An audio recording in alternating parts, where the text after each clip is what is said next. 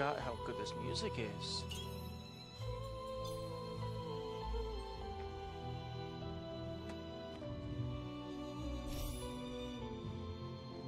Okay.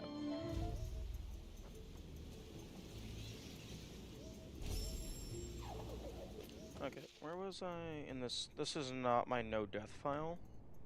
This was my research file.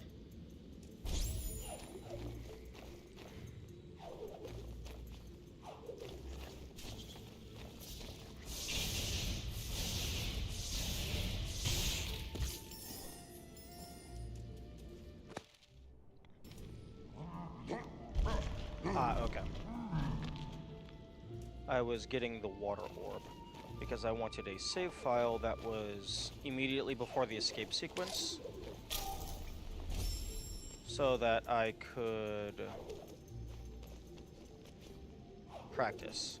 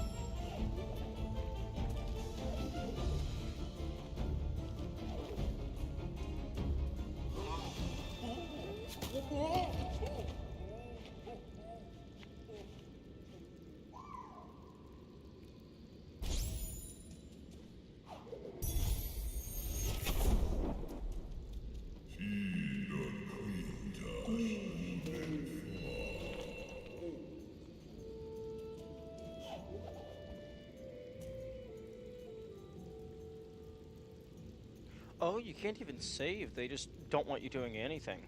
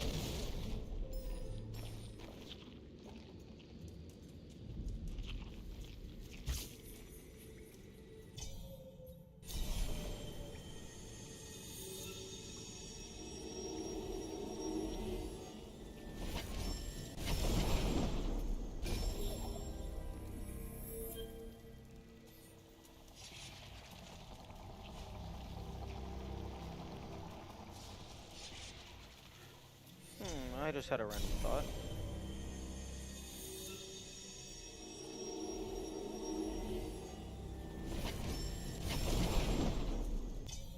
Okay, Okay, if I warp to the Thornfelt Swamp and I just hold left, does that line up with the spinny cycles?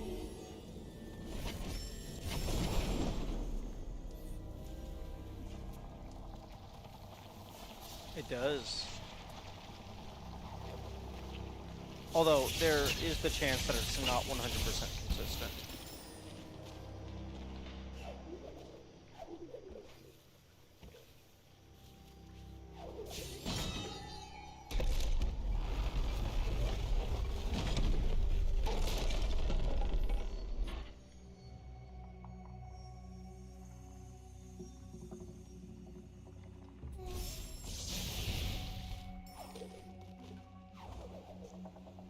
Good morning still exists.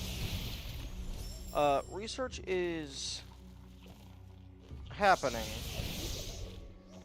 I'm currently this is not my no-death file. I'm just currently getting a save file set up immediately before each of the chase sequences, and then maybe one before Cavern of Sorrow, because those are the biggest sticking points.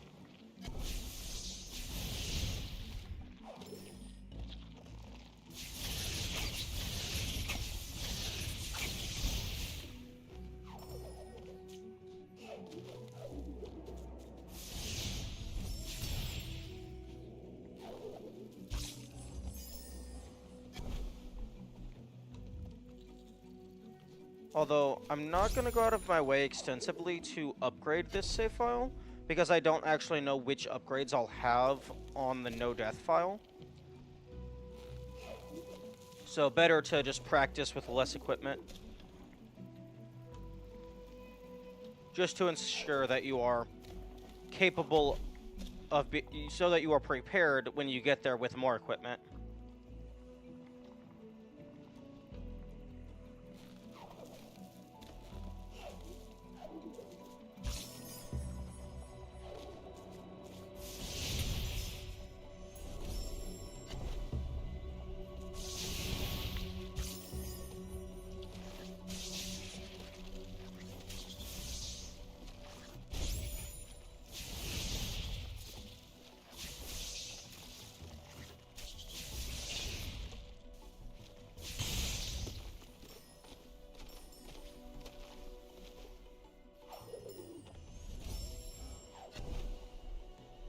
Okay, this room is an issue.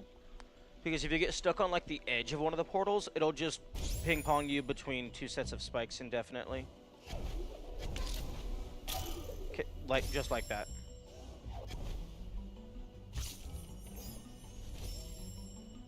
Okay, so...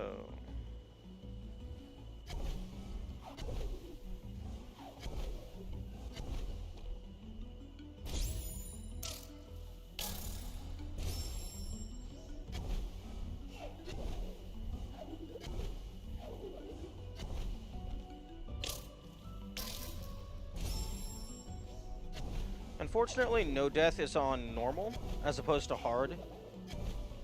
So if I do get ping-ponged, I will have a lot more reaction time in order to pause the game.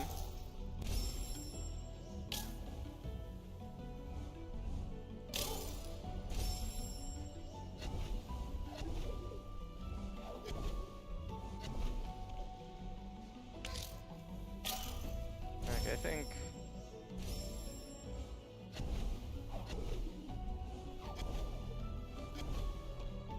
I think that one is good for now.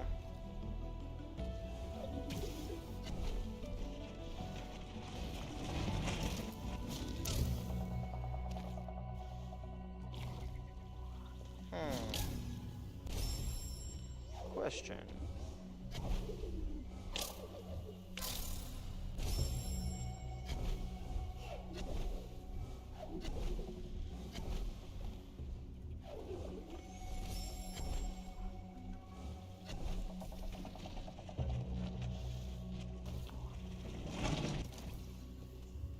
Okay, I was hoping you could snipe the fireball mid-air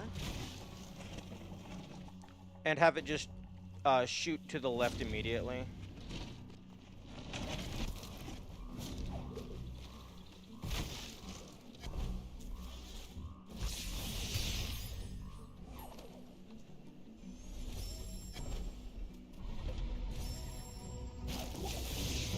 Now this guy is not that big of an issue. It just takes a while.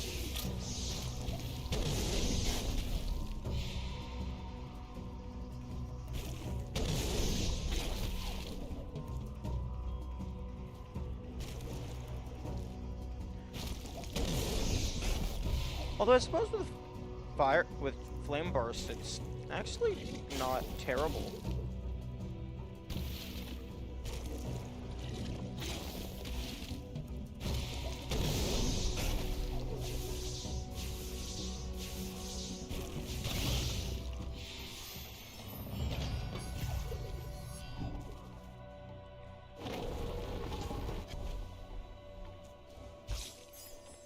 Okay, this is the furthest that I've gotten on my current run. I ended up messing up the double jump and then just getting obliterated by the spikes.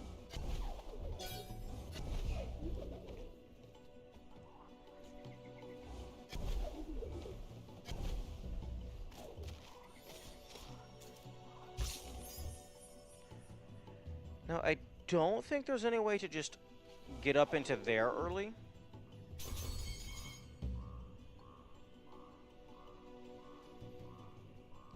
Although this would actually be a... Oh, this would be a perfect place to duplicate keys. Because you have to have some way of dying. Well, I mean, not for the no-death run, of course. But you have to have some way of dying while Sign is currently in the door. Which means either getting killed by an enemy projectile, or, like, something like this. So if I put one in, and then die.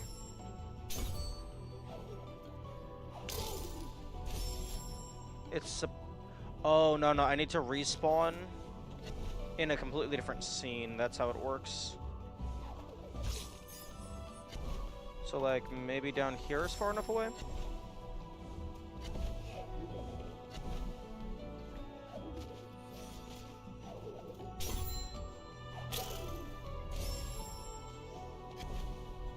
No, that's not far enough away.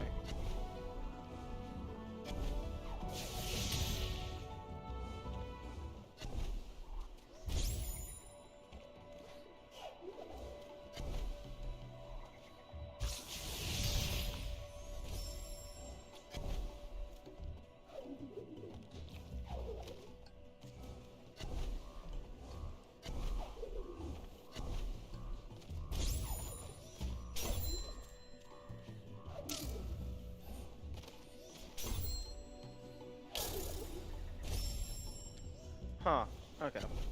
Maybe there's a bit more nuance to it. Or maybe you just have to go, like, a lot farther, and these rooms are closer than I actually thought.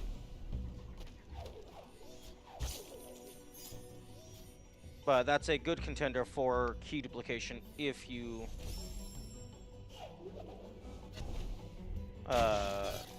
can get it to work.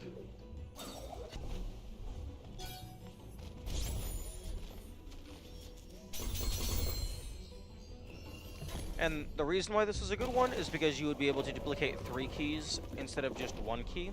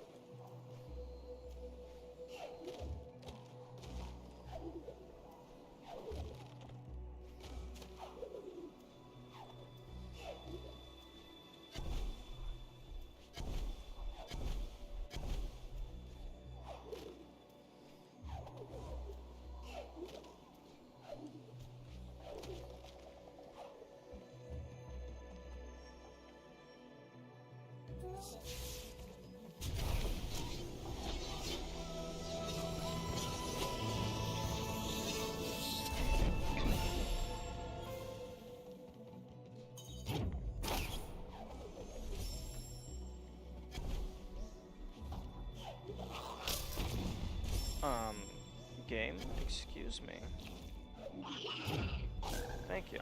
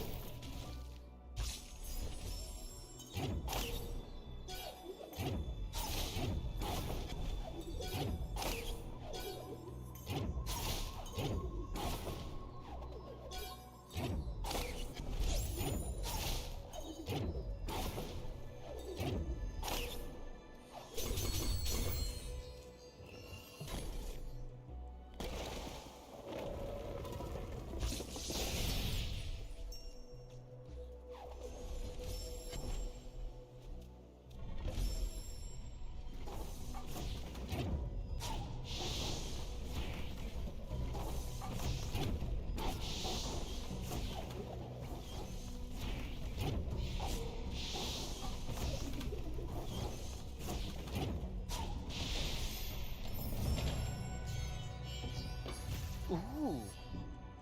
I wonder if you could get a jump off of this as it's going up in order to get enough momentum to go straight to the burst lantern, which would allow you to skip a double jump. It would allow you to skip 2 double jumps, but also a wall jump. That could be very useful for minimum skill use.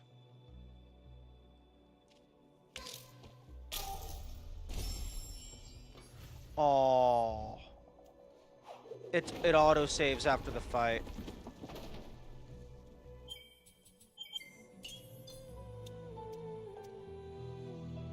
Okay, 10:43, 10:54.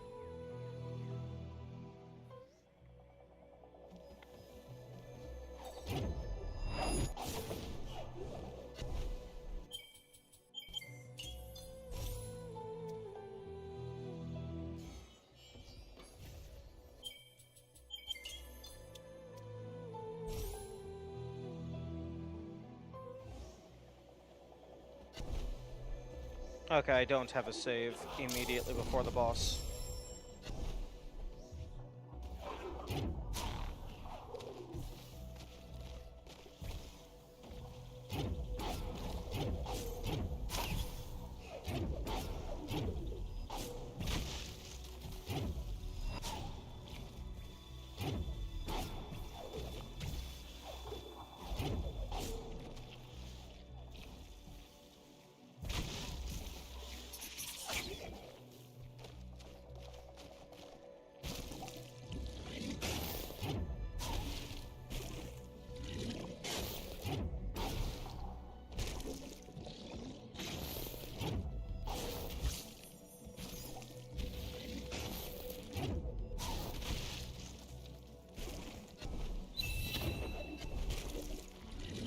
Oh, if you go through a portal, it skips the animation.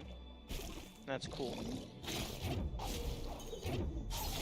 Makes sense, because the devs don't know where you're going to be able to end up landing once you go through the other side.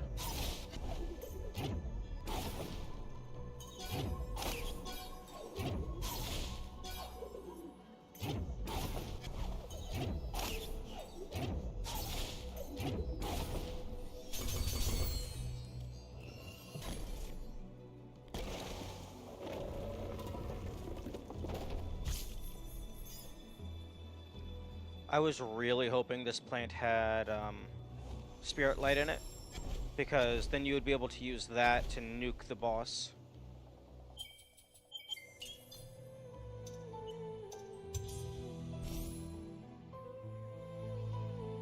Because the boss currently takes 4 parries to kill, or 4 bashes.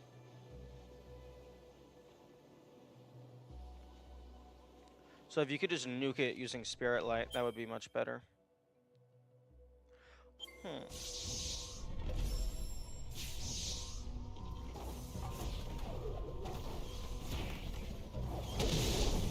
Okay, I know the parries are definitely much better.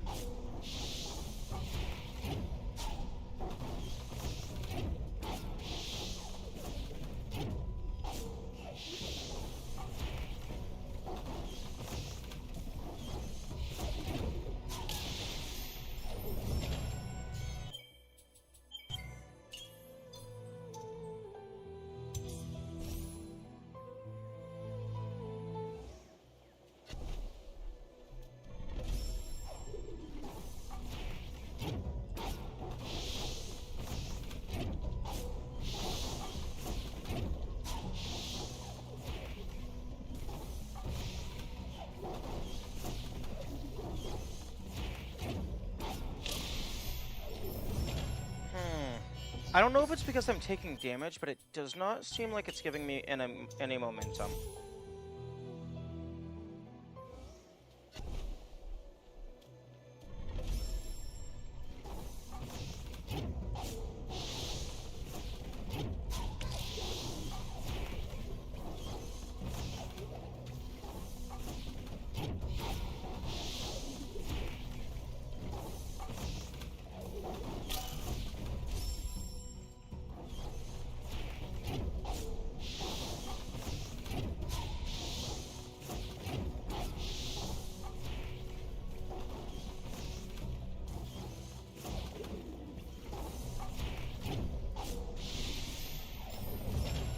Yeah, doesn't seem like it's giving me any momentum. Although, I could maybe potentially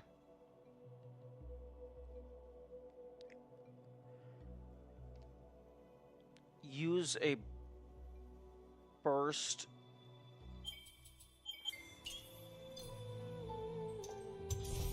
Like, redirect the 4th hit, but then double jump up and get a burst off of the boss directly.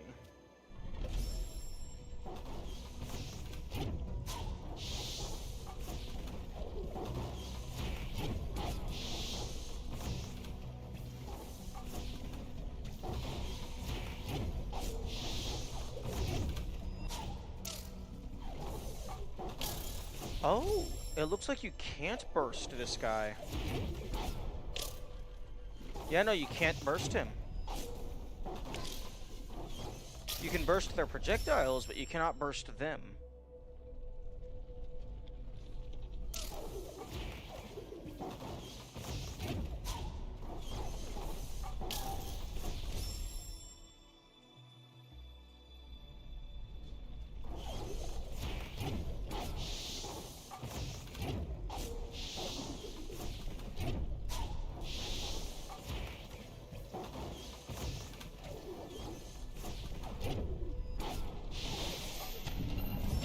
Oh, that was interesting. There was like 2 game assets overlaying on each other.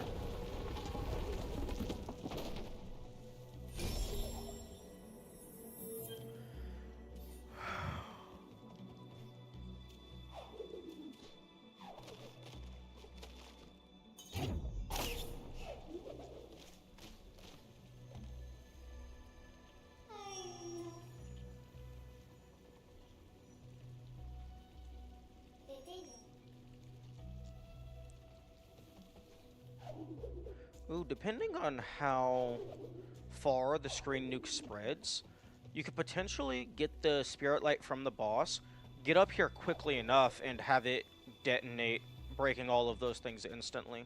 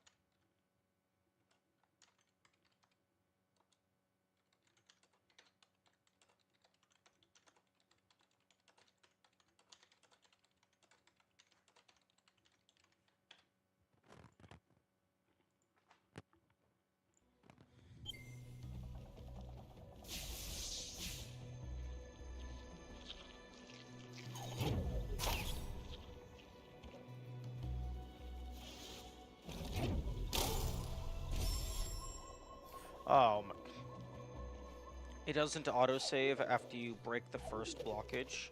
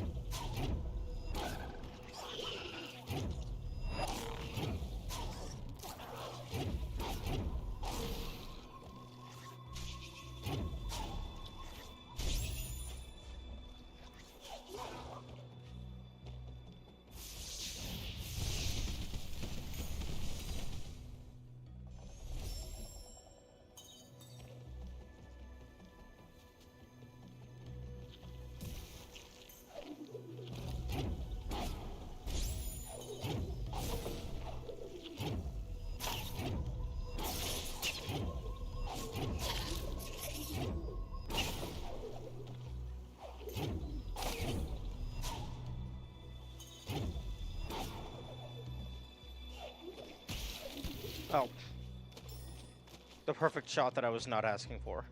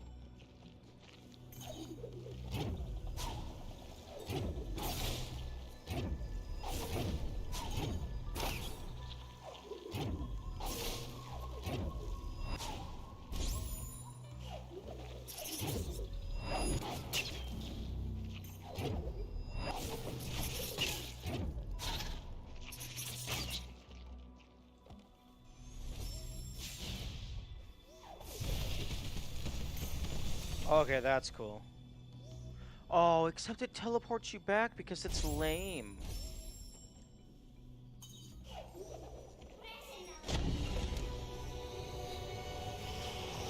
Where has a mouse? Does it give you... Okay, it does give you a full heal. Okay, so that's the Genzo tree. Checkpoint.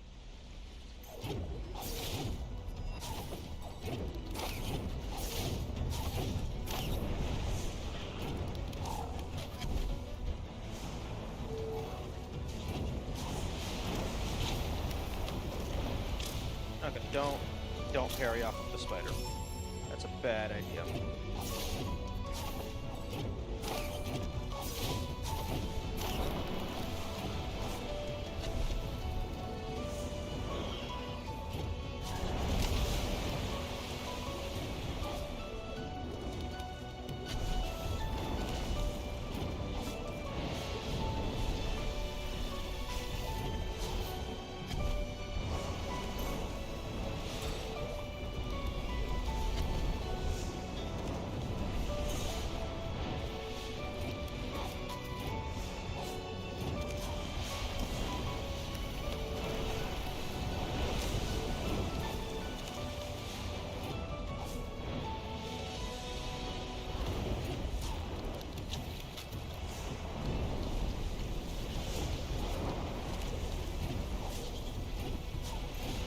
I think that spider is going to be the biggest part, because if you happen to stun them with your parry, then you kind of just get fucked.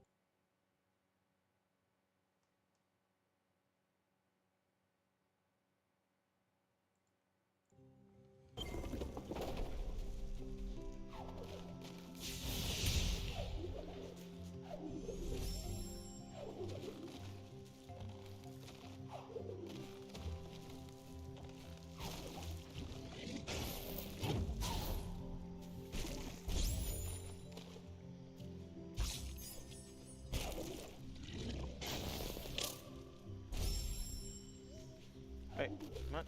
I thought I saved up top. Guess I was wrong.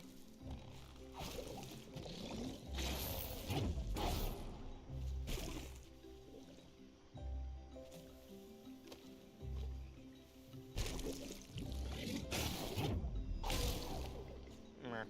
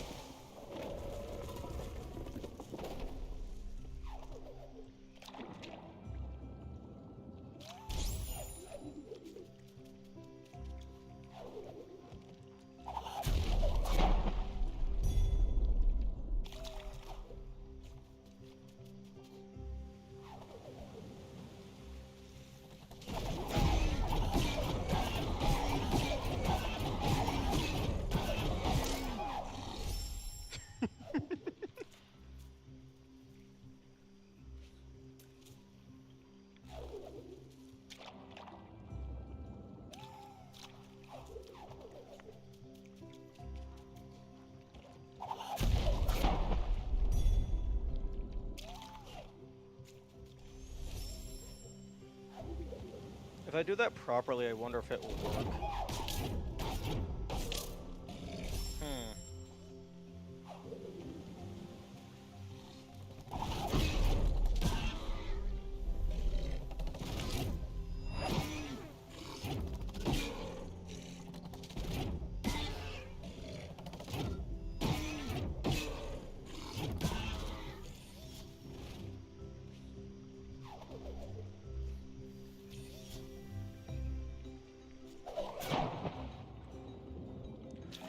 Oh. Oh, that's why you have to drain the water.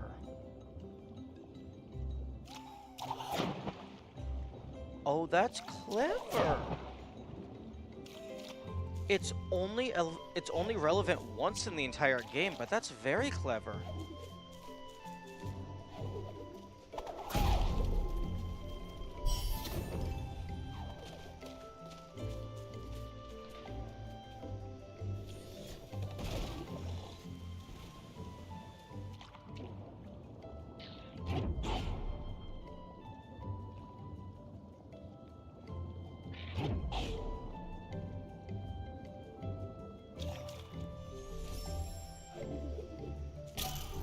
Are you still on your first blind playthrough? Technically, yes, but kind of, sort of, no. It's technically my first blind playthrough because I consider all of completion to be part of the first playthrough. But no, I've already done multiple run-throughs of the game. I'm currently doing research for blind stuff. Also, hello Purple, welcome to the stream. No, not blind stuff, research for no death.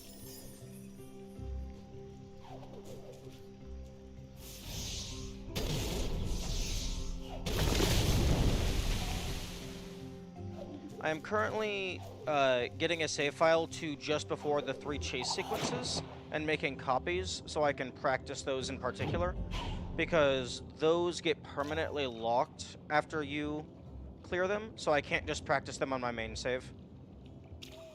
I saw you asking questions in Ori Discord. Yeah. Some of the questions I was asking was for, like, other things, but in terms of just standard game content, I have no death, and I have the speedrun achievement left. And I think after that I will have done everything. And I'm trying to get those done in the next 2 days because I will be playing something different after these next 2 days.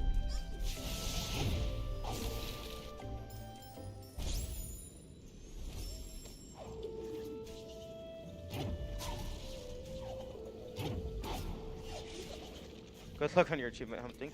Thank you.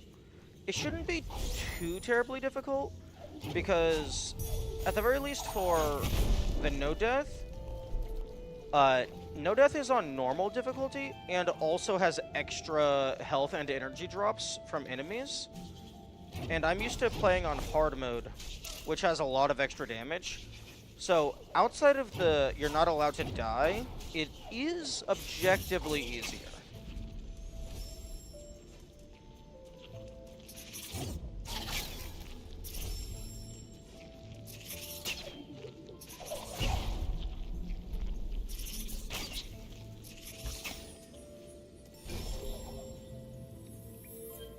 Or rather, it should be easier in theory.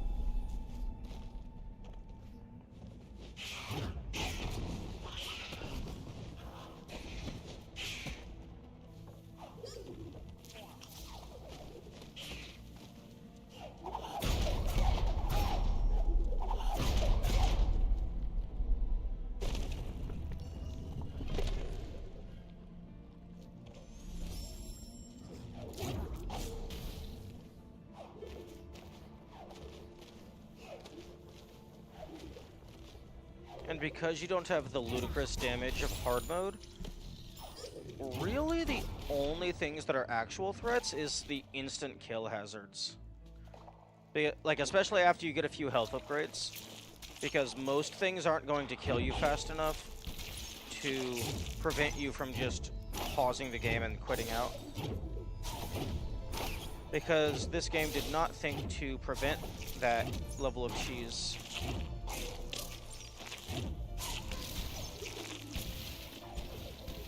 Even though it would be very, very easy to prevent. You just, if the player has quit out, you just check if they've taken damage in the last, like, 2 seconds or whatever. And then if they quit out immediately after taking damage, then it's considered a death.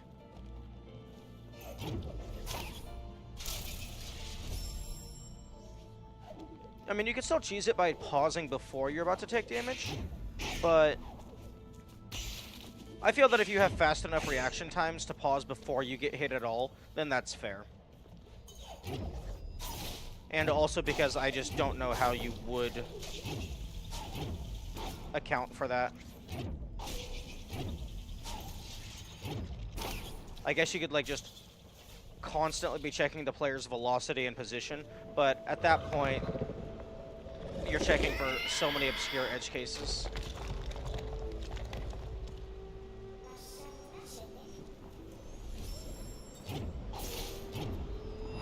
Actually, technically, this is also a instant kill risk.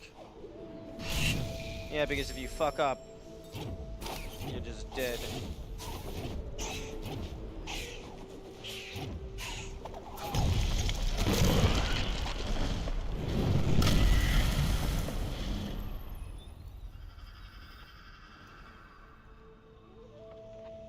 Although that one's not too hard if you don't forget that the first lantern exists.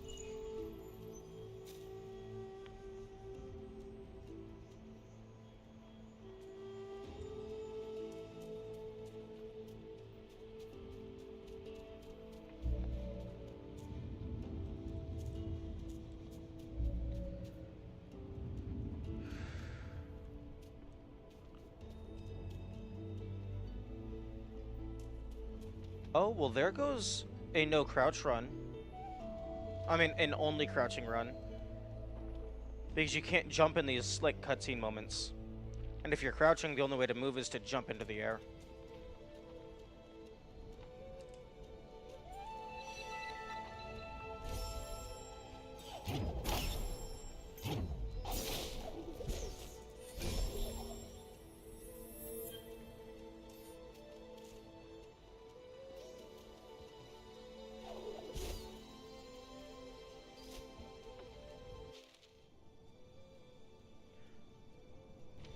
Actually, all I get down there is climb.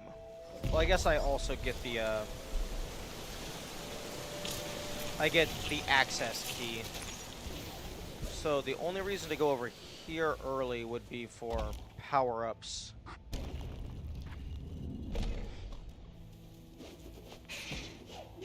And I guess preemptively opening the doors.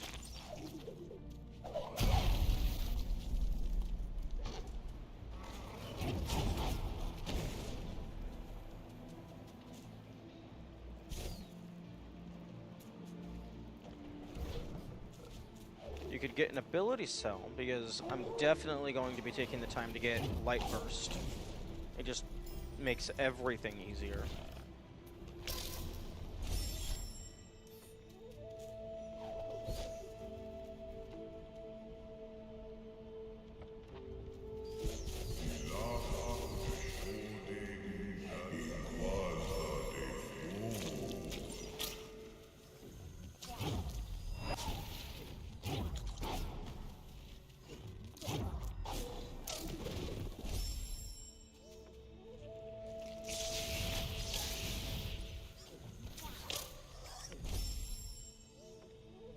I hate the frogs.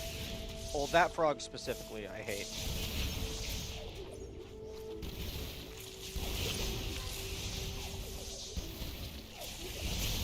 Because I always just run forward and then forget they exist. No.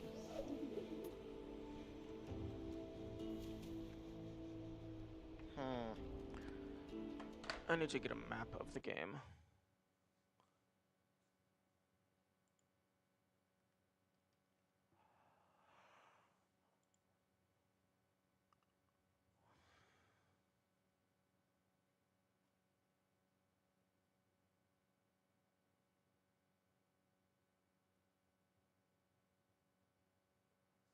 Because I would like to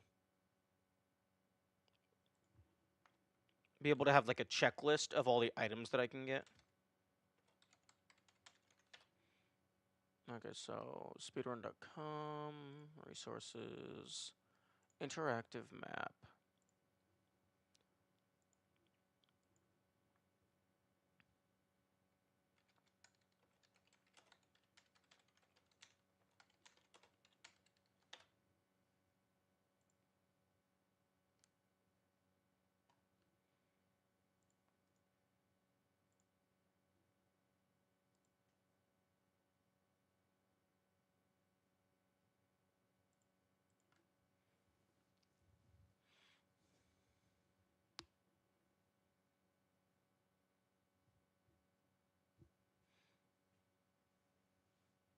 Oh, interesting.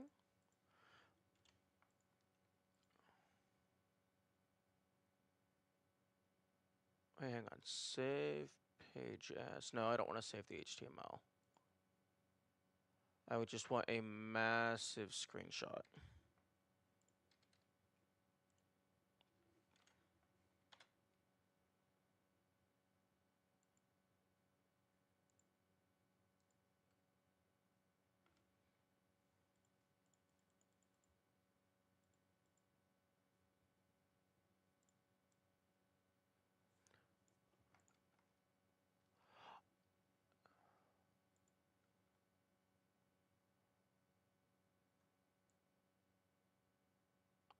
Okay, so I can zoom in.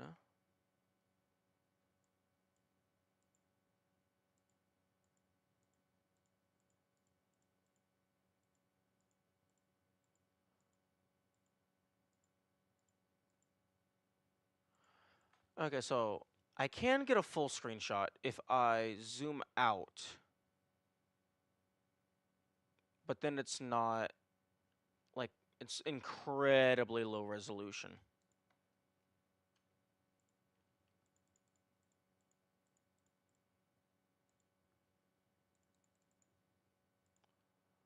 Okay, let's...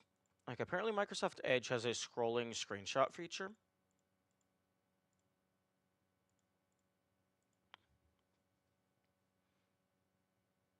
Screenshot? Capture full page. That did not work.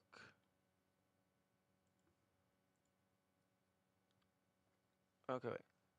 Dot dot dot. Web capture.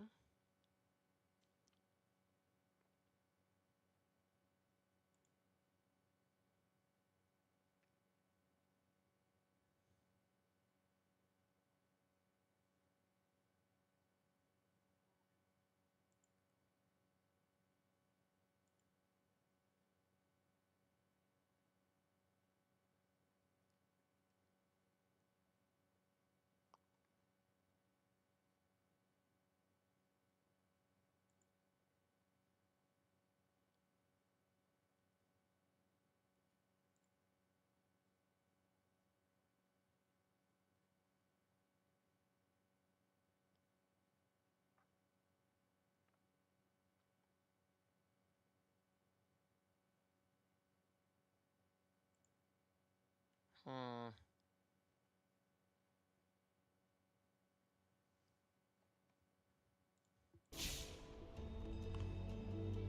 Okay, I guess I can just... Because the interactive map that is on the speedrun resources, it's not super useful as a checklist. Like, it's good if you're just, like, routing things and drawing lines on it, but it doesn't allow you to remove individual marks.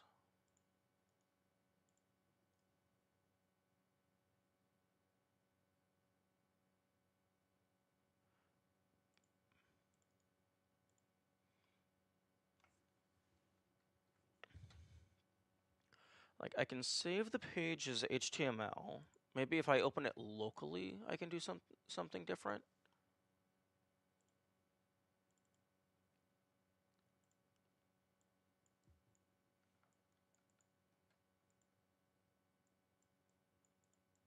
Oh, no, no. If I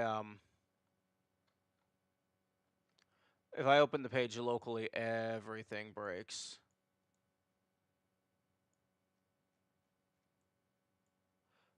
Because I guess saving the page locally, it doesn't have the icons, and also I'm not allowed to move the map.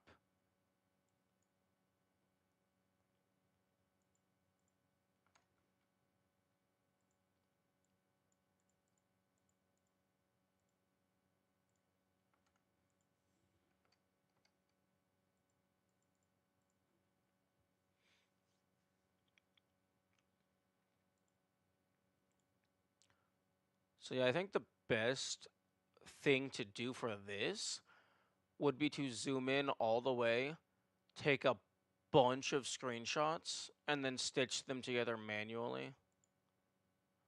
Although I think on the Ori Discord, someone did post a map.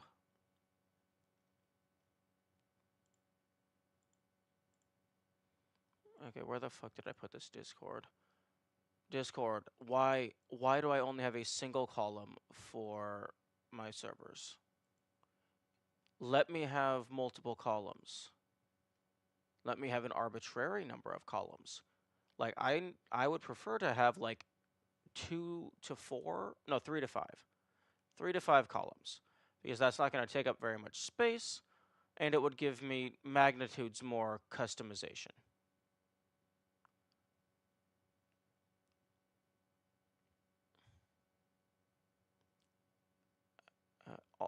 Can I search? Can I search through my servers?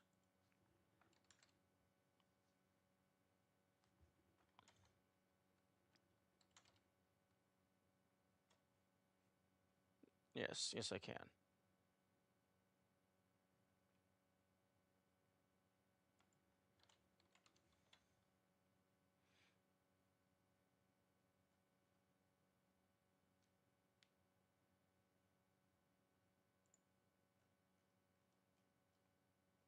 Okay.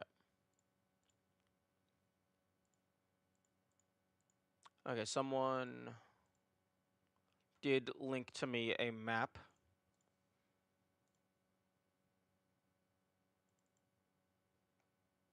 And, okay, so if I open this with Krita, it's not a very high resolution map. But then again, the game assets themselves aren't very high resolution.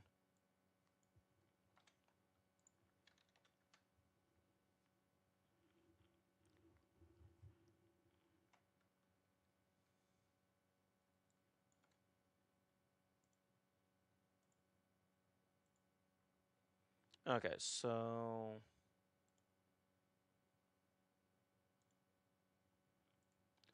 this is what I'm looking at. So the idea is that as I'm going through things, as I'm going through the game, I can... Oh, that's cool. They actually mark where you... They mark where you spawn at the start of the game. But the idea is that as I'm going through, I can double check that I've... Oh, hey, here's a life thing that I have access to. Go ahead and mark that off. And just, like, make sure that I can...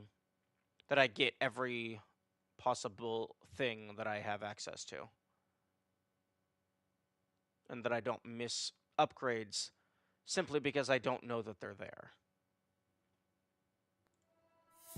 Oh my goodness, go away, VLC.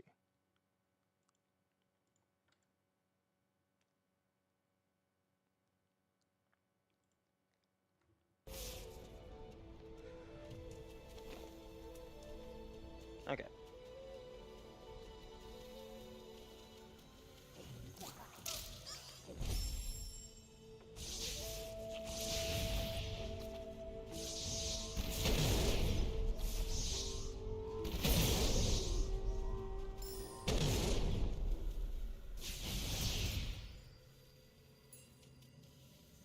Oh.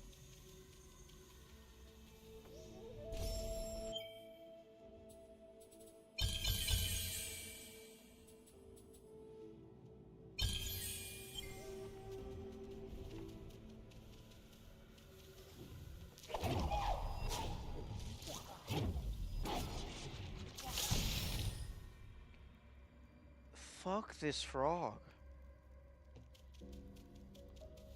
Because I definitely want to go...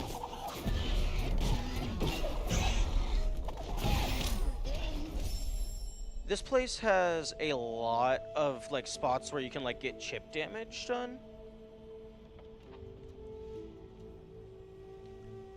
I would prefer to go in with a lot of extra health.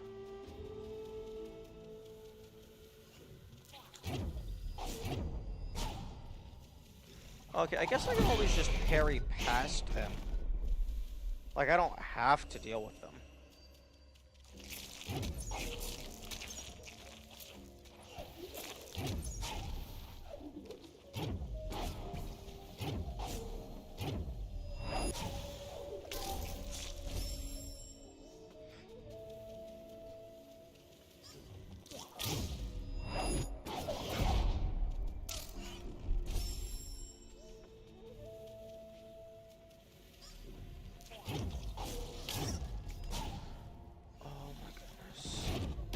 Okay, well, this is just research anyway.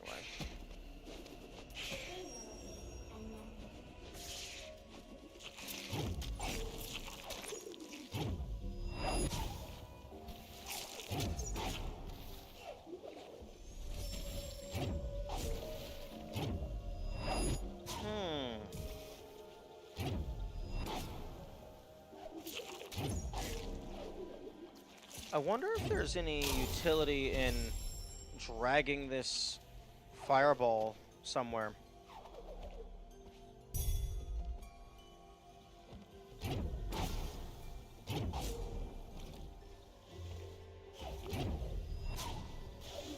Although it's moving very fast.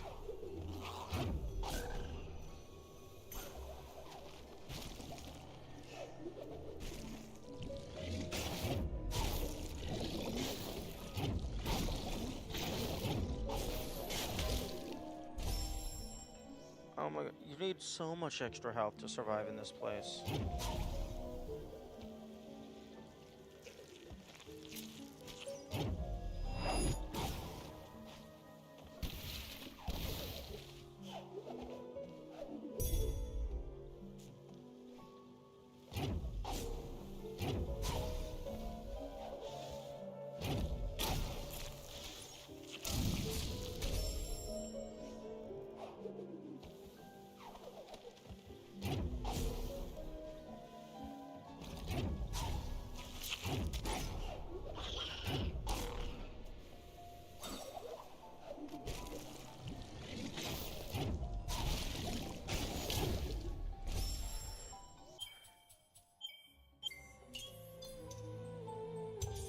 Okay, yeah, I'm definitely making a research checkpoint here.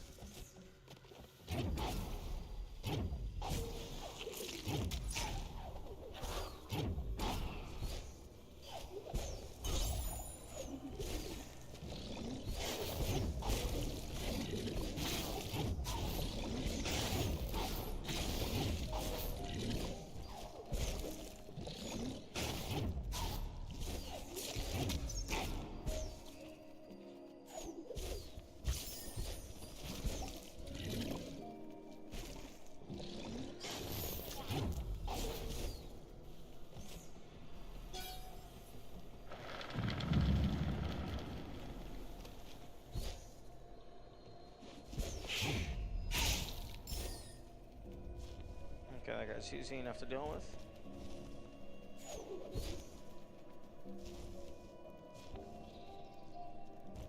Okay, you cannot ground pound while you are in Feather.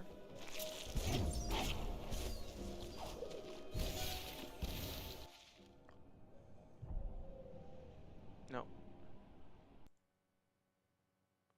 Okay, I did not want to...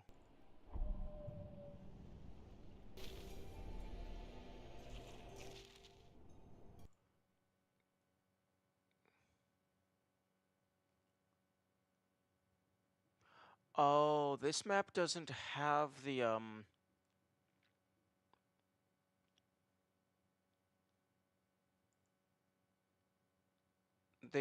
Misty Woods.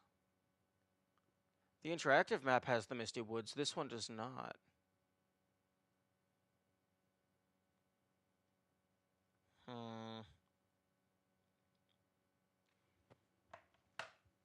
Okay, here is what I'm gonna do.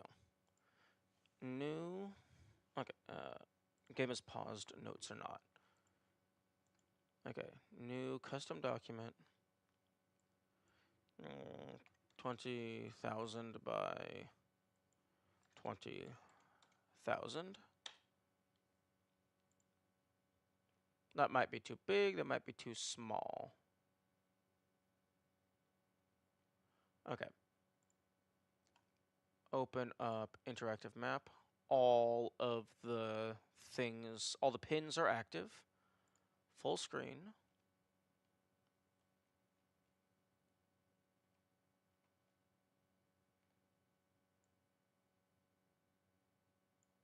Actually, hang on, let me just...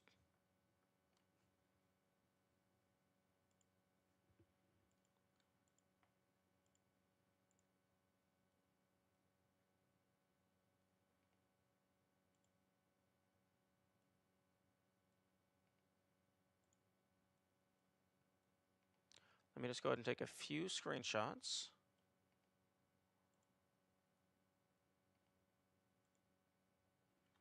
Okay. Now, if I open this back up, go to pictures, screenshots.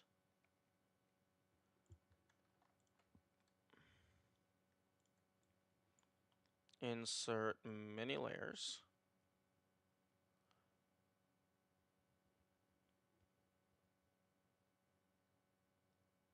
Okay, so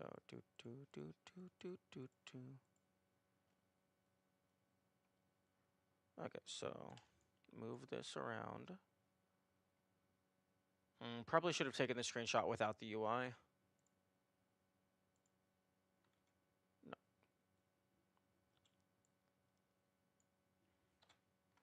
Wait, no. I want to crop this specific layer.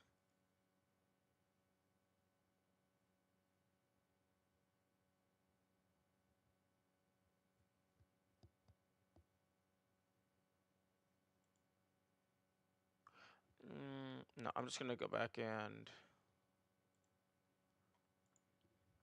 I'm gonna take screenshots without the UI.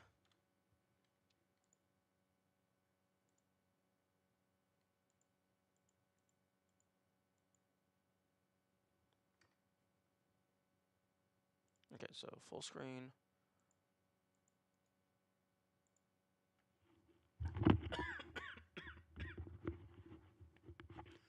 Okay, so delete the UI. Now,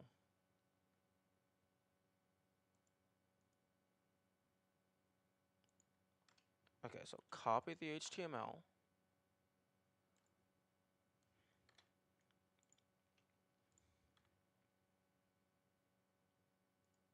And then,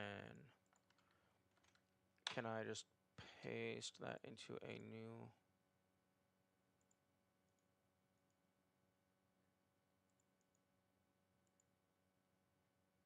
No, okay.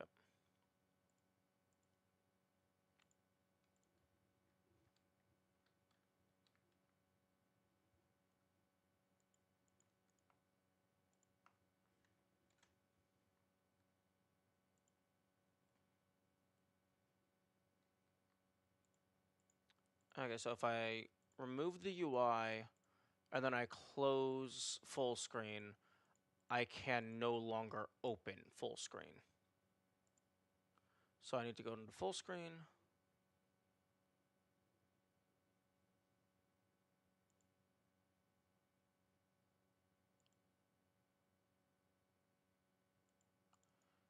Delete the UI. And now I am good to take screenshots.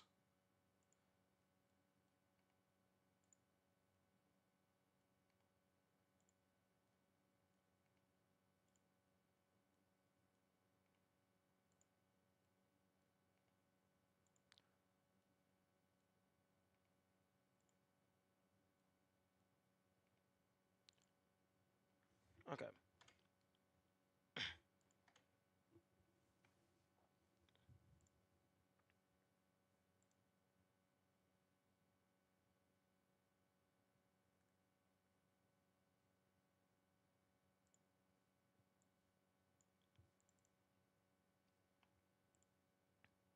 Okay, so now that I have a few screenshots without the UI, let's go ahead and insert these.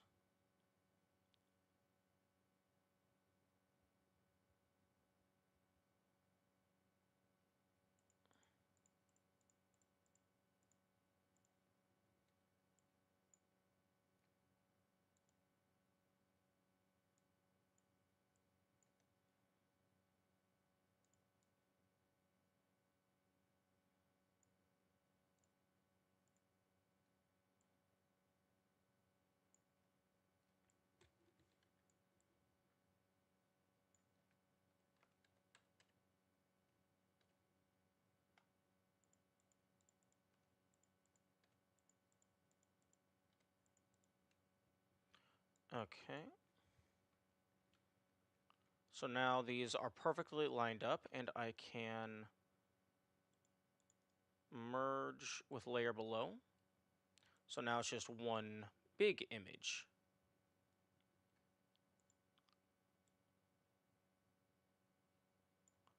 And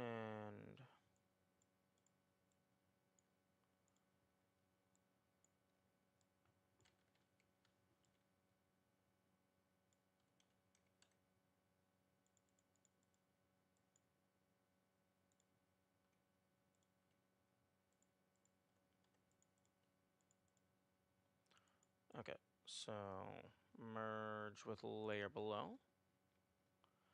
And slowly but surely, I'm going to get a high resolution map. Quote unquote high resolution. The icons are more high resolution anyway.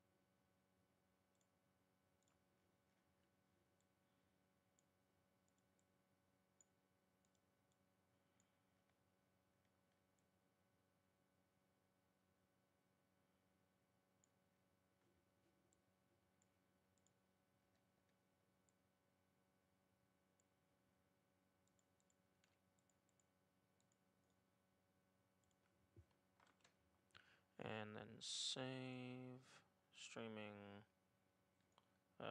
new folder, maps,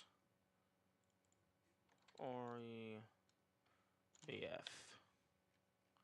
So now I have a partially complete, very high resolution, very high utility map.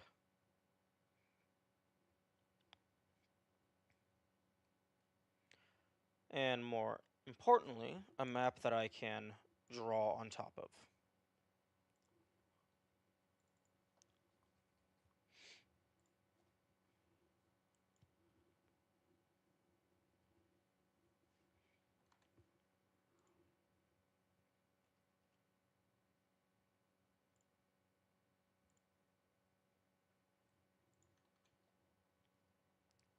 Okay, I think this is going to be good for now. It looks like...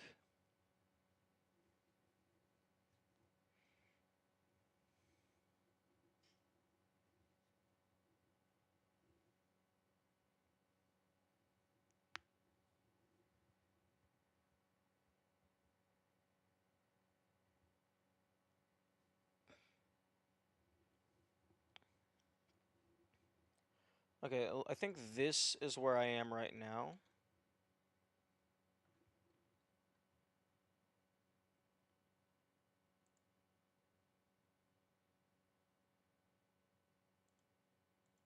Why is the background black? it's because I disabled the background because I'm stupid. Okay, so game.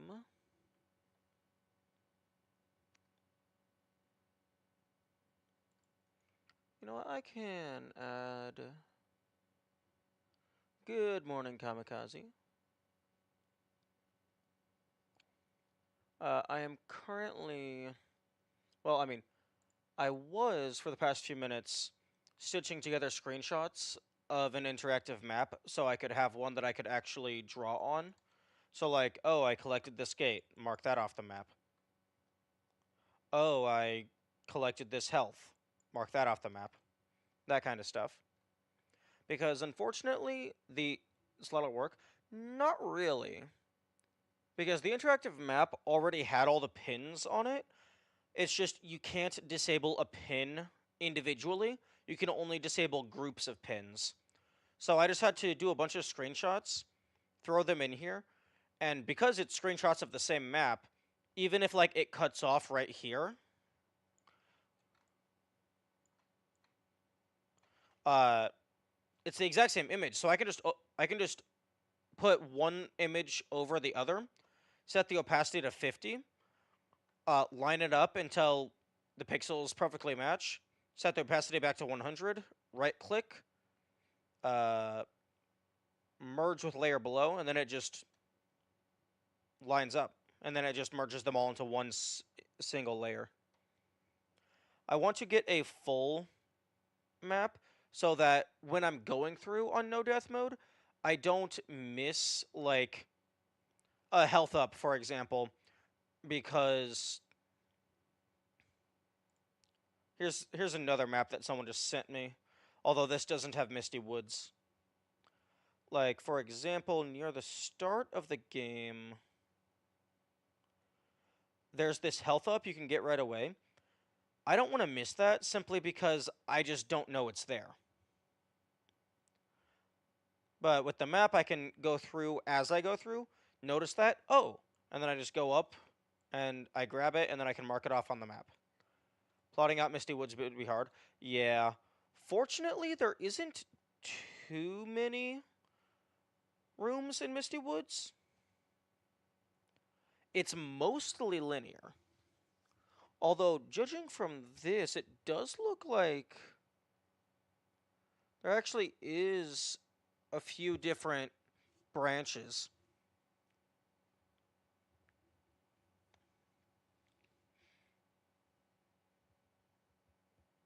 Because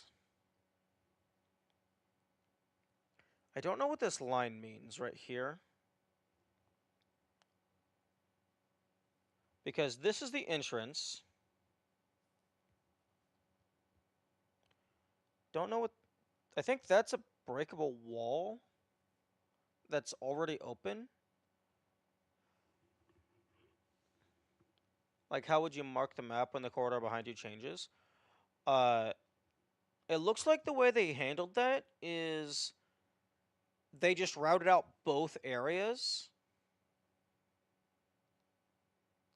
and then, like, color-coded to where, like, it leads you to. Like, up here, you go to the left, collect this, and when you go back, it looks like it's always this route.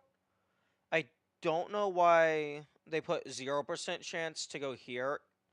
Like, if you can't go here,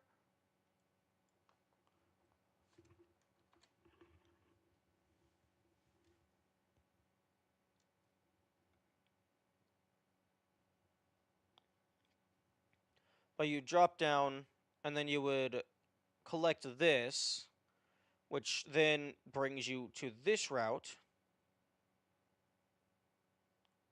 Oh, that's the... Okay, that's the solid marker to where you come over here, you can see the preview.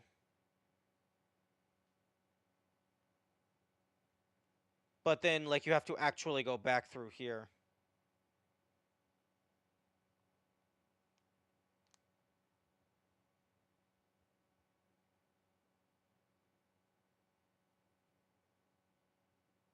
Hmm.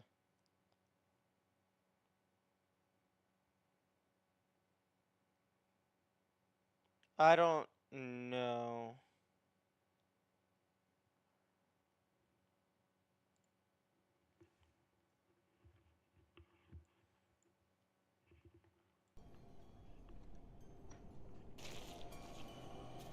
But I mean, the map is mainly for the rest of the game. Misty Woods, outside of, like, the chip damage that's constantly building up, Misty Woods isn't that bad. Like, the game presents it as being, like, spooky and mysterious, but for the most part, it is incredibly linear.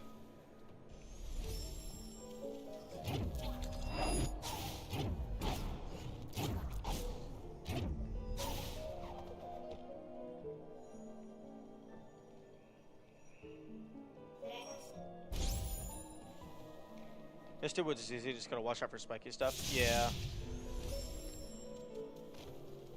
And also, fortunately, once you have a few of the ability tree upgrades, all of these crystal spikes become, like, full heals as long as you are patient.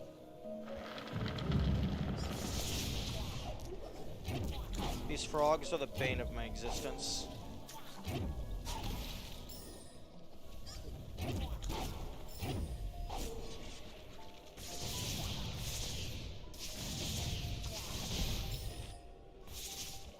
Although, no death is also on normal mode, so things aren't doing 4 points of damage every single time.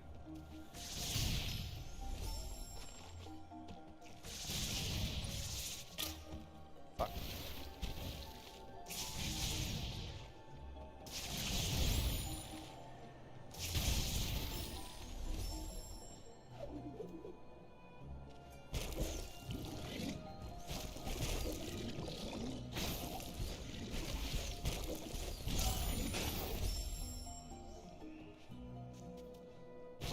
But I did set a save checkpoint immediately before Misty Woods so that I can practice this area if I so desire.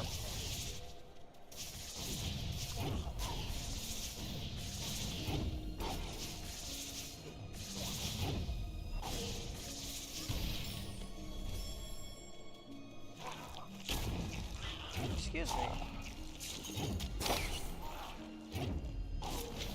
I needed a lot of practice with Sorrow Pass. Sorrow Pass isn't that bad. I don't know what people are talking about. Like, the enemies are worse than the actual spikes. Like, there's the one section with the 4 key fragments. That's a little bit annoying.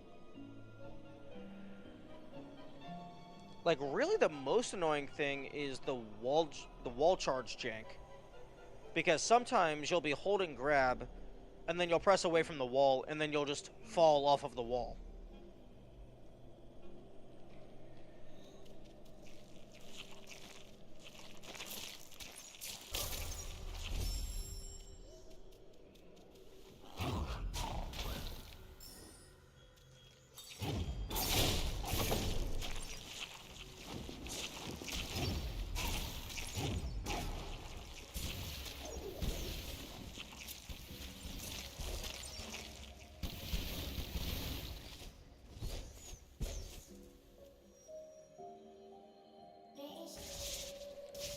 If I ever make a game, I'm going to have, like, a special options tab that is just exclusively, like, speedrun quality of life. Like, one of them is just gonna be skip all dialogue. And then, like, another one is, like, auto-skip cutscenes or something. Although those could possibly be the same toggle.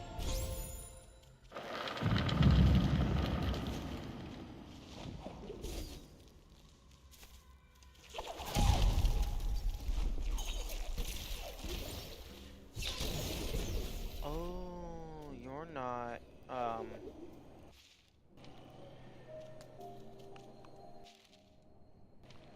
Oh, that's funny. My soul link is marked as being in this spot spatially, but because the map has changed, it's not there anymore.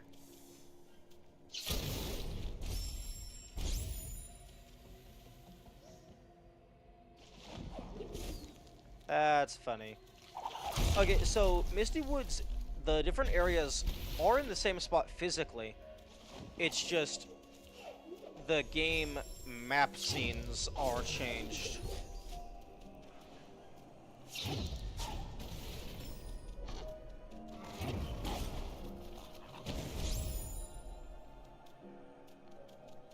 Actually, I wonder if I could go back up there by juggling the Roly Boy.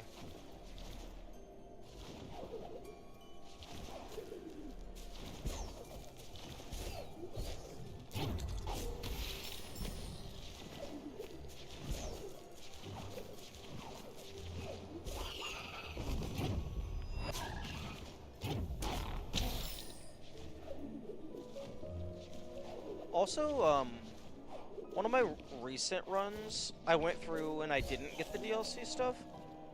These dungeons are so much more interesting if you can't just light burst over them.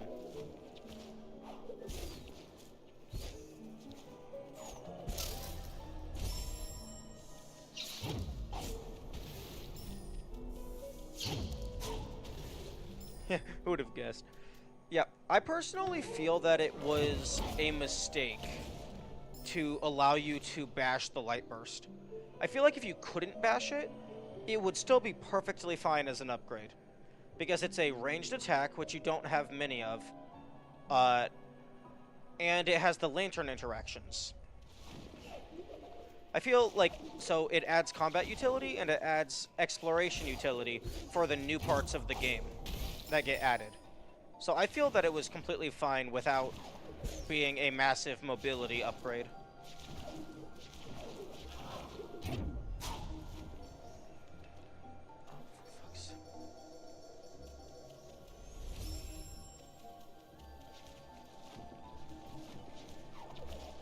Yeah, it completely obsoletes and undermines the design of the base game.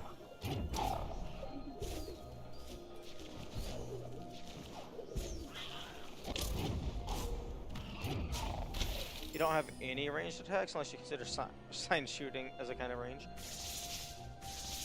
Based on how the game is designed, I would consider this to be a quote-unquote melee attack, just due to how low the range is. Like, yes, technically it's a projectile, but I mean, like, it's...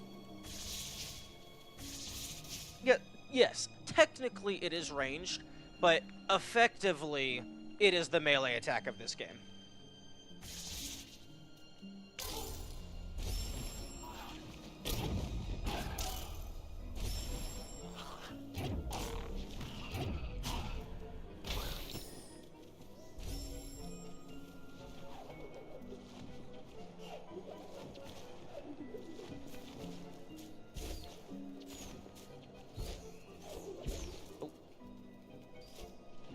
Okay, fine.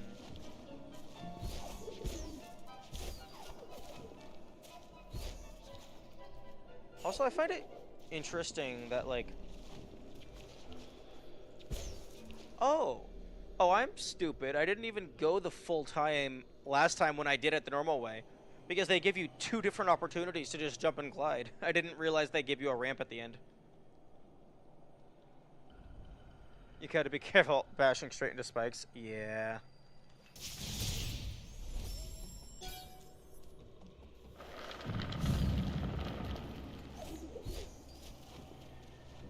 But yeah, no, I understand that the devs explicitly made it so that you could bash the light burst, and they even designed a couple areas around it. But I feel that it is a cool mechanic, but I feel that it undermines so much of the rest of the game that its coolness does not make up for that.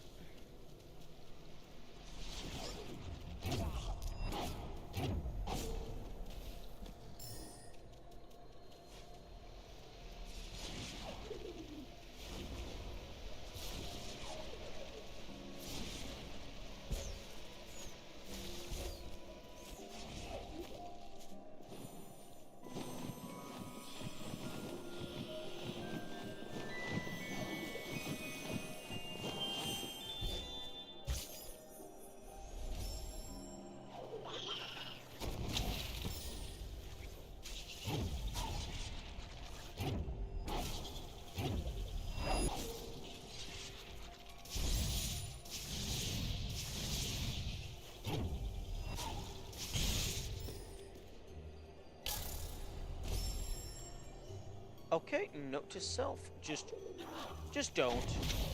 Just do not go for that plant, bud. It is not worth it.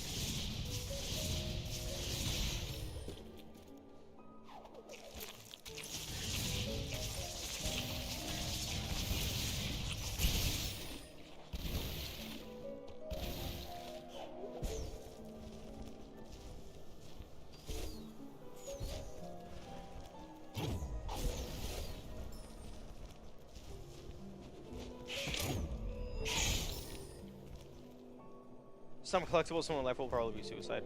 Yeah.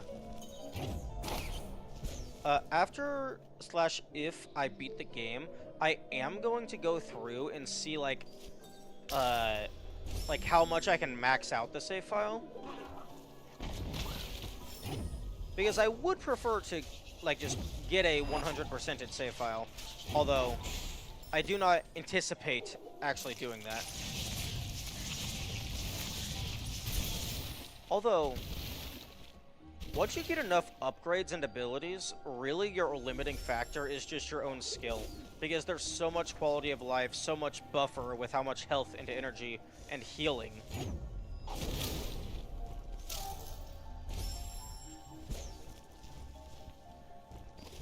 So, like, skill and game knowledge is going to be the biggest limiting factors.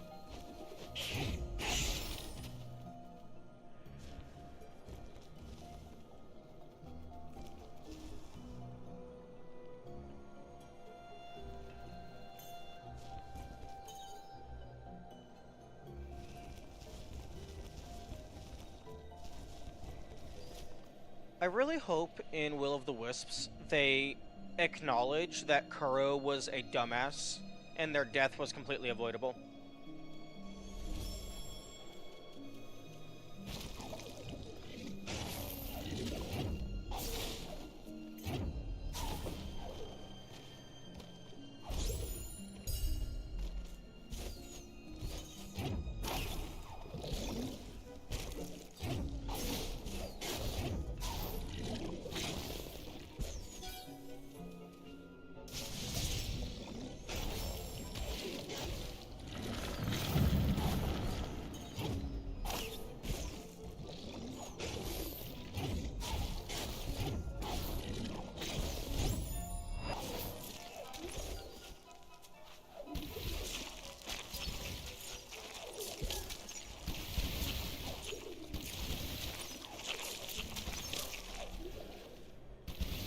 I remember now why I gave up on this. After many attempts at a decent run, only to die in the last section of the chase. Oh, I understand that completely. Like, if I get super far into something, and then I just get bopped, there's just something in my brain that just does not, like, just full stop, does not work with that. Like, it makes me more upset than it actually should. And that's just a quirk of my brain and how it works. Like, the frustration is just magnified. Like, it's the main reason why I can't do no damage challenge runs or, like, achievement-based stuff. Because it's just, like, it's just, like, obviously, yes, it's hard. You have to play perfectly the entire time. But it's just, for me personally, just the internal penalty for messing up is so much worse than just having to play through the game again.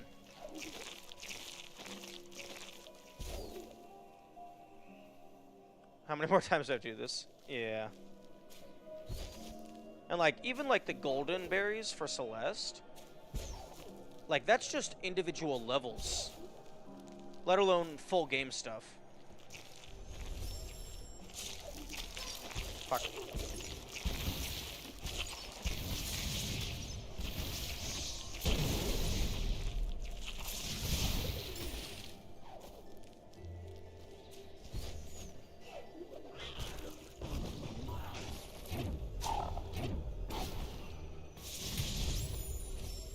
Yeah, and then, like, I've been taking chip damage this entire time and dying constantly.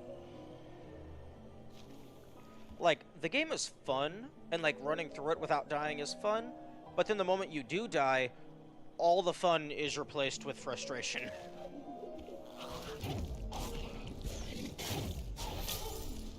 Oh, there's spikes up there.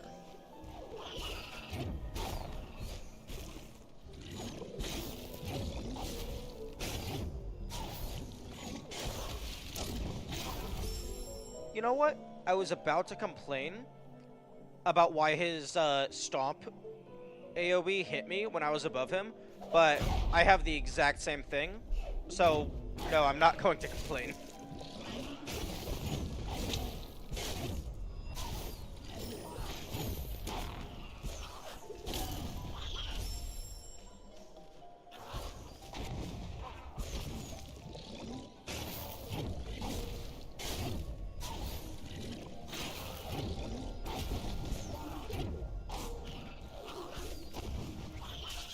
Optimally, that's what you do. You just skip over that entire section.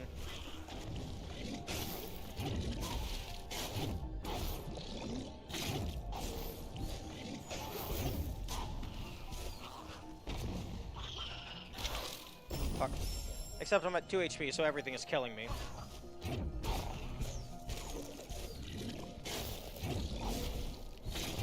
So yeah, just disclaimer, I'm, like, there is a very high likelihood that I'm not going to actually do this. This is just practice for the sake of, like, I gave it a shot. Like, I at least gave it a try.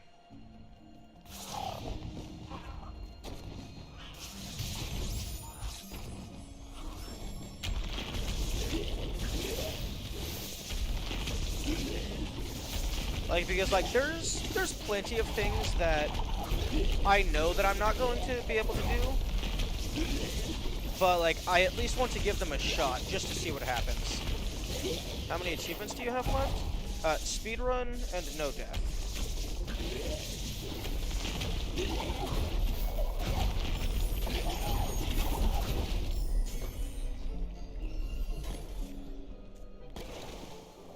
I could potentially cheese some things by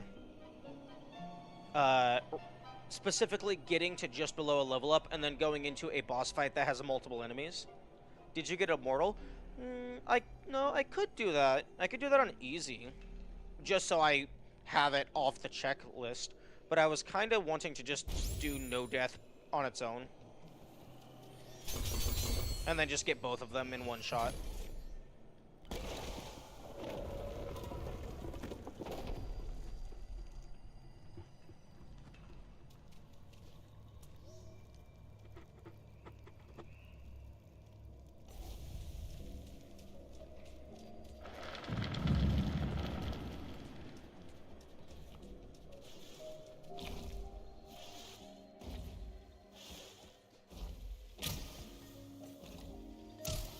Oh, for fuck's sake.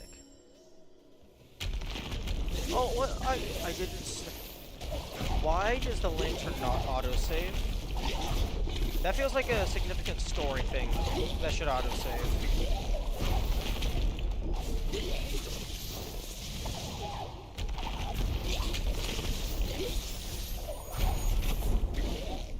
Oh, he was underground, so he was immortal.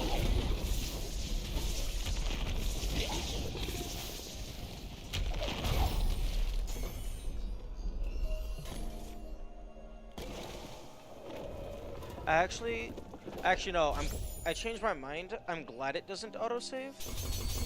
Because if it were to autosave, and you were at low HP, you would just have a very frustrating time getting through. Whereas if it doesn't autosave, you can actually go back. Well, I mean, if you don't go too far, you can go back and heal up. But actually, no. Even if it does autosave, you can go up here and heal up. At the very least, you can heal up on energy. This is kind of a scary part. Yeah.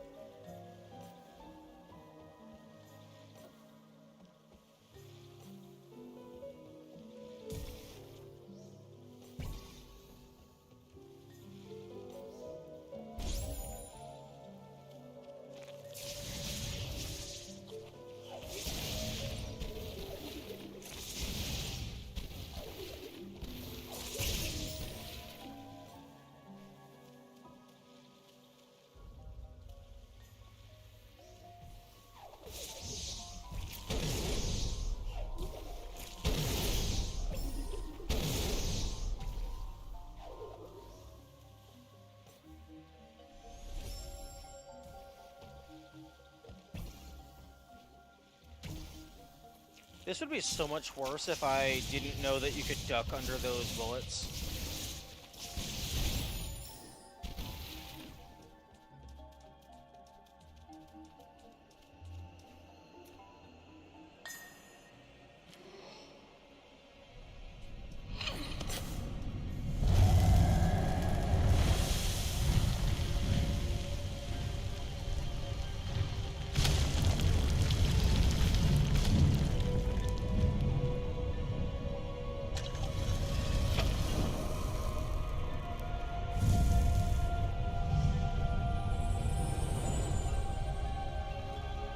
Also,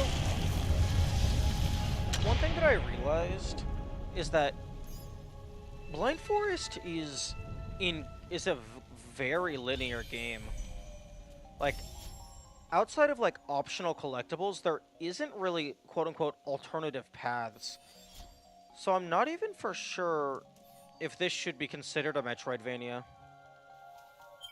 Because like all the abilities are more or less gotten in order. Unlike something with Hollow Knight where like you can get a majority of them in whatever order you want. And then like some of them are like, if you know the certain skips, some of them are completely optional.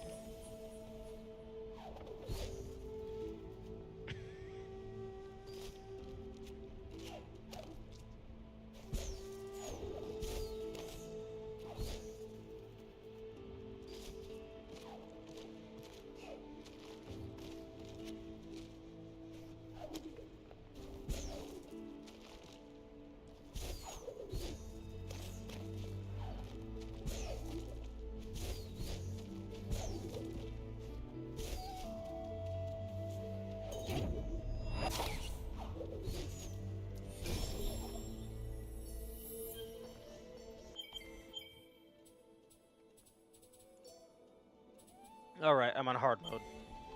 A single ability point means nothing.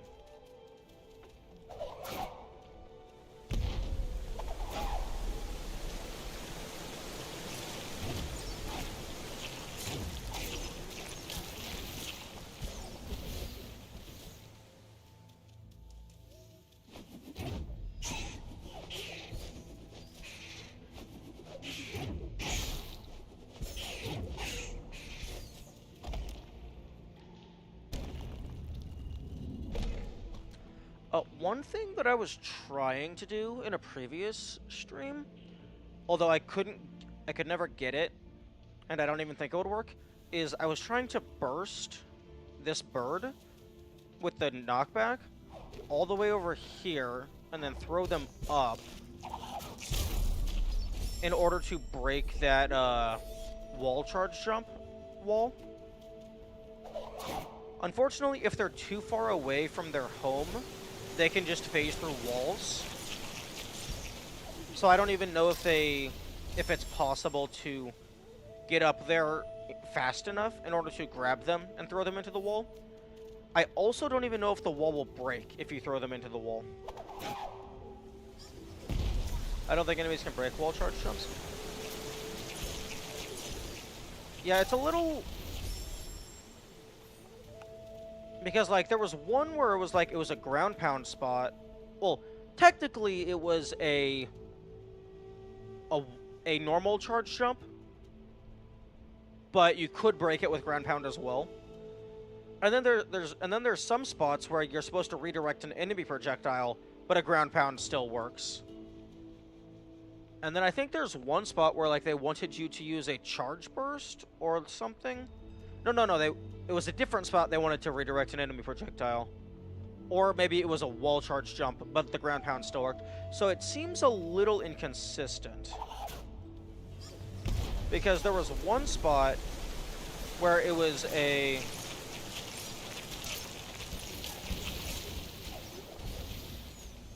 Ground pound floors work with enemies, especially the monkeys that also ground pound.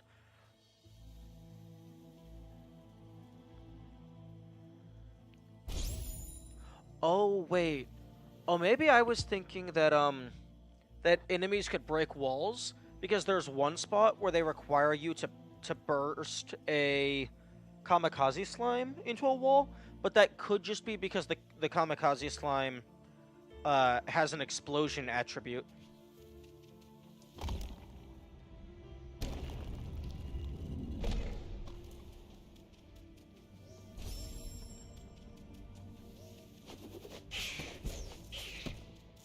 Walls are only broken by the roly-polies, yeah? Because the roly-polies also explode, so it could be that it's not necessarily throwing the enemy into it, but rather the explosion that's generated by the enemy's death.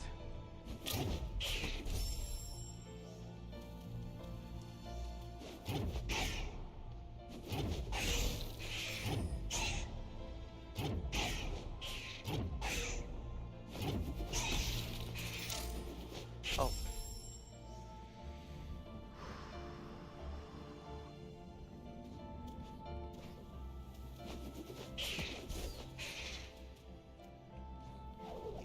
That's also specific, as only walls marked by green slime can be broken.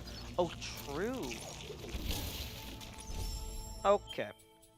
I'm going to try no death easy, just to actually be making progress at something, so my brain can actually have something tangible to work with. And also so I don't keep getting, oh, die, respawn, die, respawn, die, respawn, die, respawn. I think there's also some walls that are marked by purple because they're intended to be killed with, like, the slime shot from the burrowing enemies. But I don't know if the color is just visual.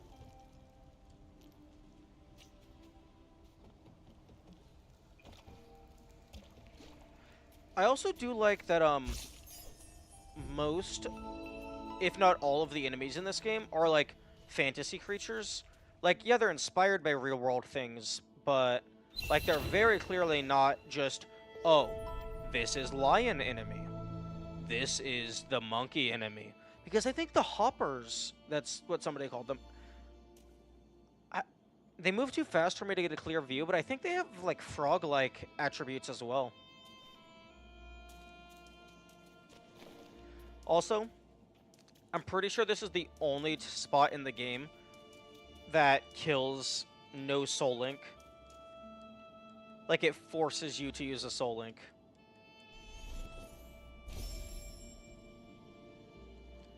Which is very upsetting, but most of the time you have the tutorial asterisk.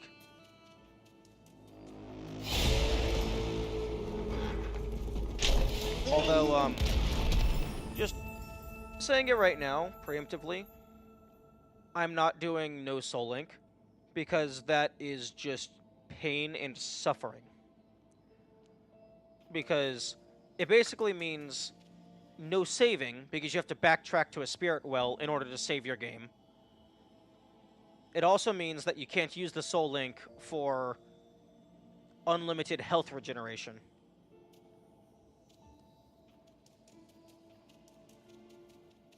So you basically have to go through every... Actually, not even unlimited health regeneration, no health regeneration. So unless you find a health bud just sitting on the ground, you just have to go through areas without taking any damage whatsoever. Which could potentially be an interesting way to play, but I kind of don't want to. Like, that would... It's not really unlimited, it's limited by your energy. Yeah, but if you find a single energy crystal, and you have... and you can go far enough away for it to respawn, you just walk away for a little bit, wait out the timer, go back, get your energy back, heal, rinse and repeat. So, like, it's only limited by your patience. I'm gonna drink some water. But yeah, that would definitely be more on the difficulty side of the challenge run spectrum, as opposed to the novelty side. Like, no Spirit Light, that was definitely on the novelty side. Like, it's it's actually easier than the intended no ability tree in most instances.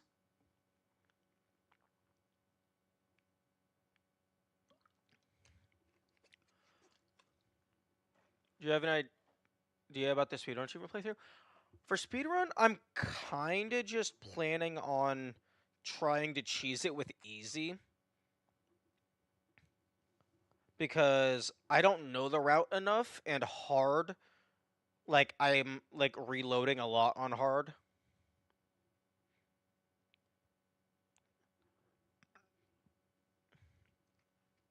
Although I think on one of the run-throughs that I did, I got to part of the way through Sorrow Pass at around the 3-hour mark on hard.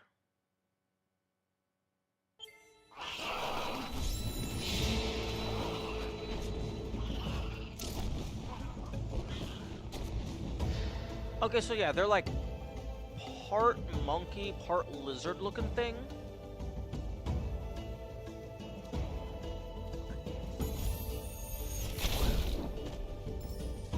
Wait.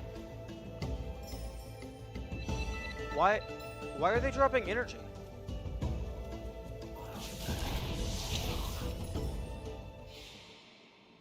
Oh, is them dropping energy and health part of easy and normal?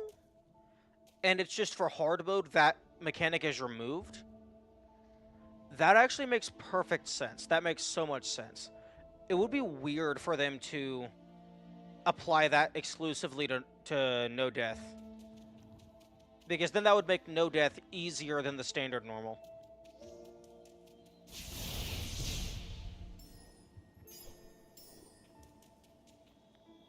Okay, so hard mode actually has a few different changes. It removes the random health and energy drops. You take increased damage, and the ability tree is more expensive.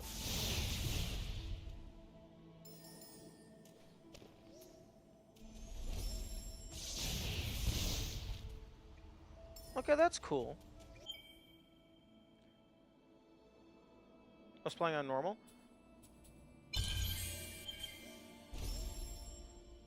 That's actually an interesting implication that I hadn't considered.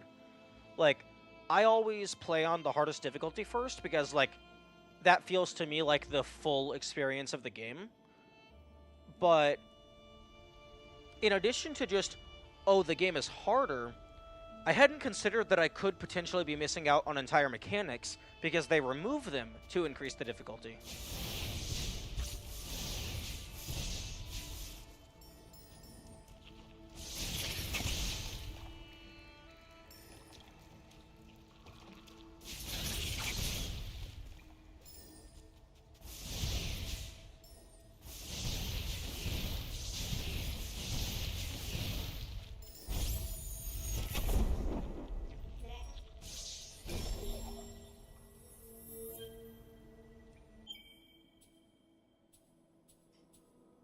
Damn, being able to go a third of the way in, and it still only costs 1 ability point is wild.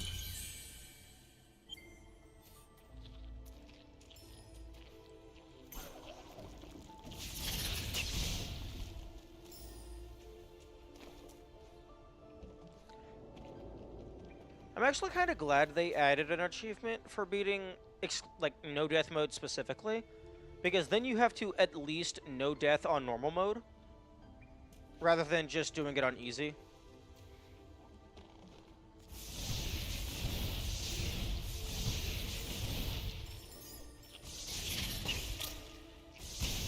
Although I still kind of wish that it was on hard. But then again, I say that even though I'm already frustrated by its normal variant.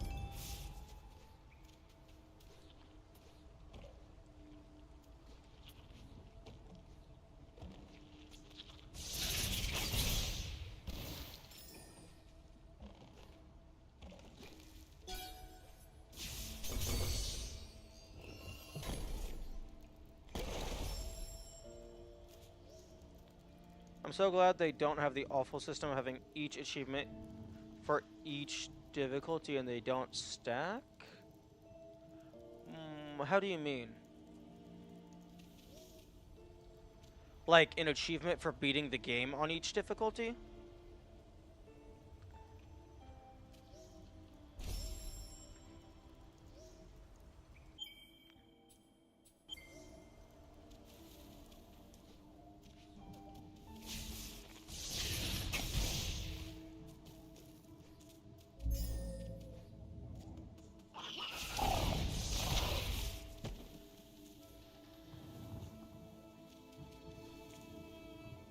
Like beat the game on easy, normal, hard. And you don't get the easy, normal achievements for just beating hard.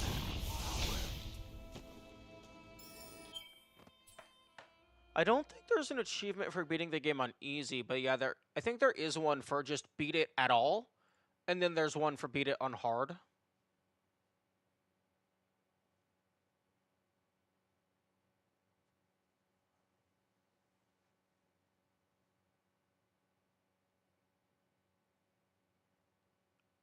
Okay, yeah, there is formidable, complete the game on hard, and then the journey ends, complete the game. This game doesn't have this. That seems like a very poor design choice. I don't think I ever would have considered that until I encountered it for the first time, because that just doesn't make any sense. Like, if you beat the game on the highest difficulty, you should... Excuse me, sorry.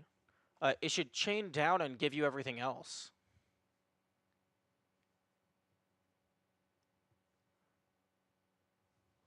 Although, interestingly, I got complete the game on hard at 12:37, and then I got complete the game at 12:40. So, they give you those achievements at different points in time. I came across it for a lot of games. That sounds very, very poor game design.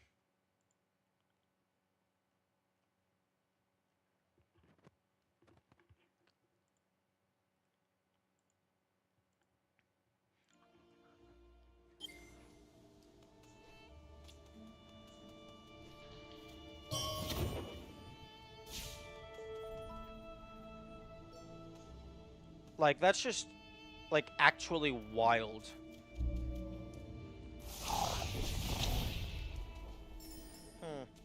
You might also have reduced damage on hard, or maybe, increased health. Because these guys, it feels like they might be dying faster. Or maybe it was, the health scales with the area of the game. That would make sense.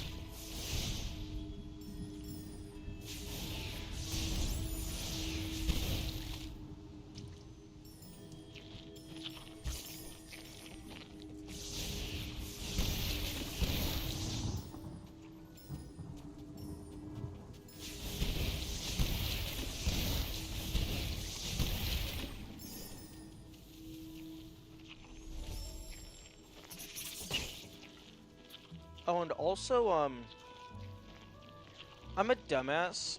I keep forgetting that these mushrooms are drop-through platforms. So I was trying to do some fancy, damage... when I was doing Pacifist routing, I was doing it on hard, and these Borby things killed you in one hit from full HP. And get banned.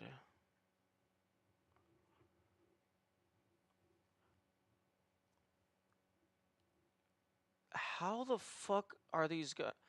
That guy, whatever they did, somehow got past the spam detection. Because usually usually that line gets blocked. But, when I was doing Pacifist, those purple orbs killed you in 1 HP, or 1 hit from full HP. But you couldn't attack them because Sign would prioritize the slime to the left. So what I ended up doing was I would get hit by the slime, which does less damage, and then use invincibility frames to drop through. But no, you can just drop through the mushrooms. That's because they used a different font. Oh, like miscellaneous Unicode characters that just happen to look like them? Oh, that's clever.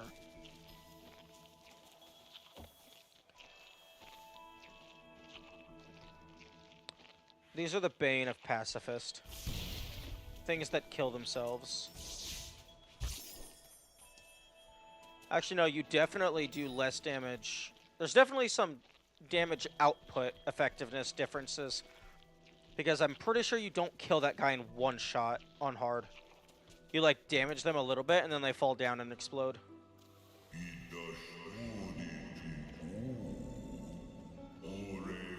Or not fonts. Oh, like, just, yeah, different characters. Like, accented letters.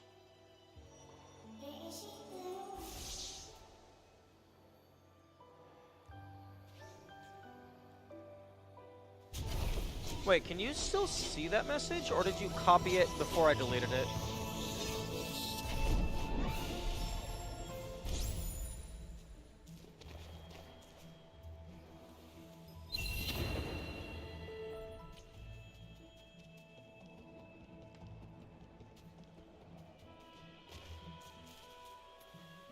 I wrote this myself. Oh, okay. Fair.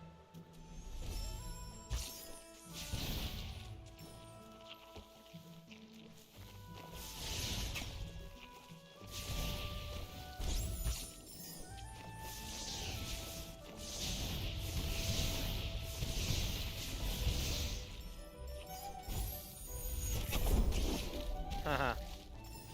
Get obliterated. You know, something that would be cool, although it might not be good because it would be tedious, is if there was, like, something hidden in the game, like a secret or just like a miscellaneous something or other, that required you to get the level up nuke at a specific location in the game. Like maybe it's like a hidden wall that only opens with that. Like obviously there would be a hint as to that it was there at all. But like, there would have to be like an enemy there. You'd have to get almost to the level up, then kill the enemy, collect it, and then it would break.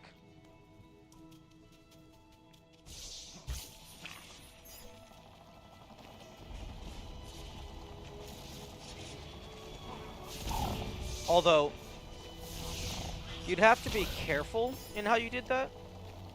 Because if someone happened to not find it, and they were like in the higher levels, it would take so much time to grind up.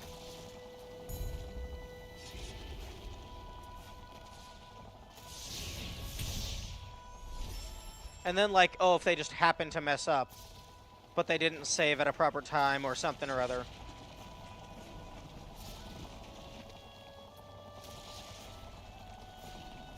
So like, if you wanted to avoid player frustration, you might have to be careful about how you implement it.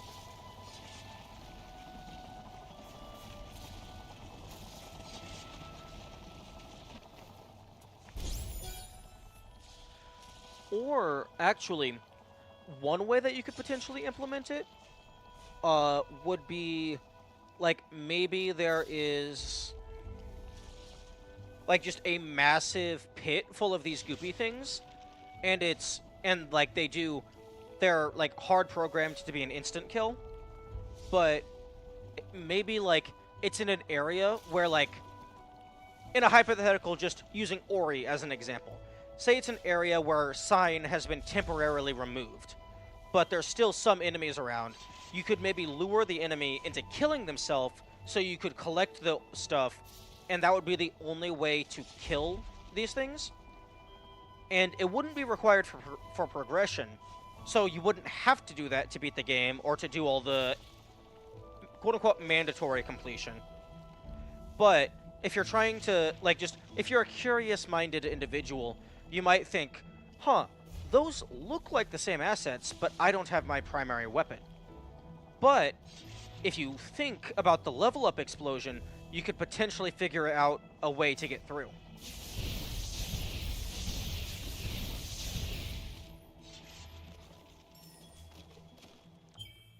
I'm adding that to my notes.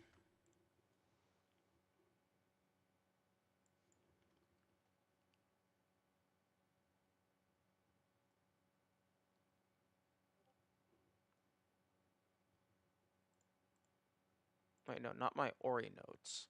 My puzzle game notes.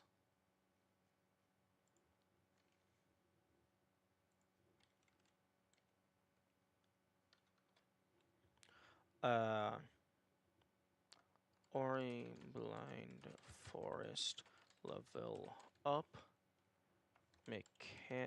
Level up nuke mechanic to reveal hidden walls or kill quote-unquote impassable insta-kill obstacle.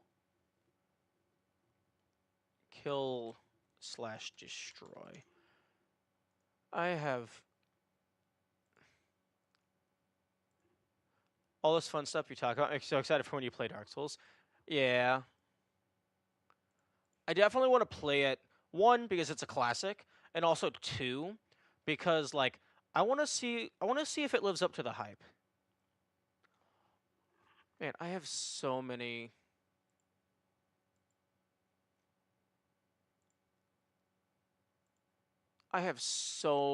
puzzle game hint ideas, so many text files. I really need to make a game one of these days.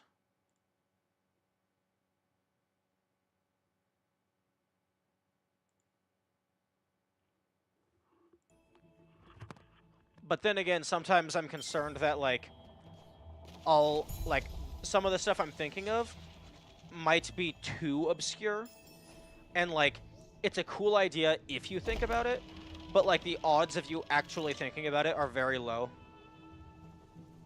It is great, it lives up to the hype like that, but if you're having very high expectations for the difficulty, you might be disappointed.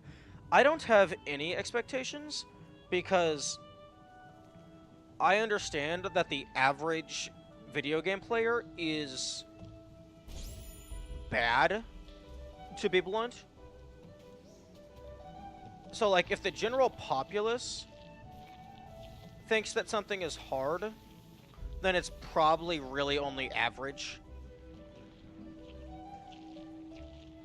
Like, any game, any grind ruins the game. True, yeah, like, even if something is clever, if you have to grind in order to make it happen, it's going to be a lot less fun.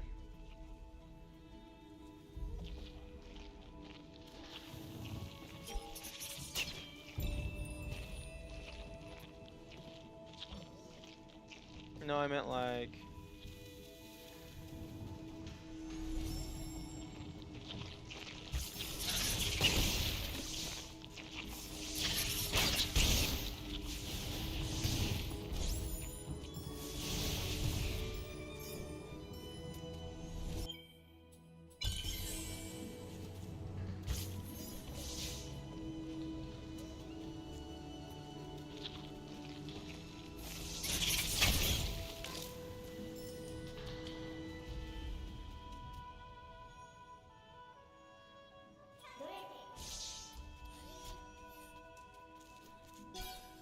If you choose to grind for XP and are willing to be very patient to do it, it basically ruins the difficulty of the game. Oh, true. Yeah, like, if you have patience and it's quote-unquote feasible to grind up early on, that can definitely break the intended progression. Although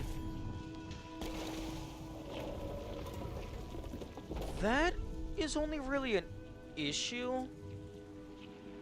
Like, actually, I don't even know if that is an issue. Because, like,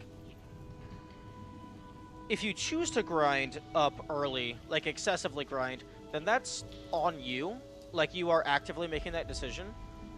But if the game is too hard and you have to grind, then that just means you're not skilled enough for that portion, so you need the extra help.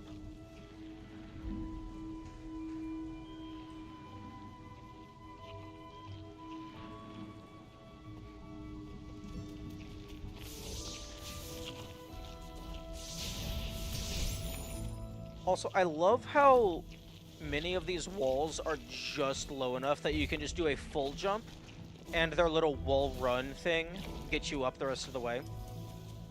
Although I don't know if that wall run is part of the wall jump.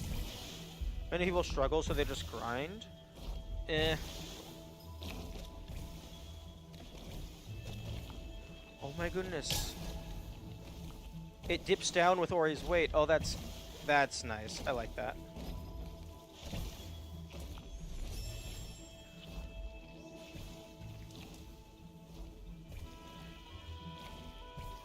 Yeah. Grinding is a weird thing, because you can't really stop the player from grinding unless you put, like, an arbitrary roadblock where it's like, oh, you're not allowed to go past level 15 until you beat this boss. Oh, what's that? You're collecting the experience? Too bad. The number's not going up. Like, you can't really stop people from grinding. Like, but, like, I guess you can make it, like, most of the time you need more and more and more experience. So grinding on a static enemy that only gives, like, 15 each is going to get less and less effective. Like, personally, I feel that if you're willing to go through that and you make the game easier, that's, I mean, that's on you. I mean, like, I'm doing one of the achievements on easy when I could be doing it on hard, so I'm actively making it easier for myself.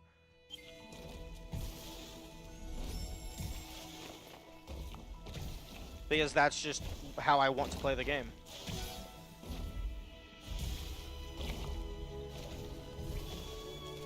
Because, like, doing it on hard, I could do that. It would just take more time. First time players like, I heard this game is hard, let me grind from the get-go. What? No, that's stupid. If you do that, you're a dumbass. Don't just assume you have to grind. Play the video game. Also, what the heck? You can get that up. You can get up this fully without a wall jump. That's wild.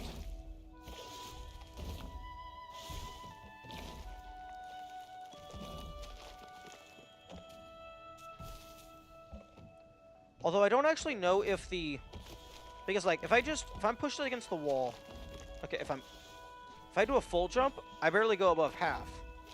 So I don't know if that little extra distance going up a wall is from having wall jump.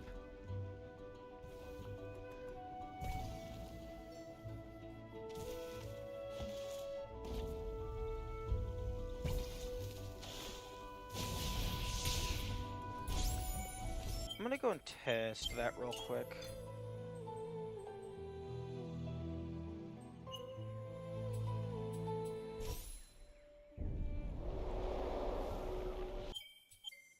But yeah, no, if you just decide to grind from the get-go because you heard the game was hard, that's stupid. Like, play the game and find out for yourself. It's gonna be fairly self-evident.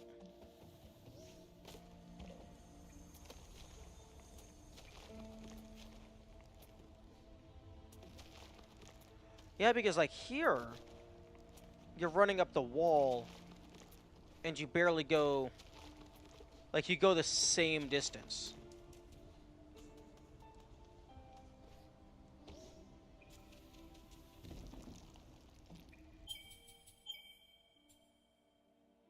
I'm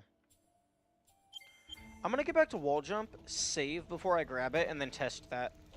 Because that's going to make minimum skill use very annoying and interesting.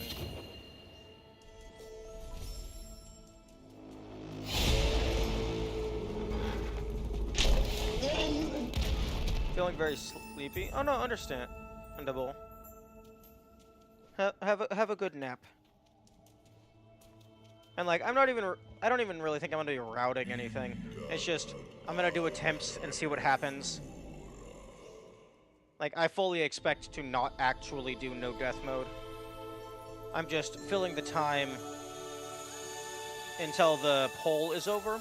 and just seeing what happens.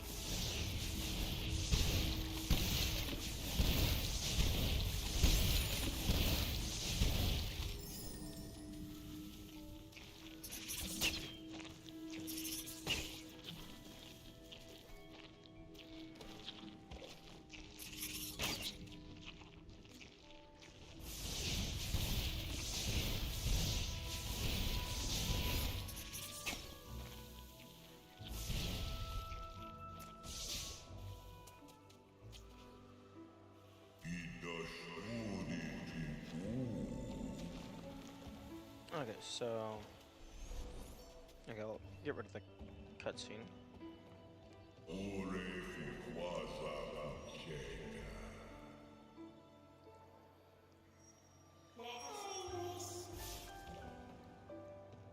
Okay, save. Okay, hold right all the way to the wall, full jump. Like halfway.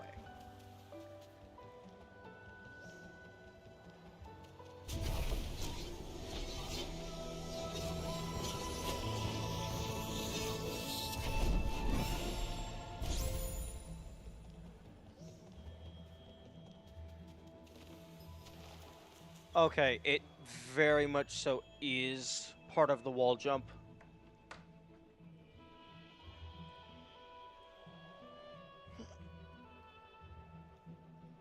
That is very unfortunate for minimum skill use because that is next to impossible to track.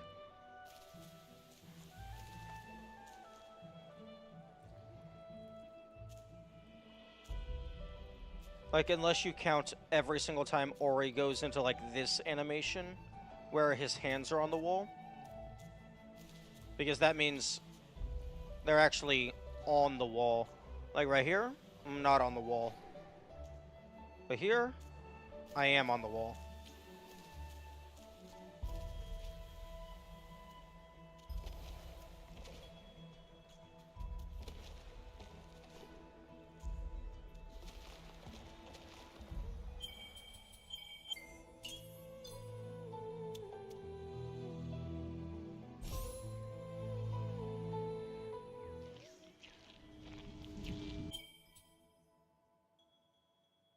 Wait a minute. Okay, I guess maybe it doesn't update your backups.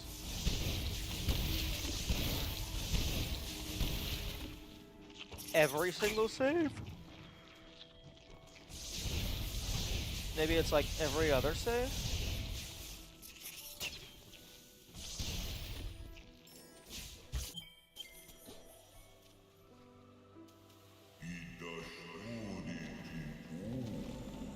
Okay.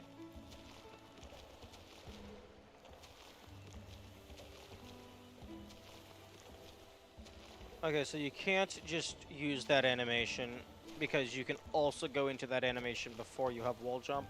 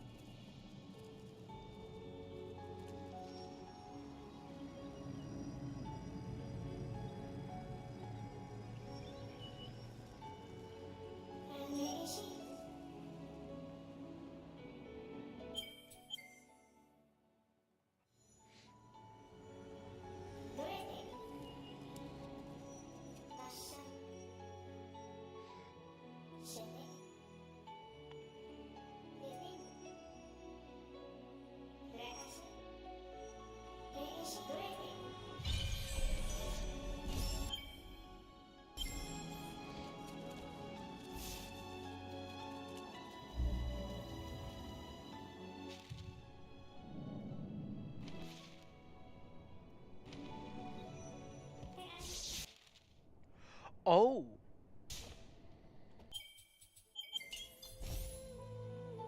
Oh, that's interesting.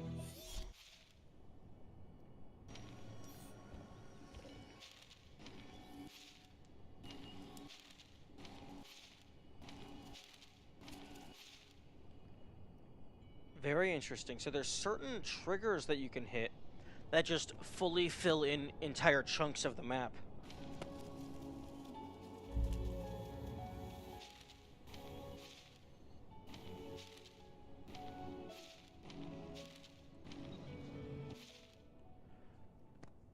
I wonder if that's like the boundary between two scenes.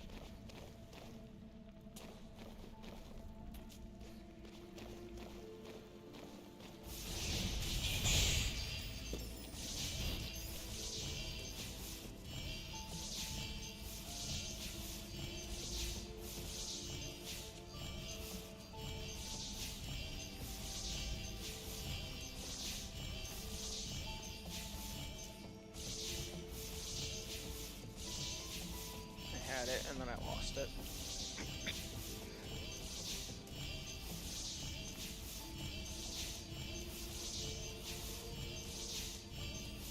There we go.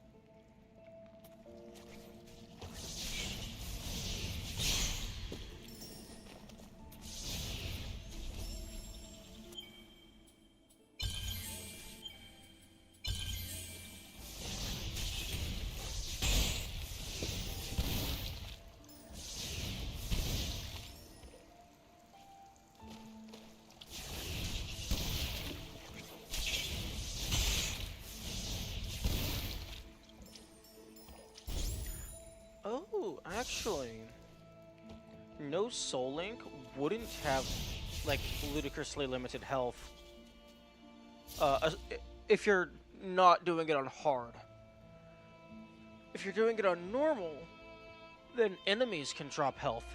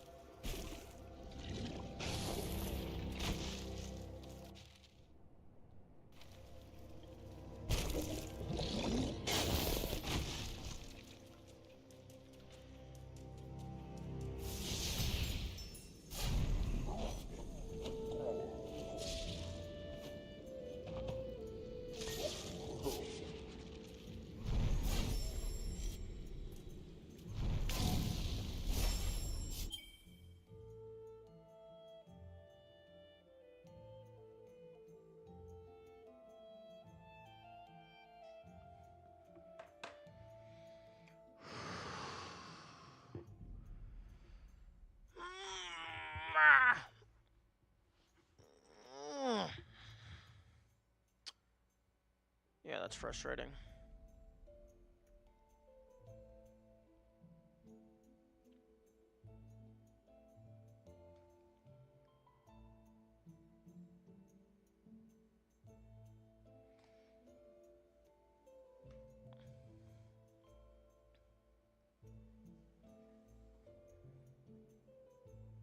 Okay, yeah, I don't want to do that.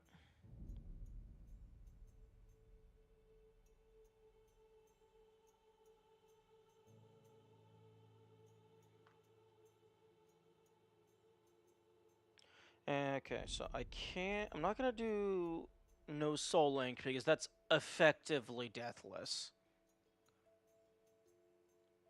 In terms of execution. Even if it's not literally deathless.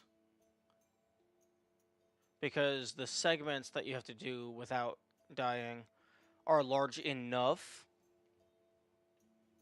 that it would have the same issues as the full game.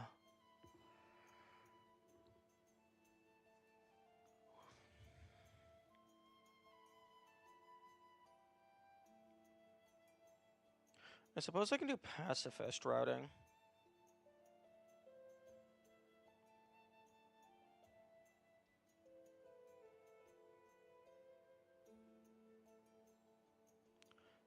Because instant kill just is not I don't like that.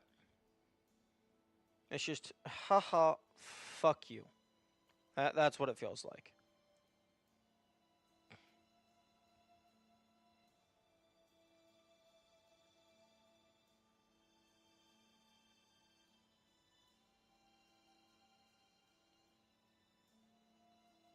Okay, brain has just completely frozen up.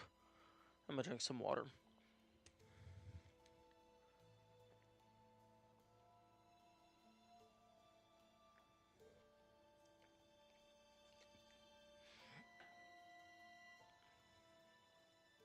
Okay, do I still have this mod downloaded? Okay, yes, I do. Okay, I'm gonna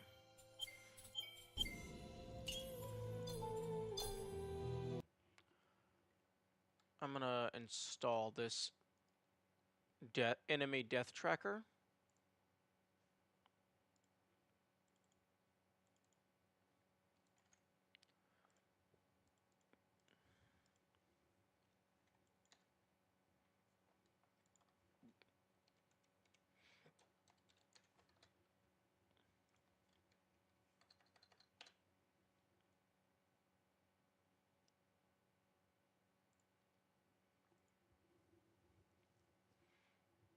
And I'm gonna update the stream title.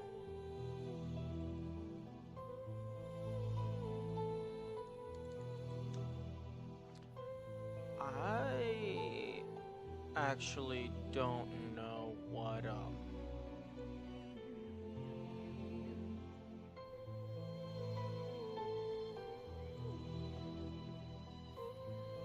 what day I'm on for pacifist routing. I think I only did one day of that.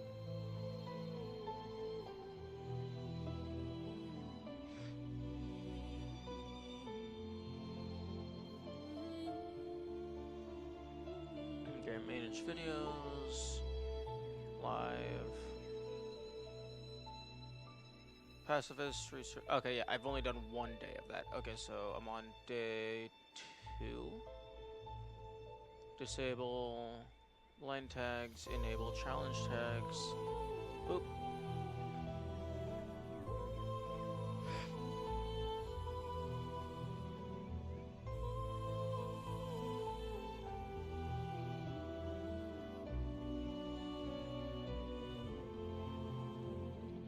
Okay.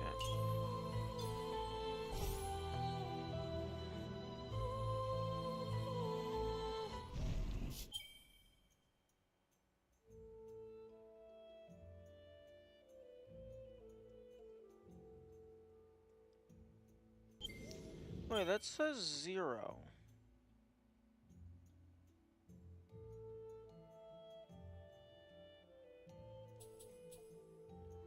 Okay, that says 0. And if I swap the file back...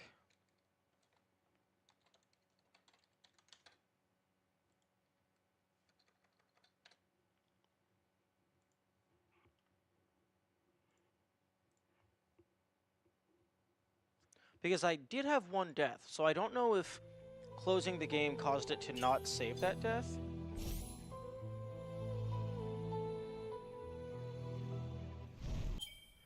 One death. Okay, so that confirms that the game does internally save how many times you've killed an enemy, because it's not just saving its own number, like the mod isn't saving its own number, it's pulling it from somewhere. That is very good to know. Very good to know.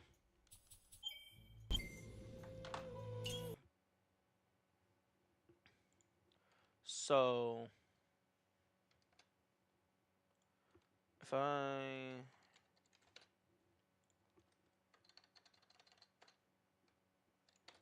reinstall that,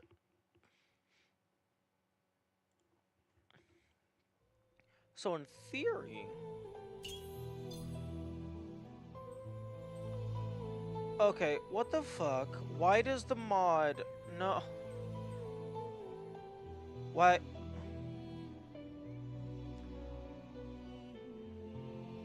Okay, whoever made this mod, I did not ask for extra save slots. You offered to make me a mod of... like, that counts enemy deaths. You did not... That upsets me immensely. Okay, I was on like 700 to 800 player deaths. Huh?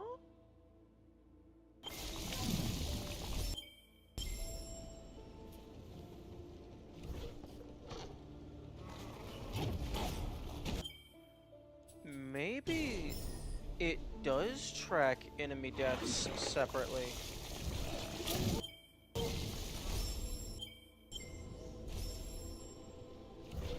Or rather, internally.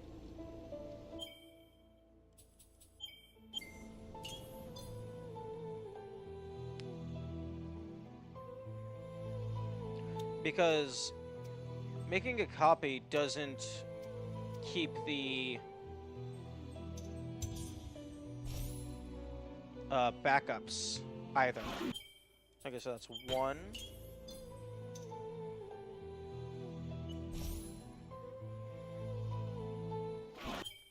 One.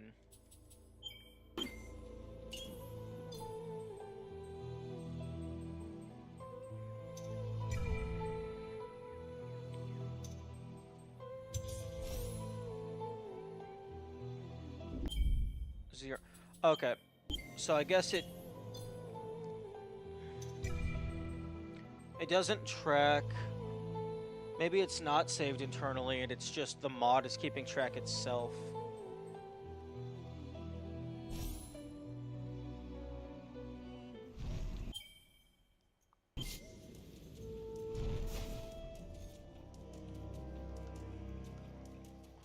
Okay, let me go ahead and get to...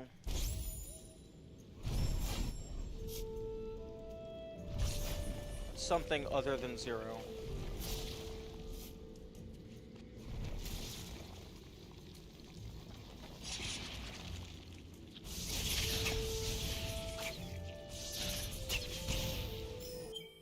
Okay, so that's 1.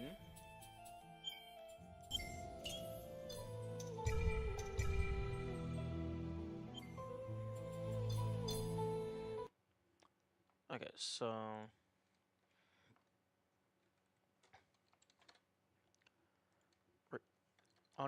uninstall the mod, and then I'm going to relaunch the save file.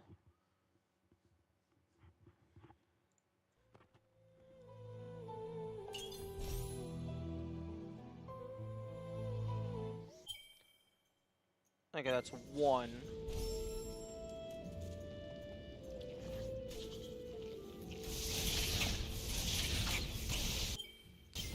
still 1 because it's counting player deaths at the moment. Okay, so now...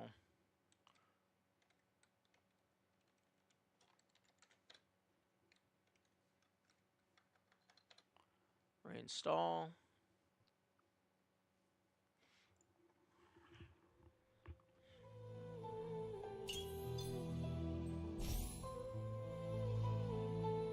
So it should be at 2. It is at 1.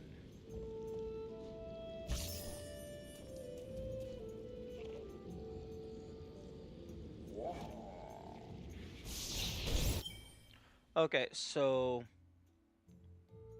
for some reason the kills are being not only displayed by the mod, but they are being exclusively tracked and remembered.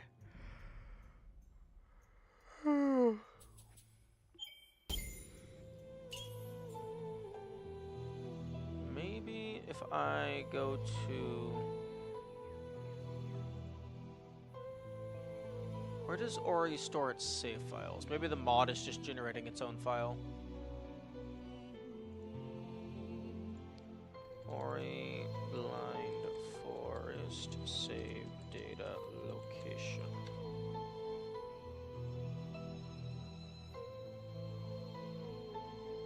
I guess save data location.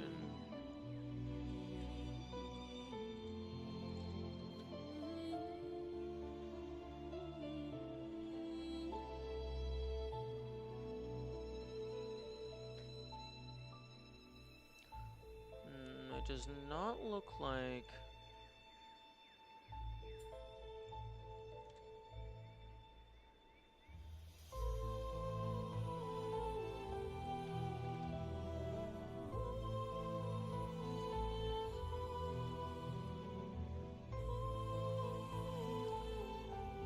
okay, well, it doesn't look like it generates a file by your saves. So I'm not sure how it could be tracking the enemy kills, because it remembers even if I uninstall the mod and relaunch. So it's storing it somewhere.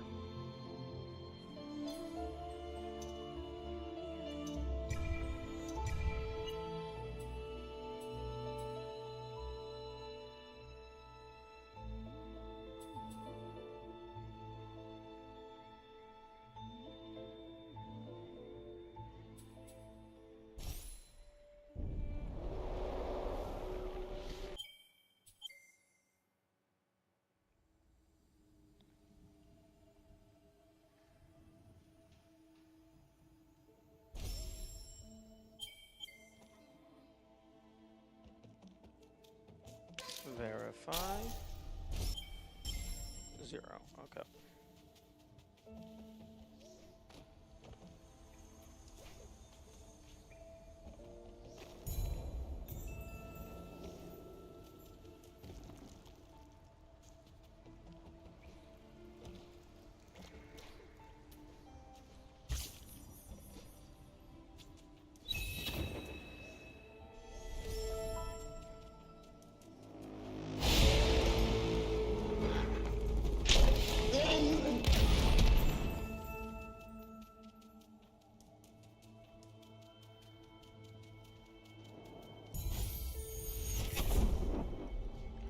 Okay, now...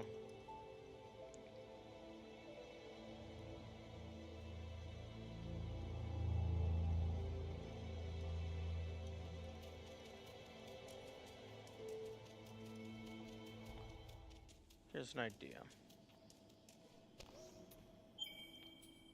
Rekindle allows me to place my save point in here, and then I can save...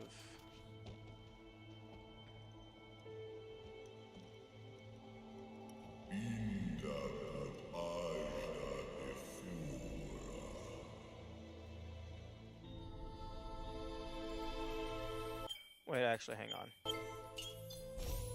Different idea.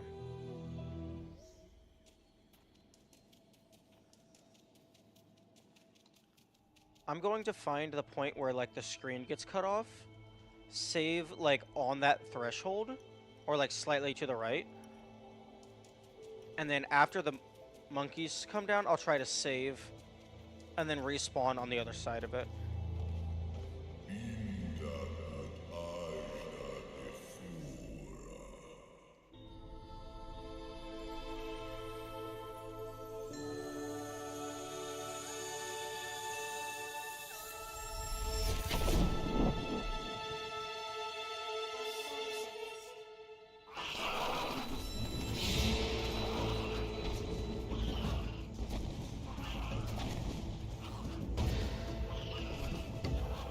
Okay.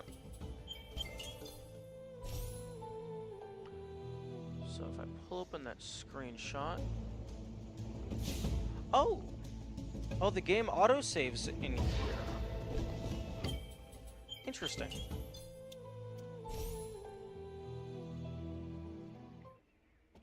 Oh, okay.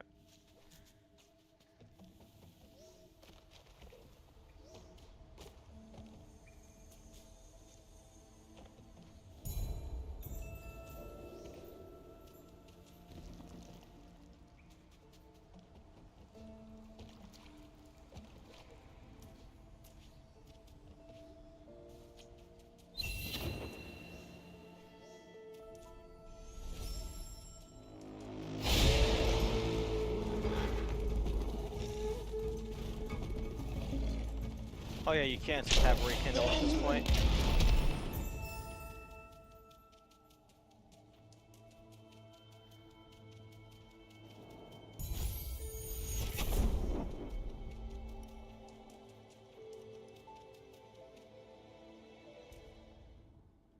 Okay, so like right about here is where it happens. Okay, no. But the thing is, if I'm right here, if I'm like, that's like a good, decent distance away from it. But if I reload, I'm directly on top of it. Okay, so you can be right here. This is more or less exactly where they are. So I'm gonna place my thing here. So hopefully that works.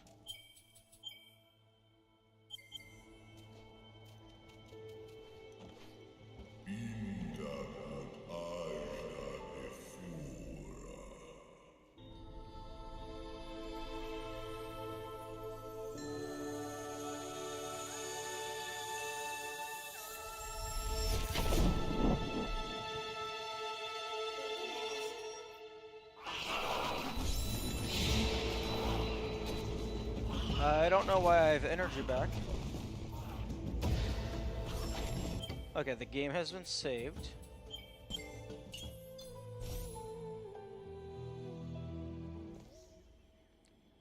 It worked.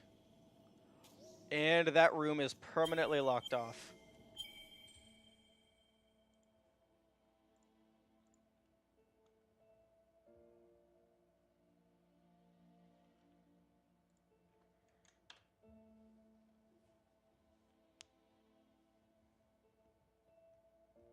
Okay, I'm just reviewing the clip because that is beautiful.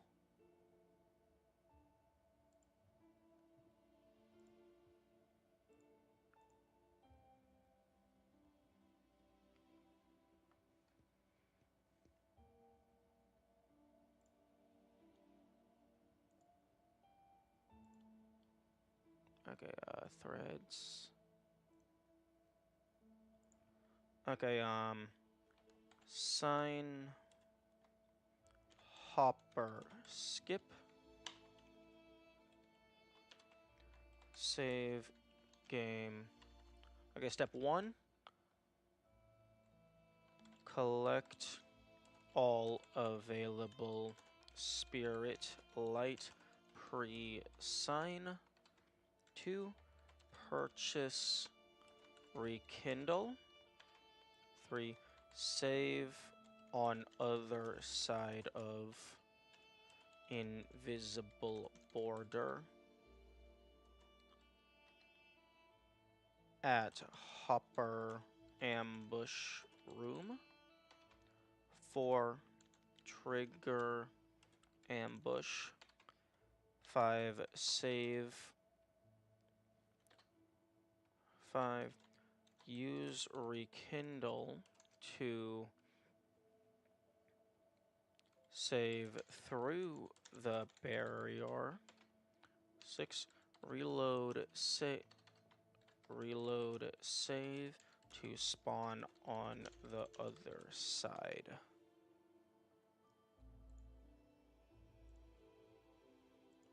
I-ear? Yeah. Okay.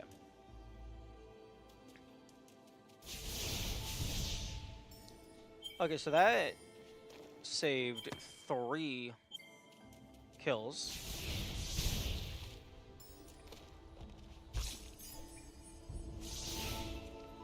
Although it is very funny that that room gets permanently locked off.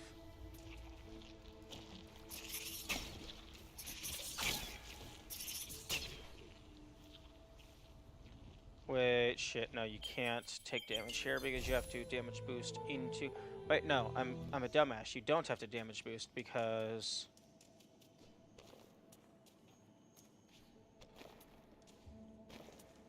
I can just kill the goopies. The goopies are not considered enemies. Actually, hang on. Copy link.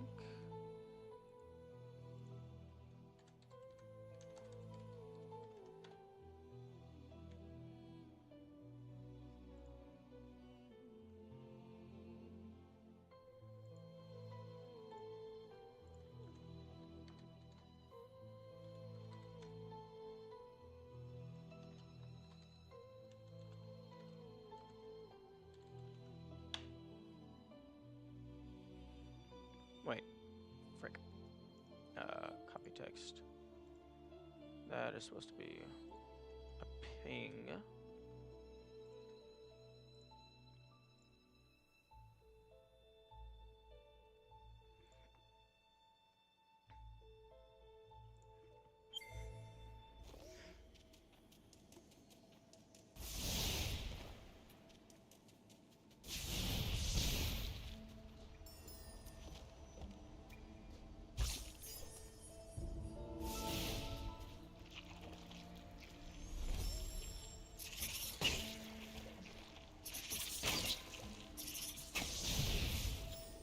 Yeah, because those things don't count as enemies.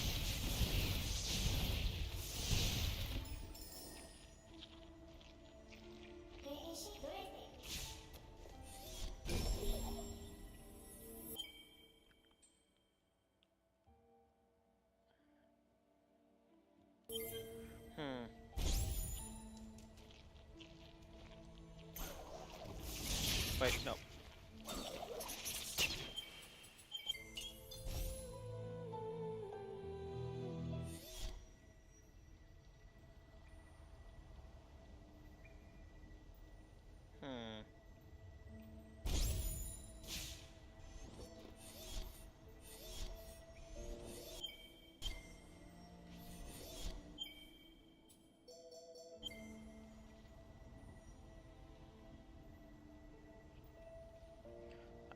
My brain was thinking of something. Right, notes. I need to be taking notes.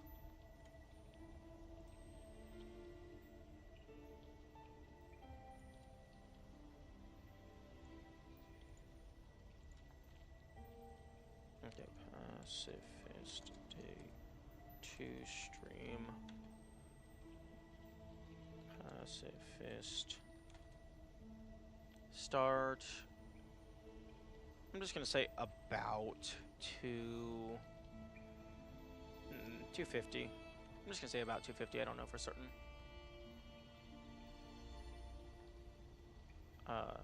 23 November 23/11/24. Stream notes. Sign Hopper Skip. I'm gonna say about 3:05, roughly.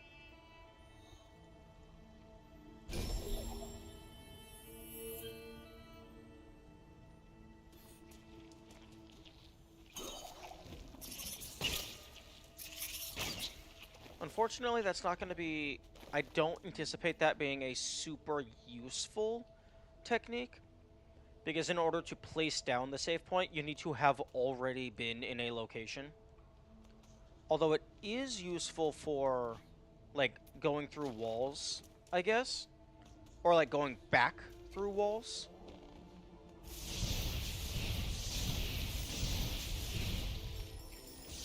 Wait, no, crap. I need to remember not to kill things.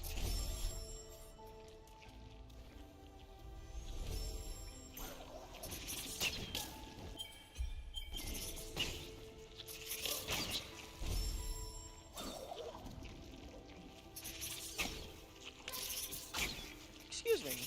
Okay, so you can jump over them. It's just their hitbox is bigger than they appear.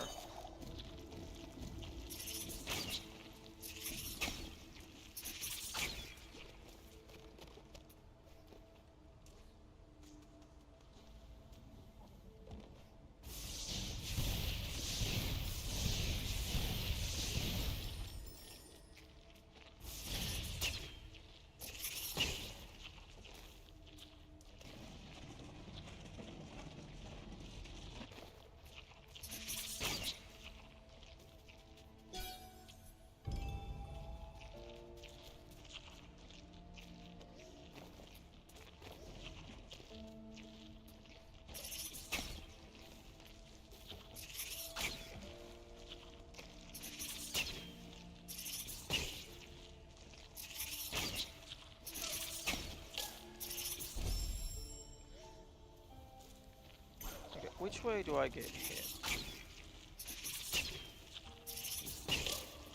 Okay, you always get knocked away from the enemy. Unfortunate.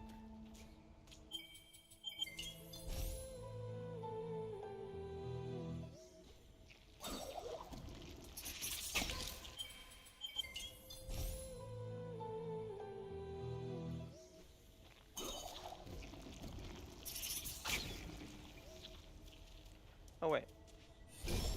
I can get my energy back here, and then I can use Rekindle to save here.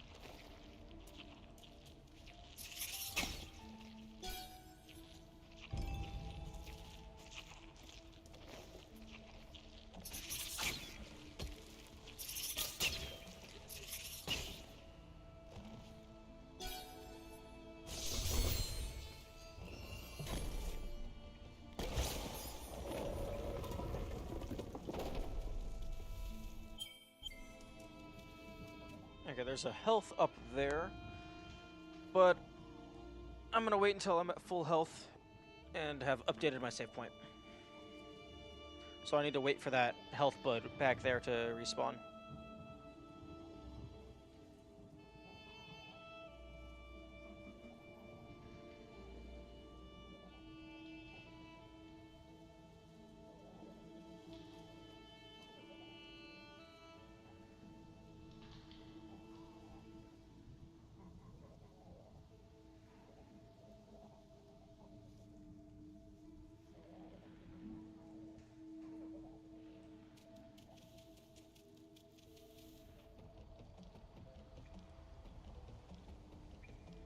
It's also possible that I'm not far enough away.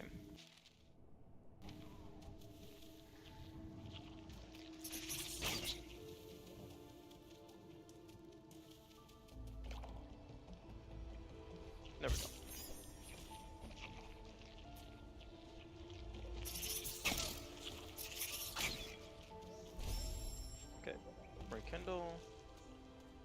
just need to...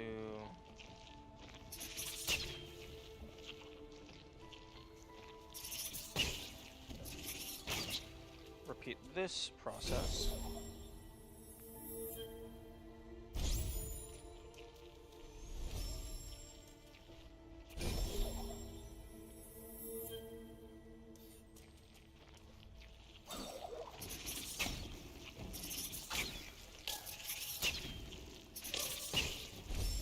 Oh yeah, no, just dying is way faster than reloading.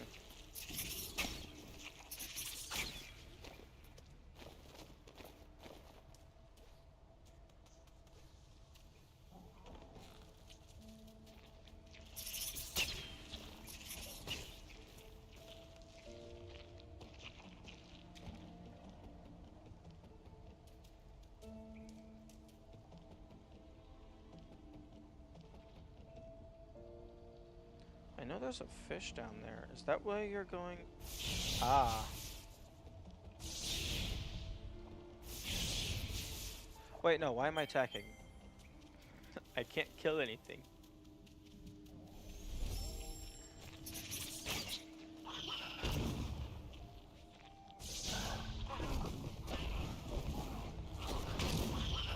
Fuck.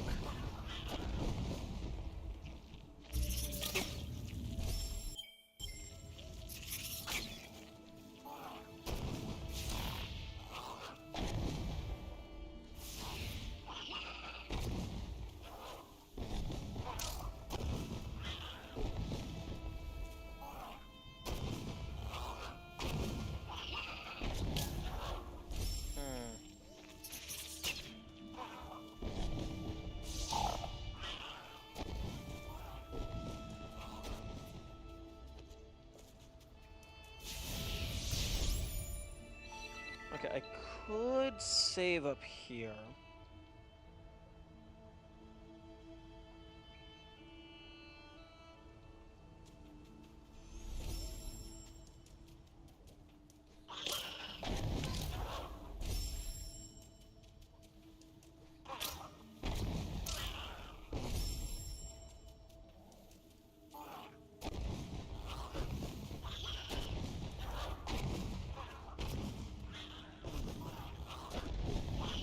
There we go.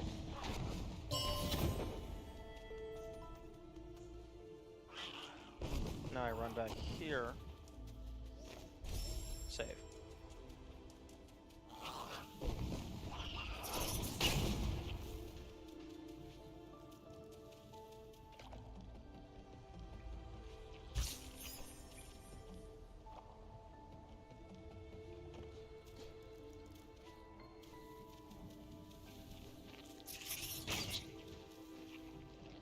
Now, having 4 health doesn't super help me, but it gets me one step closer to having 5 health, which does help me. And now I need to wait for that health blood to regenerate.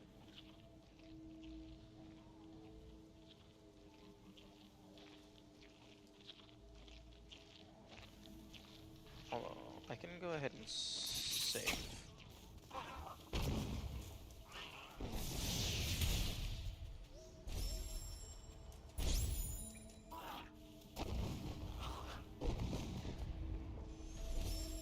Place that in a more convenient location.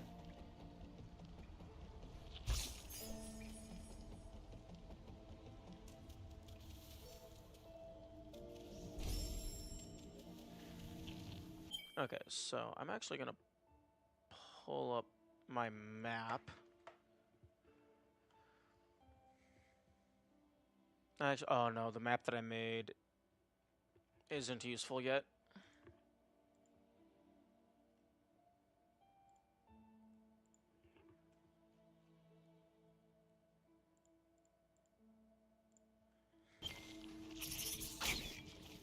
Okay, still at 0. I'm gonna...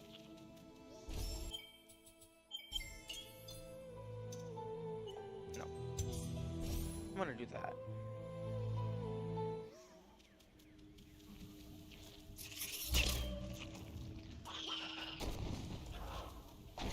Yeah, because it still does 2 damage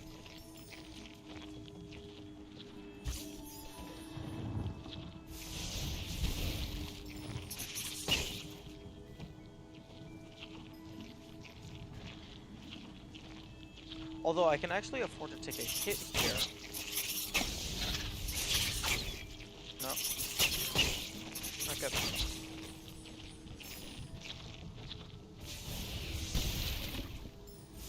I need to be careful not to kill anything.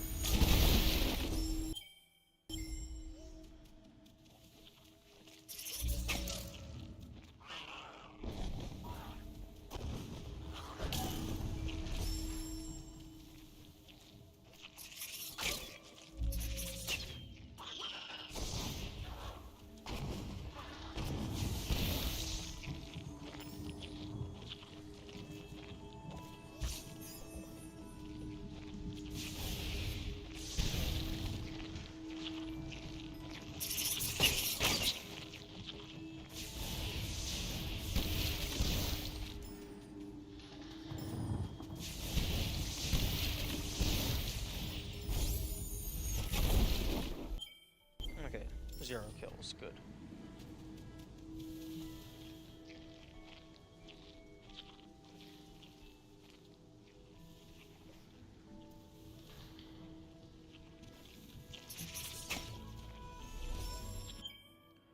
Okay, creating a... Oh, right, I'm on hard mode.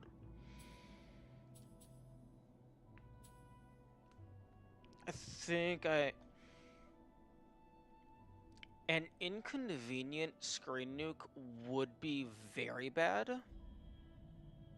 But I think I do still want Infinity Magnet. Just so I can get, like, up to this stuff faster.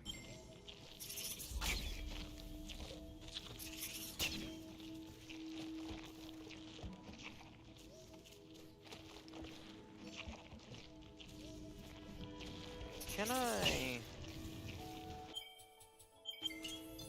I don't think I can save midair.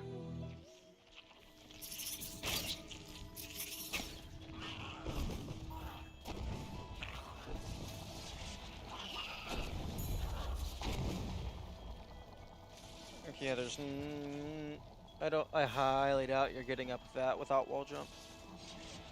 Unless there's some interesting geometry going on.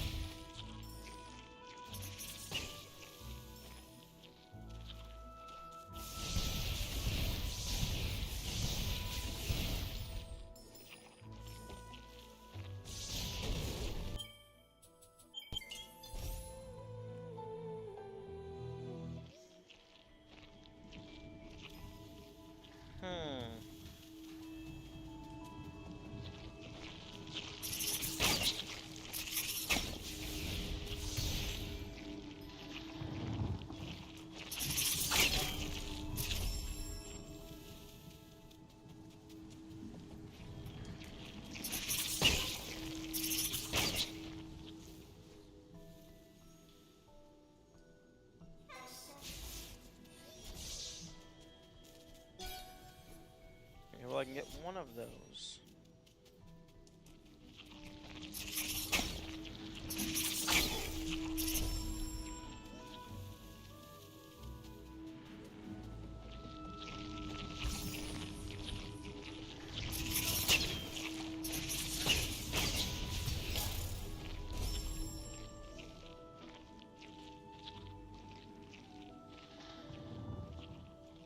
Okay, I'm gonna pull up the other map. Because it has everything except for Misty something something. Okay, so... I got you. I got you. I got you. You. I got you. There's no shot I have enough health to make it through all of that. I got you. I got you. I guess I'll just mark these off as well.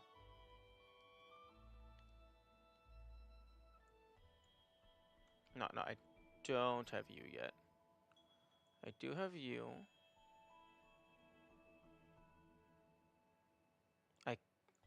I can get you. I don't have you just yet.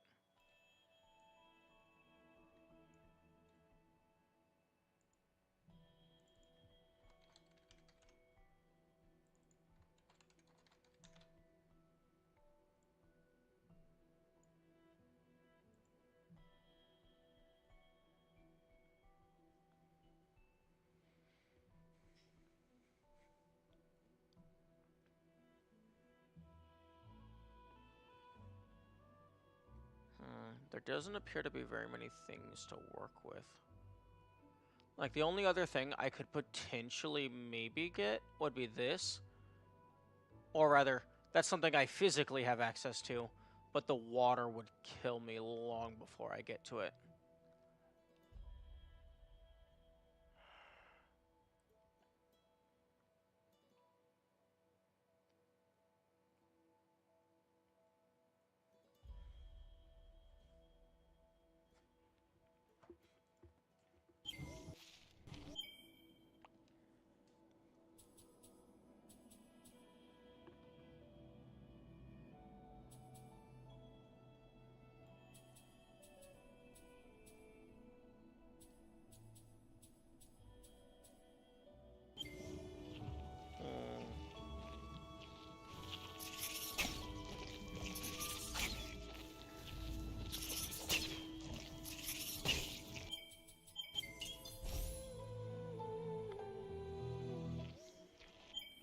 Okay, I do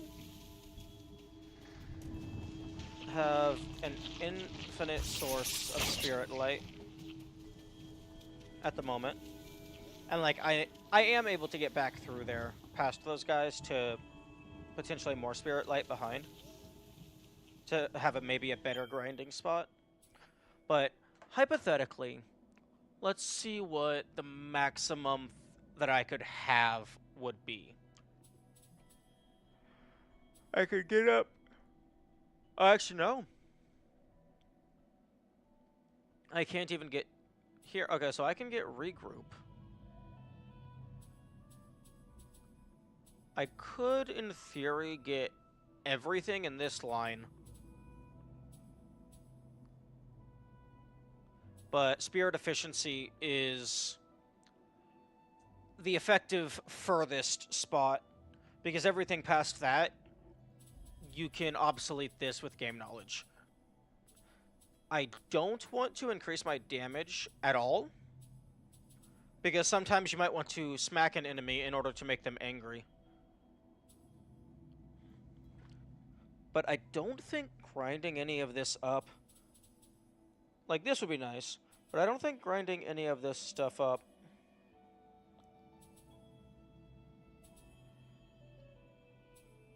is, like, relevant in the current scenario.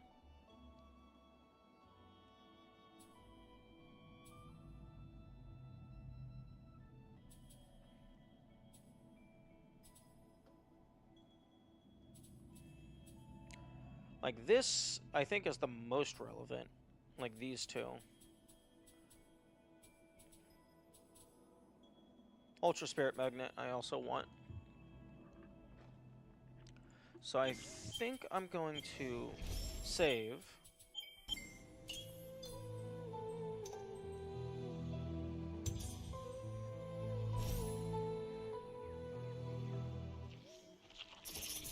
Make a backup.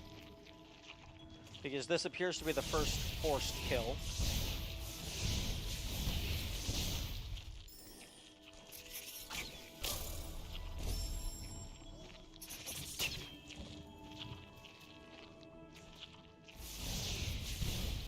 Actually, I need 91 more. I always forget that you can,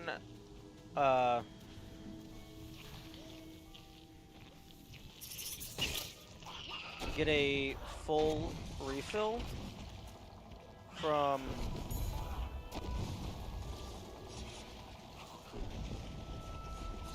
A level up?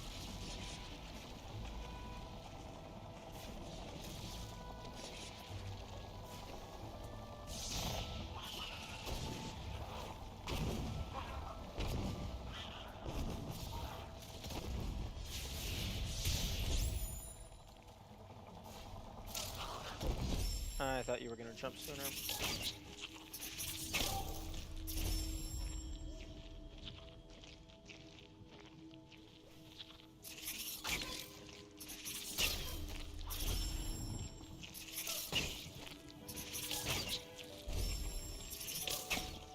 Like, seriously, what the fuck? I am not hitting them. I'm jumping so far above them.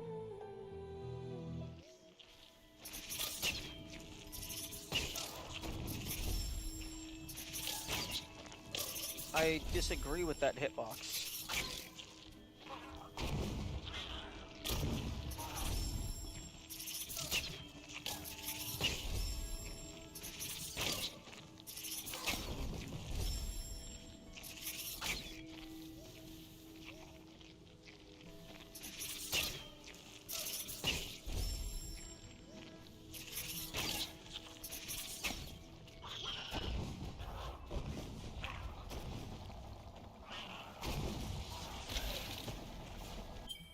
Oh. Yeah, that's a thing that can happen, apparently.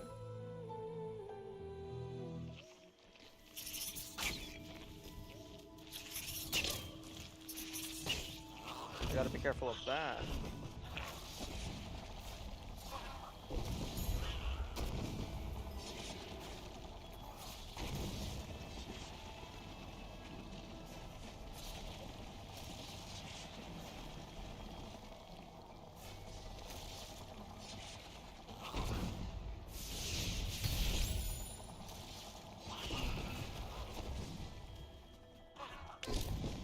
Oh, I hesitated.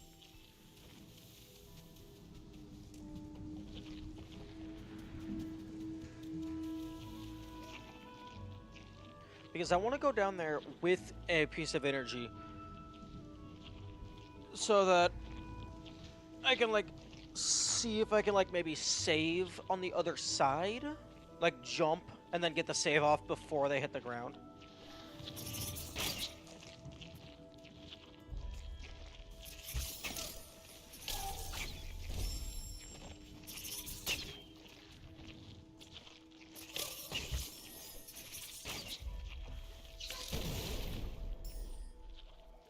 Although, even if you got the save off, you would spawn immediately under them. So, like, you would have to, like, walk a little bit and then immediately rekindle. Walk a little bit, immediately rekindle. Actually, no, because if you... Rekindling respawns you on the save point, so that wouldn't even help.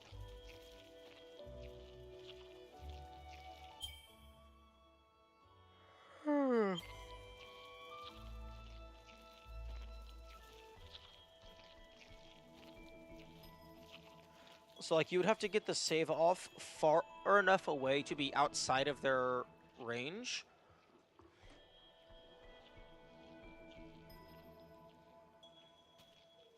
Although it actually wouldn't even let you save here because you are in their range. So you would have to, like, jump, start charging the save, land, and hold forward, and just hope that the save happens before the enemy dies, and then you would reload.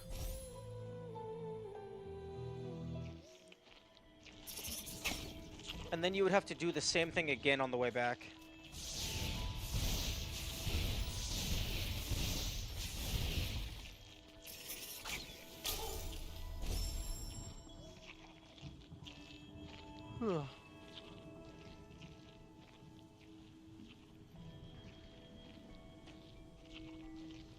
Okay, so here's what I'm gonna do, just to save myself some time. I'm gonna wait until this bud is regenerated. I'm gonna drop back down to normal, save, and then just open that up over and over again until it drops an energy refill. Because I can probably get the energy refill from over there. If I do something like that.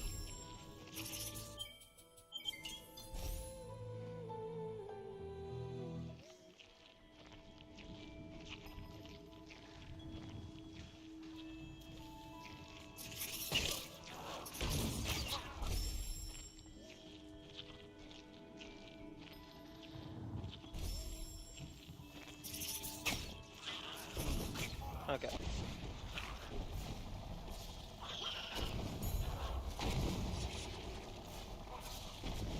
Wait, why didn't that one kill him? The middle one killed him. But this first one didn't kill him.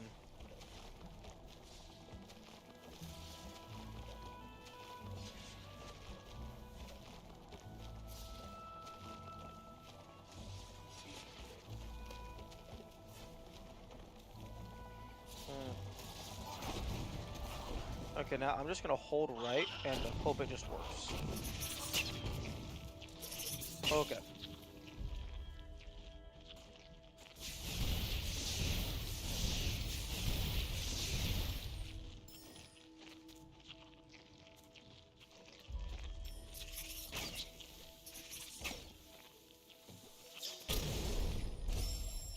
Okay.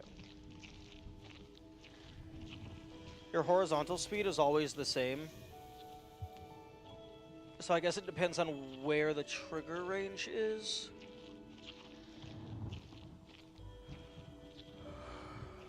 Okay.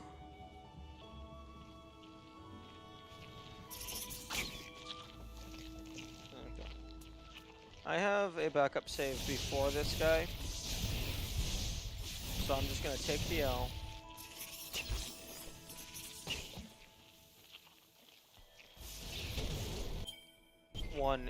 One enemy death.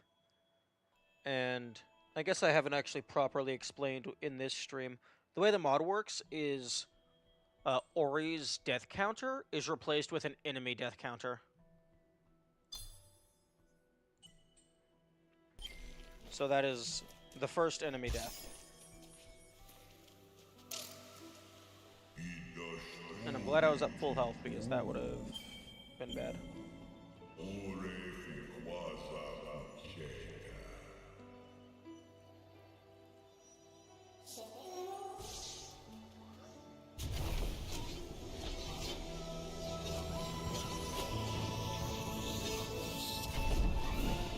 Okay, so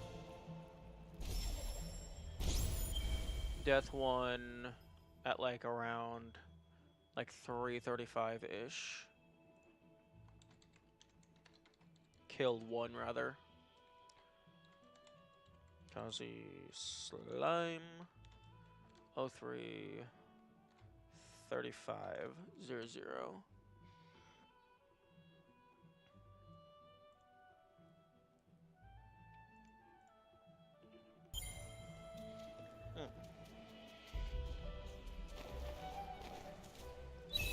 Definitely grab this, but you also want to get back before it respawns.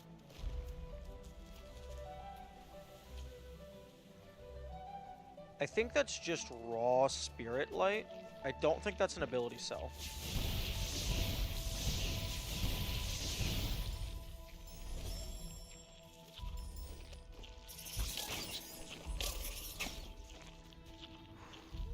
Super Magnet definitely saved me there.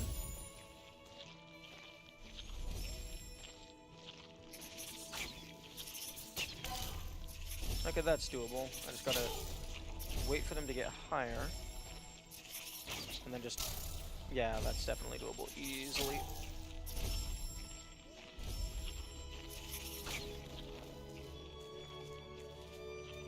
Now, the issue comes with everything else.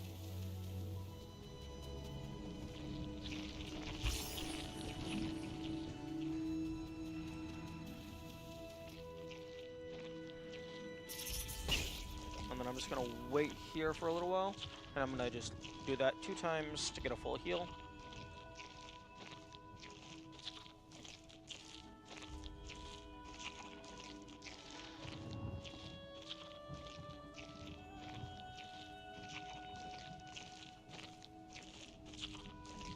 I don't know exactly how long it needs to wait. Apparently the timer is like different. It's potentially different for like everything. It's just whatever the devs decided to set it to. It's not like a global timer that affects everything.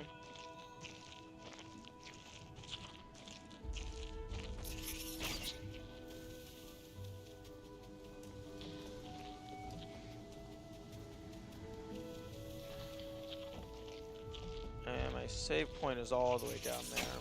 Unfortunate.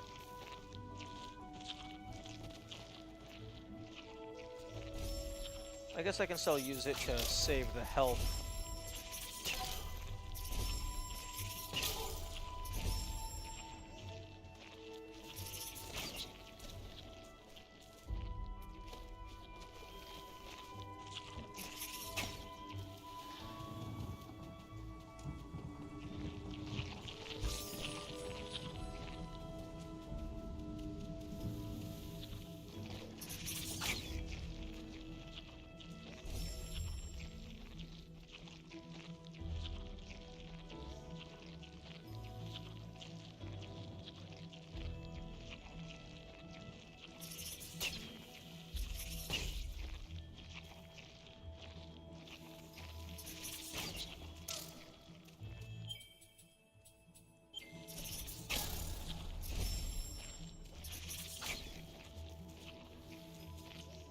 Oh no, well, the timer got reverted because I died.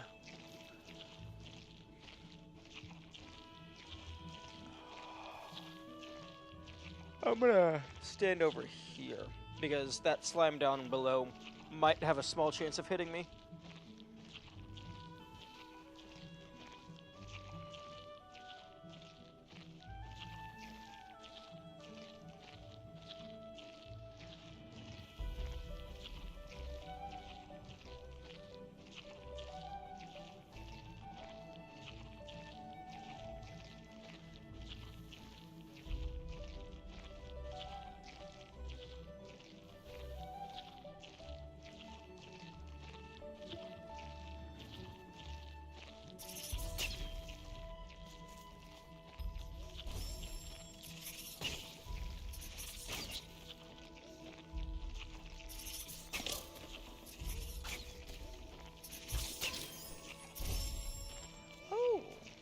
Actually, no, I can't use that one to get a heal, unfortunately, because the slime is in the way and it will damage me.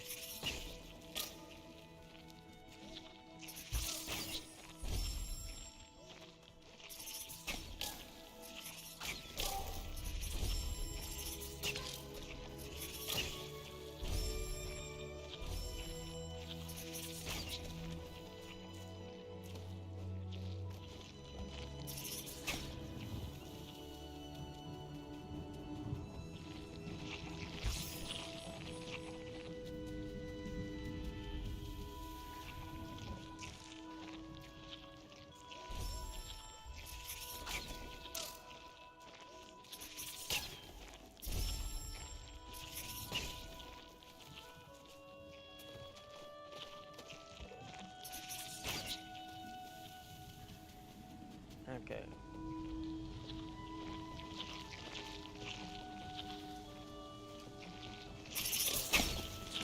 Fuck.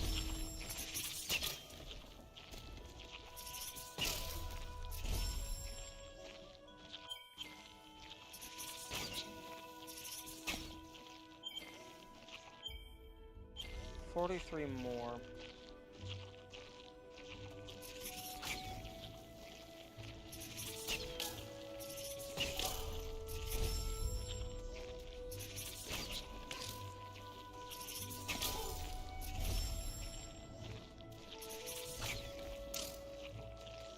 How are these guys the best shot in the game? Like, nothing else has this good of an accuracy. Probably because nothing else is shooting multiple bullets. Actually, no, the spiders shoot multiple bullets. I think it's a combination of them being small, hard to predict.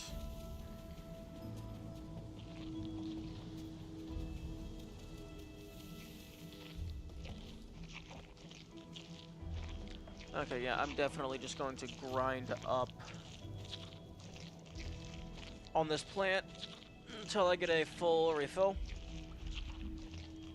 Because once I get the next level, I'll get an energy refill.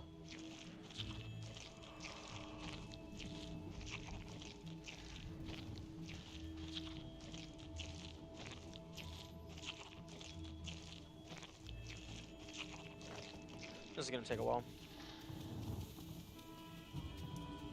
Because the This thing gives me 5 per. I can't remember what I needed. Okay, 38, so 40, so 8.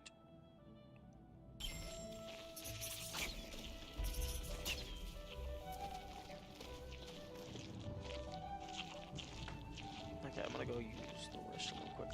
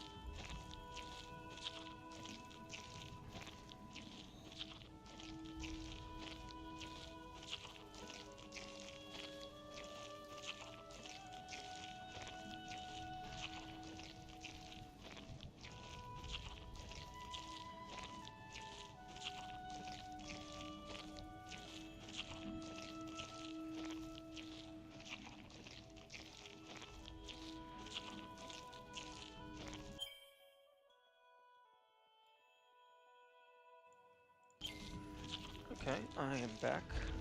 Let's see if the plant has grown. Nice.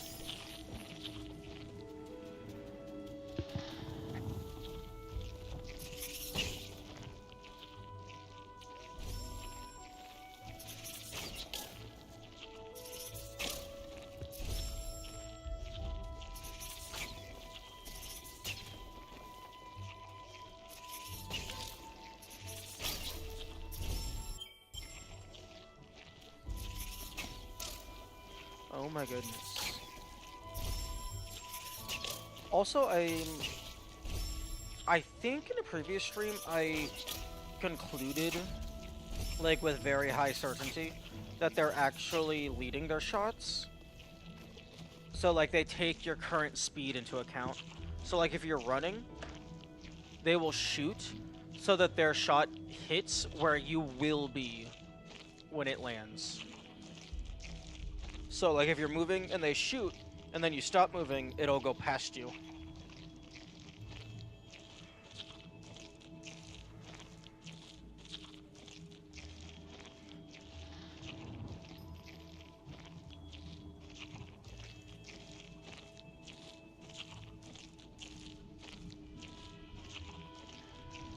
Actually, to save myself some time,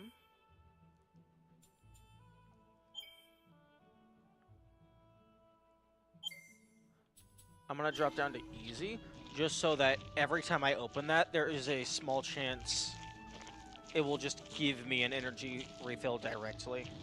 Because this isn't the actual run, this is just research.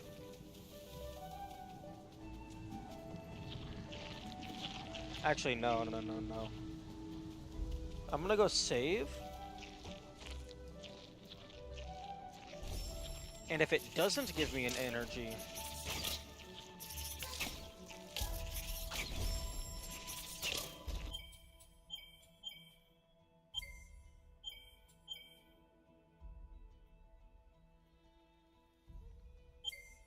yeah. Oh, normal is still... Okay.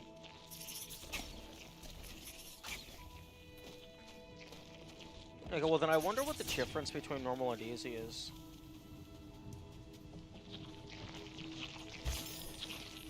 Nope.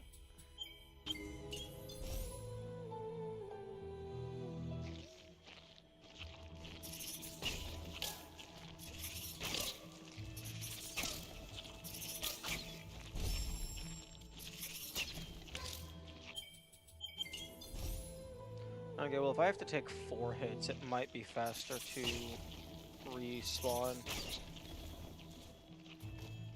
manually.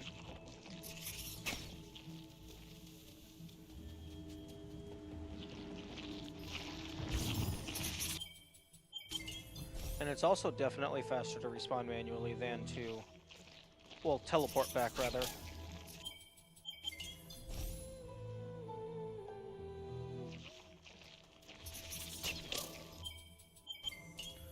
Oh, this is so annoying. But then again, that's what challenge runs do.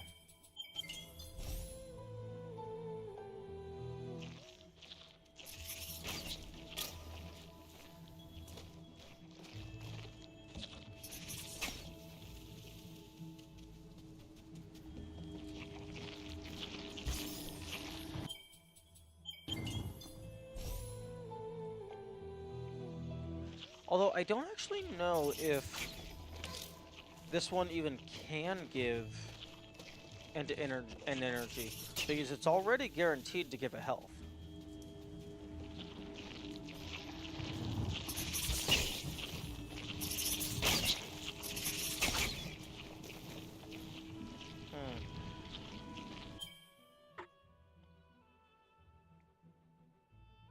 I already know it's possible to get back out. I've done it before, so I'm just gonna save myself some... I'm stupid.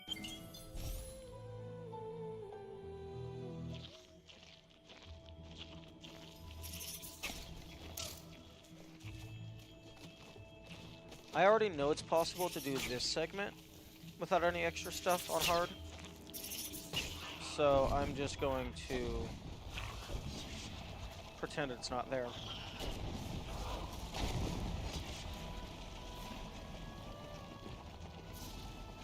And just run through it on easy.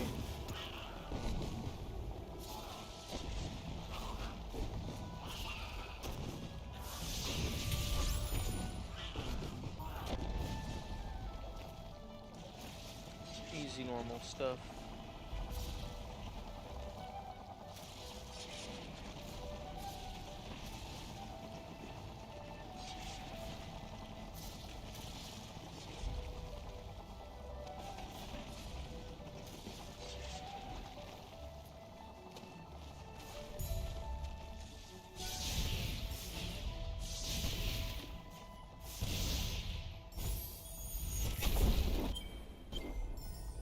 Okay, still 1.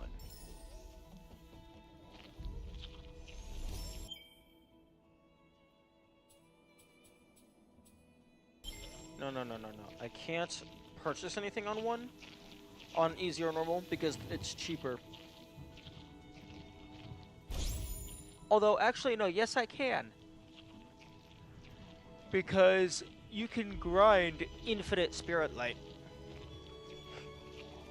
So I could do all of this on hard, it's just, it would take longer.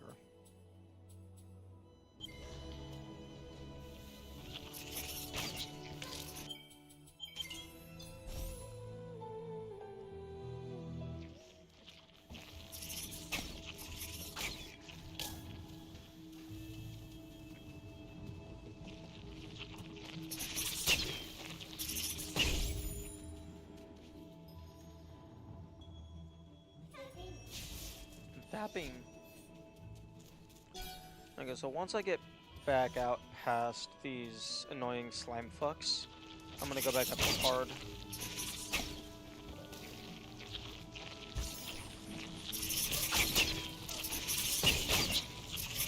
Oh, for fuck's sake.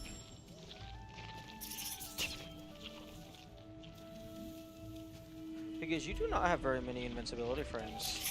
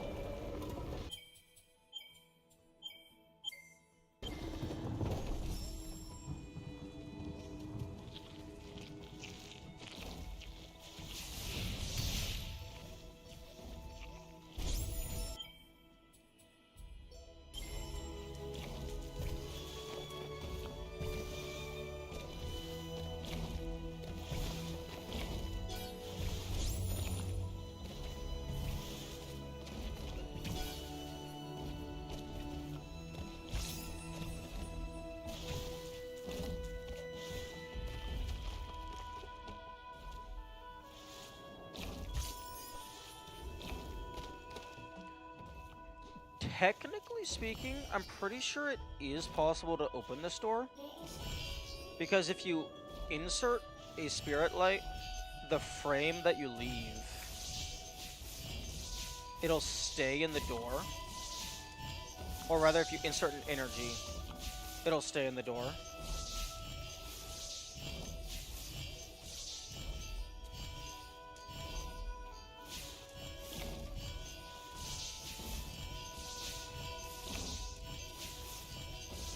Come on.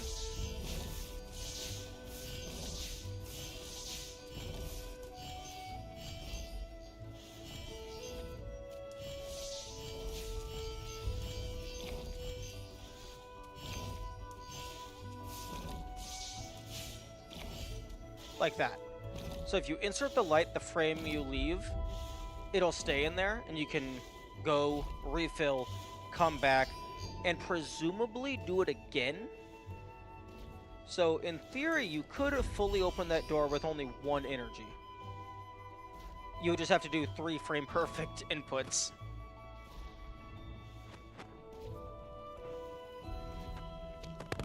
But if I look at the map, would that even get me anything? It would get me access to... If I opened this early, it would give me access to this. Because there's a monkey over here that can bash that. And then there's a rock I can pull to stop the deadly laser of death and destruction.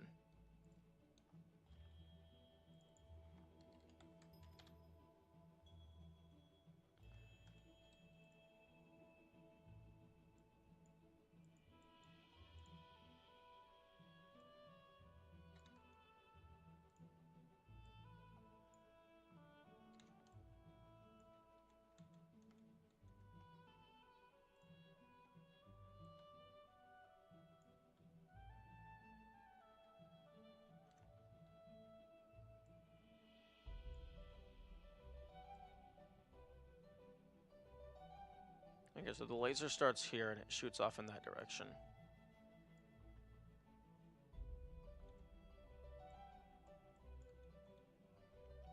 I'm trying not to make the laser phallic.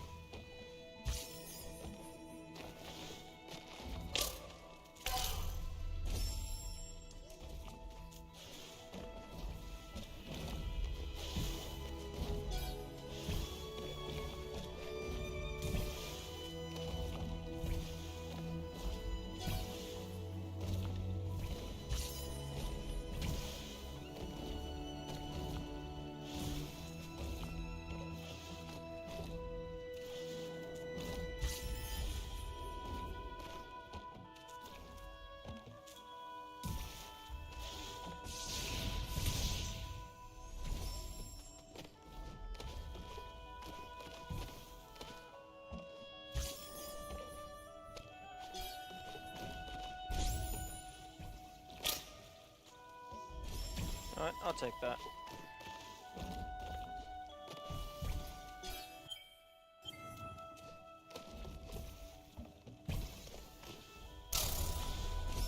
Although it does mean that I'm on instant kill range.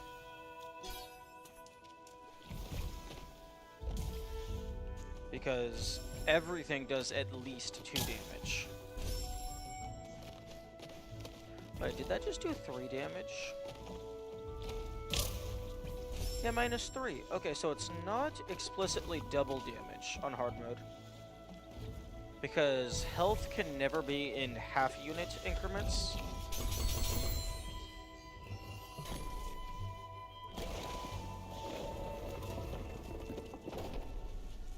Or maybe it is internally, and it's just rounded.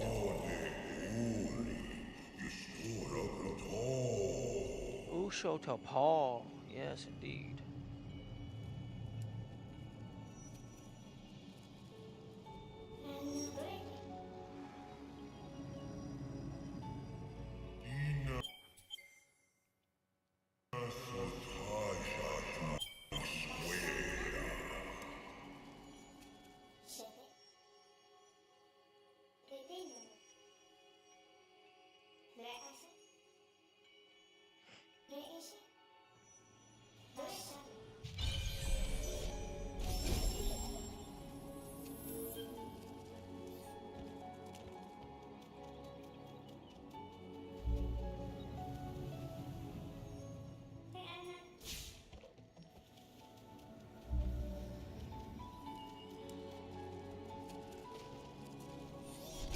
I do not think it's going to work, but I would like to attempt to see what happens if I drag this monkey all the way to the breakable wall on the left.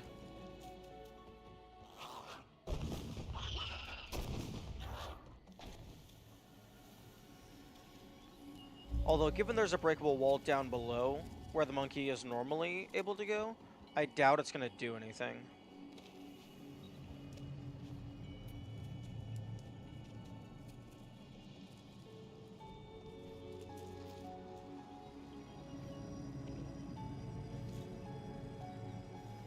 Also, the monkey's audio is broken. Okay, did not do anything.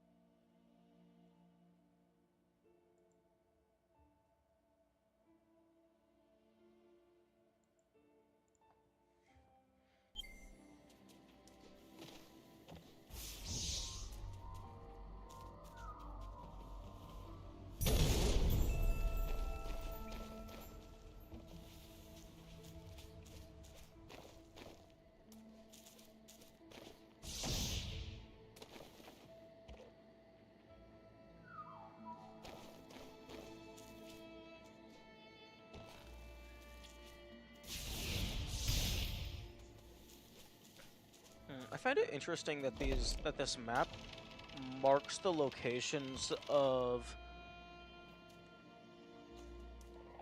these things, but it does not mark the location of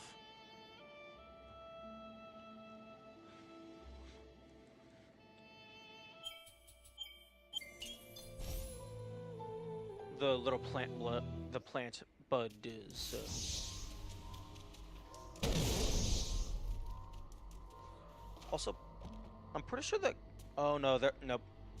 Okay, I thought the cutscene respawn like gave me my energy back, but there was actually just a crystal up there.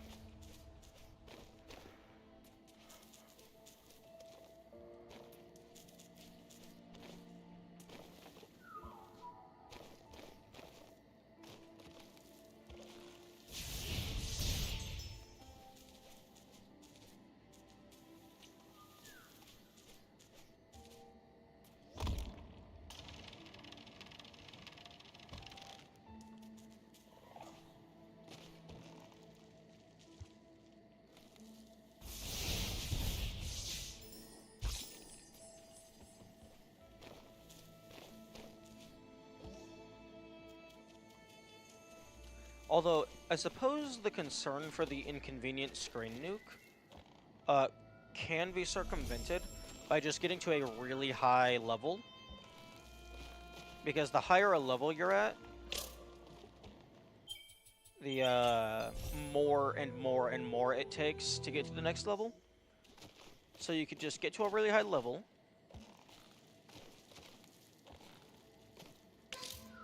Yeah, that's fine. Get to a really high level, and then get to the next level, so then you have, like, full health available. Or a full meter to build up.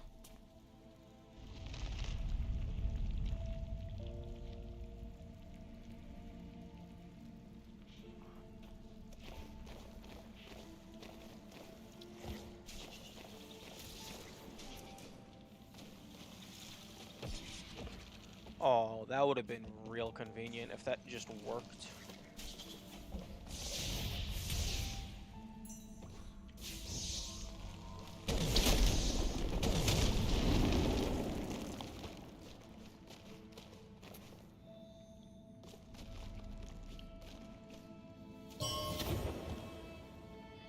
Okay, now I'm at 5. I can take 2 full hits without death.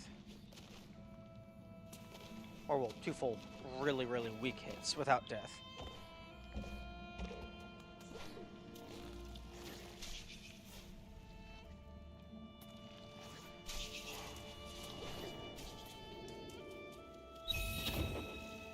Now that I have 3, I can easily open the 4 gates, because I only have to do the energy storage once.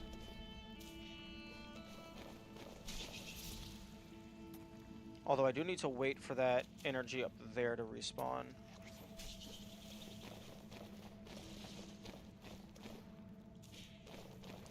So I'm just gonna sit here for a little bit.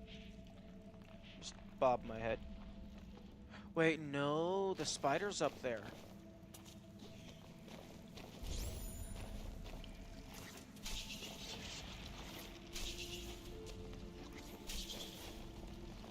The sign takes priority on enemies rather than doors.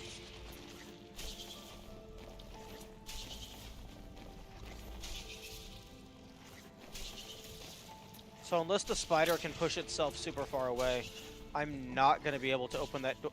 Wait, actually, I don't think I'm ever going to be able to open that door. Because I can't open the door without the spider taking priority. Oh. Oh, that could potentially be an issue. If there's an enemy by a forced door at some point.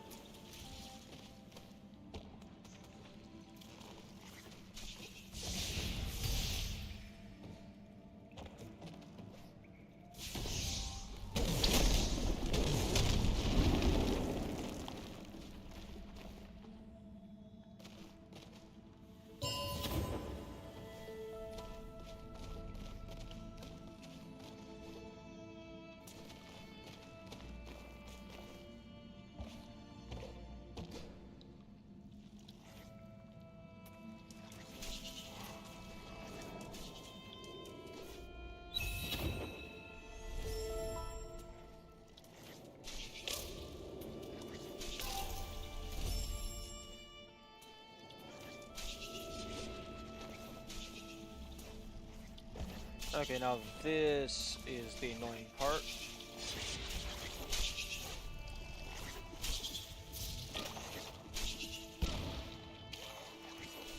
Because water kills you, and also the spiders can kill each other.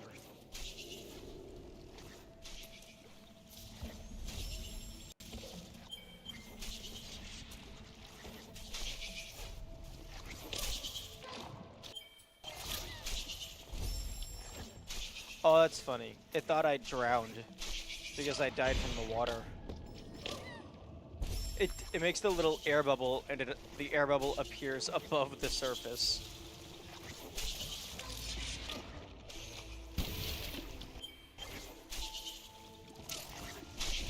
Okay, yeah, that spider was about to kill the other one.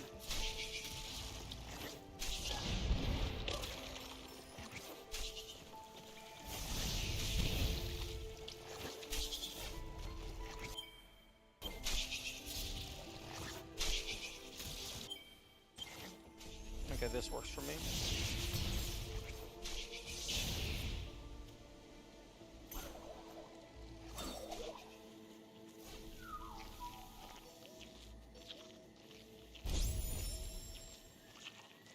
Ooh, this was a very bad spot to save.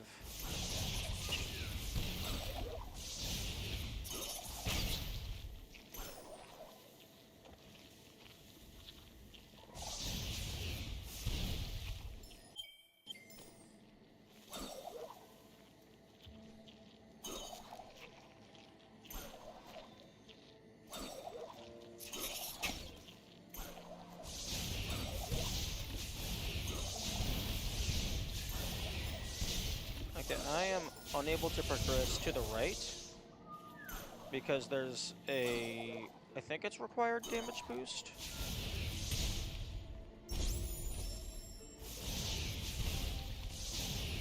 Okay, yeah, you can't do any of this preemptively because that kamikaze slime is going to force a kill.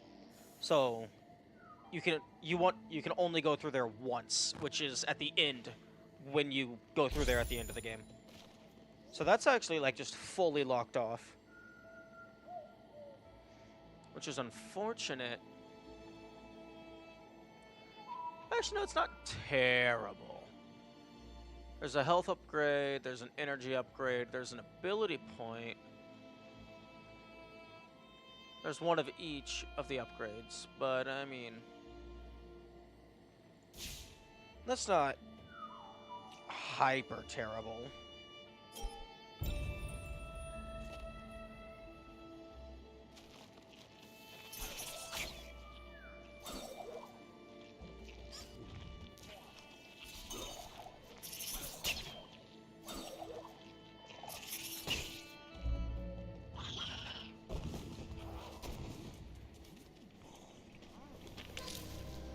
Actually, no, I'm pretty sure if you lure that guy all the way over, you can jump over him. But the issue is the monkey.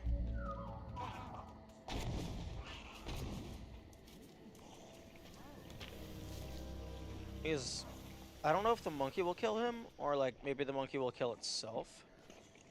Oh no, okay. I don't have to jump all the way over. Or I don't have to lure them all the way over. And then there's a save point heal station.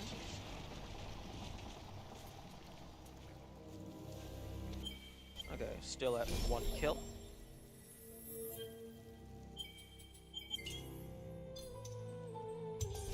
No. No. I love that you can quote-unquote exit to the main menu during the fade-in. That's very funny.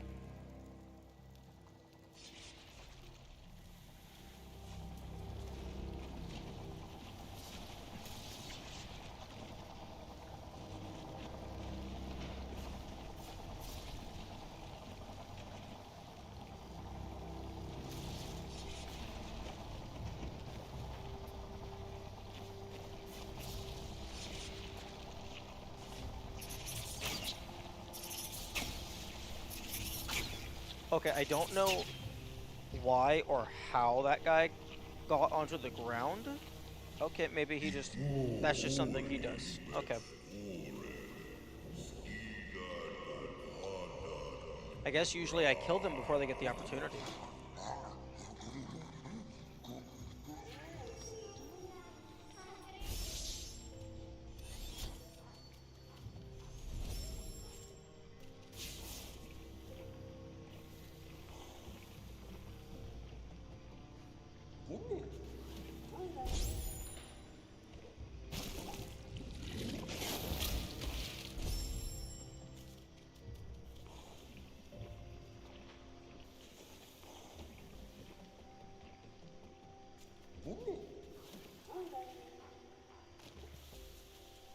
I'm guessing they just remove him from the game world the moment that he's off screen.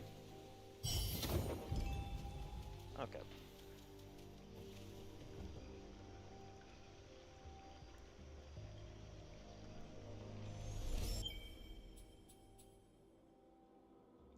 You definitely want this.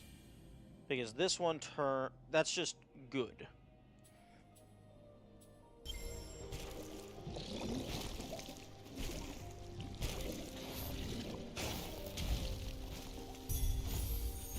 No.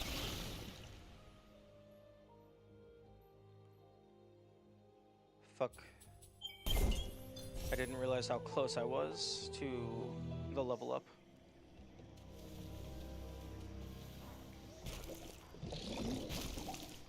Okay, so I'll go ahead and open this. But I can't get it right now.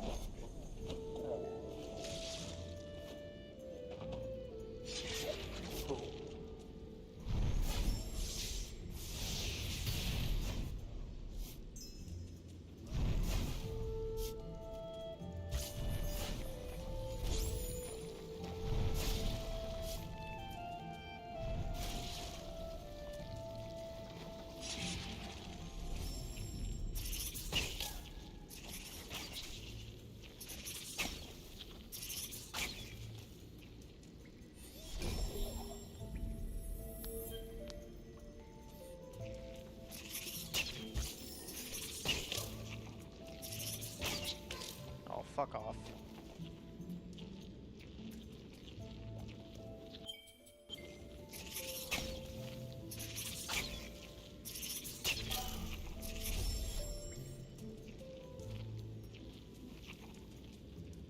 Okay, now.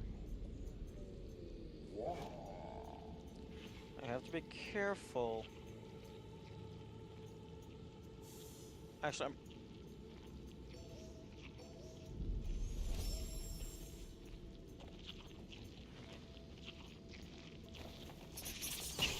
Yo, if you're all the way to the edge, then it doesn't trigger. So I can go over here.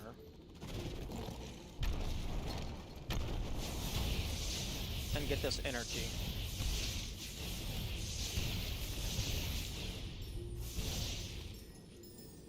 And this is also a lot of free... Fuck.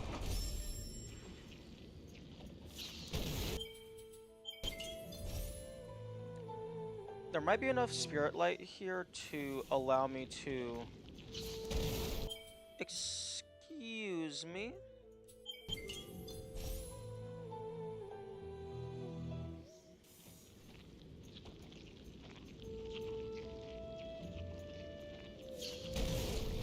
What the fuck? Why did you not activate last time?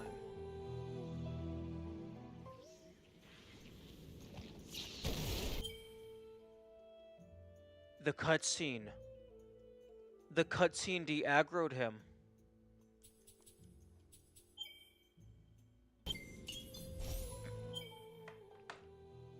Okay, I'm gonna rewind in the YouTube live stream to verify if they stopped getting angry when the cutscene happened.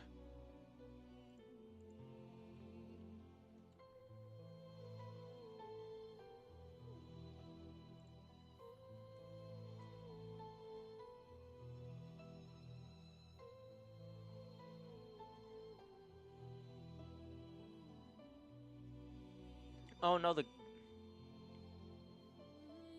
cutscene stopped. The cutscene starts like before you get close to them.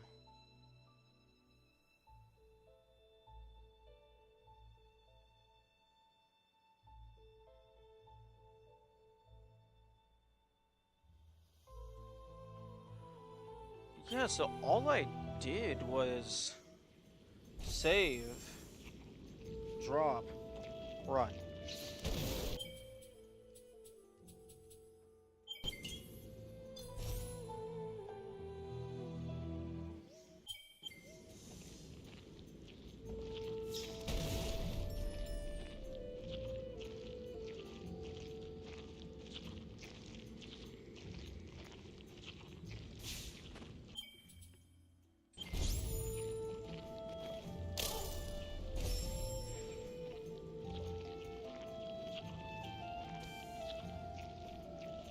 Okay.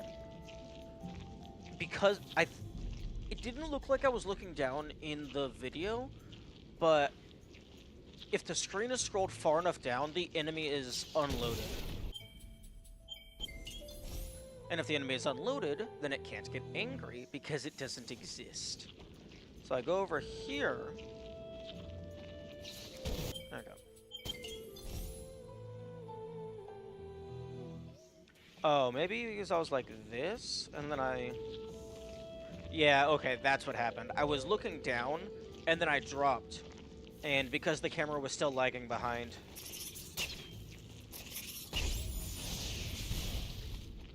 Okay.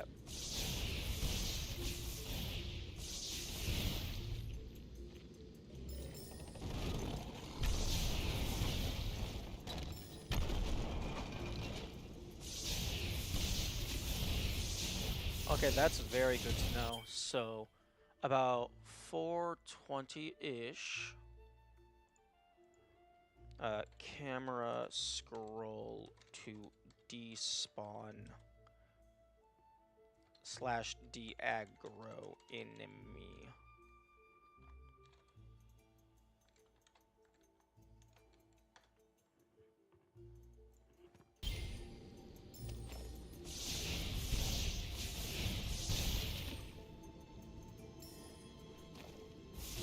I need to get this to trigger while there's no enemies nearby. Interesting that the visual is set. Oh, damn, like, I was right. Okay, so, you don't have to be very far off screen at all in order to not exist.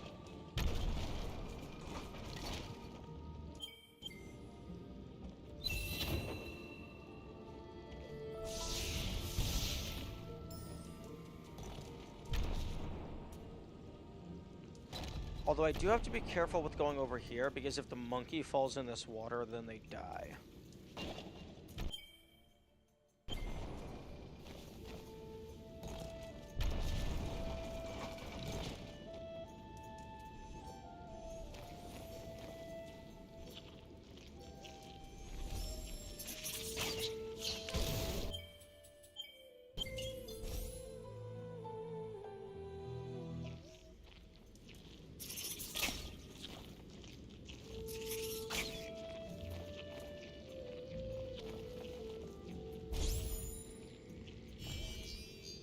There is an energy to the left, but it is much...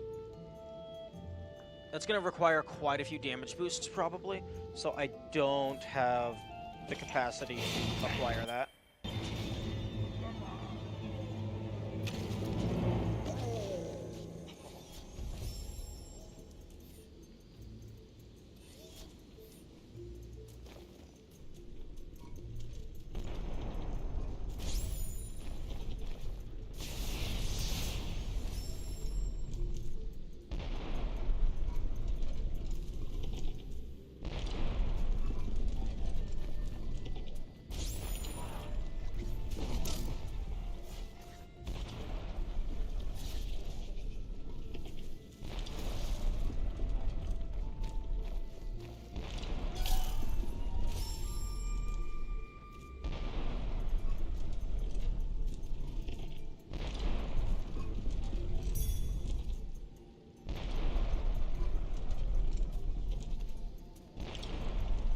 Oh, that's interesting.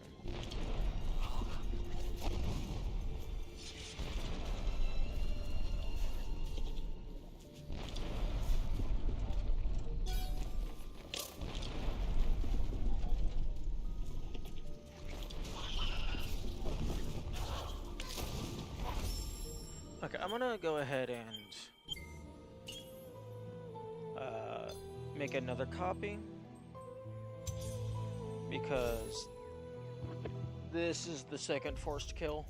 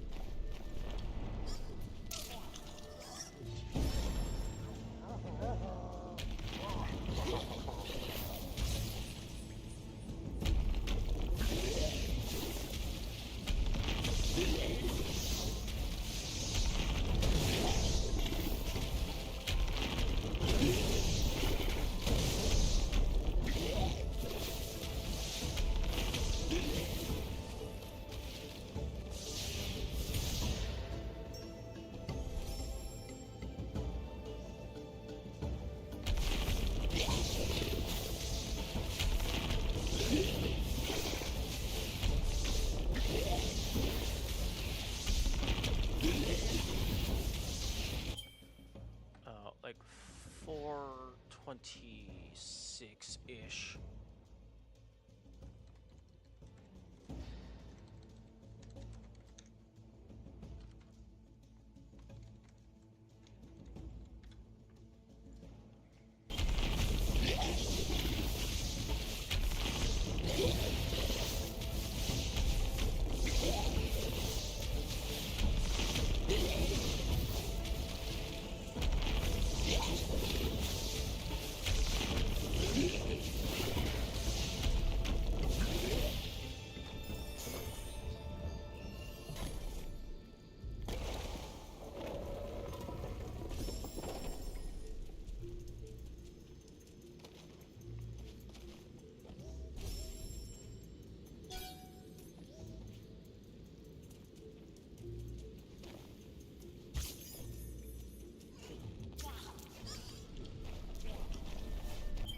Two kills. Sag.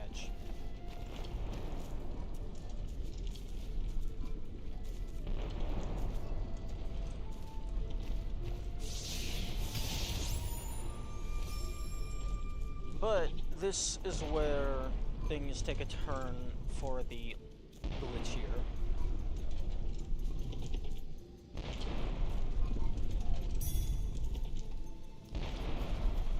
Because now we can use key duplication.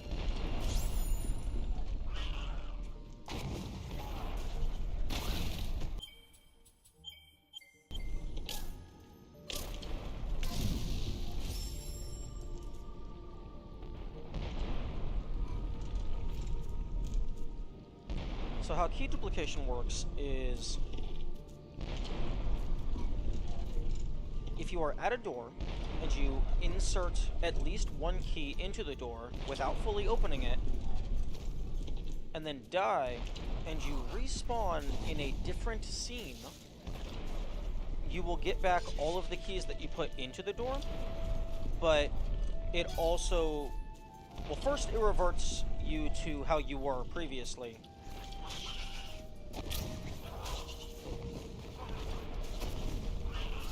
Let me jump out! What the fuck? The way I currently understand it is it reverts you to what you were before you died. So like if you had 3 and you inserted 2, it would revert you to 3. But then the door realizes, oh, I still have 2 keys I'm supposed to give back to you. So then it gives you back 2 keys.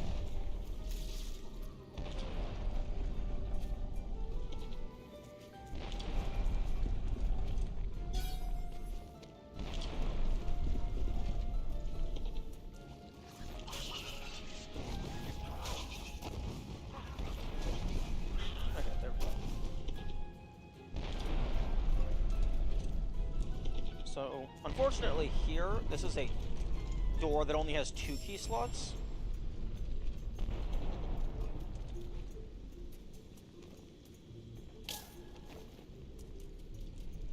So I can only duplicate 1 key at a time. But this allows us to get infinite keys, so I'm just going to duplicate it over and over and over until I have a few dozen. And that will be my key supply for the rest of the game.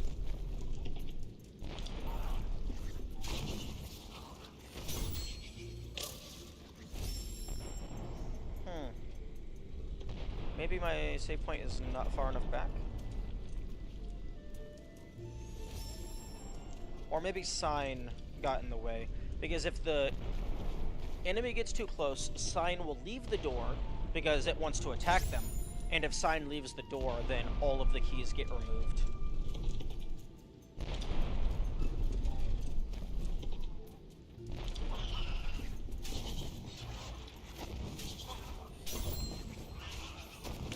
Just like that. The monkey got too close.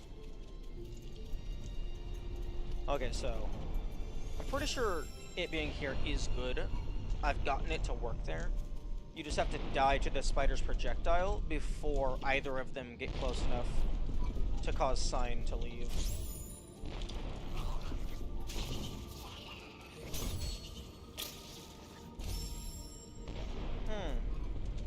It's not working. because the door sign was still definitely in the door.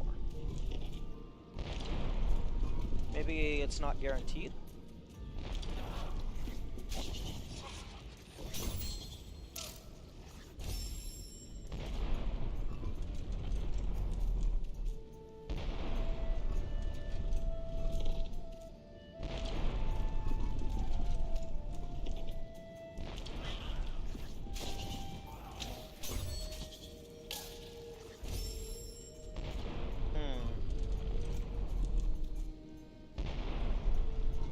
I have gotten this to work, so we can do it.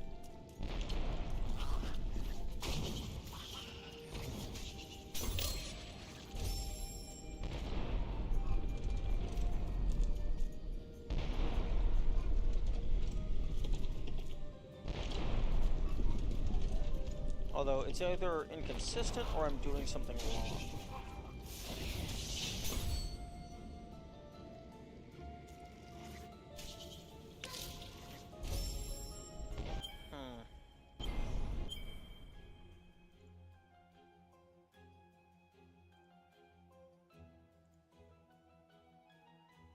Let me go ahead and open up the Ori Discord and see if I can find an explanation.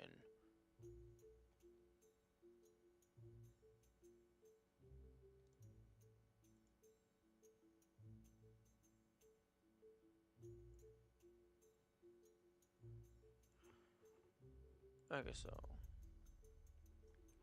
Control F, key dupe.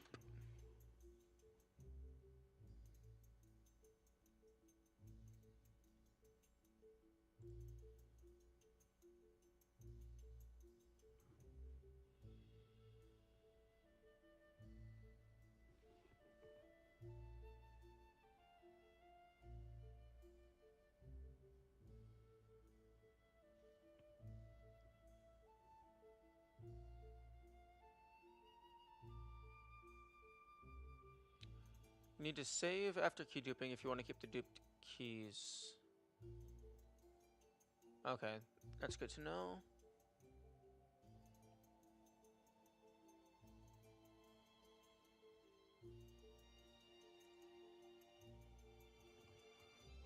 Key dupe doesn't work on Switch, unfortunate.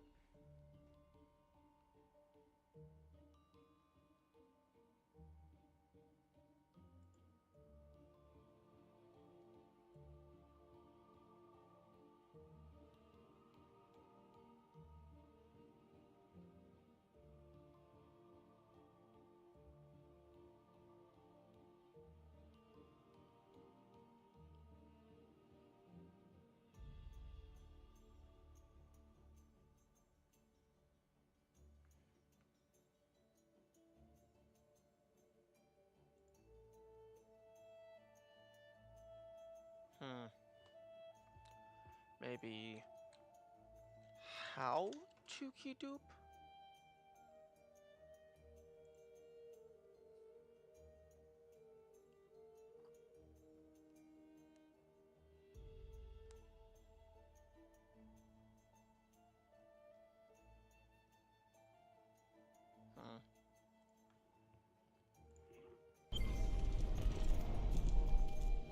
Well, the last time I got it, really, it was just this.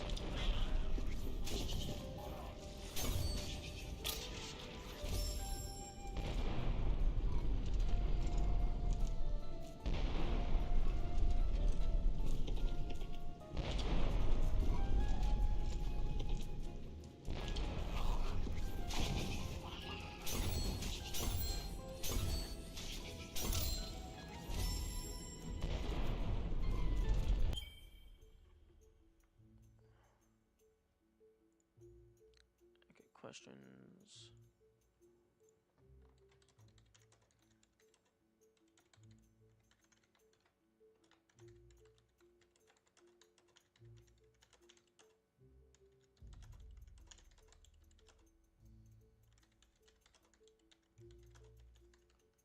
Okay, I'm just gonna ask them how it's done.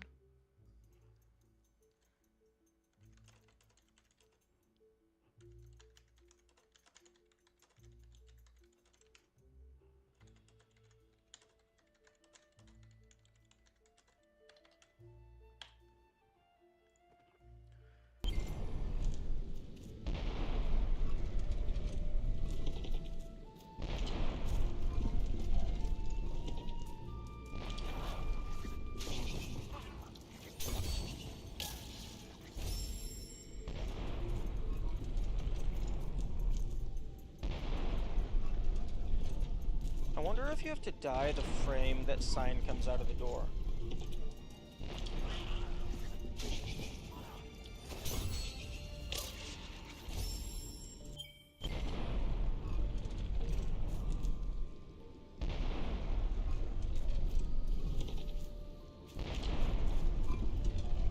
Oh, fuck.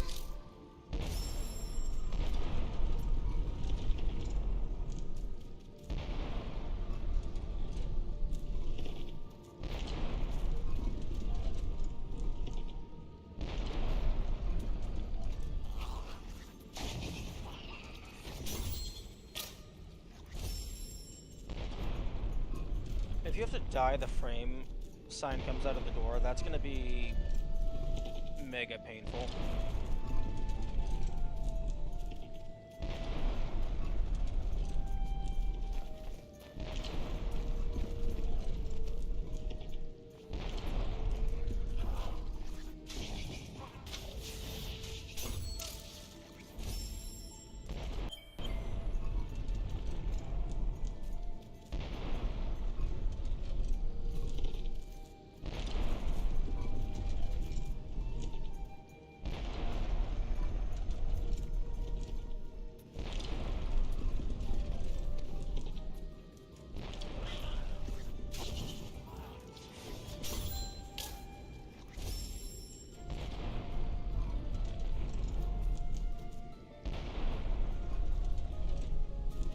So I just need to remember to save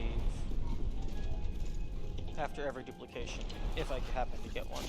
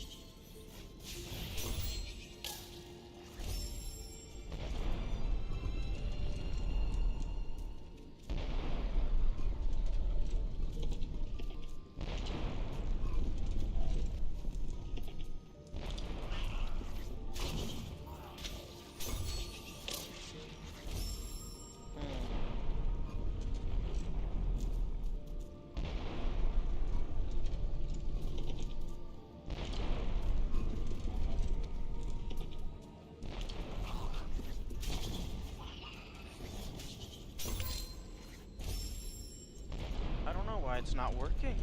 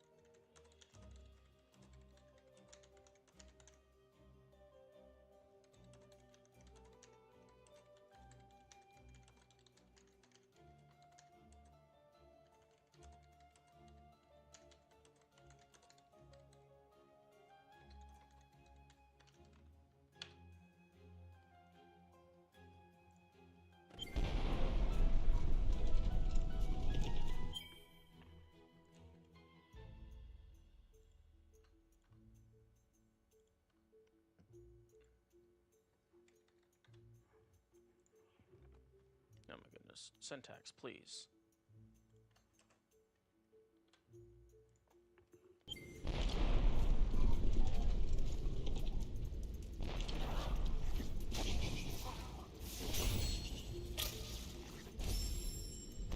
Oh my goodness, why are you not duplicating?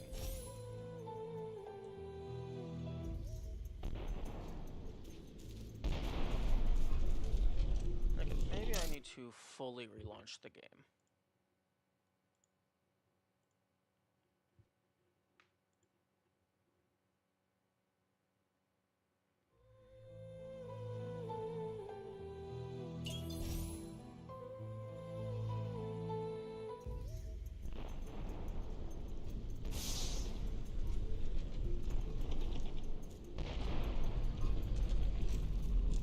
You just need to, okay, it's not RNG at all. You just need to have your save far enough. You need to have your save far enough to have the scene of the door unloaded, and then you need to die while the keys are inside the door. Okay, I tried that.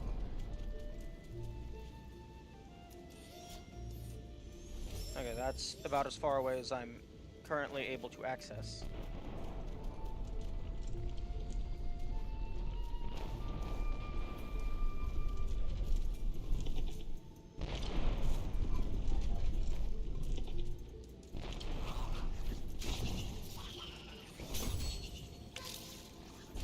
Oh, well, okay. It worked that time.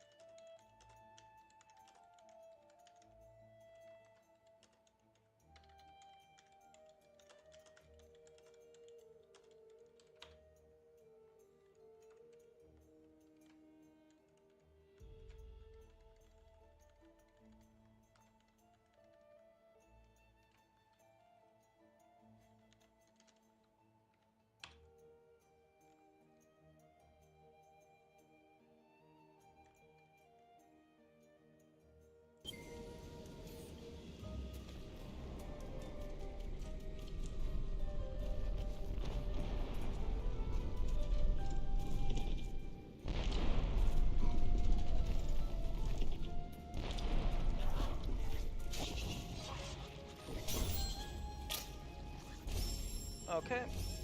So I'm just gonna do this for a while. Hmm.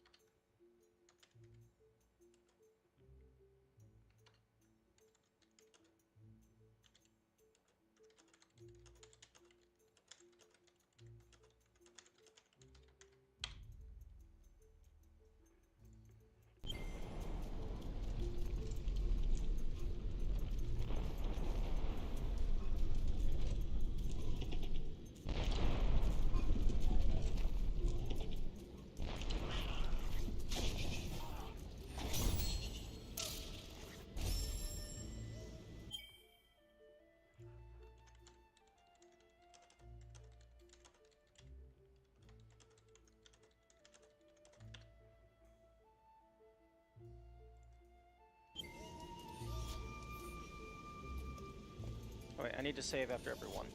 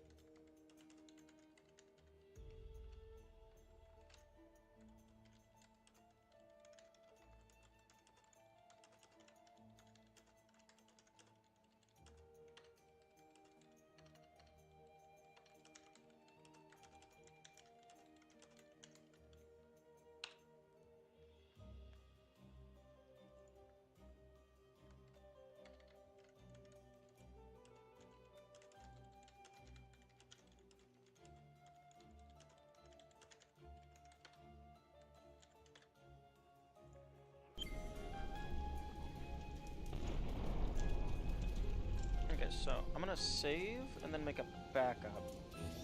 Also, I need to make a note of this. Door key dupe. About 450. And then I can just manually rewind.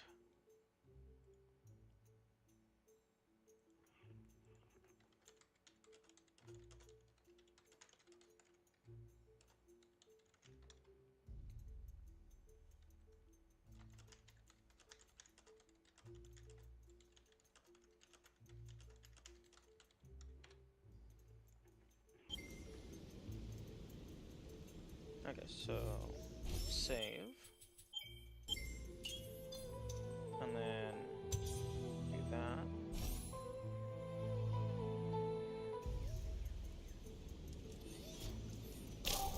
Fuck.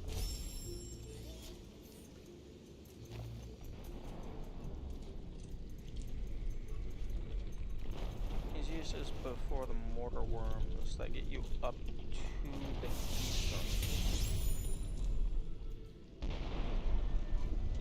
Ah, okay. So save before you get... Save in the location before the first door in Jinzo.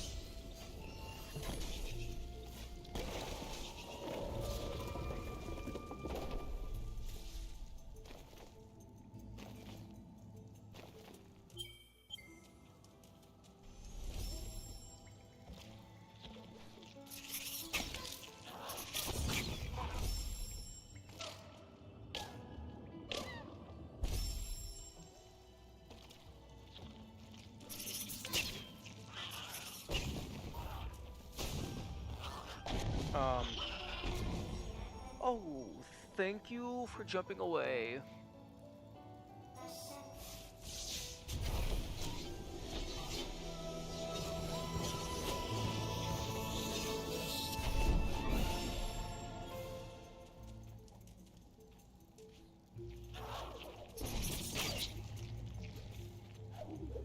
Oh. Oh, the platform goes away. That's rude. I didn't even realize that. 453.30.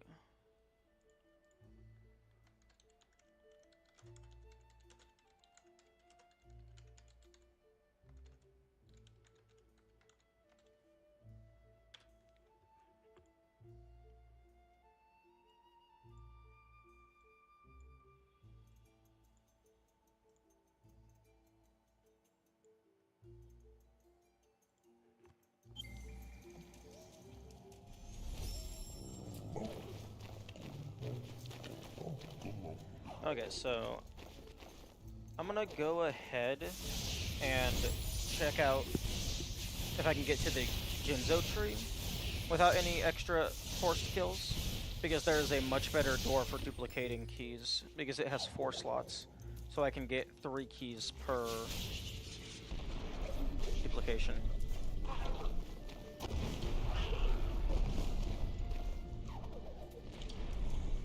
And double jump means it's much easier to go over enemies. Still on 2 kills. Perfect.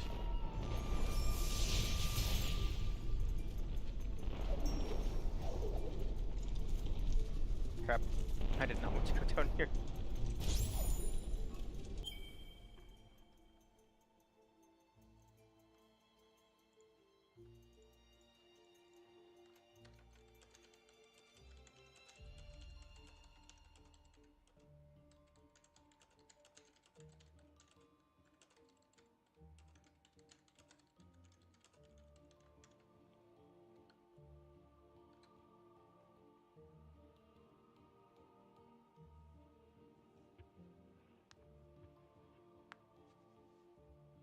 Depending on open mode, what?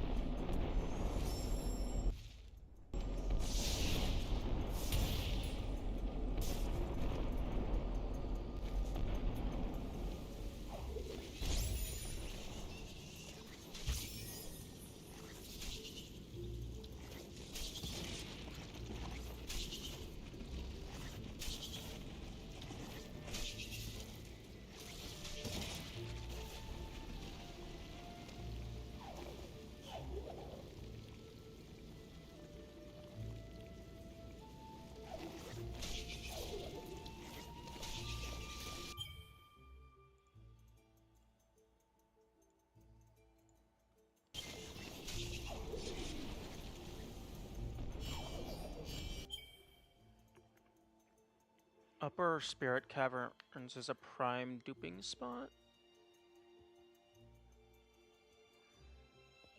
Ooh.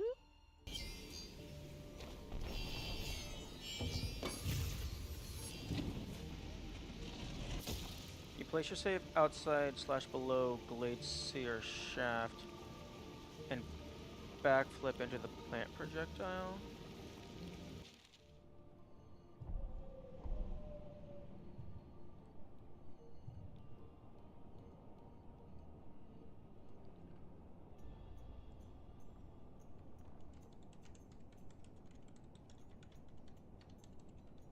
I don't know these names.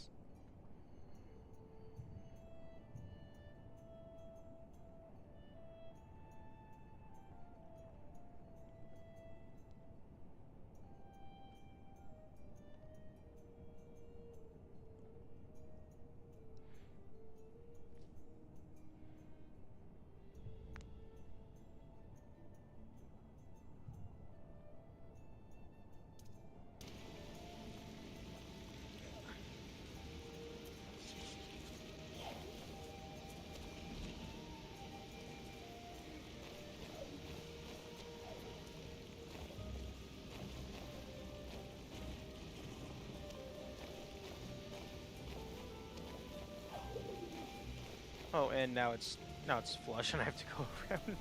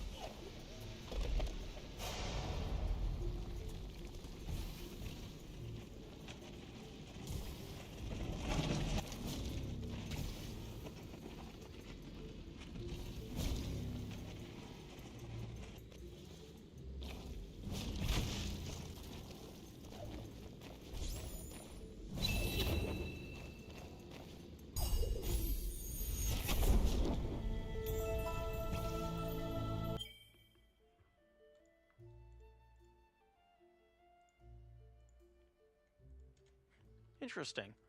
I'm actually surprised I remembered that I collected both of them.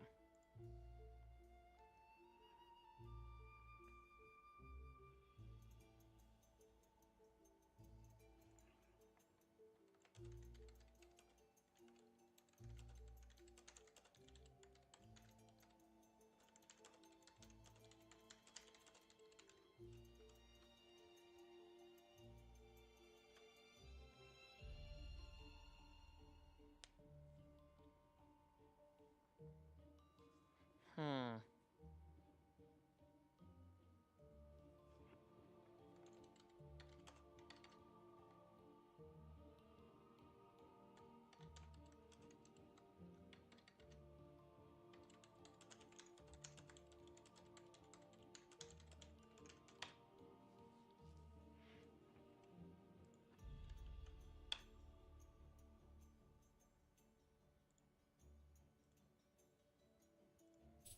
Okay.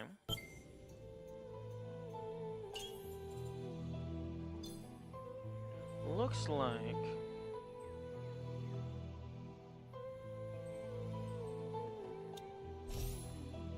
we're going back to wall jump.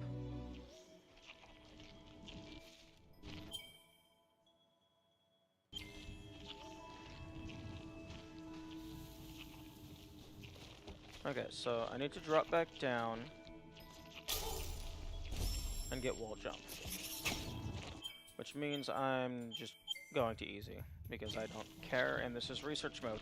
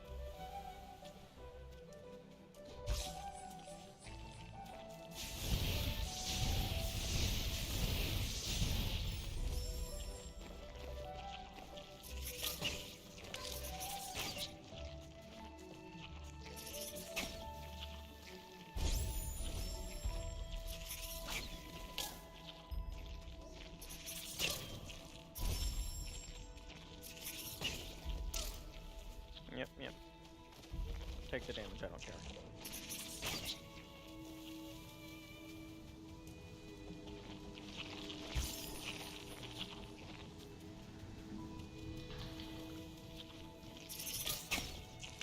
Fuck.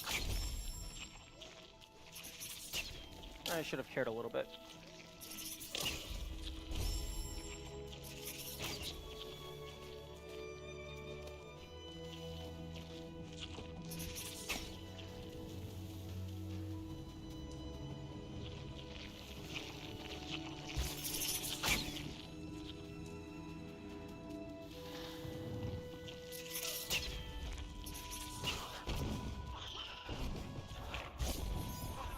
Okay, I don't...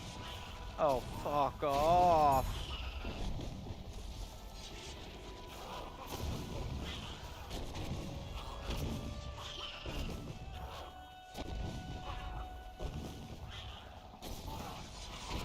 Oh my fucking god. Wait, now you don't see me? When previously you saw me from a million miles away?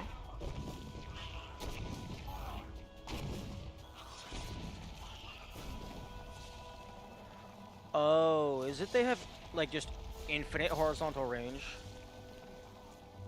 But then if they're off-screen, they don't see you.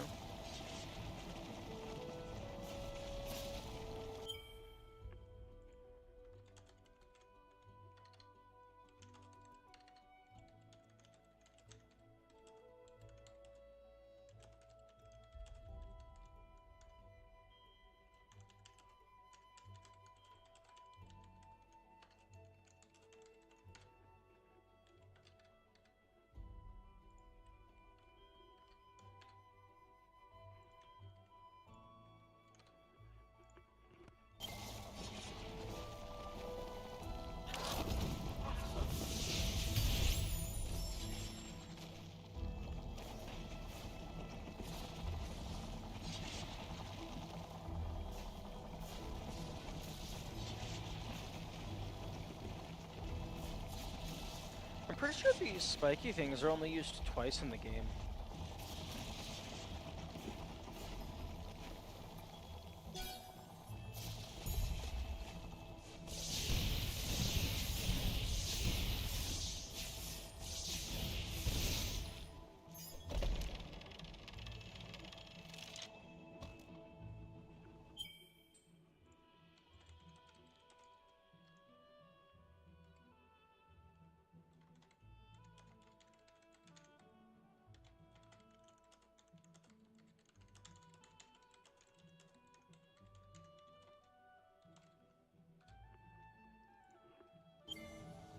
Okay, so I would really like to update my save position before I try to brute force my way past all the other nonsense.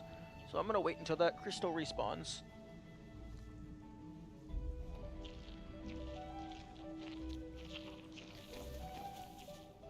And then I'm gonna get it, and then I'm gonna save somewhere over here.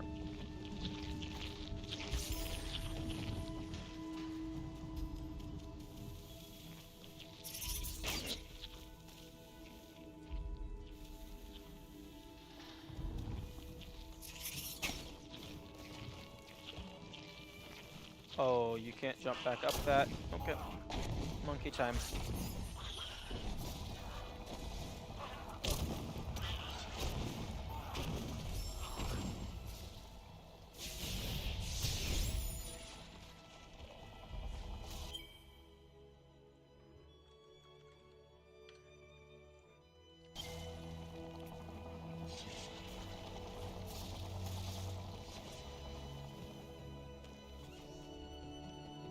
Okay.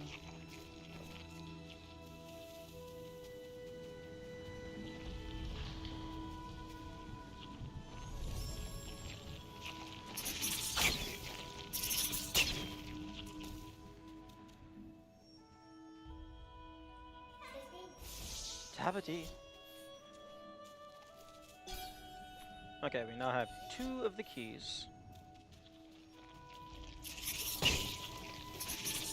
And got very lucky.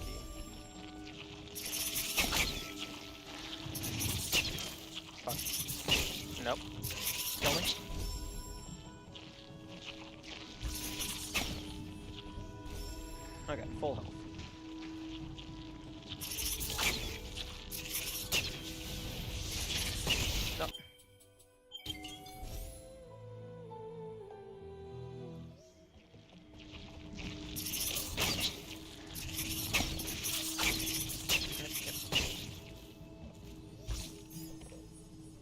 Okay, this is not the one we duplicate on. We duplicate on the next one. So I think... Let me see that image again. No, wrong button. Massively wrong button. Okay, so they want me to save on the right over there.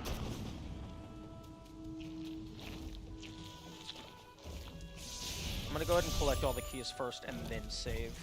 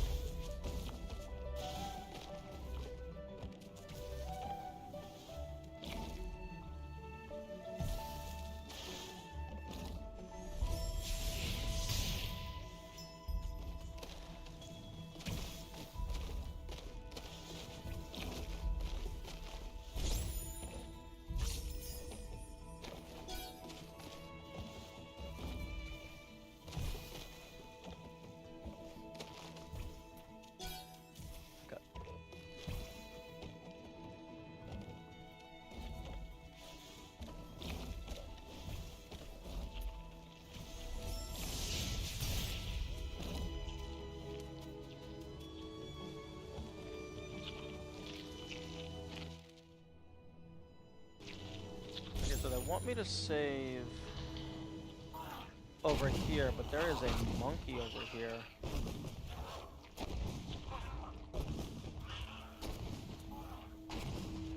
So I'm gonna save here instead and just hope that it works.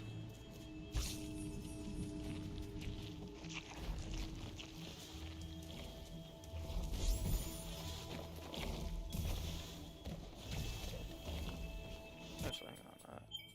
Swap back to hard.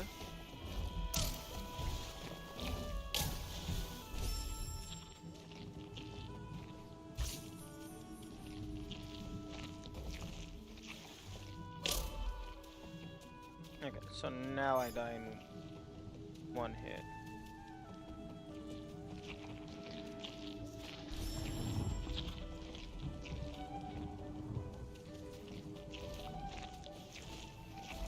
Although that means I do have to go all the way up without dying, or without getting hit. Although that shouldn't be insanely difficult.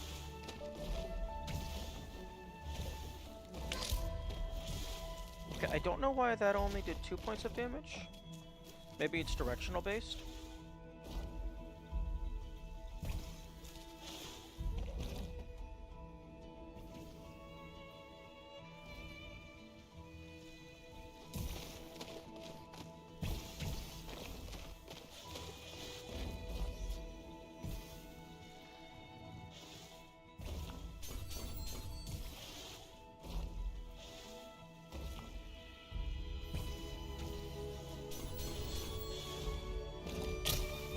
Oh.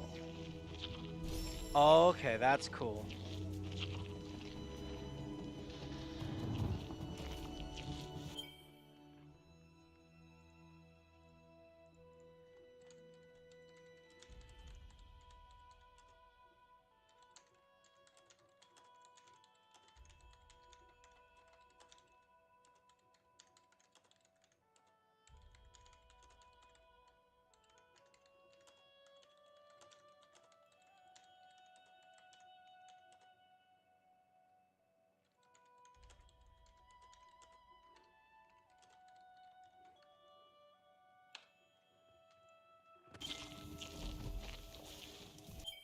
Okay, so 513-ish.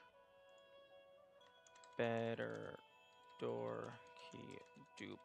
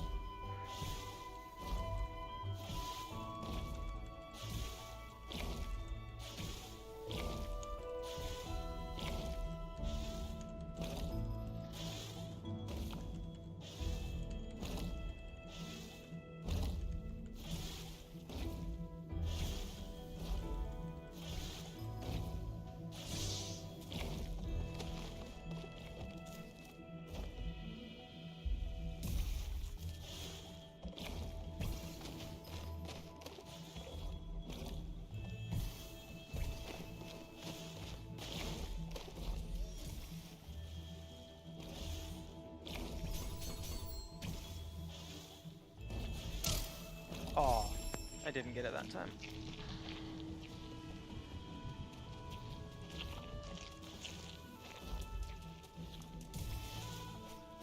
Okay, so what was the count that someone gave me? Okay, so 12 plus 4 plus 4 plus 8 plus 8 plus 2 plus 2. So 40 keys.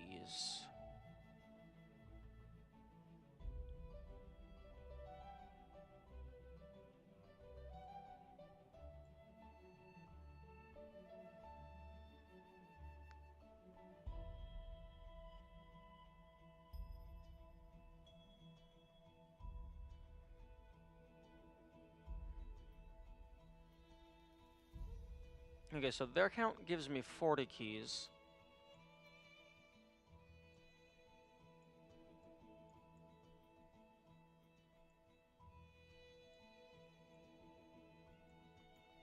So I'm probably going to just go further, like maybe 50 or 60, just to be doubly safe.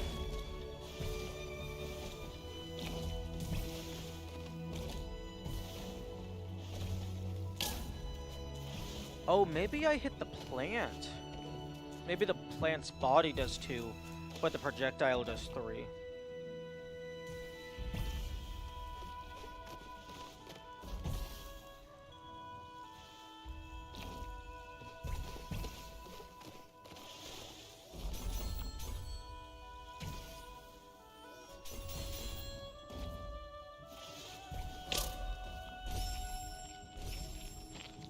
Okay, and I get 3 per do. So I just gotta do this like 20 times? 10 to 20? 10 to 15?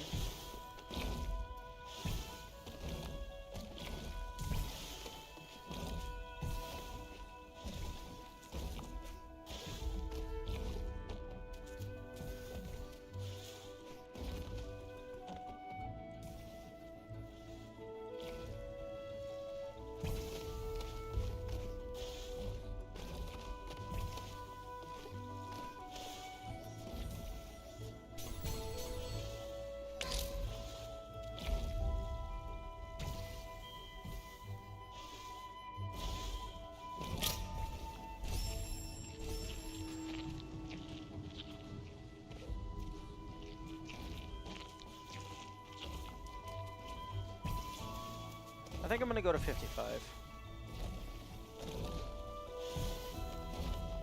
The number they gave me was 40, but I don't think they accounted for the early game.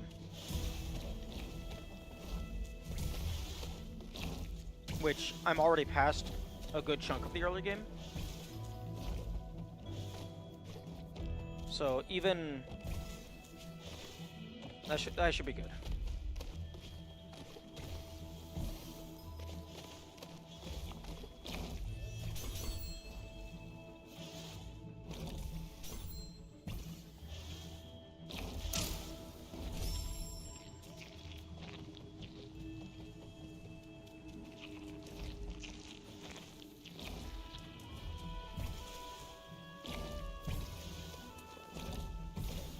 Although...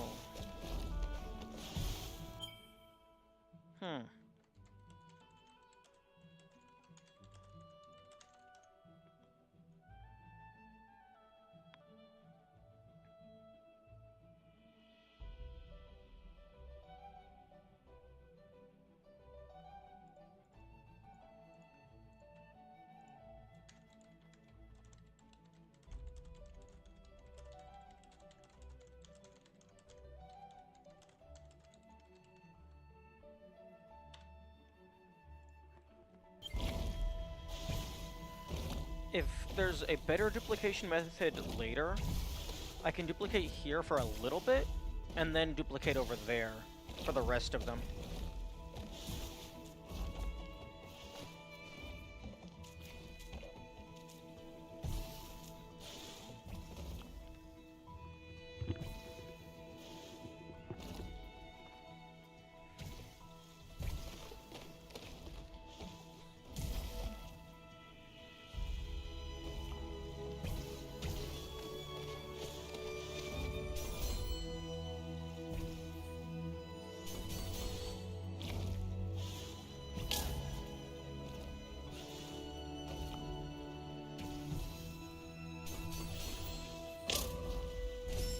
Oh, okay, now I need to wait for the thingabobobble.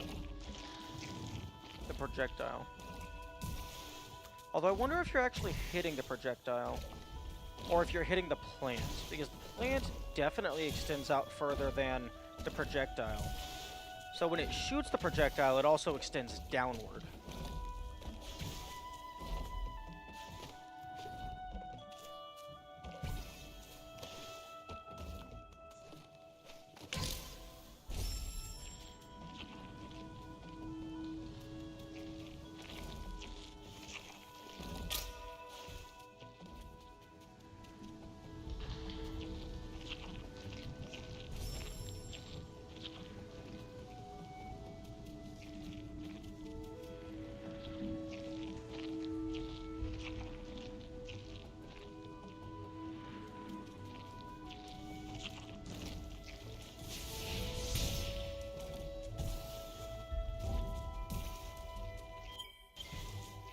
Actually, I'm gonna go ahead and save again.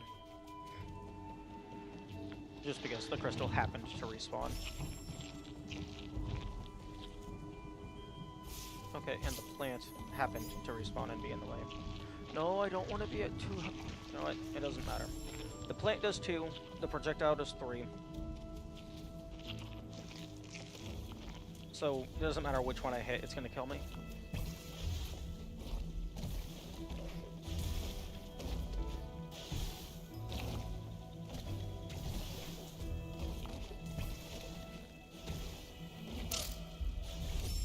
Wait, no, the projectile just did 2.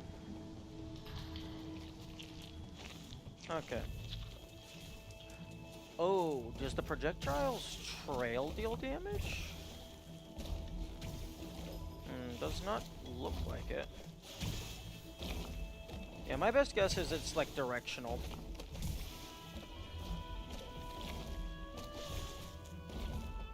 Okay, they're saying Jinzo should be a lot faster. Okay, in that case, I have enough to open this door and the next door.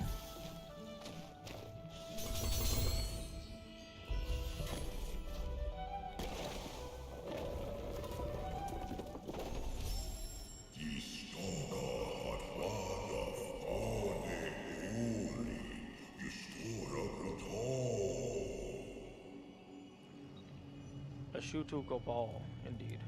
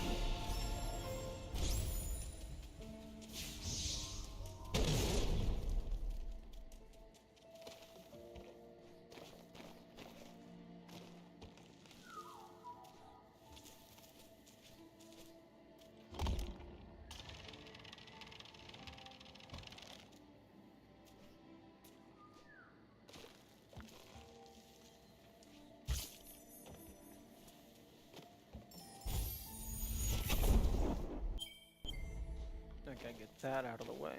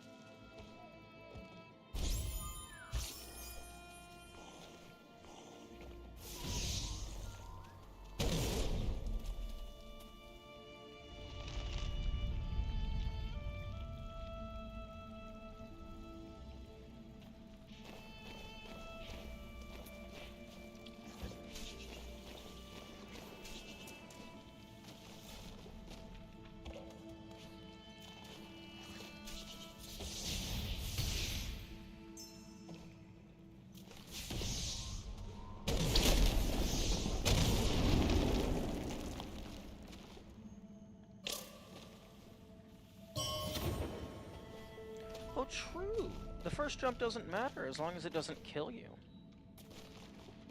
Because the health up gives you more health. Or rather, it refills your health.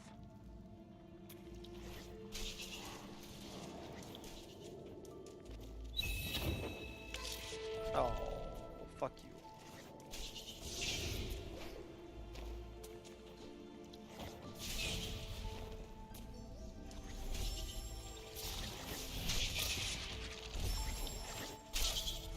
Oh, this is a very bad position to be in.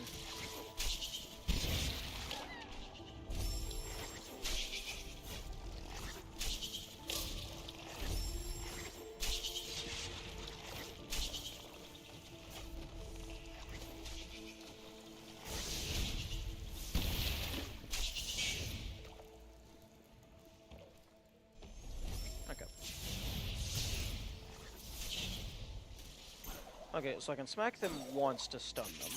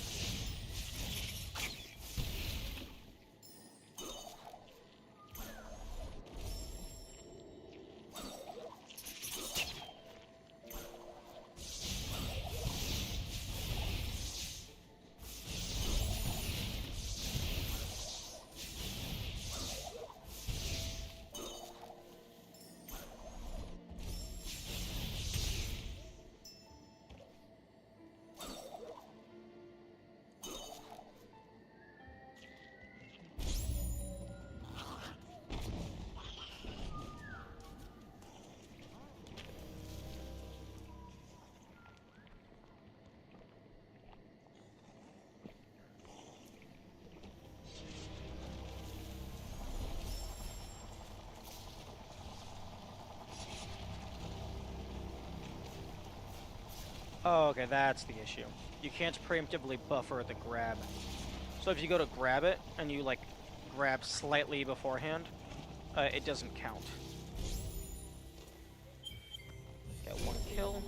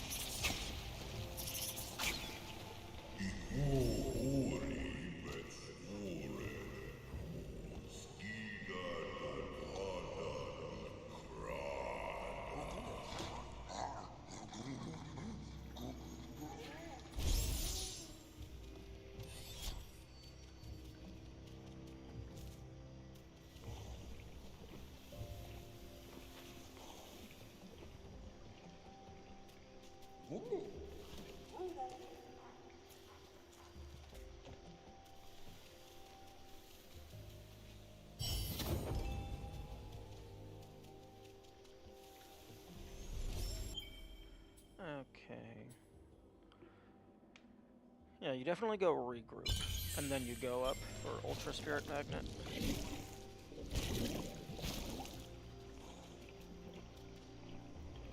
No, you just take it. You just run through the big gelatinous.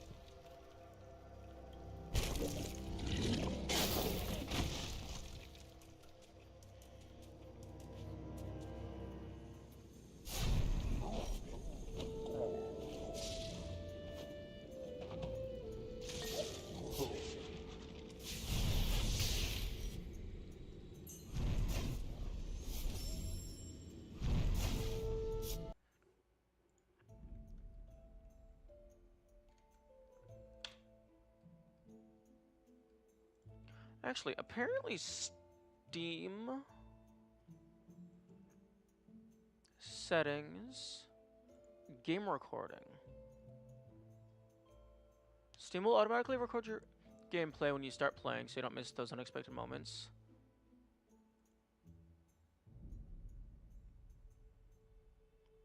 Save the last 30 seconds of gameplay as a clip. I'm going to set that to insert. So it's right next to F12.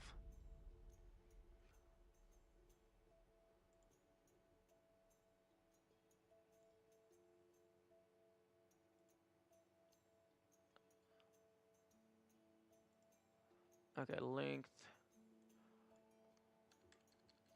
Oh. Okay, you can... Wait, confirm. Oh, you can set... you can set Steam to save 10,000 hours. I mean, not hours, minutes. Well, 9,999 minutes, but effectively 10,000 minutes. The default is 2 hours. What is 9999 divided by 60? Oh, that's 166.65 divided by 24. 6.9 days.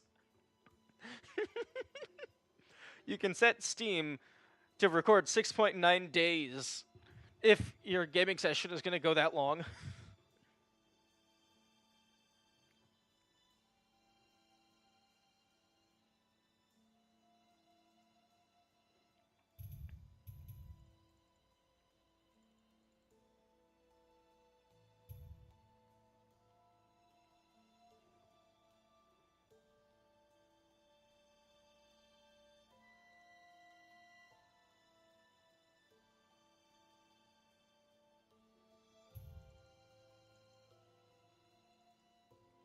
Okay, wait. Delete recordings? Yes, I don't need the recordings. I just want the... Wait. What? Record in background. Length 0. What? No. No. Oh, wait. Steam will save the most recent 5 minutes video. You know what? That's fine. Save the last 30 seconds. That's just what I want access to. So if I play for a little bit.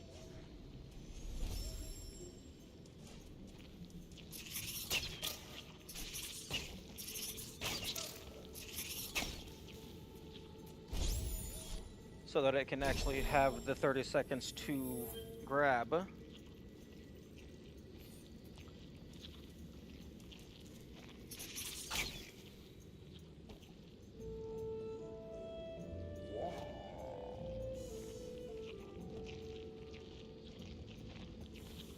I love that.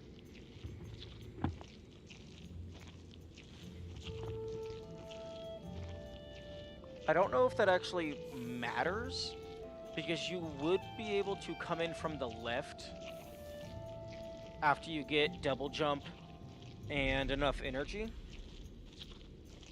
But that's a useful technique to know about, just in case it is relevant later.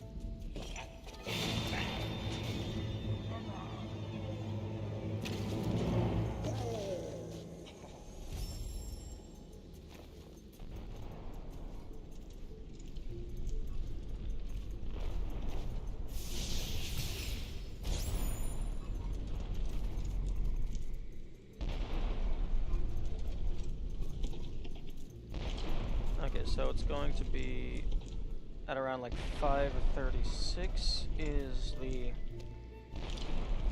bypassing the kill.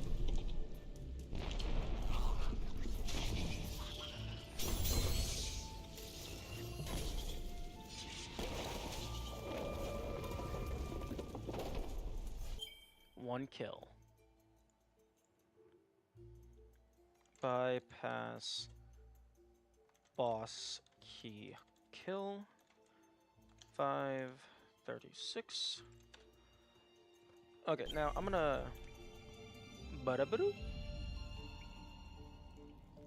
view clip in recordings. Clip saved.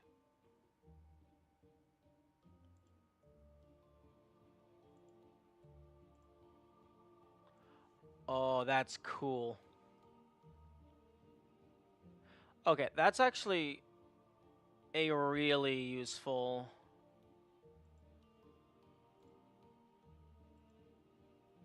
That's really useful. I like that. I like that tool. Although, is there a way that I can make it so that that does not pop up on the game? Settings... In-game recording.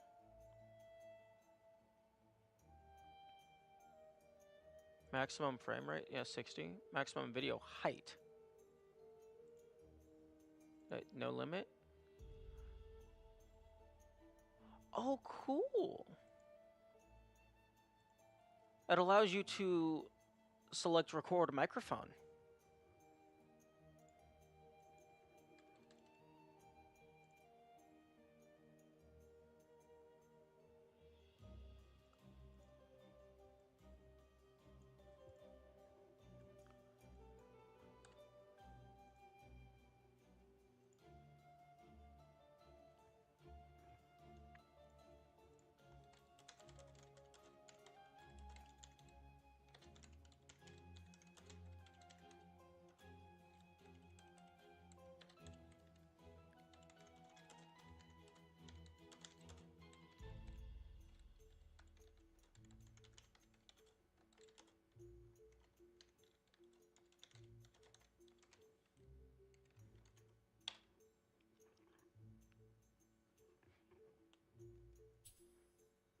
Okay. Double check. Okay, 5 minutes. Wait, controller shortcut to create a clip. PlayStation plus right on the D-pad. Oh, that's cool. Oh, it's also customizable. So, actually...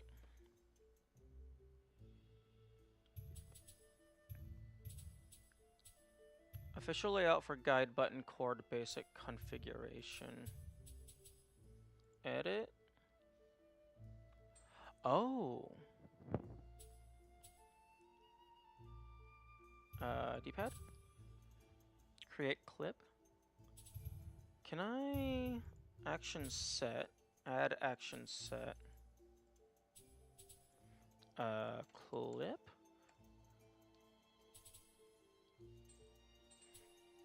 Add layer.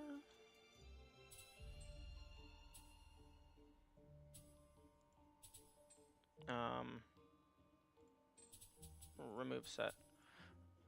I would like to make it to where if I click both of the analog sticks in at the same time, it makes a clip. Actually, no. No, my muscle memory is already baked in for leaning up to press F12 to take a screenshot. So pressing insert right next to it, that's fine. Okay, interface. I want it to not... Actually. Notifications?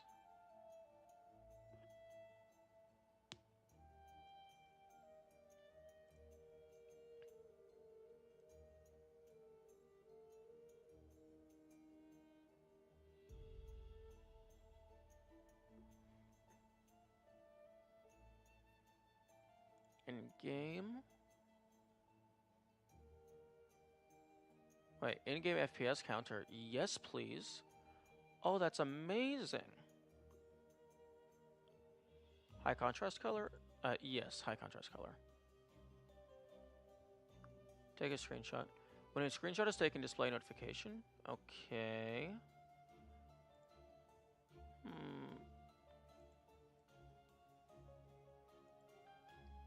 When a screenshot is taken, play a sound. Yes, I'll still play a sound. Because I need some sort of feedback to understand that a screenshot was just taken.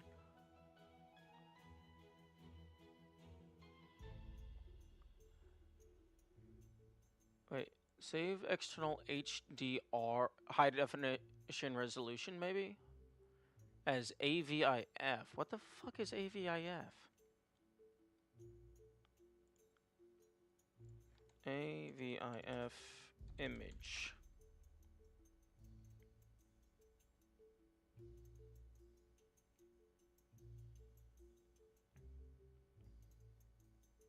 Oh, okay, it's just an image format based on the open source AV1 video codec. Oh, okay, no, I do not need that. Then apparently it's not super well. Fuck, what's the word? Like, not very many things support it.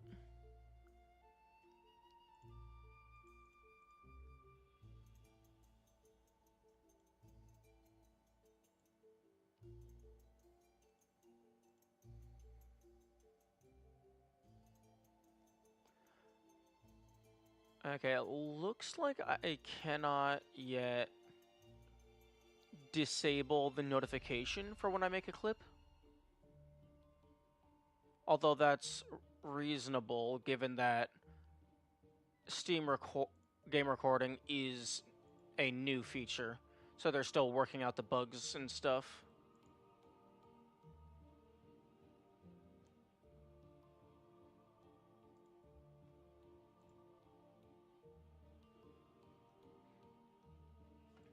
Okay, well that's cool.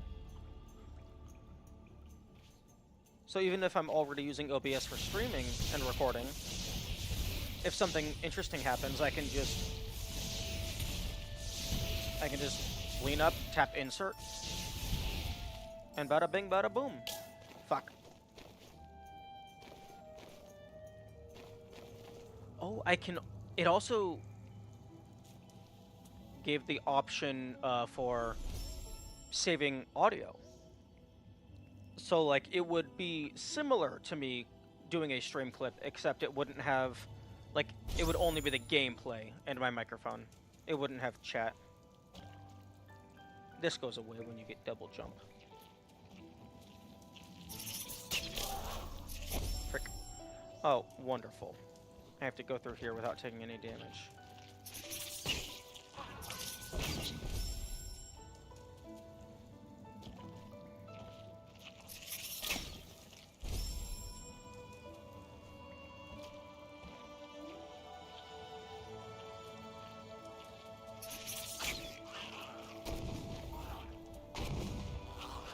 Please jump away. Thank you.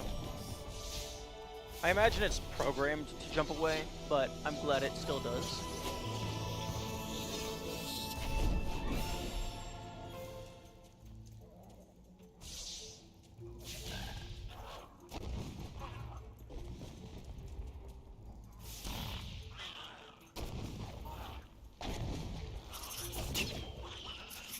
Okay, that thing gave me a full heal. Nice. Oh, the ripples on the water were so pretty. That's such a nice animation.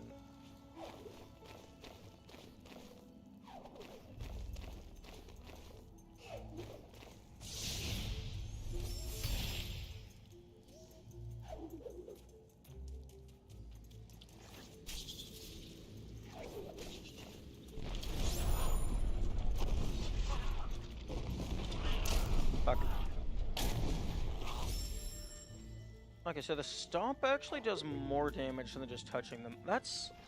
I like that. The stomp should do more damage than just touching them. Because the stomp is them actually trying to attack you, not just you bumping into them.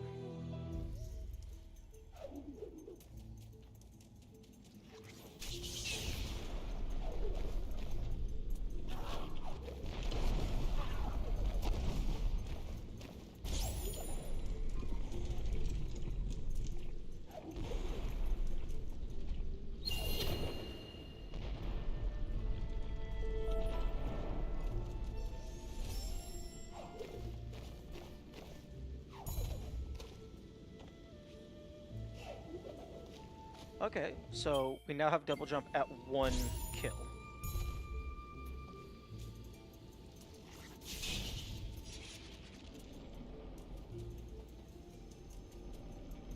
There's energy down here. I want it.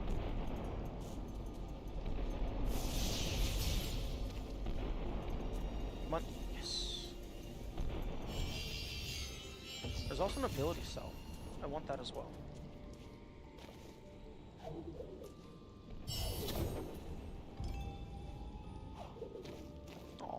at the bats. They're so cute.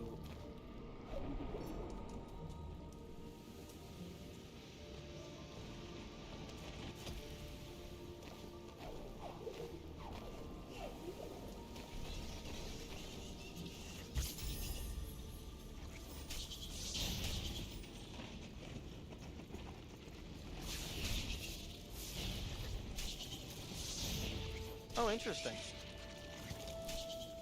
They get stunned once. Maybe they have a cooldown on how often they can get stunned.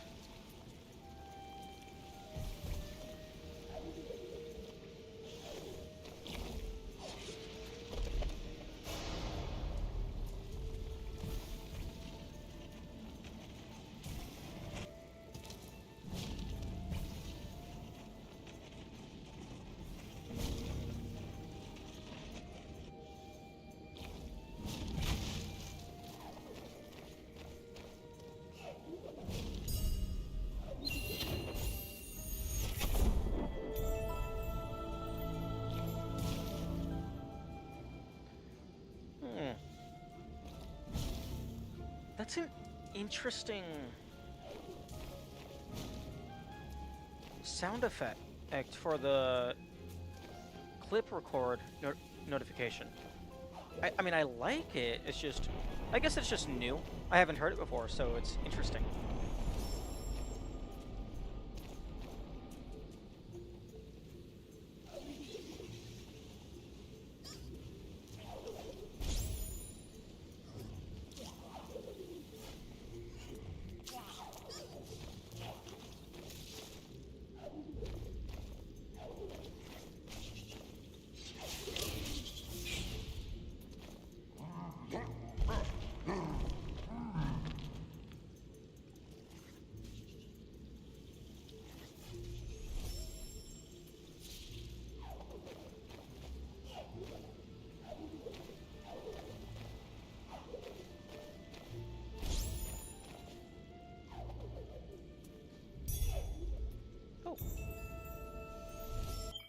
I can... I don't care about charge time. Air dash is going to be useful, but I want to get Ultra Spirit Magnet.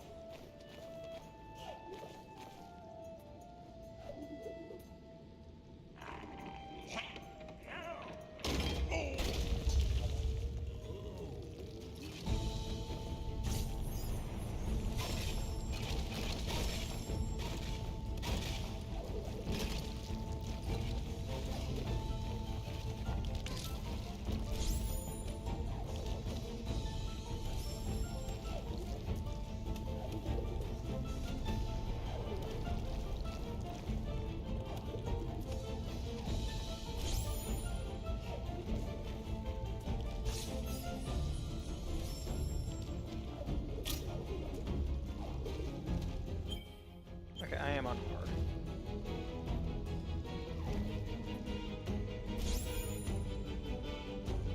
Wait. He's not even moving. They didn't even give him like a struggling animation. He's just frozen there.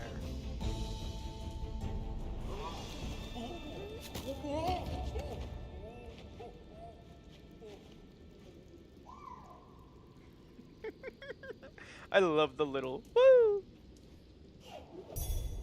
Like, I don't even know what like that's supposed to represent. Like, Like shit talk or something.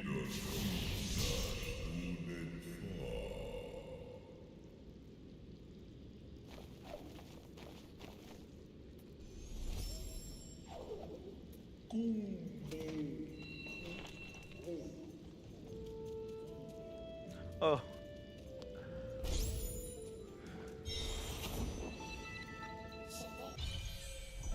Shapping. Get in. I love speeding through the cutscenes. That's hilarious.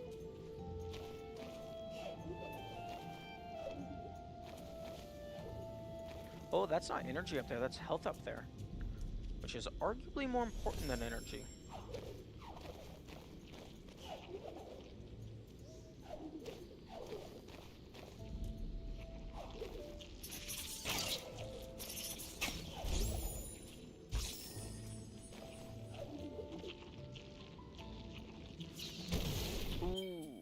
Right. Oh, shit. Wait, no. I previously left this place... No. I had just... This is around where I was. I had just finished double jump. I don't know if I even got the orb. Did I get to Jinzo? Last time? I don't remember if I got to Jinzo last time.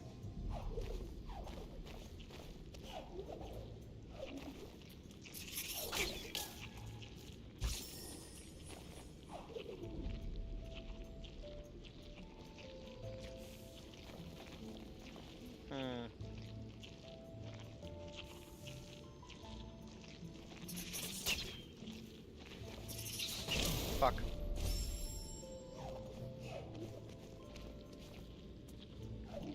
Yeah, I deleted my other saves, so I don't know.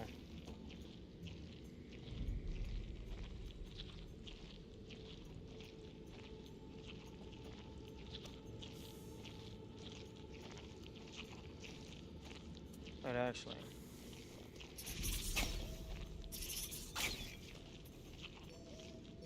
Oh, I can't soul link here. Okay, I'm gonna...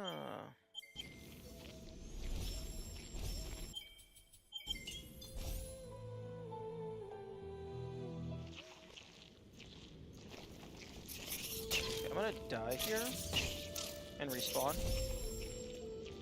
Okay, they're still there.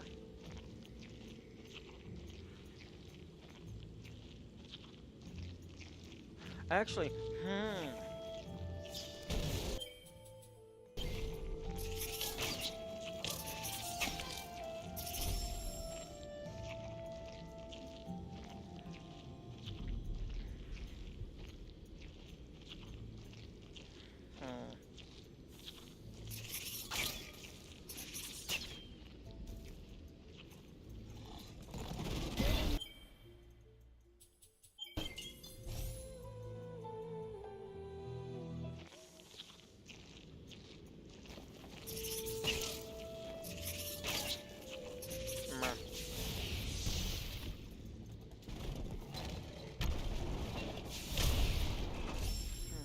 Right, I forget about that second crusher, which means it's doing its job.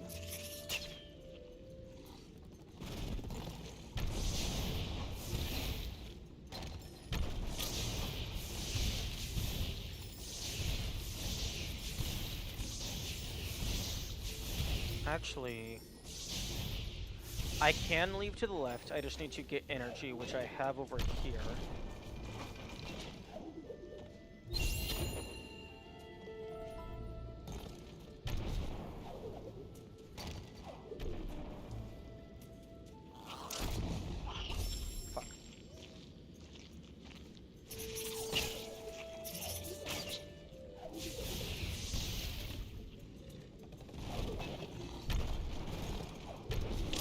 Fuck.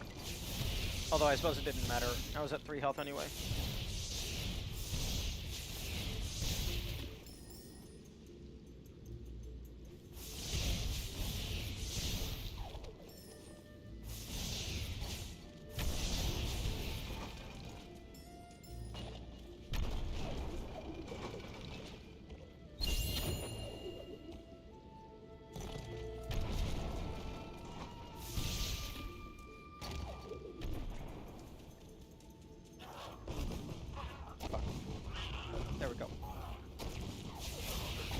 Nope. Nope. Fuck. The monkey's gonna kill itself.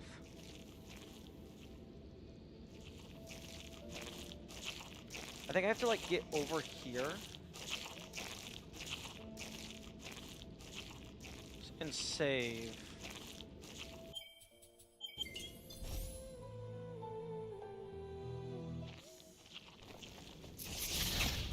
Wait, what am I doing?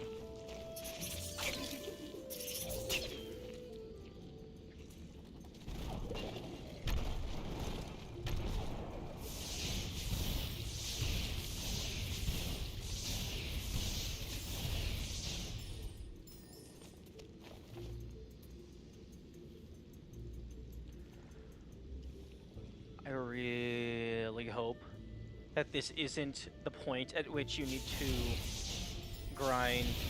Well, I mean, I hope there's no point at which you need to grind light. But here, air dash might be required to get past fast enough. Okay, so I'm gonna save on this side.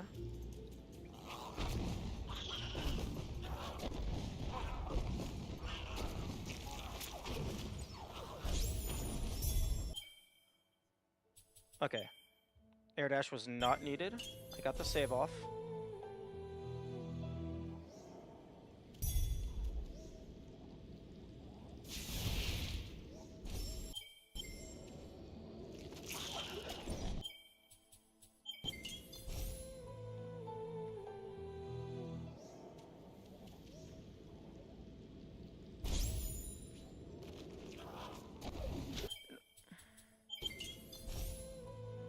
Okay, maybe if I don't jump, I just... Yes, okay.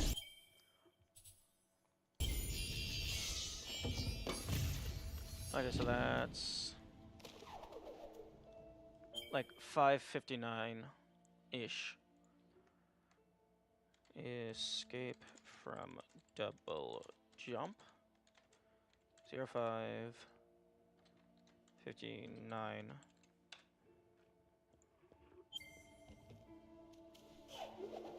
Still at one death.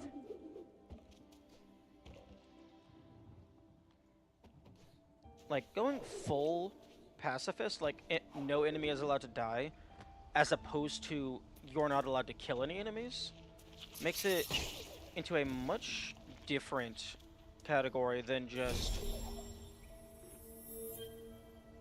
you're not allowed to kill anything. And I'm gonna see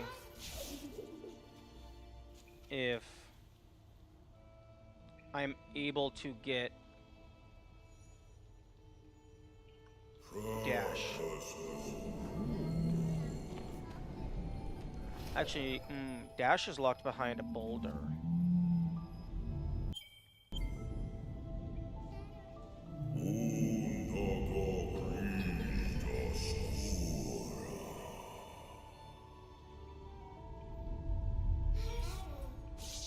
Okay.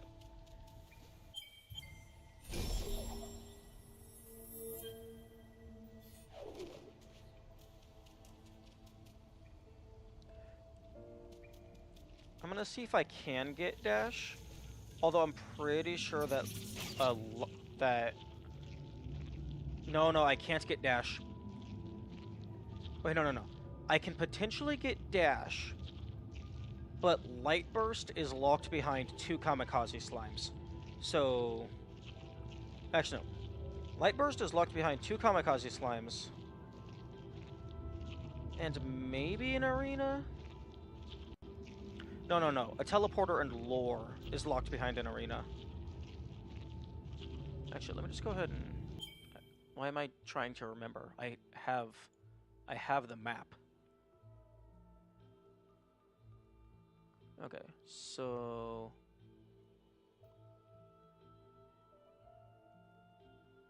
This is where I am right now.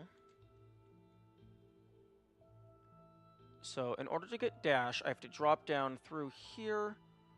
There's a blue orb, like right here, that I need to pick up. There's a couple spiders here.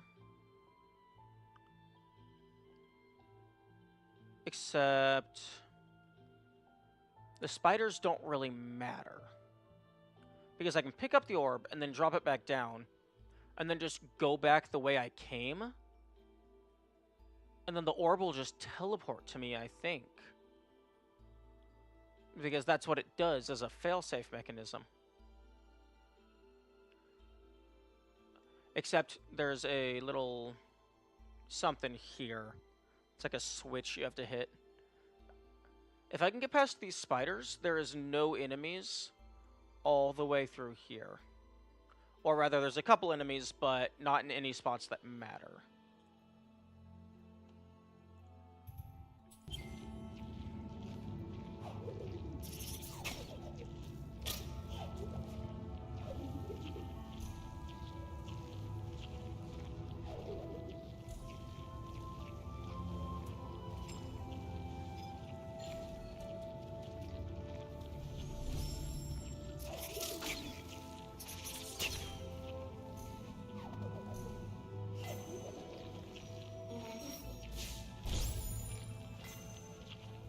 Okay, so...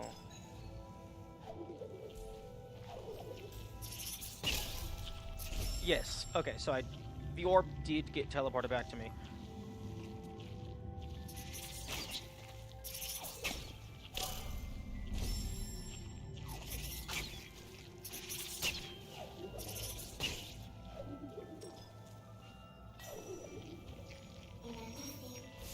Okay, so grab, place, save.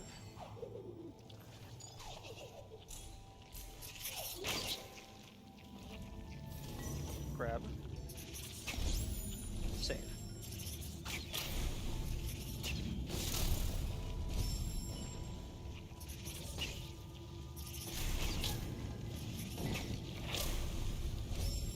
Okay, what if I just hold right?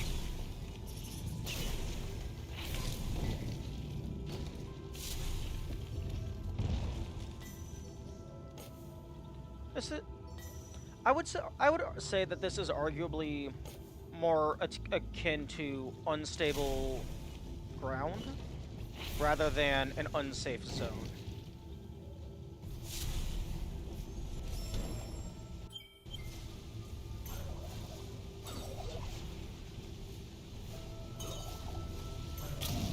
Rip.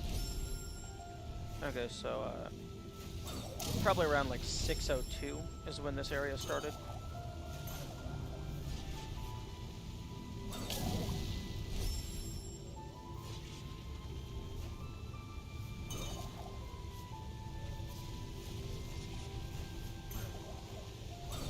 Fuck. Oh, okay, perfect height to get roasted.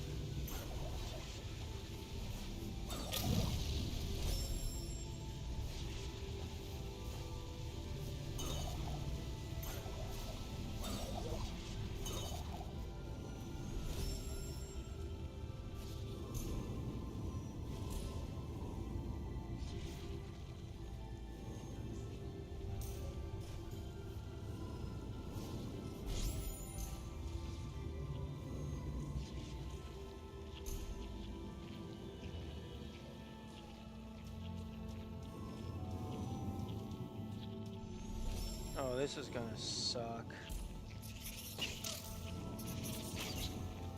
Oh. No. Okay. They only did 2 damage. I thought it was going to do 3 damage.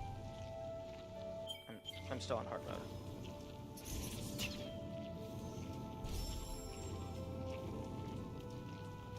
Okay, now there's no enemies in here. Okay, I'm just gonna go ahead and update my notes. Dark din thing for dash 060200 ish.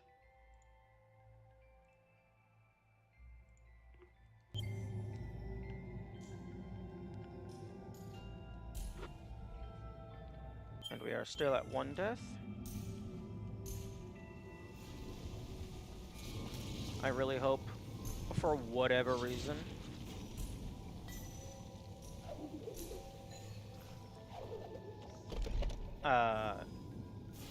putting the orb here doesn't kill something, but I'm going to go ahead and save and make a backup just in case.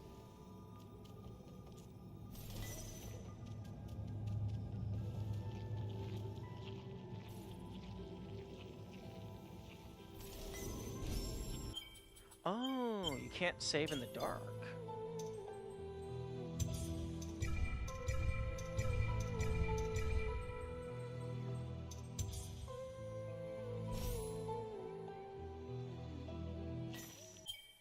Okay, 1 death.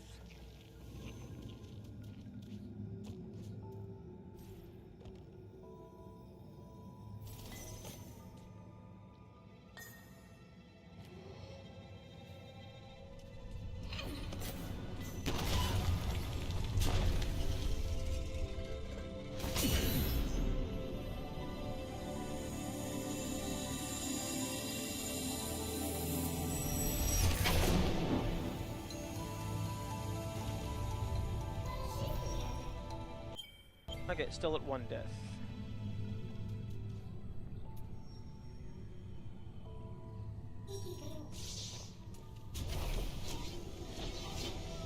Okay, so we can get dash.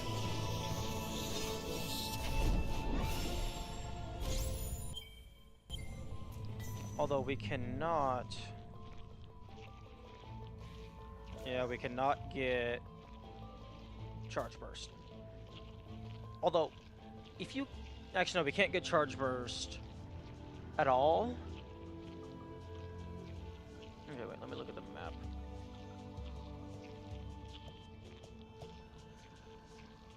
Okay, so charge burst is blocked by 2 kamikaze slimes. I need to have stomp anyway, so I would have to come back. Drop down through there. Then there's a roly-poly dude who's annoying.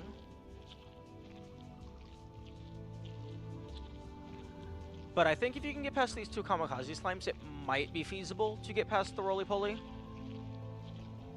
Because if you can save, you can reload.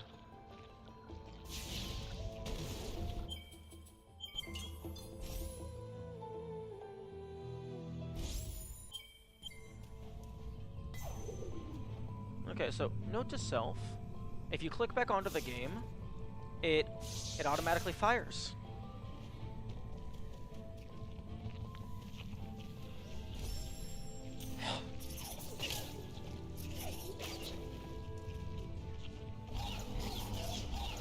Okay, 1 death. Okay, so we can get dash.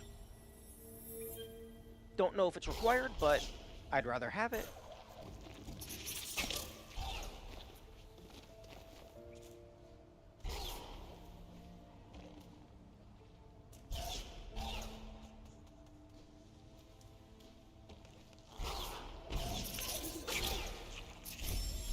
Although, interesting thing about dash is it resets your invincibility, or rather, deactivates your invincibility.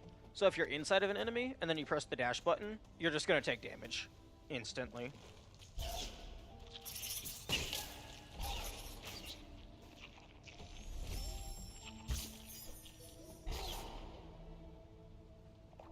Okay, so I'm going to Jinzo Tree now.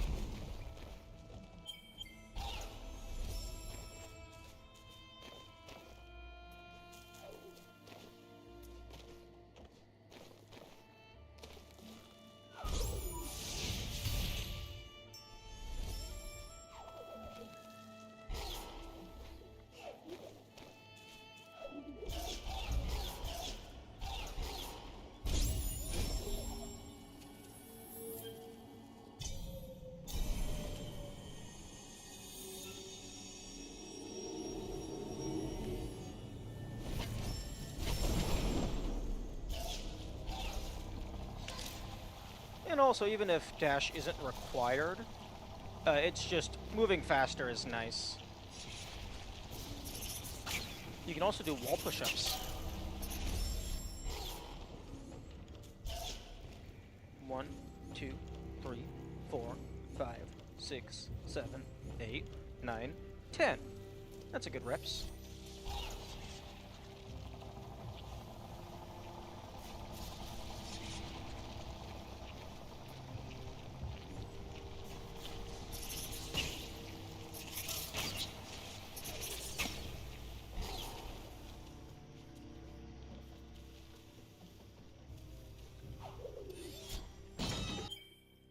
Okay, 6, 12.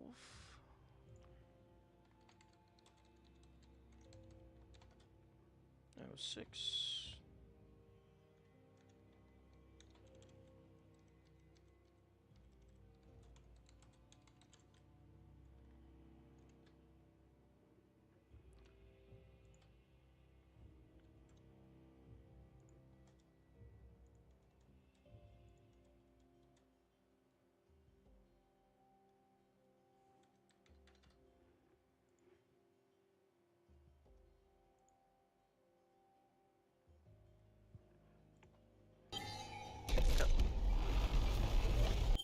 Currently still at 1 kill.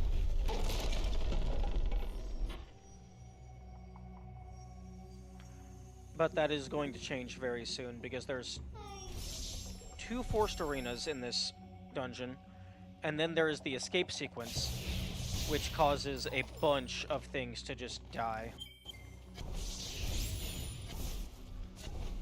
Oh, that's cool.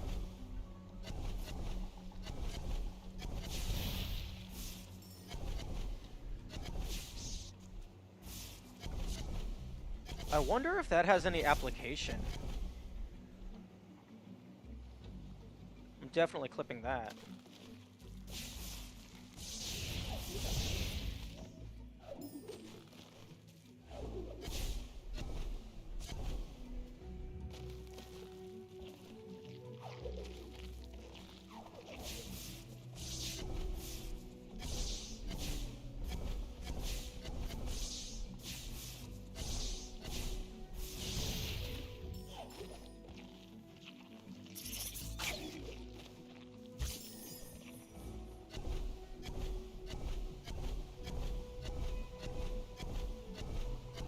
I don't actually know if it would be able to hit anything.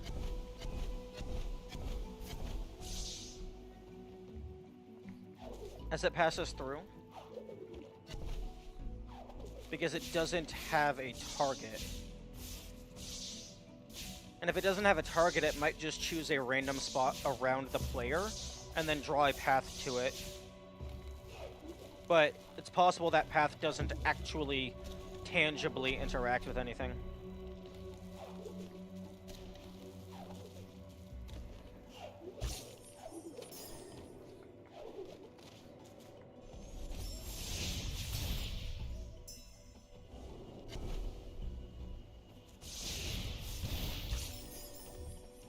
Ooh, actually.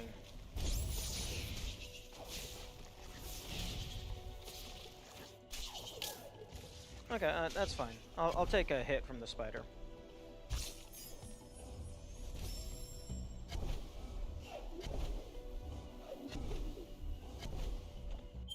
One.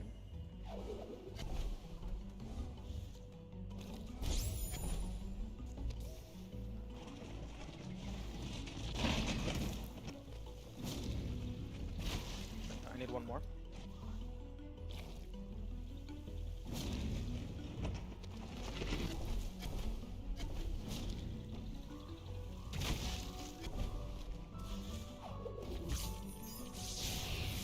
And then this is an unfortunate boss fight that cannot be gotten around.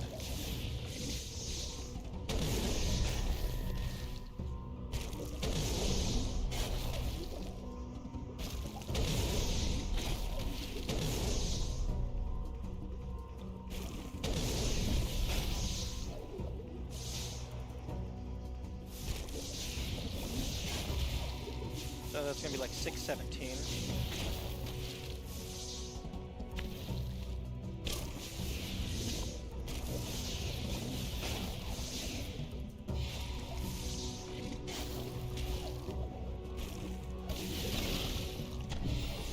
Definitely getting those.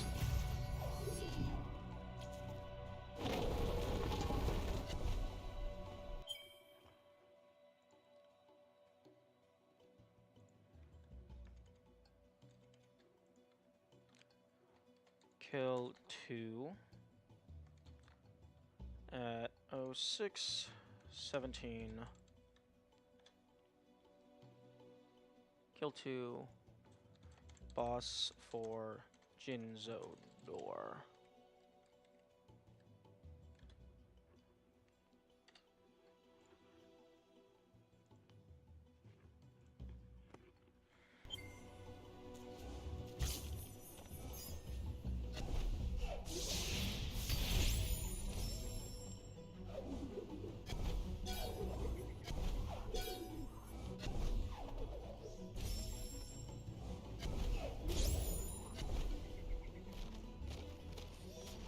Okay, this is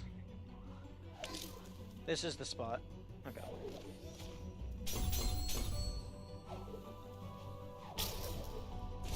Okay, no, that did not. Okay, so where did they recommend?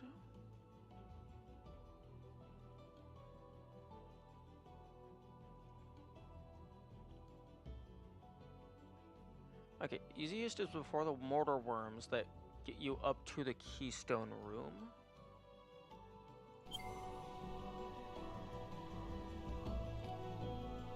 The second door in Jinzo is what we use in all skills. Oh, okay, this is the first door.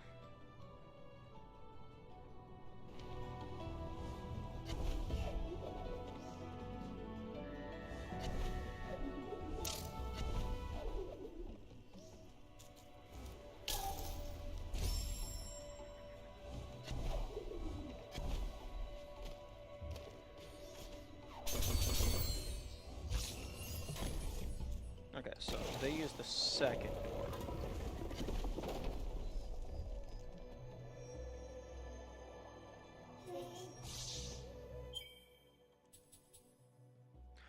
Oh, I should have... I haven't been making backup saves properly. Okay, well... that boss seems pretty much required.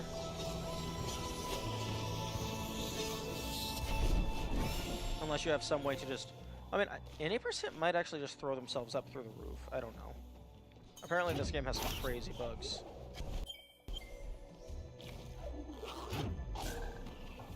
Please don't. Okay.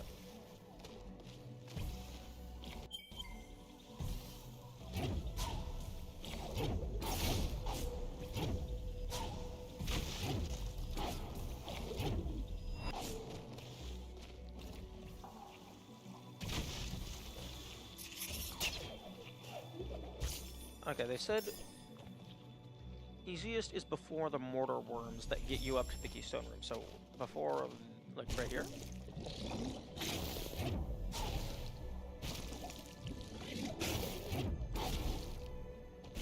Definitely grabbing this.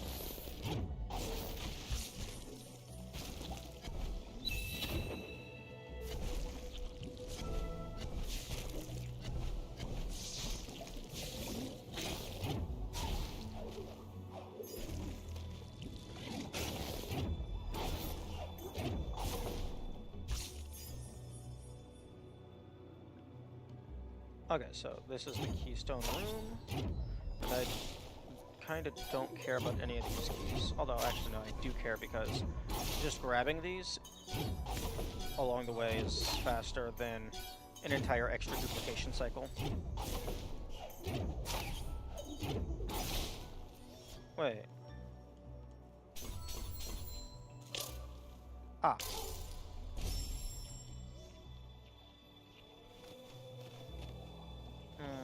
No, I'm not far enough back.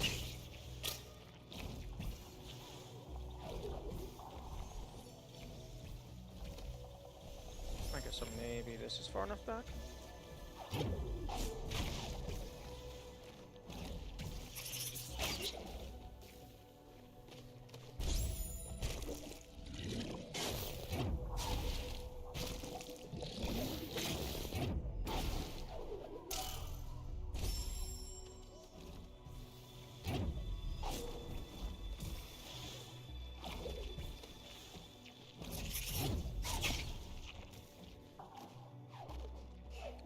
Oh, I didn't save the energy.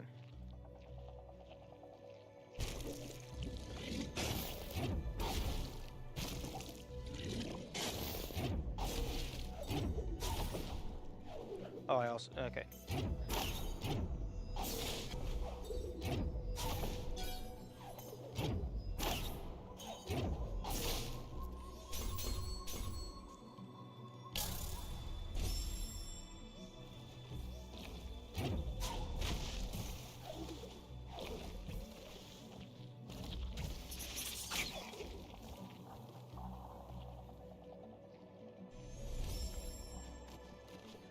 I think I might have miscounted.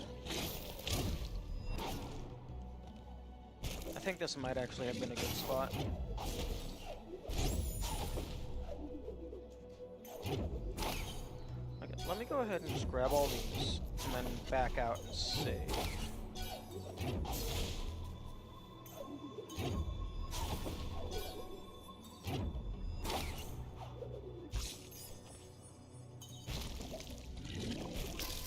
Fuck.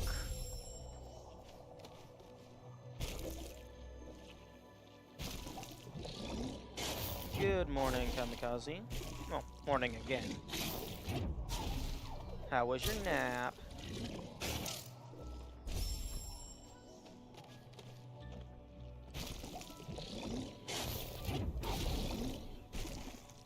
It was great. Nice.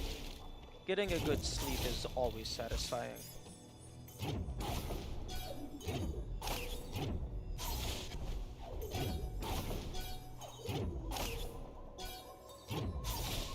Anything new?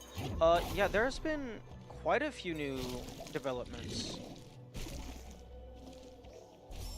Main one being the implementation of key duplication, allowing me to skip the boss that's blocking a key right before a double jump. And also, I figured out how to skip the first 3 monkeys immediately after sign. So currently, I'm at 2 kills.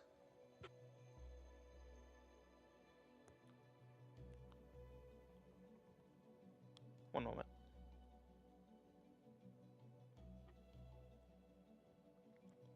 Pacifist run, indeed. The only 2 kills so far is the Kamikaze Slime immediately before wall jump, and it's just a miscellaneous boss in Jinzo. The mole dude that is blocking a door. It's just, unless you have a way to clip through walls, you just have to kill them. And if there is a way to clip through walls, I'm not even sure I want to allow that, because... Well, I mean, I guess it depends on how it works. Like, if it just breaks everything and it's just a win button... how do you see the count of the kills? I'm currently using a mod that replaces Ori's death counter with an enemy death counter. The mod is explicitly just for research. If I do a full run, I will do it in a fully vanilla playthrough. The issue is, doing it in a vanilla playthrough, there is currently only one method of verifying how many kills you get, and that would be preemptively grinding all the way up to Ultra Spirit Magnet, and then just tracking how much experience you have in order to verify which enemies die. Do you get achievements with the mod? I highly doubt the mod disables achievements, because I just replaced a file in the game folder. It's not like via a mod installer or anything. Like, I was just asking about how to track, and someone was like, I'll throw this together for you real quick. So yeah, currently, the only way to actually track how many kills in a vanilla instance of the game is by preemptively grinding to Ultra Spirit Magnet, and then just tracking all your experience. But that would mean grinding to Ultra Spirit Magnet off of, like, the flower buds immediately after you get sign, which... That would be 1, 2, 3, 4, 5, 6. That would be 7 ability points. Actually, hang on. I can calculate how much you would need because someone gave me an image. Level.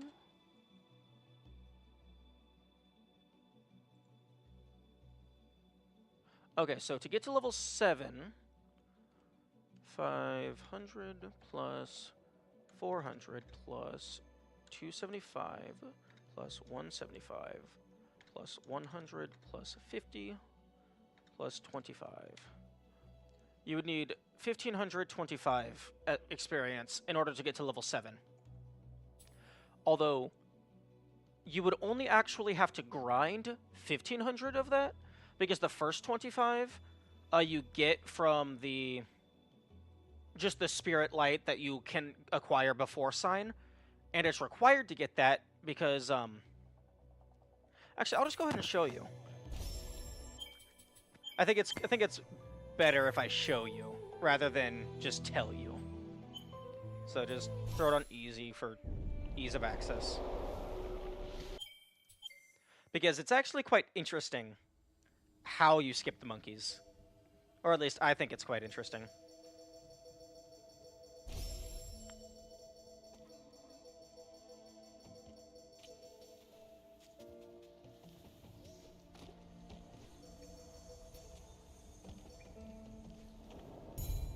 Okay, so you need to grab this.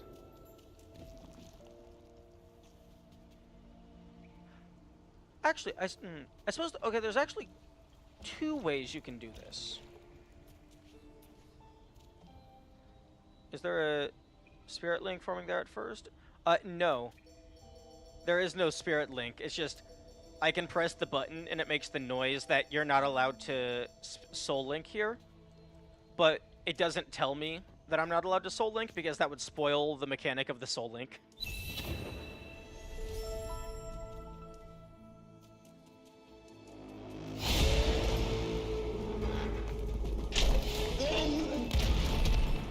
Interestingly enough, this doesn't count as a kill. My theory as to why this doesn't count as a kill is because it would automatically give you the achievement for tricking an enemy into killing themselves. Because I believe you only have to do that once for it to give you the achievement.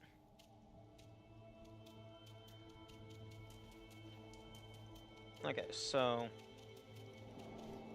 I grab this, get the level up, it refills my energy. I place a soul link here. I buy Rekindle.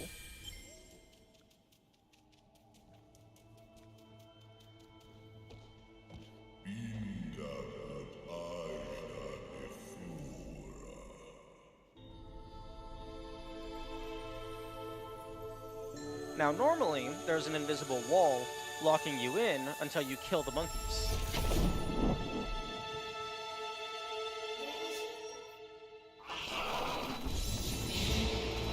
Oh, I guess it also just gives me an energy. That's interesting. Game saved. Reload. And it places me on the other side.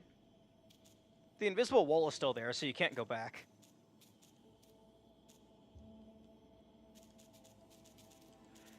So I guess you don't have to get the Spirit Light if it'll give you your energy back for free. Oh, no, no, no. You have to get the Spirit Light because you need the energy in order to move the Soul Link here.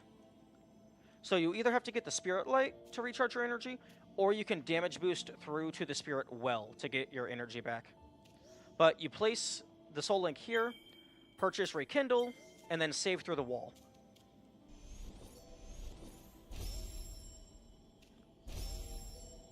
Because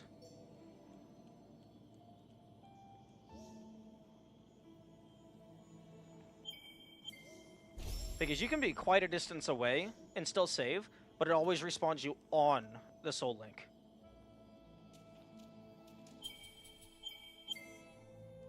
So then, actually, 0 kills. The monkeys are just trapped in purgatory forever.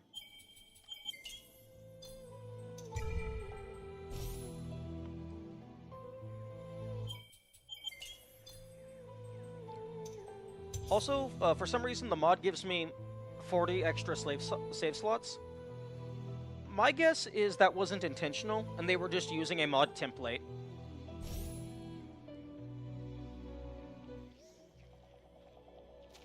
But right now, I'm using Ginzo Tree to duplicate keys. I don't know if it's required to duplicate keys past the double jump boss.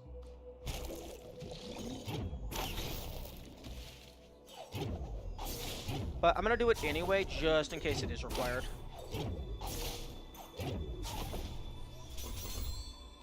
Duplicate keys, how do you do that? The way you duplicate keys is if you have keys in the door, like placed physically in the door, but you don't have it like full, like if I place another key, it opens the door and then it breaks. But if I have 3 keys here, so right now I have 12 keys in my inventory. Place 3, I have 9.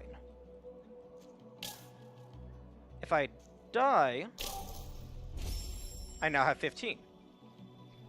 So, if your Soul Link is in a scene to where the door is unloaded, you place keys into the door and then die while the keys are still physically in the door. You reload your save, so you have your keys back, but then the door realizes, oh, I'm supposed to give these 3 keys back, so then it gives you 3 more. And I'm going to say right now, I did not find this. This is 100% a gift from the Ori speedrunning community.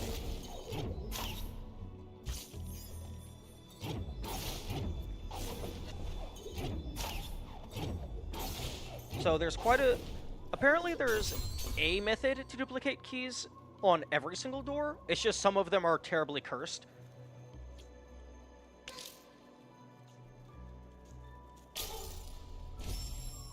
Although, it seems it's not super consistent. Oh, no, wait, I'm dumb. You have to actually save after every duplication, otherwise the duplicates go away when you do it again. So, someone recommended that I need to get to like around 40 keys to account for every door in the game. So I'm just gonna go to like 55 or 60, just to be doubly sure.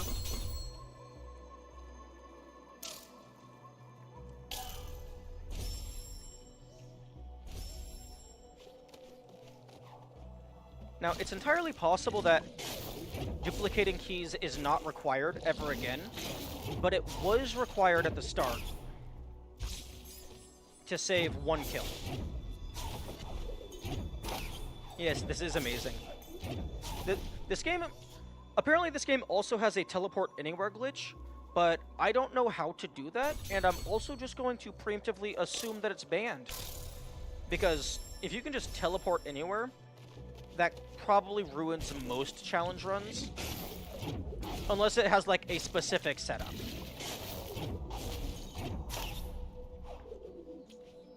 Every game is super broken, apparently. Not every game. It's just... Probably just, like...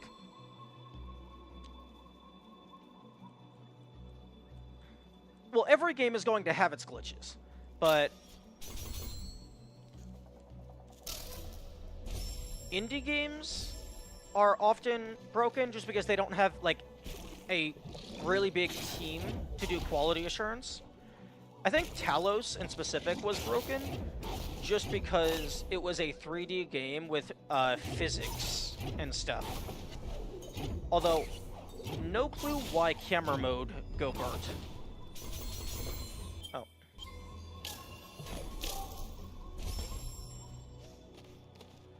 Like, camera mode places you into a grounded state for a single frame, which I don't know why. Like, I don't know why they don't just set the game, like, time scale to 0, with the exception of camera.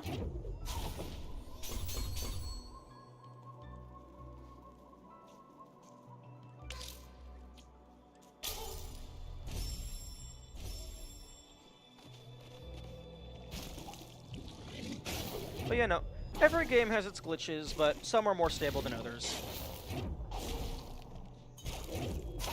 And I typically always allow all of the glitches, unless it's something like camera mode that just completely breaks the entire thing and makes the entire run trivial.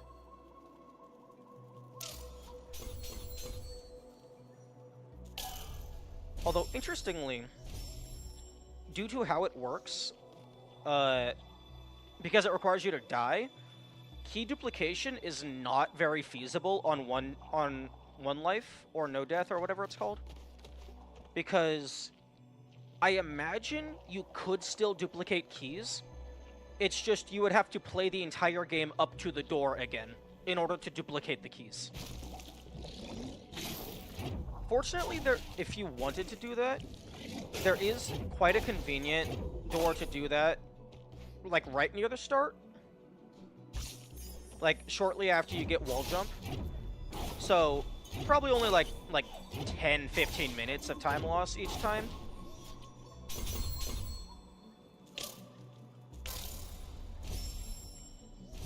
But still, no thank you.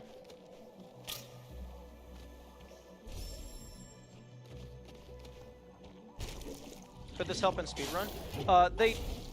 From what I've heard, they do use this in speedruns, and this is actually the spot where they duplicate their keys. I think someone mentioned they use it in the all skills speedrun.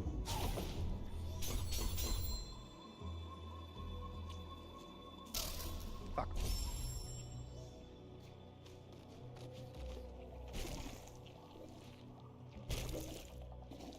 Oh, come on.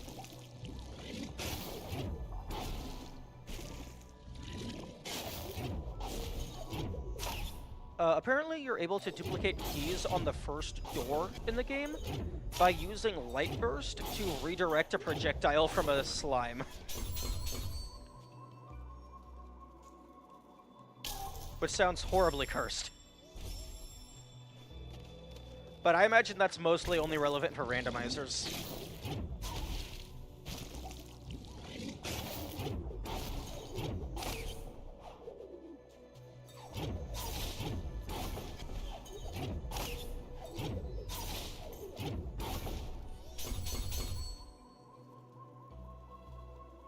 Oh, also something really funny is if you use dash up against a wall,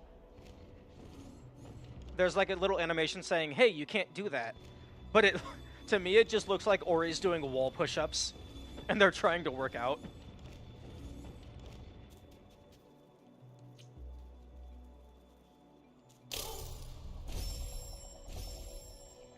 Okay, I'm gonna go use the restroom real quick. I will be right back.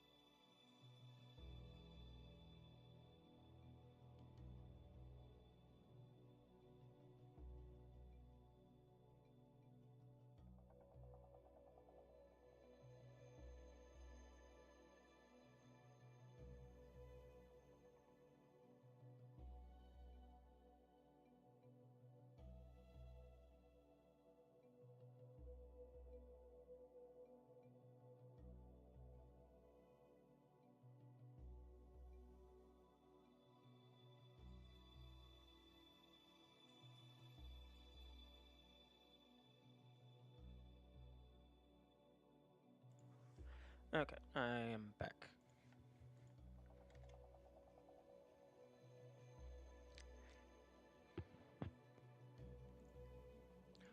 Also, can confirm that the chat logger is functioning as intended.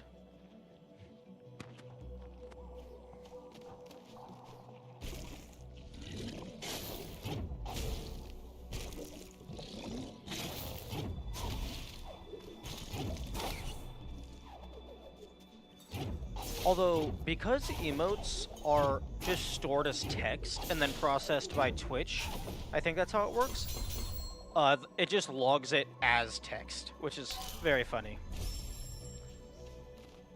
I think there was an option in the Twitch API to where I could store the emote directly as a variable, so I could maybe do that, and then it would store it in a different format, in case, like, I cared about specifically which emotes were sent in a message.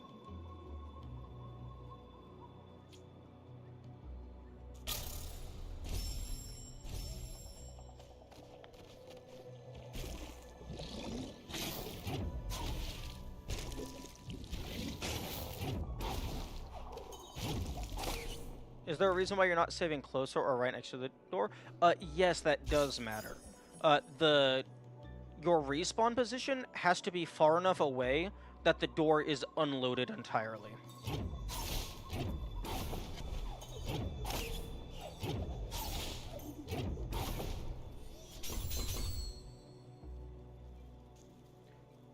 And these spikes are, like, just barely in range to make this possible.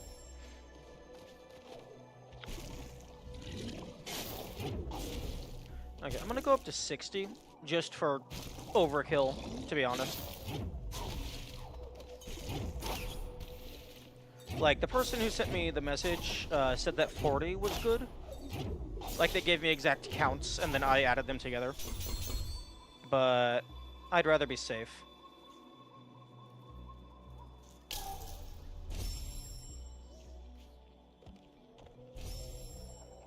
Also, one thing that I did test earlier for minimum skill use, this little, like, if you're holding against a wall and you just jump without a wall jump, they actually go quite a bit higher than your standard jump.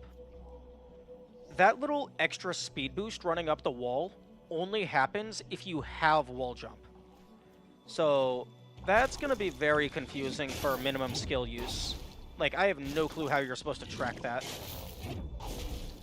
Because you can't even do the, you can't even use the, like, little animation where they put their hands against the wall to, like, do the wall slide, because that also happens if you don't have wall jump. Like this animation, where their hands are up there. That also happens if you don't have it. So you can't just say, oh, every time they grab the wall, it counts. Because you can still grab the wall without wall jump. It's just not as useful.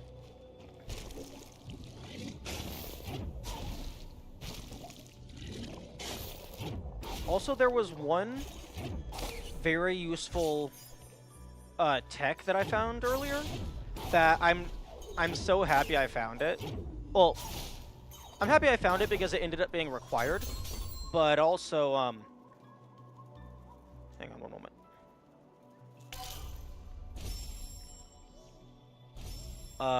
Basically, enemies don't exist if they're not on screen, but you can hold down and you can hold up to pan the screen slightly. There's one spot a little bit after you get double jump, where you have to go underneath of a kamikaze slime, and the platform is just high enough to be in their aggro range. But if you pan the screen down, they go off screen and deload. So then you can run across before the screen fully pans back up. So like you pan down, then run across, and then you can wall jump.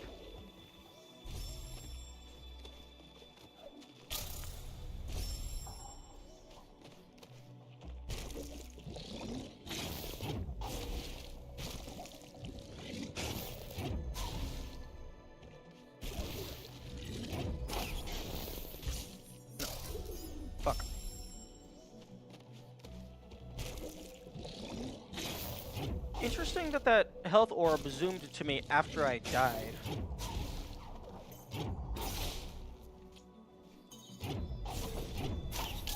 Fuck.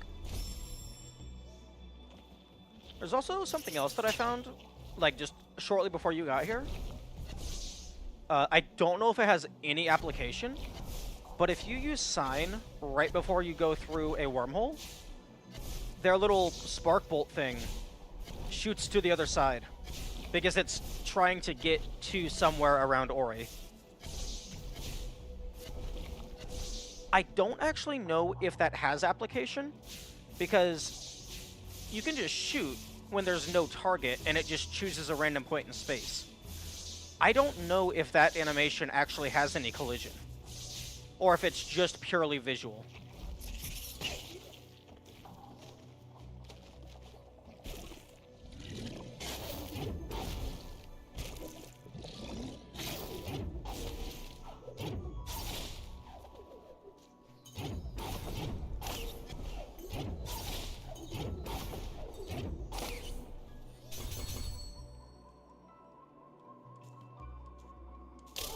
Fuck. I should maybe use the analog stick. You can go much slower with the analog stick, because the D-pad just jumps straight to running. There aren't any portals outside Jinzo, so it wouldn't be that helpful. True. And it's not looking like it would be relevant in this, well, this category anyway.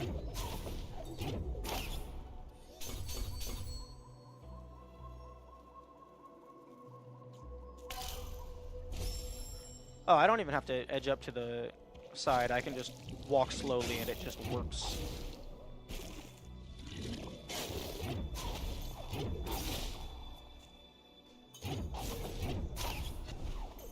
Yeah, if it did have any relevance, it would have to be super niche, because it would be exclusive to this area when you're walking.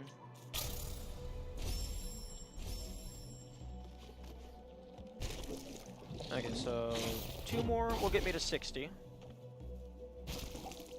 And then I'm just going to call it good there. I will make a backup save. Although, there's definitely ways to duplicate on other doors. So if it ends up becoming relevant, I can just use one of those.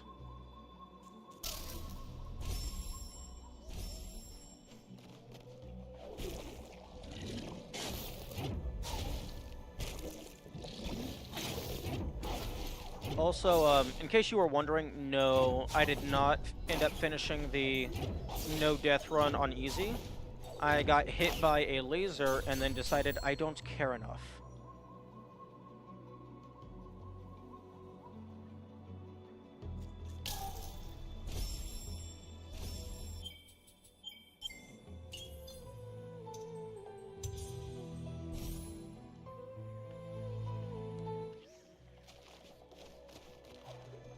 And so that officially hit the point of, I do everything until I stop having fun.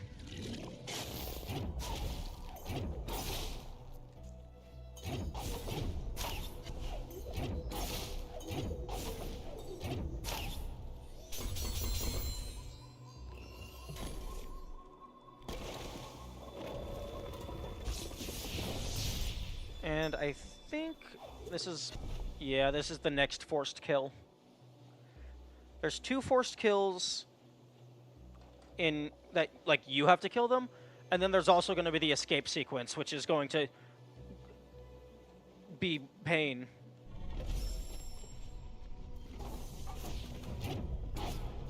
So, like, unless there's a way to clip through walls or something,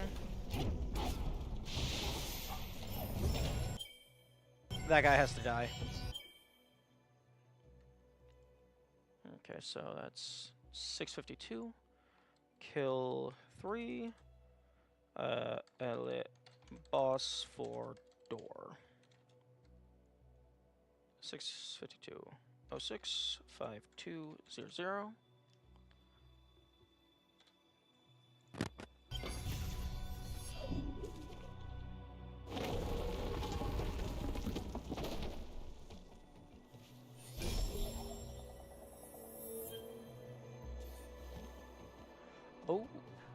Yo. Wait, no, no, no. I can't do...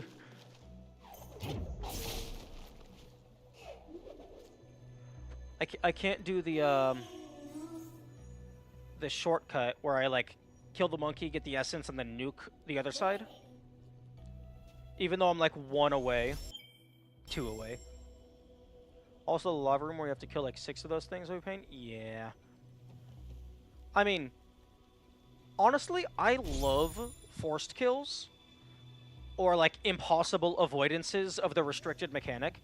I mean, I would prefer they weren't there, because 0 is a better number than 1. But I would much rather something be clearly, obviously impossible, as opposed to, hey, you can get around to this, but it's going to be nightmare fuel.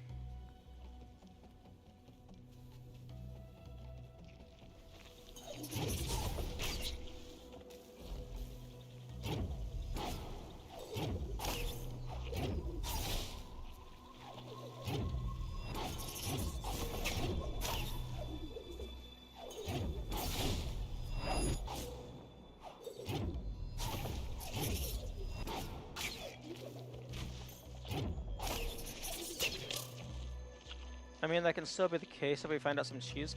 True.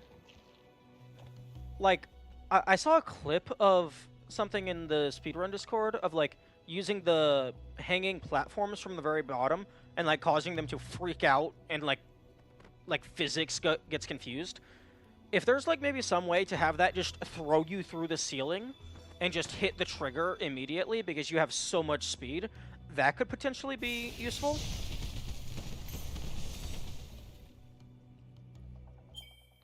Okay, that does not count as a kill, as expected.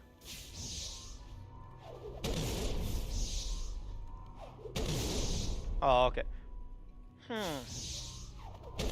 I cannot hit that through the wall, it seems. They accounted for that. Oh, what you... Okay, when this game decides to autosave and when it doesn't... Actually, no, never mind. The game is very consistent with how it autosaves.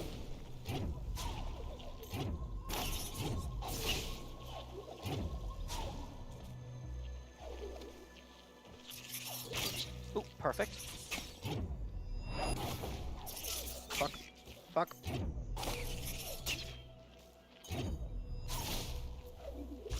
Heal, thank you. 3 kills. Meh. Actually. Oh no, it's not even through the wall. They're just immune to the blast attack. You're affected throughout of not using the portals for this area. I think I've used, like, one of these portals, like, once or twice.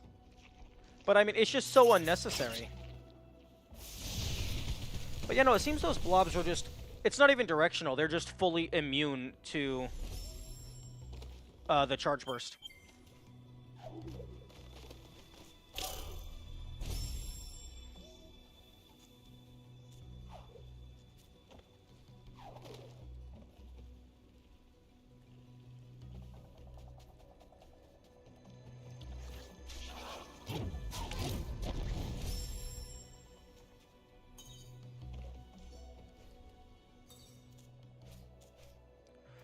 One thing that I tried doing is after you get the kill on here, when this middle platform is raising back up, I tried jumping off of it and getting a double jump or something so that you could bash off of that light to, like, save a wall jump and a couple double jumps and minimum skills.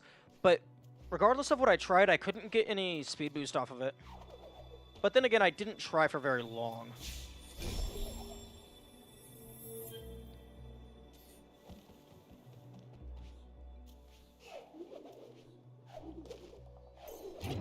Because that would replace 2 double jumps and a wall jump with just a single double jump.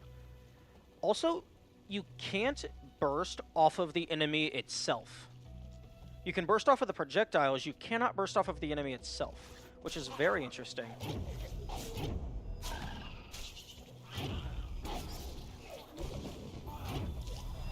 Monkey, don't... Monkey.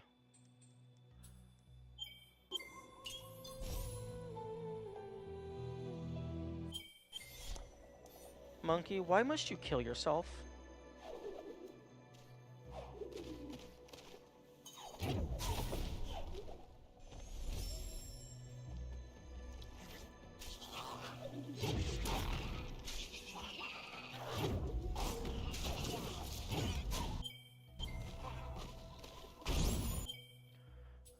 Monkey!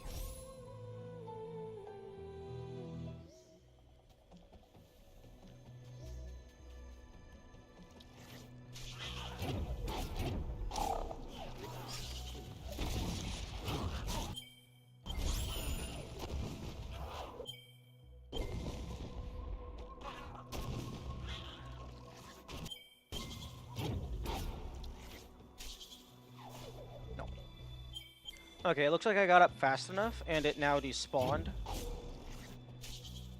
So it does not exist.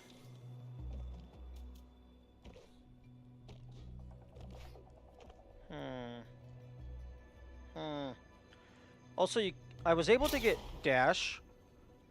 Light Burst is locked behind 2 to 3 kills, because there's 2 Kamikaze Slimes, and then there's a Roly-Poly Dude. I don't know if you can get past the Roly-Poly Dude, but I also, like, I'm very positive you can't get past the Kamikaze Slimes. I also don't have Stomp. Can you destroy this with Stomp? You get Stomp after Jinzo.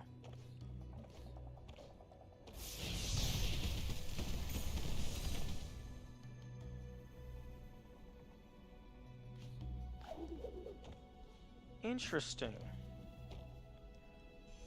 The water starts flowing after I drop down. Oh no, the water starts flowing after I interact. After I listen. Okay.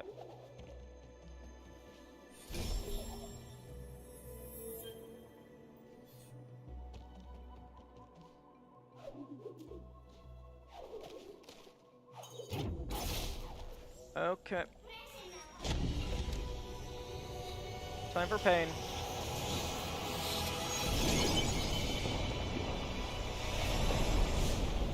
Oh, you can't drop through this anymore. Actually, hang on. You're trying to drop through it, but it doesn't let you, because if they just replaced it with normal ground, ducking and jumping does a backflip.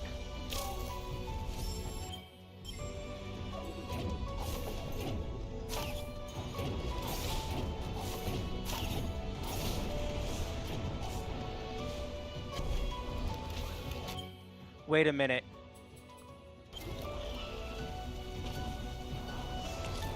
If you go fast enough and the enemy despawns, it might be possible to have them deload and so they don't die.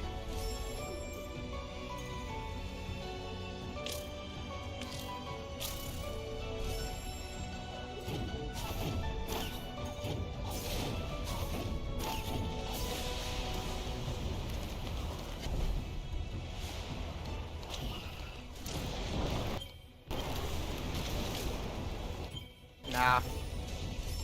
I mean, in theory that might work, but in practice I think the water is, like, actively tracking the player. So, like, if you go faster, it goes faster. If you go slower, it goes a little slower.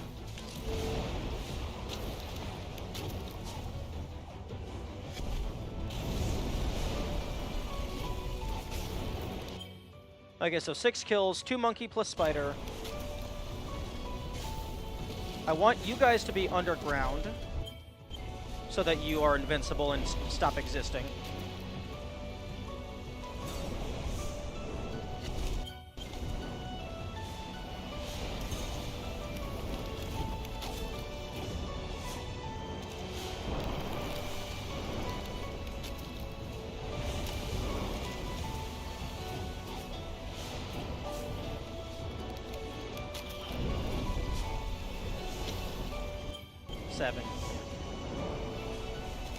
Okay, so if the water is, like, just always on screen, like, it's impossible to make it go off screen, I don't think it's possible to deload the enemies.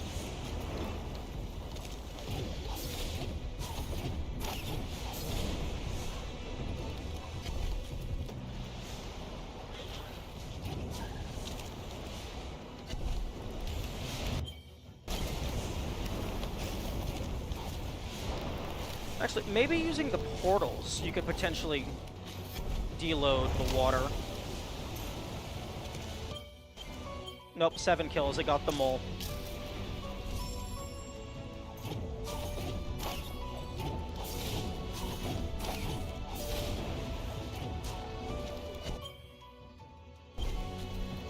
Ooh. Maybe if I throw the monkey back down the pit fast enough?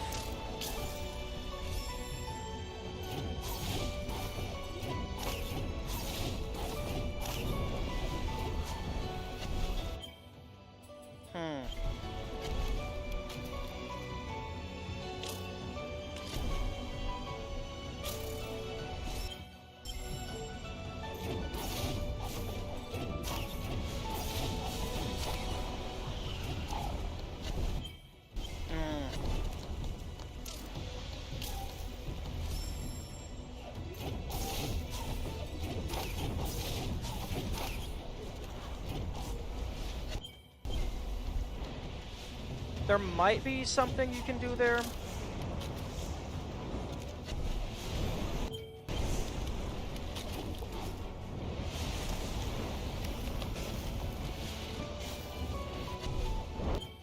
Okay, it got out of the way in time. So only 6.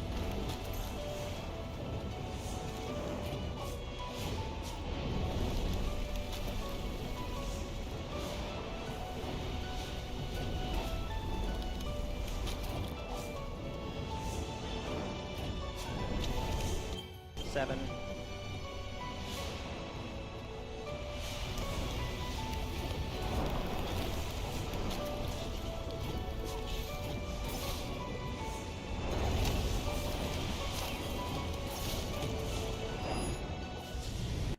Eight. Oh, so sad. Okay, so around kill 4 to 7. Jinzo escape. 07. 03, say.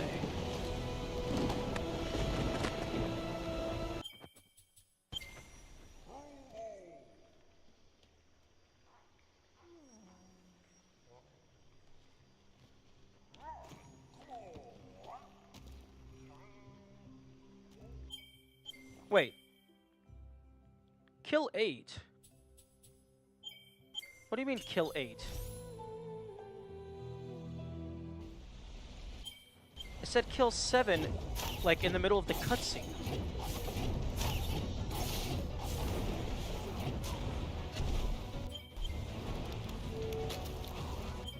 Actually, I'm gonna go ahead and make a backup at the Jinzo escape sequence, just in case there's any shenanigans that can be done there.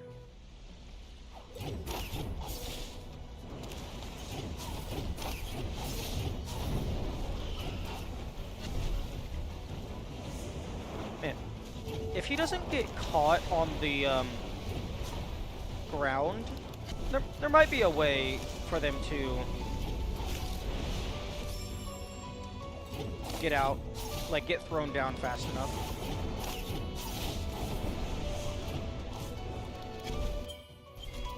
No. Unless it's just an entire kill point. Like, there is no escaping it unless you despawn first.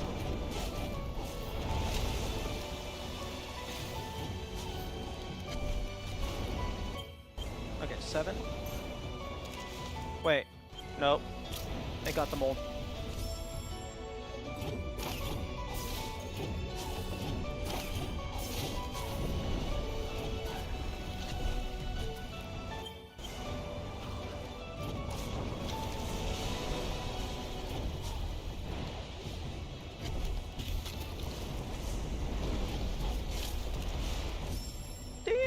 That guy's spit projectile kills me instantly?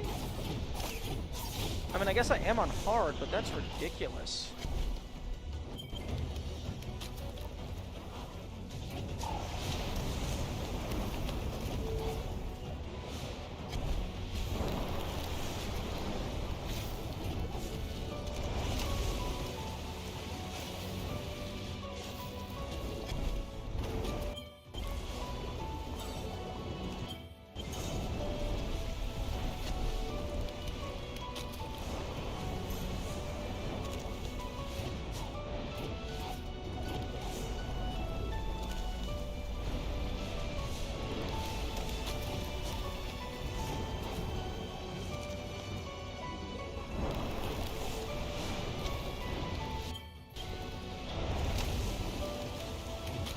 Oh, no, wait a minute. Kill 8? Hang on. I'm rewinding the footage. I'm rewinding on YouTube.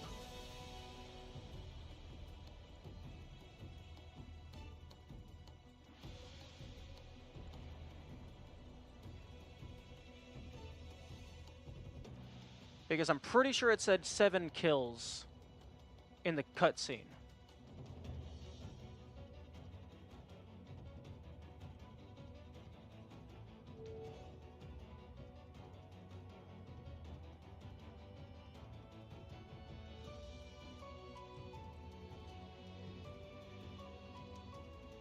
Oh no, I'm blind. It did say 8 kills. I have no clue why I read it as 7.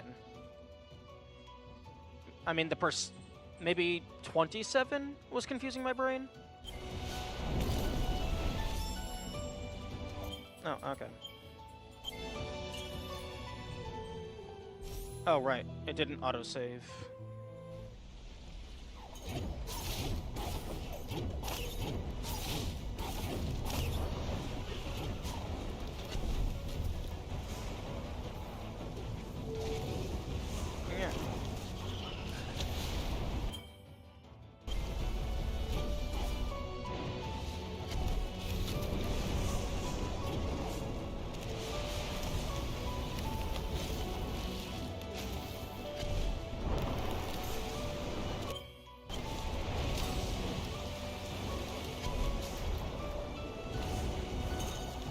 So 2 monkeys, 3 monkeys, and 2 spiders. So that's 5 plus 3. Yeah, that's 8. Okay.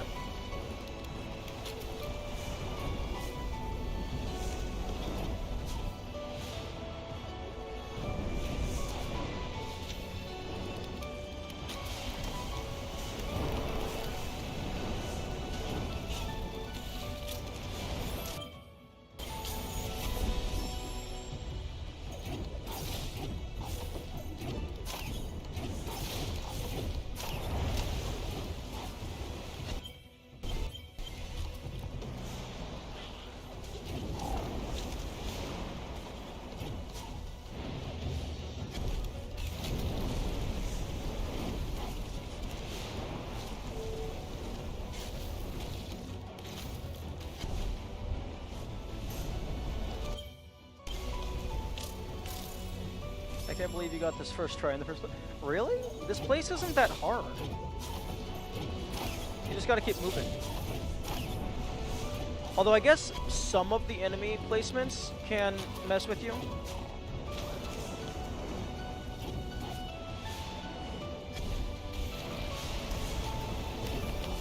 One of these days I will learn to take a compliment, but that day will probably not be today. Final part fucks you up if you don't catch the spider projectile. That's true. And also, if you bash off with a spider and it happens to stun the spider, then it just doesn't shoot the projectile.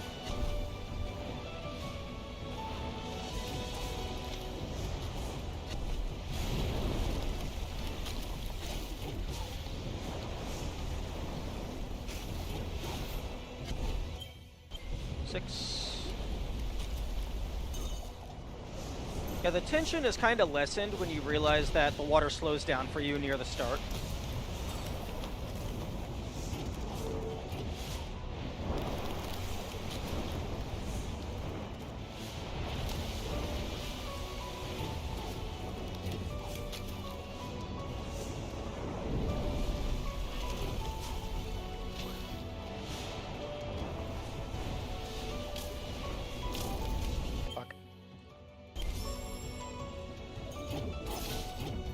Yeah, I think the last part with the spider is the worst of it because that feels pseudo RNG.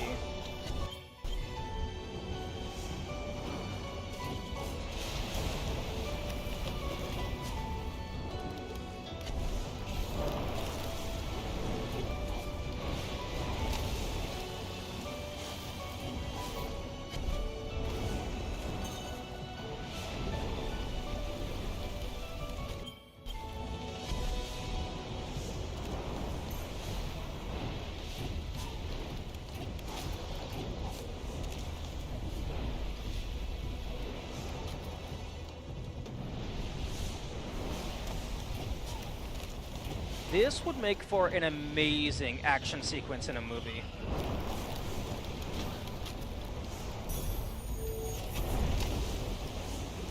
Oh, fuck.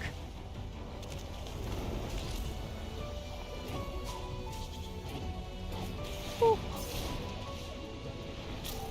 Rip.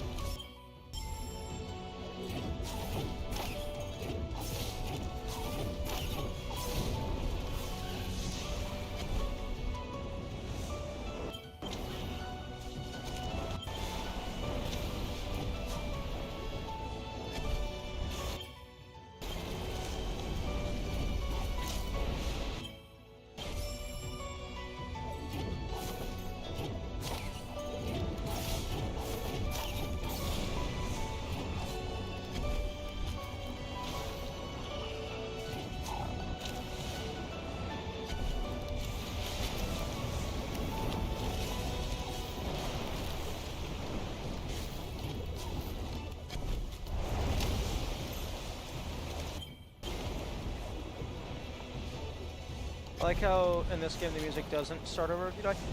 I actually didn't notice that, but yeah, no, I definitely do like that because it makes the chase feel like it's just ongoing. It keeps the emotional tension. Like it doesn't reset the tempo in your brain.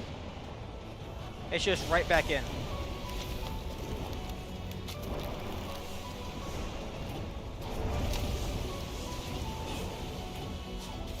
Okay.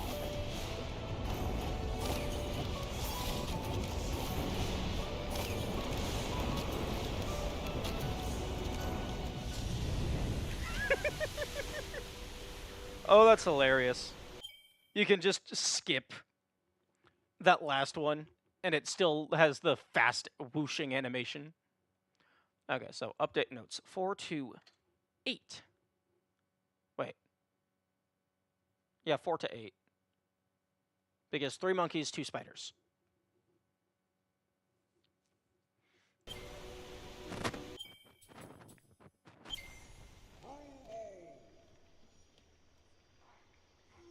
The music also keeps going slightly into the title screen, I noticed, when I exited out.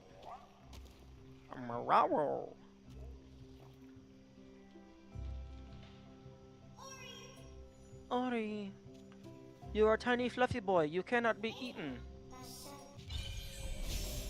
Okay, so 8 kills, 7 more kills. Only 2 of which you actually have to do yourself. So if you're only counting things directly killed by the players, the count is currently at 2. Because of the 2 boss arenas.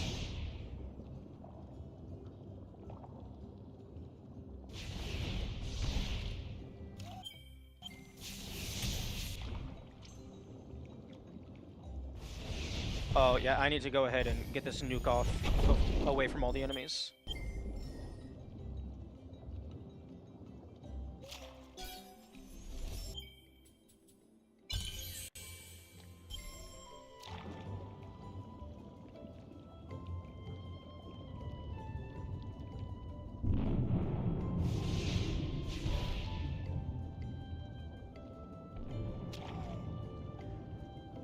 I'm not sure how I feel about the air refilling instantly.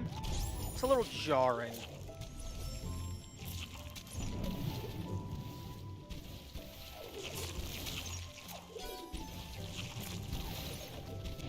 Wait, I'm a dumbass. Why am I grabbing keys? I have 58 of them. 56.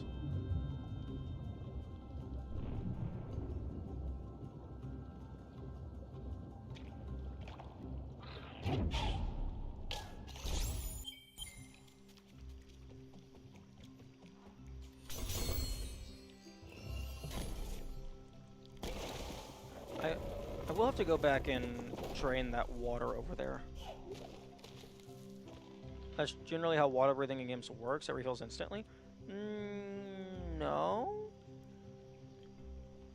I'm pretty sure it usually like it refills pretty quickly, but it's not instant. Like I think in Minecraft, like I think it used to be instant maybe, but like it refills over the course of like 1 to 2 seconds.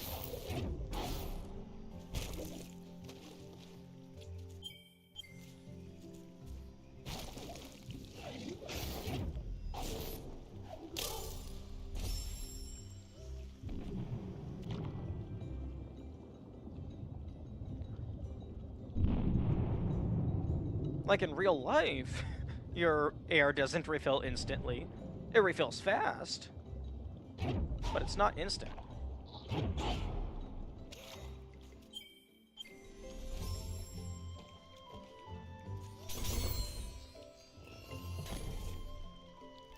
I guess I should go ahead and try to get the keys, just to verify whether or not you actually do have to kill anything to get them. Because that is information that would be relevant to documentation.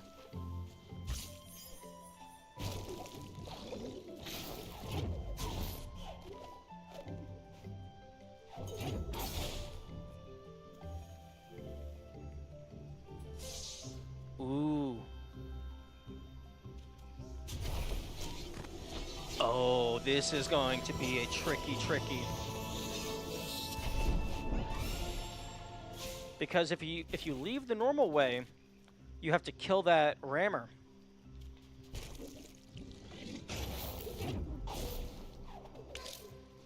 Oh, never mind. It's lame. Well, no, it's sufficient. I was expecting to have to like grind up extra health, maybe even grind up all the way to ultra defense. Okay, so that's 721. Rammer skip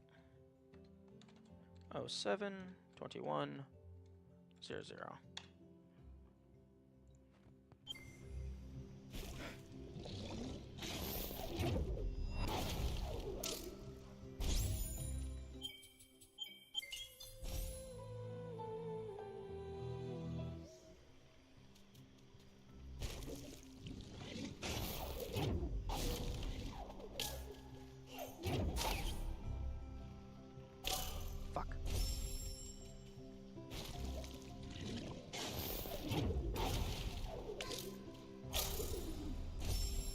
Okay, so actually no.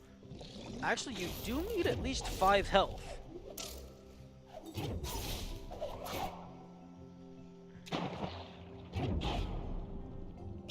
In order for that to work.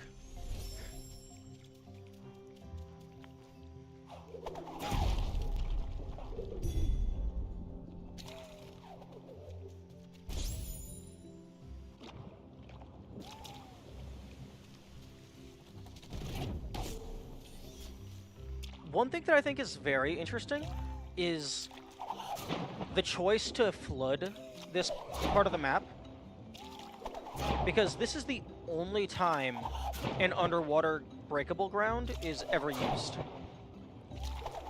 So this is the only time this mechanic is ever relevant, that you can't... Well, I don't know if you can't ground pound it because it's underwater, or if because it's too far underwater.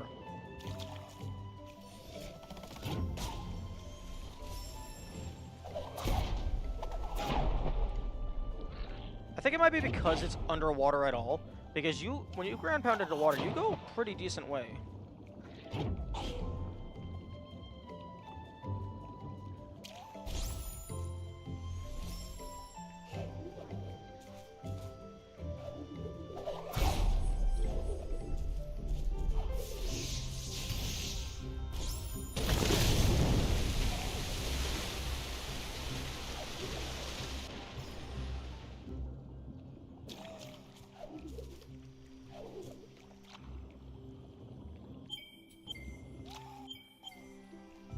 Interesting. I can access this while I'm swimming, but I can't save.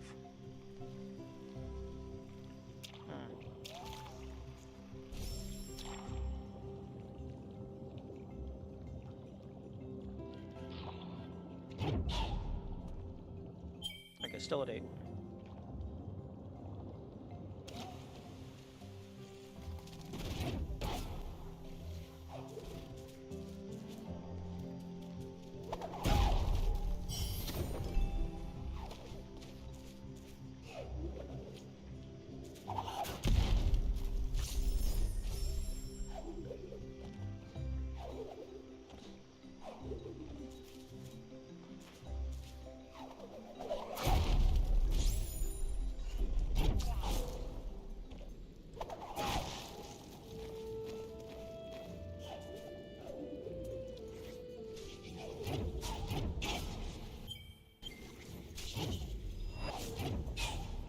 You gotta be careful because the spiders can kill each other.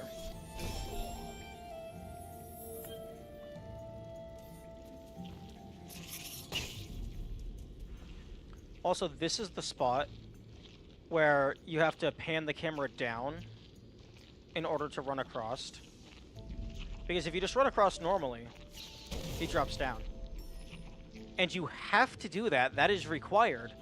Because with only double and wall jump, like... Actually, there might be something you can do to escape out the right side. But I just went out the left because it's easier. So maybe it's not required, but it's the easier method.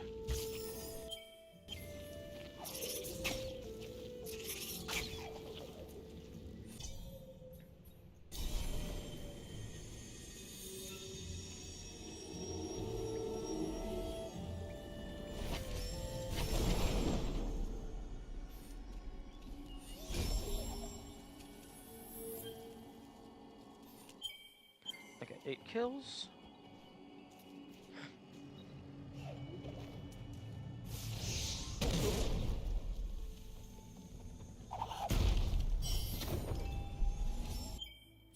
Okay, Ultra Spirit Magnet, that is what you want.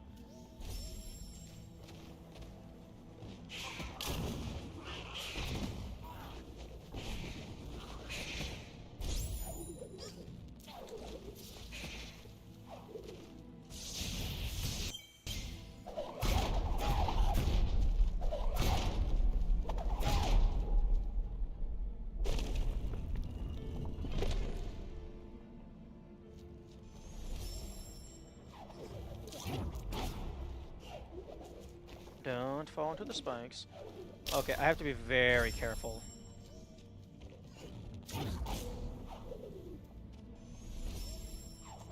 If I aggro that kamikaze... Okay. 8 kills.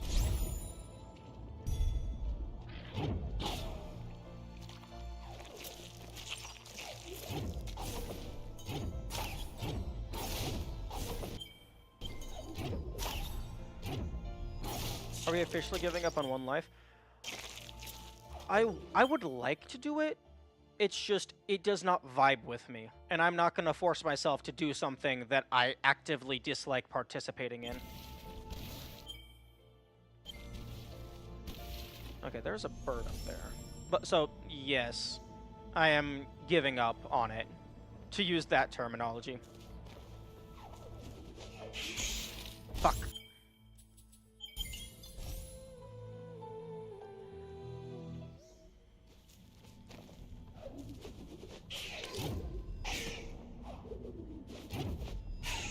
Straight up and down. 8. 8 kills. Okay.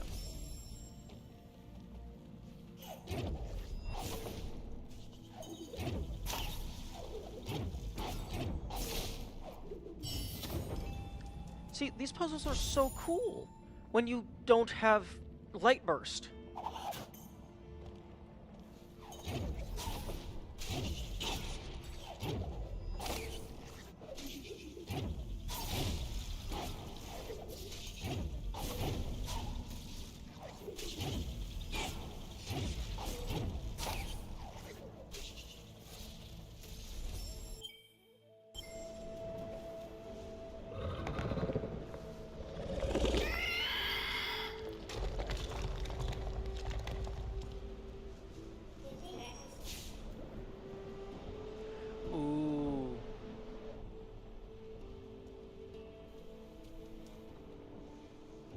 Actually,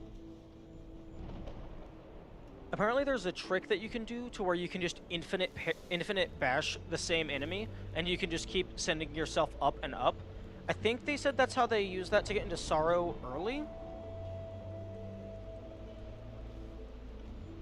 If you can use that to skip an entire portion of the game, like there's roly-polies down there that you have to kill, down at the bottom, because they open up doors.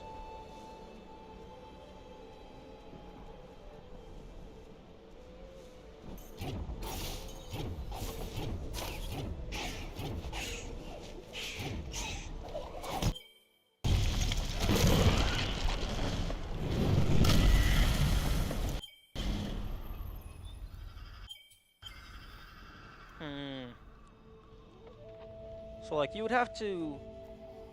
I'm pretty sure there's only one... No, there's 2 roly-poly kills. One to go in to that area, and then another one to come out during the stealth segment. And then there's also a spider that's a forced kill, because you use their projectile in order to get back out. And then you use their projectile to break a thing. That thing is what the spider is hanging onto. But I'll just see how far forward I can get before any forced kills. Although, knowing Misty Woods, there's going to be a bunch of monkeys that are very fond of the spikes that they used to live near.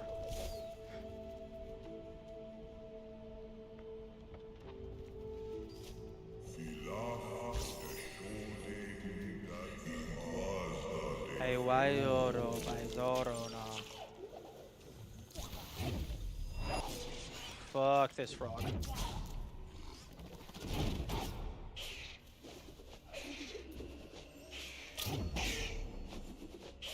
Damn. Oh my goodness, fuck off.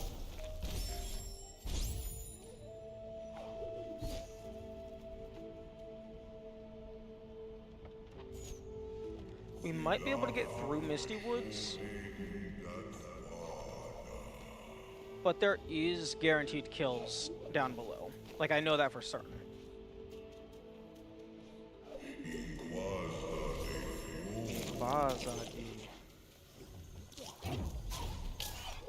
Fuck.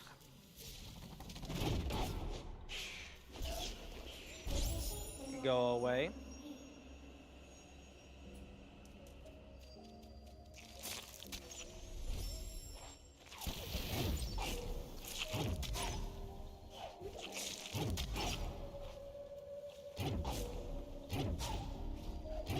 Yeah, the first time I came through here, I had completely forgotten that you could, parry projectiles. Okay, still 8 kills.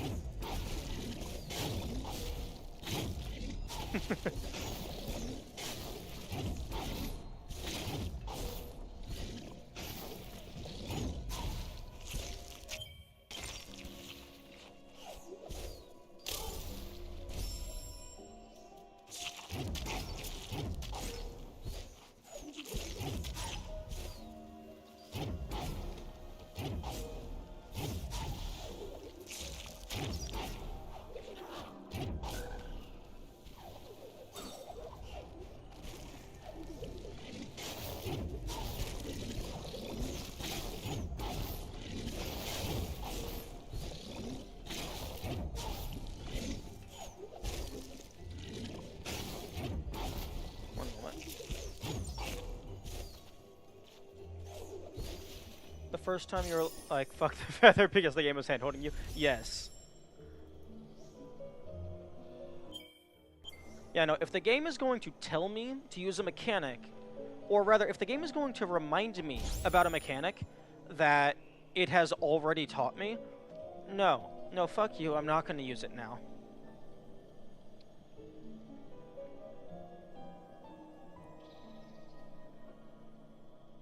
Because also, like, if you ever forget what abilities you have, they're listed here in the pause menu.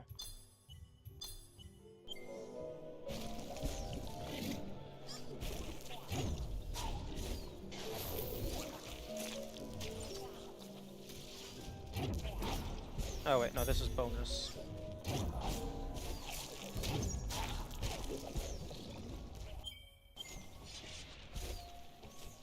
Also, interestingly, you can't actually avoid the keys here because they are the trigger, I think. Or maybe you just have to go near the key. Please just go back to your perch. Thank you. No, wait. There's a kamikaze slime later.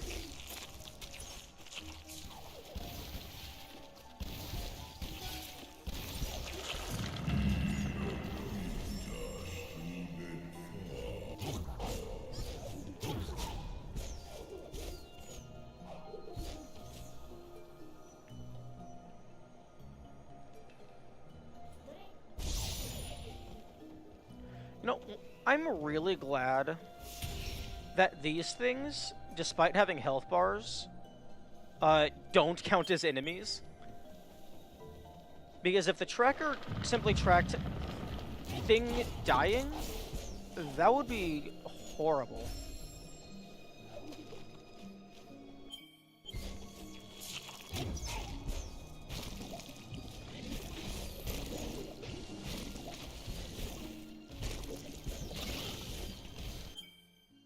Who is the fucking dumbass that shot at their comrade?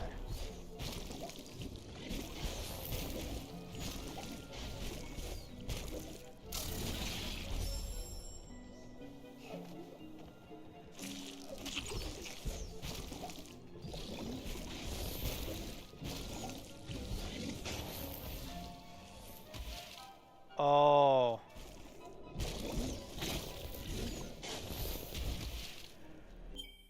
It was one of the guys above. Actually, I'm gonna go ahead and save.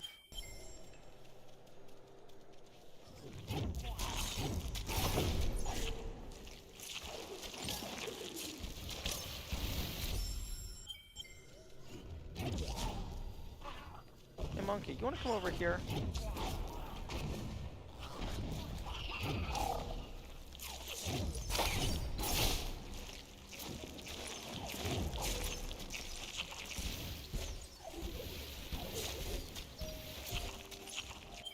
Still at 8.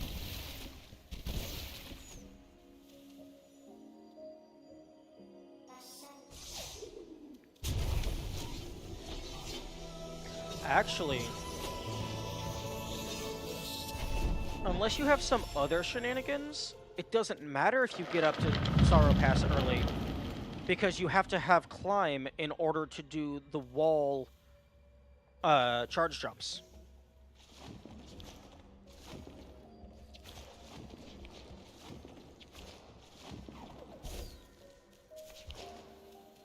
Unless maybe you can get around those with, like, enemy hits, like enemy bursts, and, like, stomp. There it is.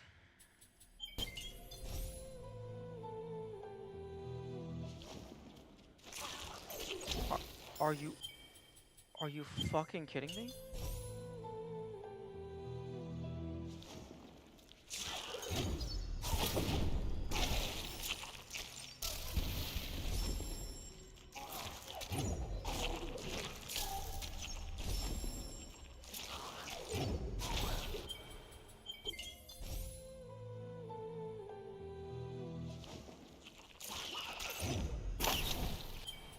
Okay, well.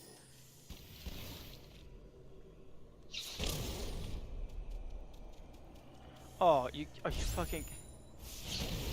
Okay, so the monkey I can definitely get around. There's 2...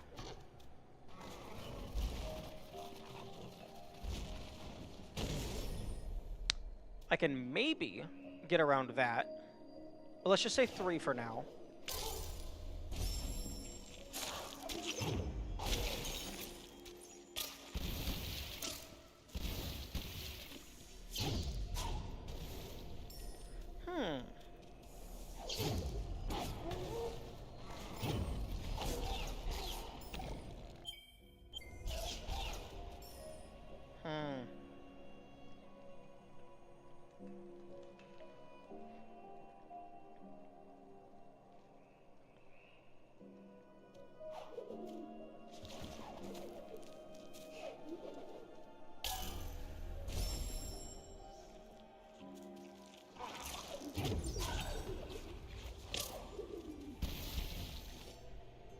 So 8.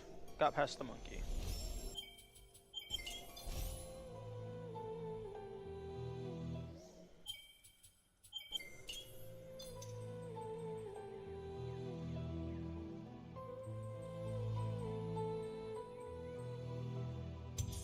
Not enough save slots.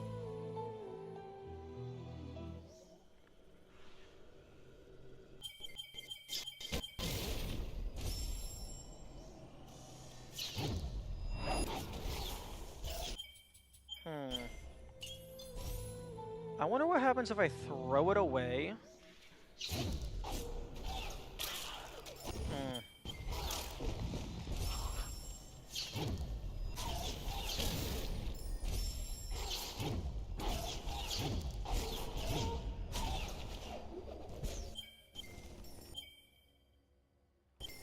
Only 2 of those deaths counted.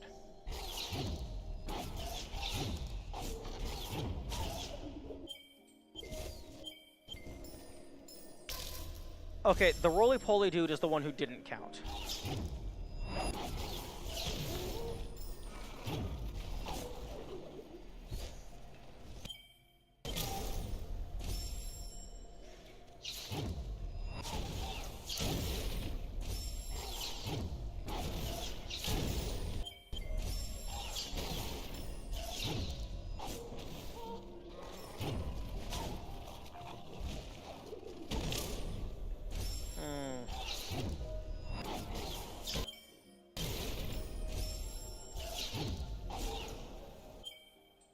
Oh, still 9.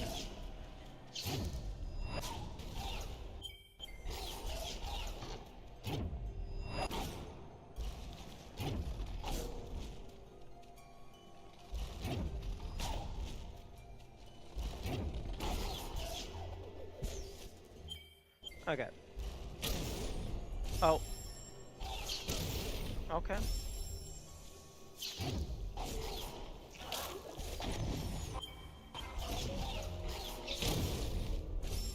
Okay,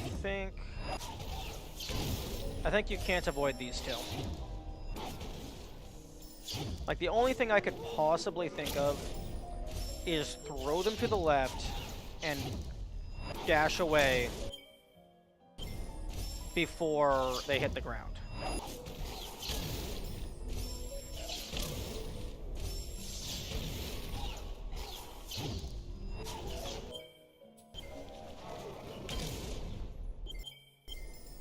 Wait a second. Okay, 8, 9, 10, 11. Okay.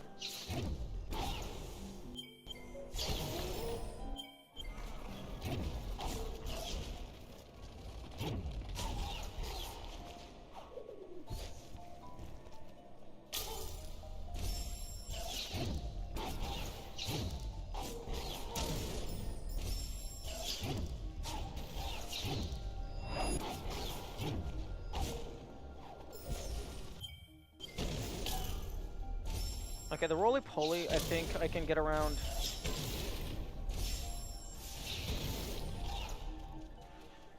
This guy, maybe. If I can throw them and run away fast enough.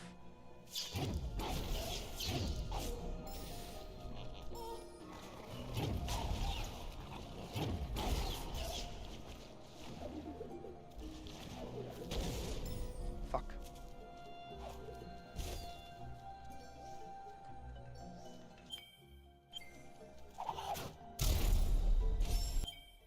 Wait, why the fuck did that say 12?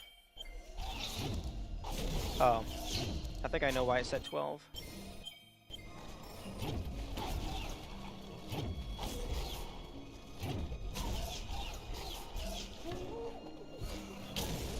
Oh, are you fucking... The guy fucking respawns instantly.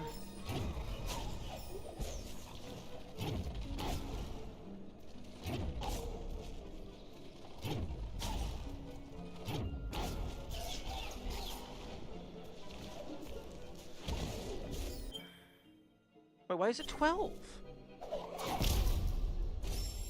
I'm at 8.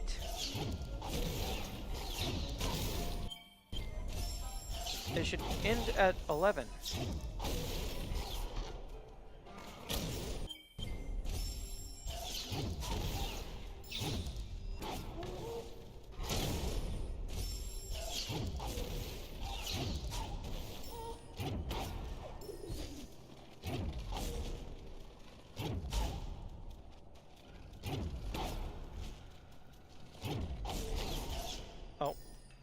mean, that doesn't help.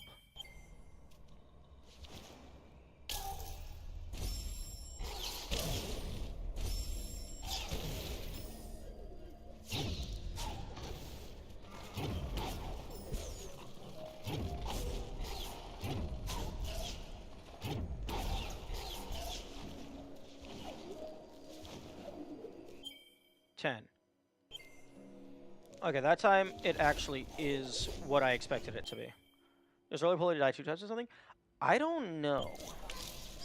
Are you fucking kidding? I think sometimes when I throw the slime to the left, it hits the monkey. That's what I think is actually happening.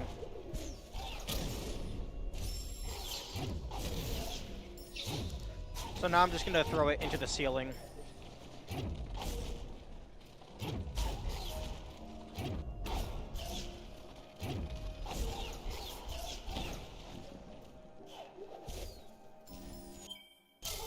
Yeah, that time the roly-poly hit this monkey.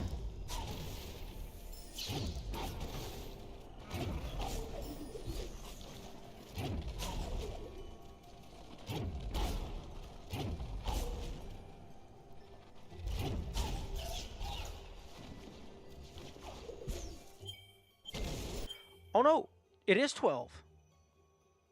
The roly-poly fell into the spikes and died twice.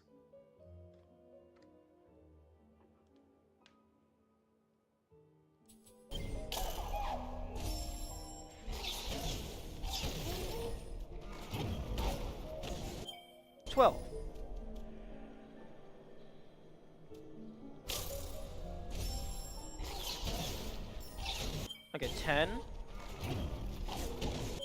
11. If I throw them into a wall, they die once.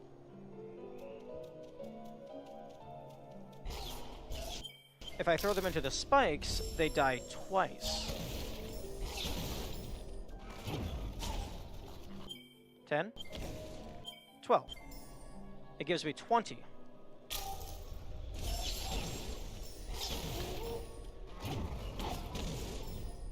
It gives me the same number of light, but it counts as 2 deaths.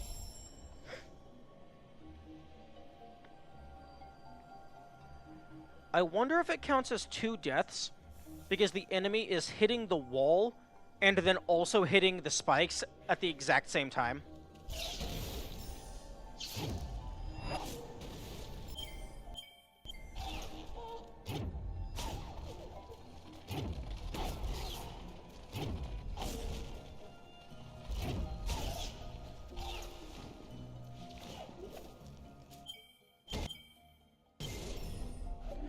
Yeah, because you can actually see in that clip, they hit the ground as exploding plus dying to the spikes. Yeah, that's what I would think.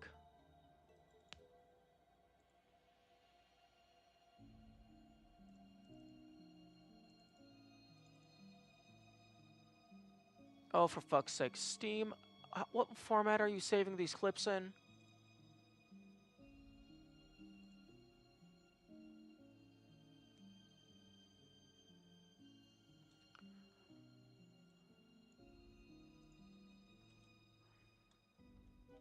Okay, Steam, please tell me you have a way to go forward by 1 frame. Okay, yes. Yes, you do.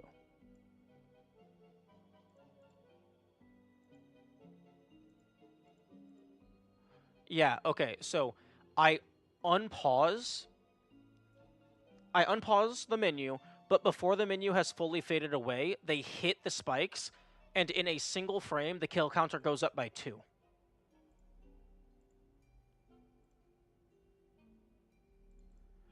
So, for whatever the reason is, the roly-poly is counting as dying twice.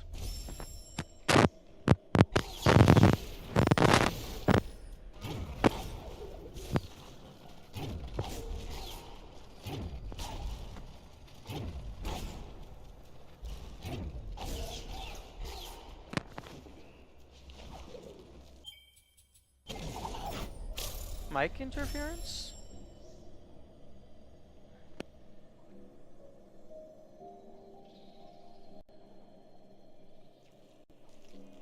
mic. Mic interference? Test, test. Does my mic sound good now?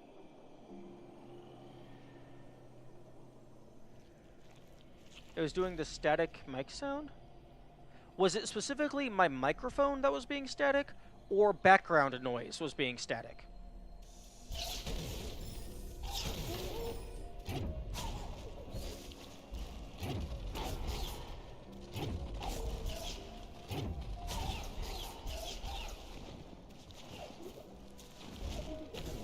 No idea.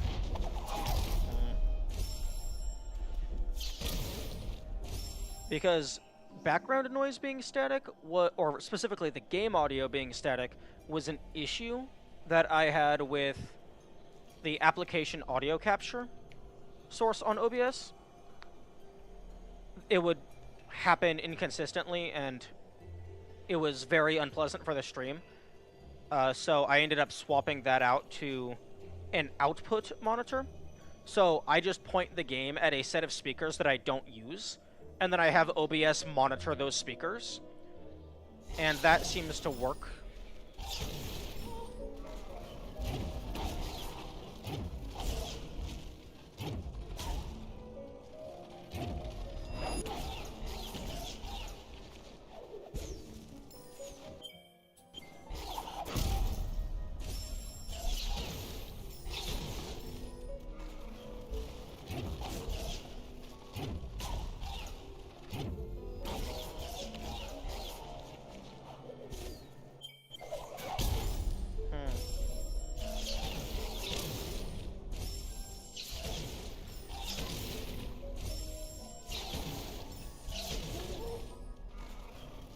One of these days, I'm gonna find a game to do a challenge run in that isn't stupidly broken.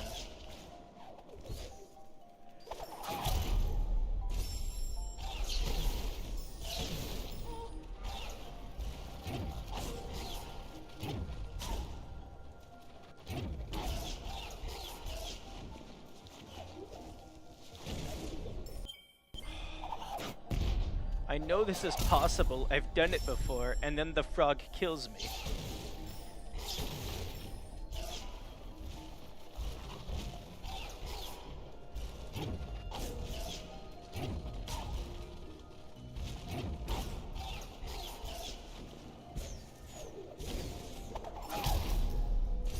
Because I have to get the roly-poly to despawn.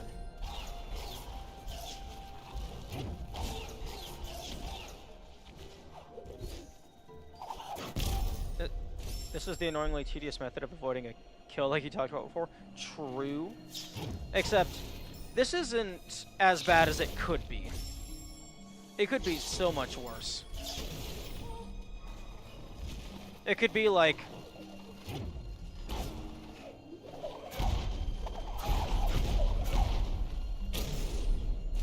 It could be like, oh, to avoid that slime, you have to do like pixel-precise wall jumps and stuff in order to climb over the level and go out of bounds. But, oh, if you touch any of the spikes, you die.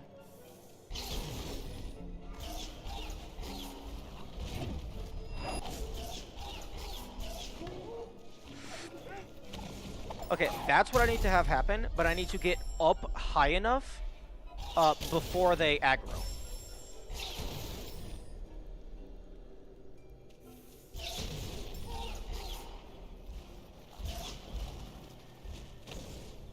Okay, except I can't have that happen.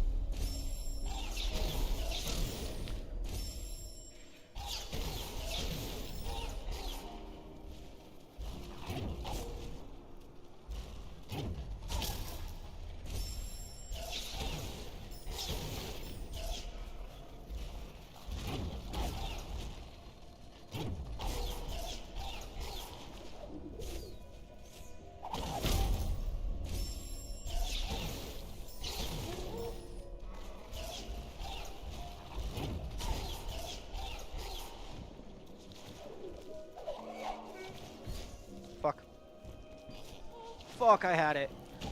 And then I choked it.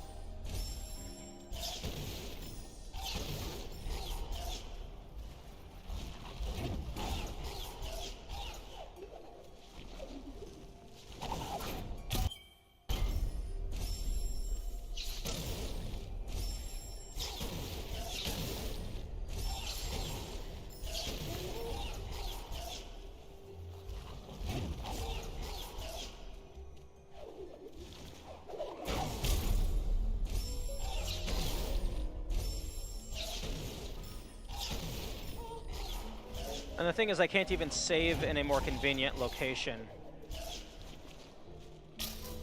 Because the slime... Wait, actually no. The slimes don't come back, because they're dead.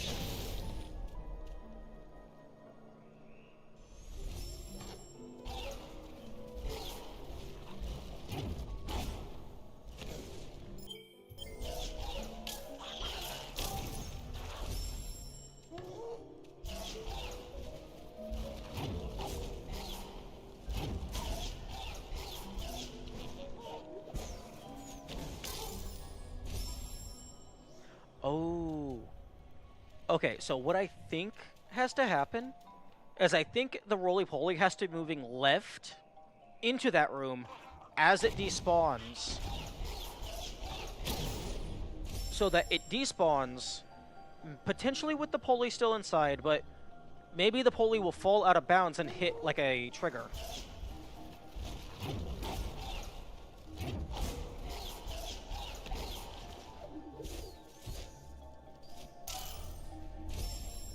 But if the pulley hits an enemy,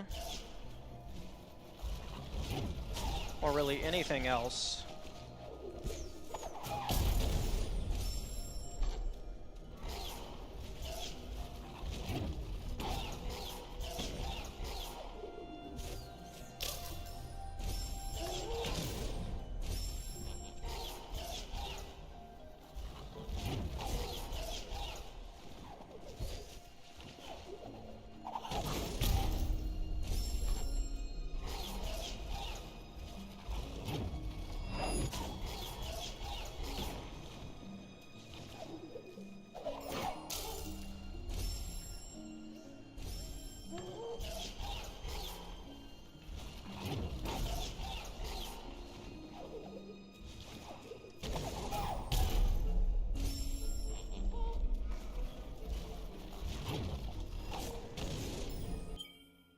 wait, that time it only counted as one kill.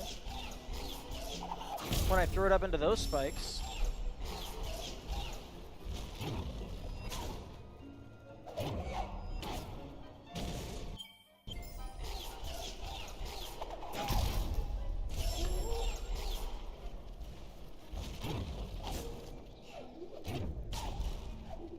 Okay, there's nothing up there.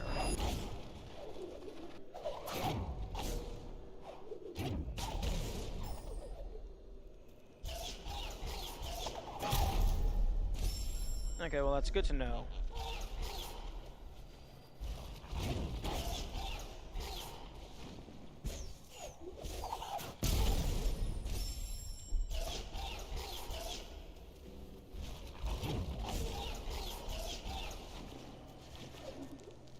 Okay, there we go.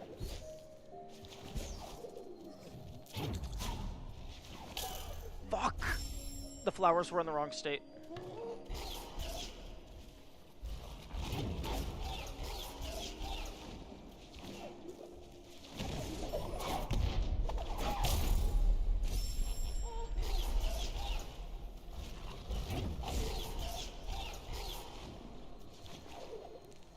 Okay, I figured out the spacing.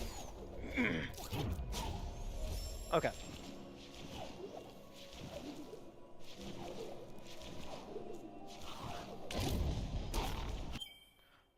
Okay, so that's 10. So, yeah, I'll just say 8 o'clock. Kill, not 8 o'clock, 8 hours. Kill 9, 10. Kamikaze Slime X2.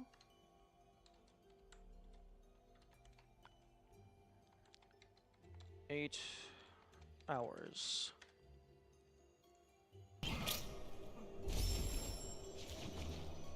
Yes, it is you. And you are ruining my life.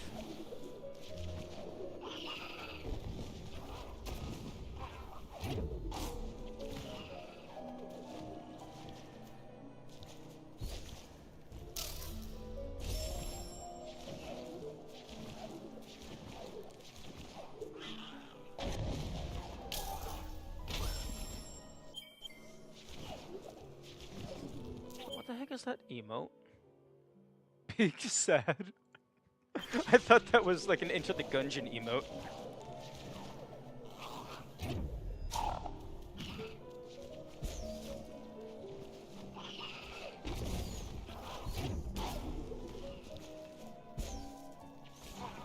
No. Piss off.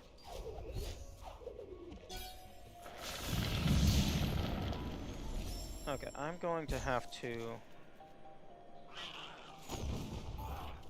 Okay, you know what? I'll take it.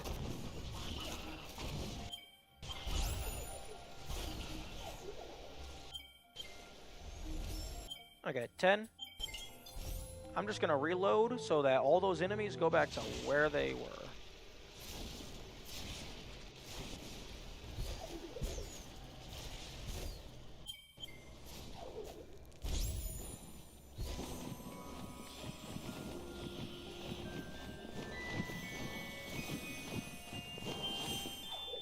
Which laser killed you in the easy mode? The entrance to the double jump dungeon. It was like in one of the cutscenes where you're following the blue guy.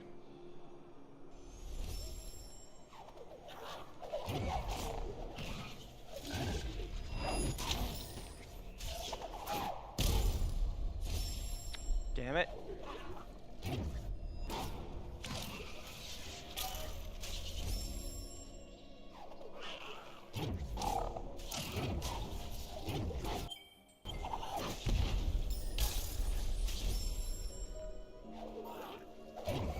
You know, simultaneously glad and hate that bash is a thing. Because it means I can juggle enemies. Oh. Okay, well, fuck you.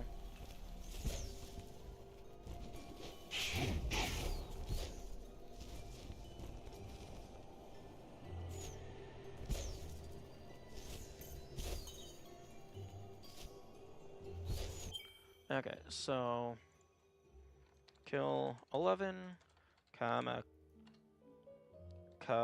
Slime. At 8:03.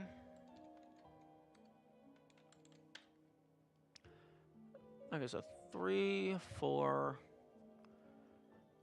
Yeah, the Kamikaze Slimes are currently taking, like, slightly less than half of all the kills. And I'm at 1 HP. Can I have enough Spirit Light, please, to refill my everything? Oh, I didn't actually think it was going to be enough.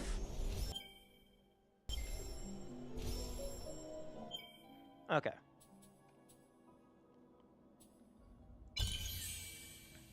Almost to air dash.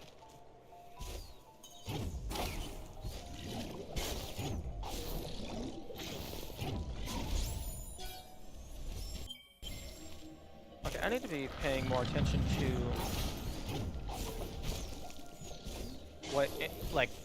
what my kill count is at before I save.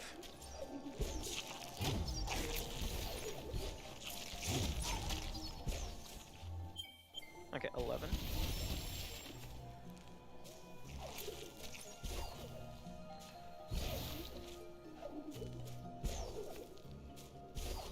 You know, I don't think I've ever actually taken damage in this segment. This segment, on the other hand, is absolutely horrible. And I do not like it.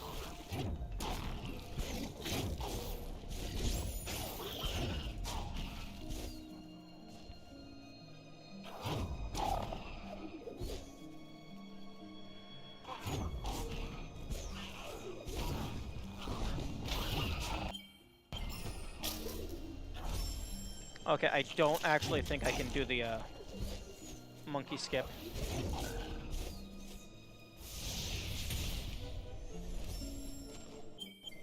Because if I'm going up there, the monkey gets aggroed.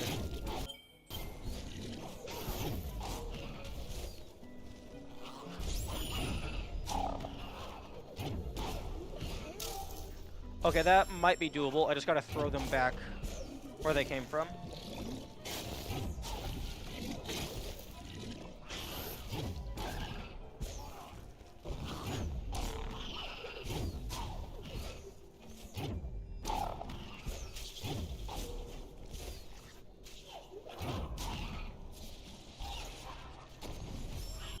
Nice. I don't know what's at the other path. Oh. Why you gotta be like that?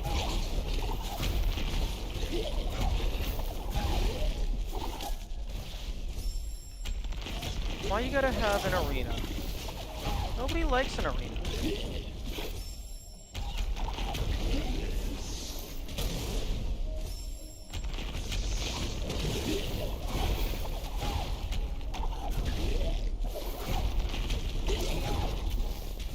Oh, I'm still alive.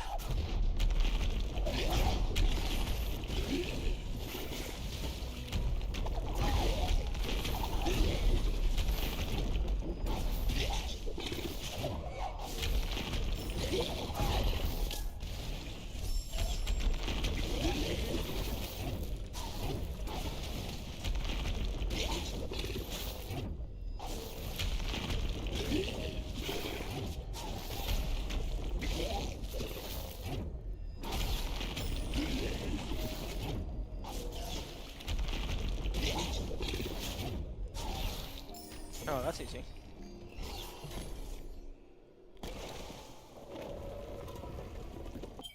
Okay, 12 and 13.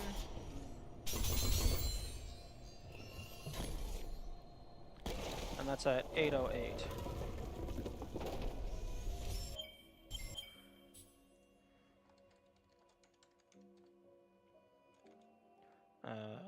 Boss is for door.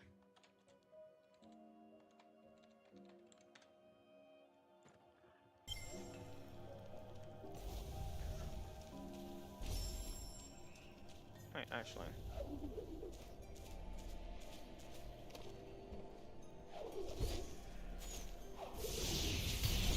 Yes, please.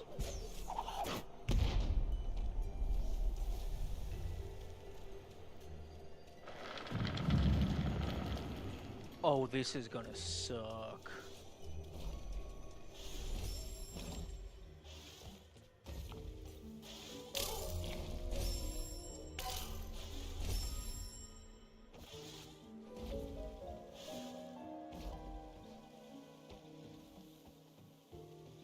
Oh, you can just go on through. This is gonna suck.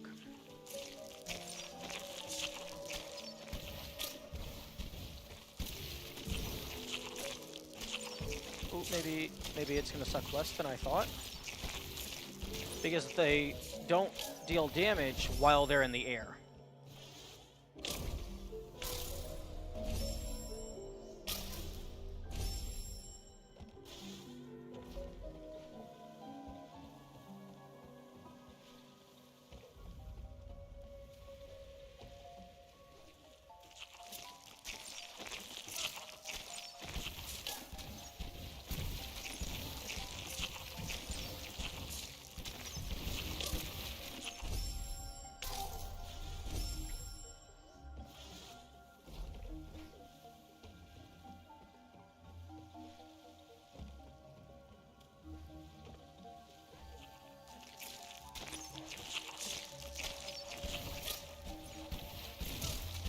Oh, the bullets.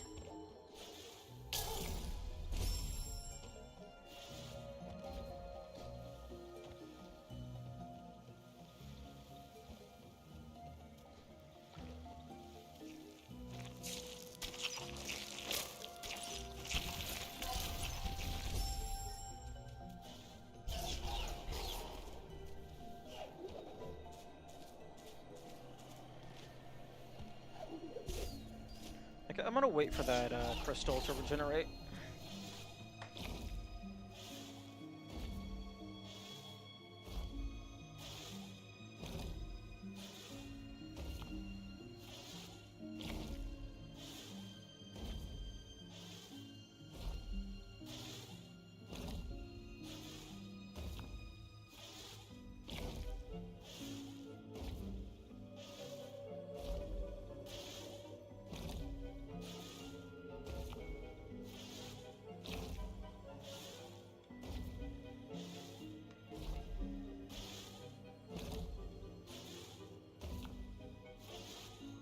Also, one thing that I discovered that's annoying is if I have any of the channels in the Discord hidden, I am not allowed to reorganize them.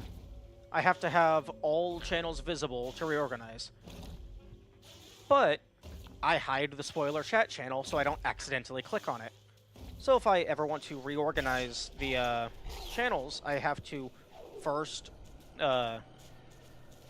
re-enable so that I can see the channel that I don't ever want to enter, which is mildly annoying.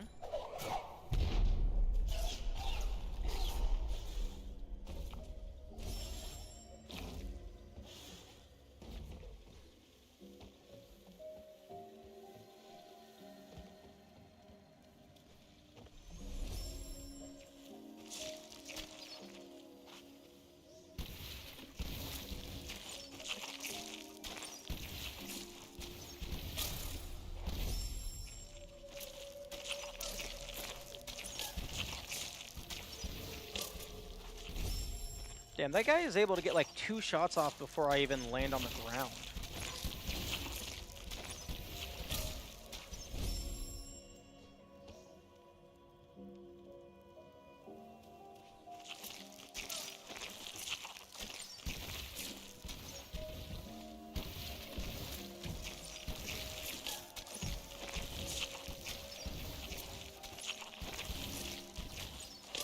Oh, the perfect line.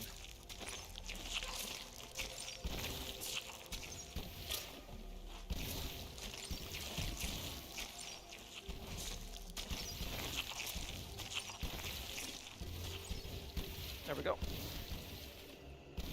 Although, actually no, not there we go. Because I don't know if it... I don't think it auto-saves when you pick up a major collectible.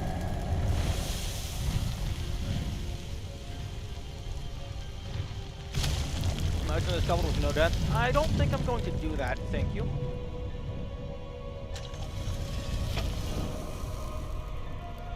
Because I highly doubt that there is any relevant tech for using the Wisp. Because the only utility of the Wisp is allowing yourself to have a screen nuke in a place that you normally cannot collect Spirit Light.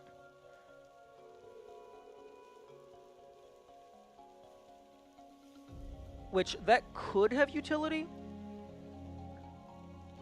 but also, actually no, you could still do key duping with no death probably. It would just be more annoying.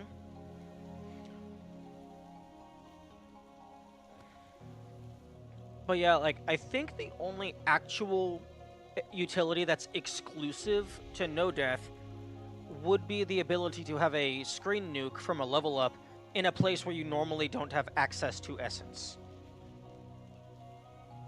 Like, I suppose if you're only counting things that are listed as being killed directly by the player, you could maybe use that to cause a boss arena to be considered environmental death. That could maybe be a thing. Or you could maybe use it to break something.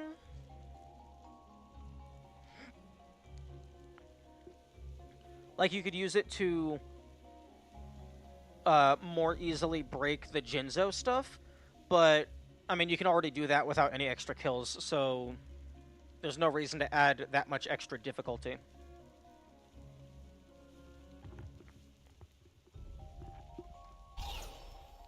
Okay, I need to be careful.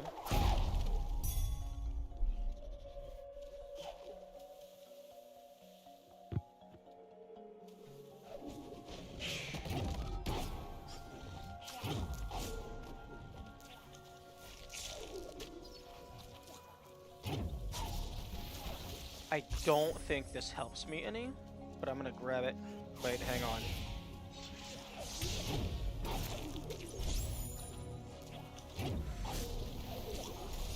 Okay, okay, that's exactly what I needed.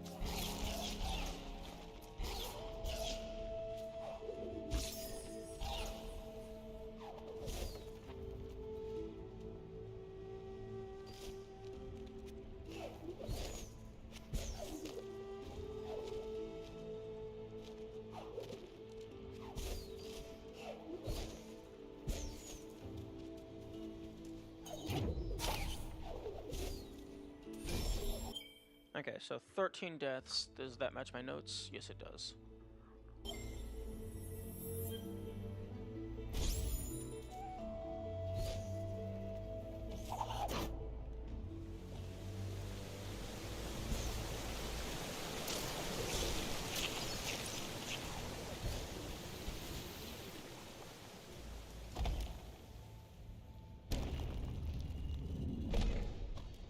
Frogs are evil. Yes, frogs are a contender for the worst enemy in this game, simply because they do so much damage.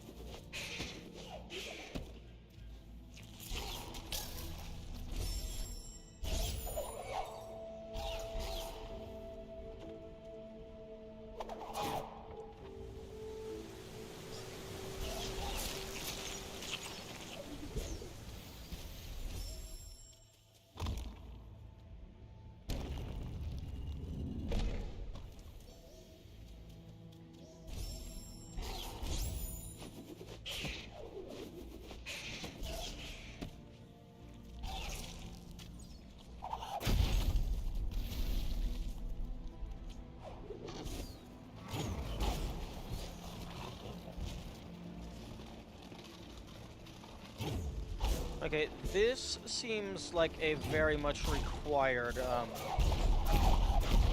kill.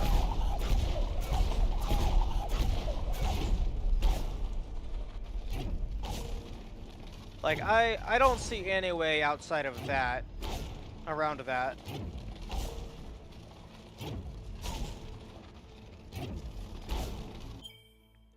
Anyone that shows two forum posts about frogs being people, show them Ori. Yeah. One thing that I am curious about, though, is if it will get to a point where I am able to go through a game without people constantly making references to the previous game.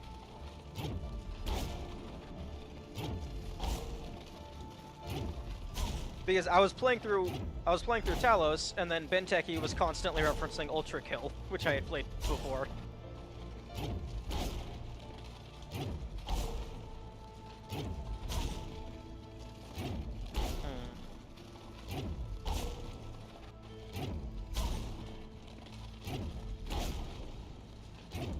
Okay.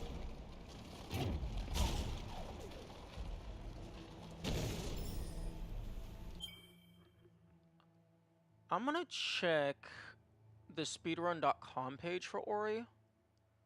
Okay, leaderboards. Okay, there's all skills, any percent, all cells, and 100%. But there's a subcategory of no out of bounds / teleport anywhere. I want to understand how those work to determine whether or not I'm going to ban them. So guides. Okay, wait.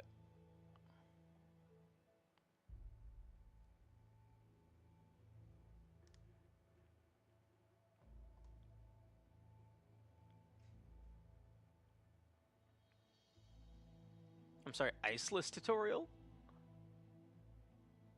The fuck do you mean by iceless?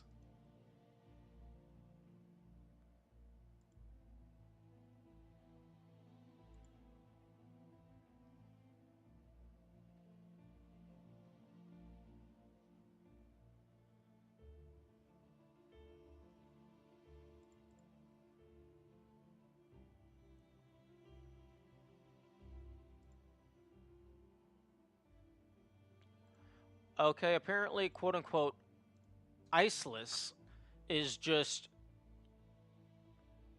getting into deep root or dark root or whatever it's called using only wall jump, which that's interesting, although I don't know why it's called iceless. Okay, where's the teleport? Teleport anywhere, Misty and Grotto guides. Okay, here we go. Are not recommended for new players. I just wanted to document the best setups I found so that the learning process has a bit less trial and error. Okay.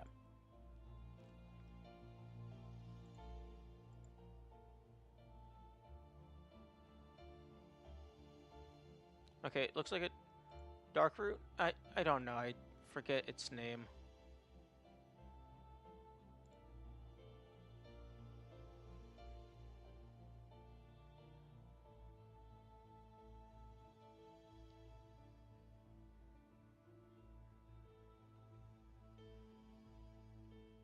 Blackroot? Okay. Okay, no, these guides are 11 and 23 minutes long. I have...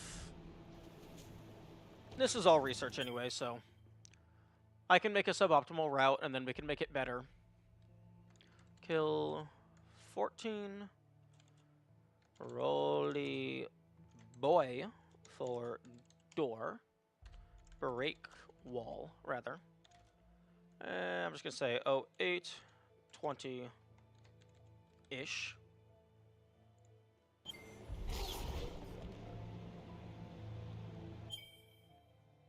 And there is that, but I'm pretty sure that's just for the map.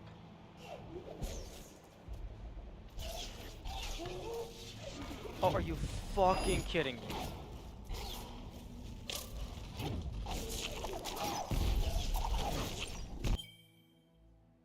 Gotta go for today?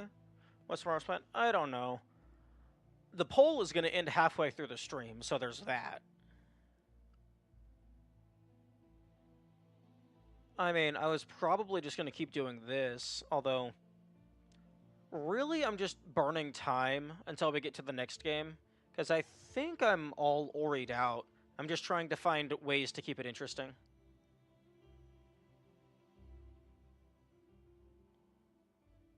But I mean, I've already done so much. Like, I'm not even sure what other things to do. Crazy how quick this game went? Well, I mean, the previous game took a month. This one took, like, a week and a half, so... It feels quick. Like, I'm probably going to turn the no spirit light into a video, or at least I'm going to try to. I wouldn't make a video on this unless I could make a full route and then replicate it in a vanilla instance of the game.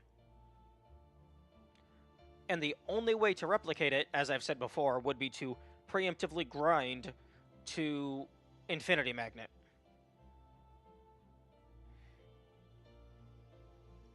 Although, apparently teleport anywhere and out of bounds is a thing, so I definitely don't have the optimal route.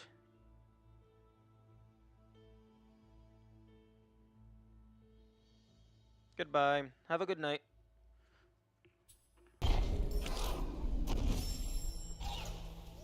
Oh, my save point's all the way back here? Of course it is.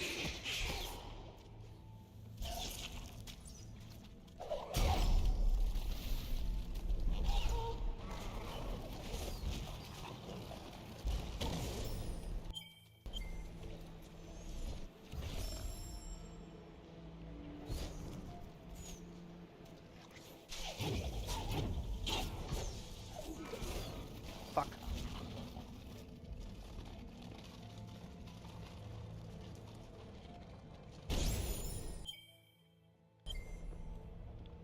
Can we stop putting roly-polies everywhere?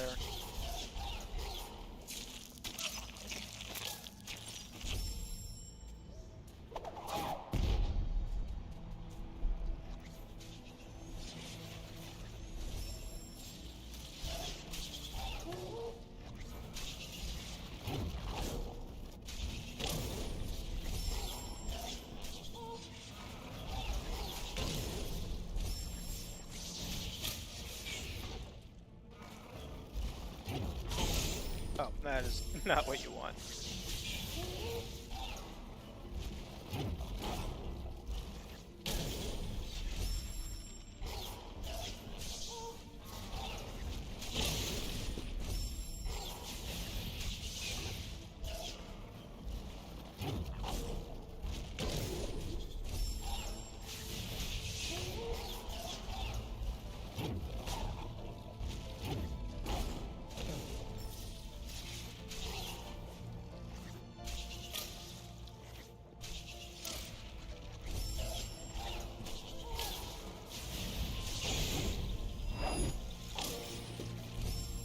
That was a bit wild.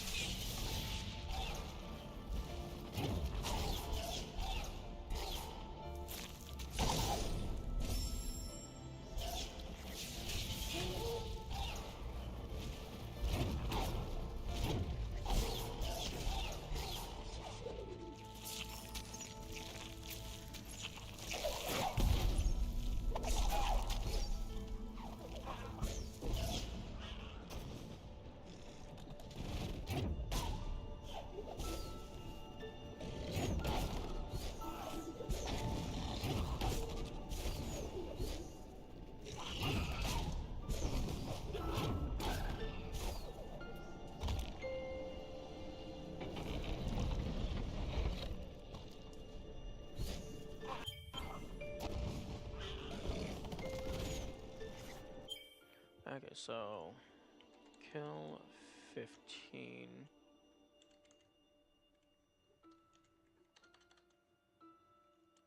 Rolly boy, because can't avoid. At 8, I'll say like 26-ish.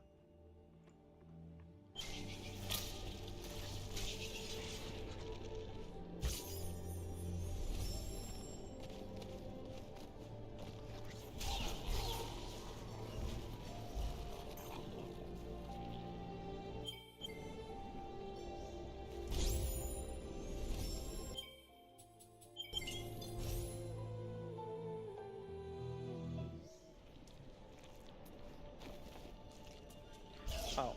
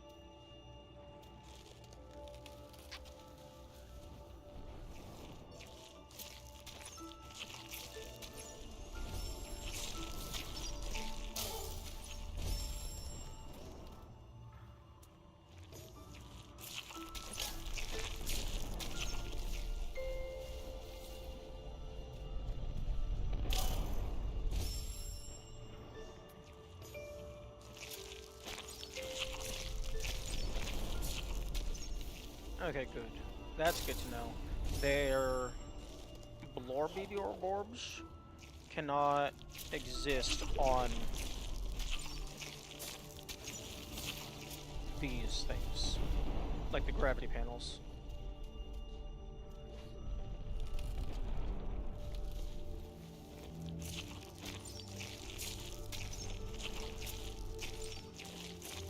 Oh, actually, they can't hit me because all their projectiles go downward.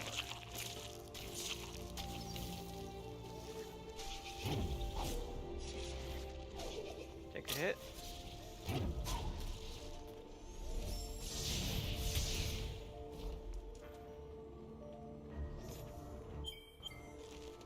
Yeah, I don't think there's going to be any forced kills in here. There is a mole that you have to be careful of. Wait, why am I... Don't grab keys. You have 55 of them.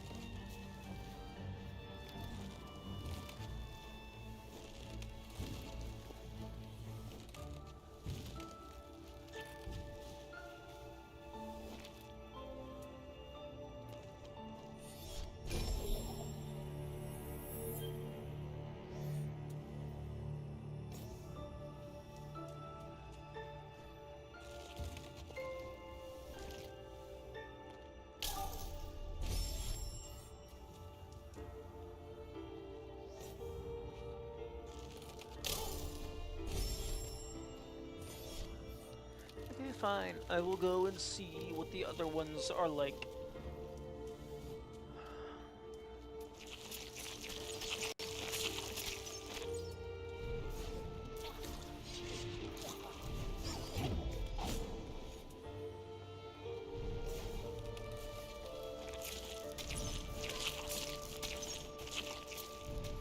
Because I don't think there's any risk of enemies dying here.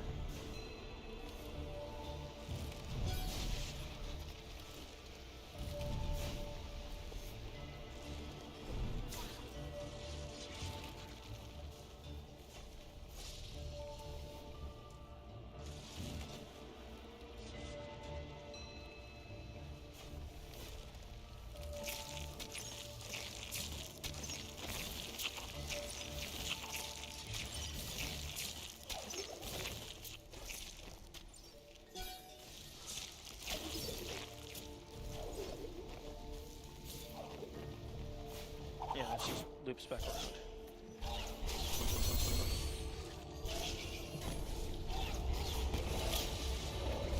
Okay, it doesn't matter.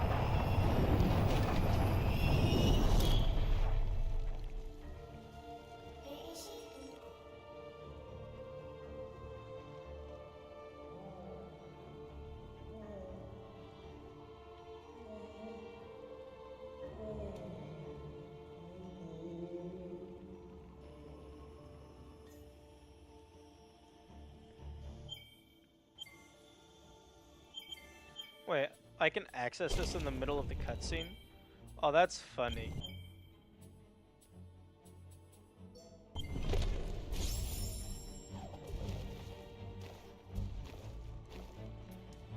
I wonder if that could affect anything, because I'm pretty sure if you purchase something, it saves.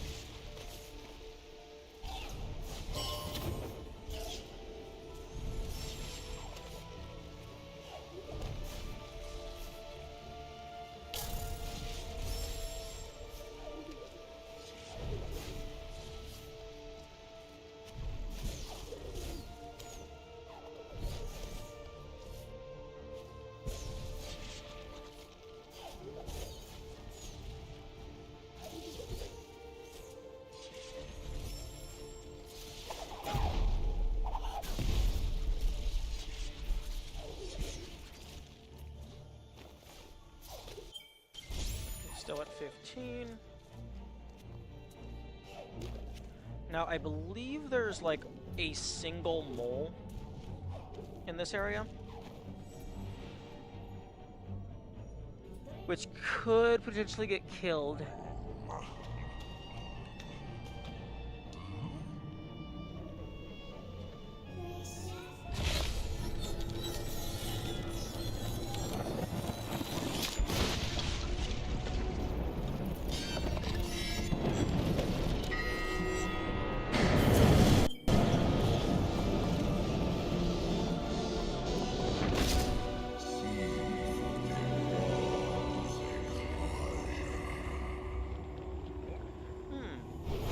If I left my soul link there, I wonder if it would be in the cutscene, because that looks like it's in-engine.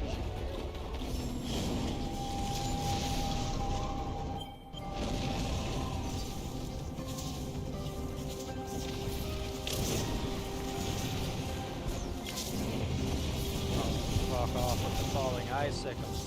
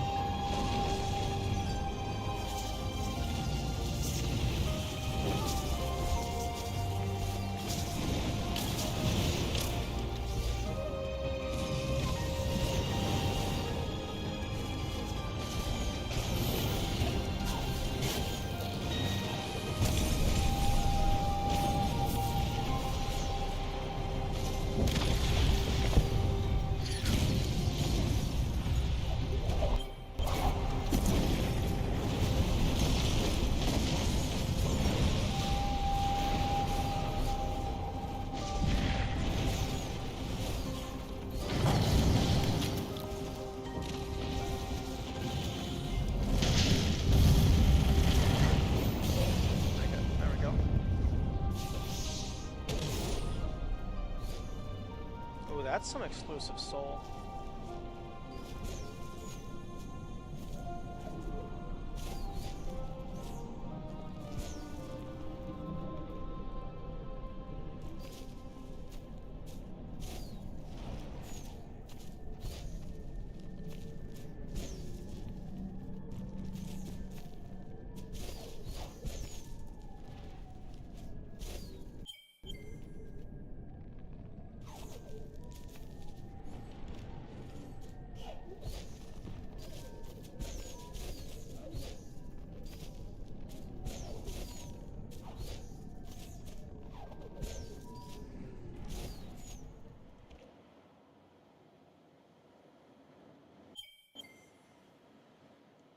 Oh, right.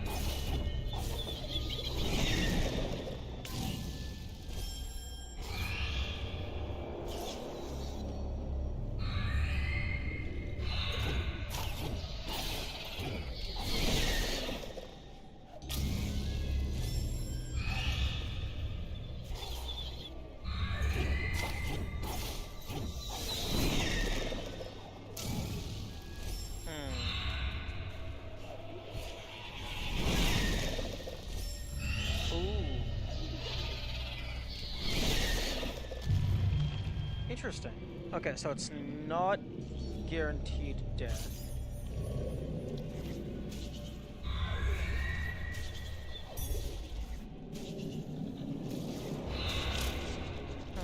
I wonder if I can stomp that. Actually, no, even if I do stomp it, the spider dies.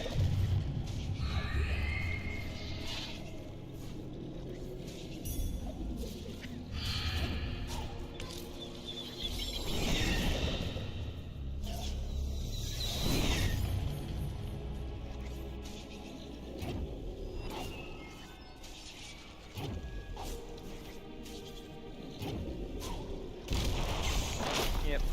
Okay. 1x spider.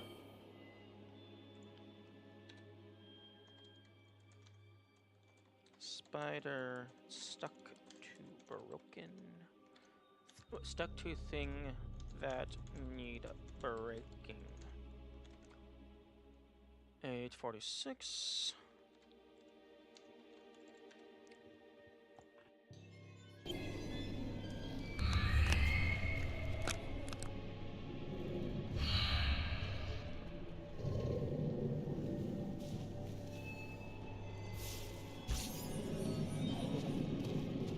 Although, if you could somehow get up here fast enough, there's absolutely no reason why you couldn't save the spider.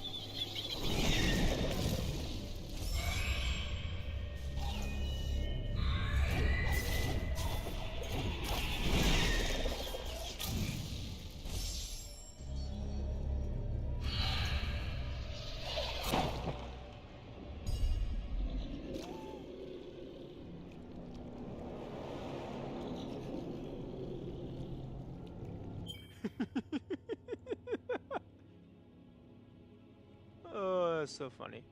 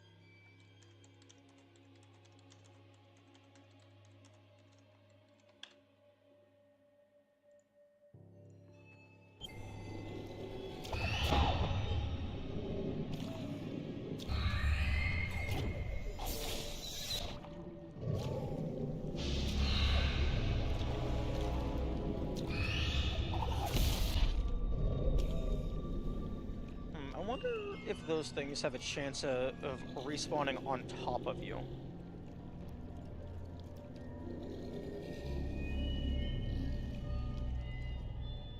Okay, so I'm just gonna swim around here, see if maybe it's a distance thing, maybe it's a timer thing.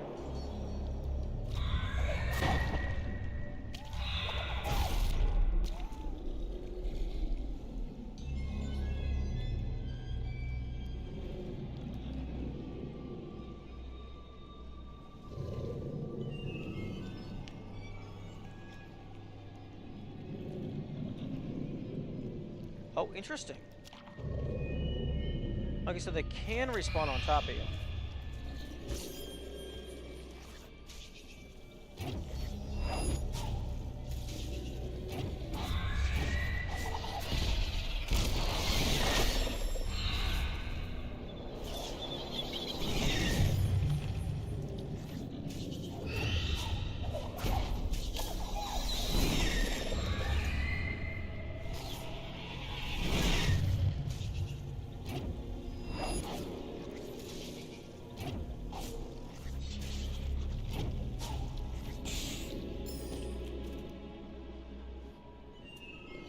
Gonna respawn? Interesting. How much did you give?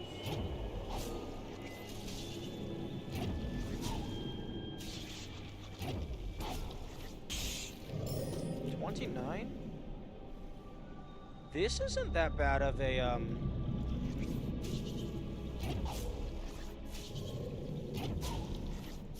This isn't that bad of a grind spot. You could just rebind a keyboard key to be holding analog stick down so that there's no deviation in angle.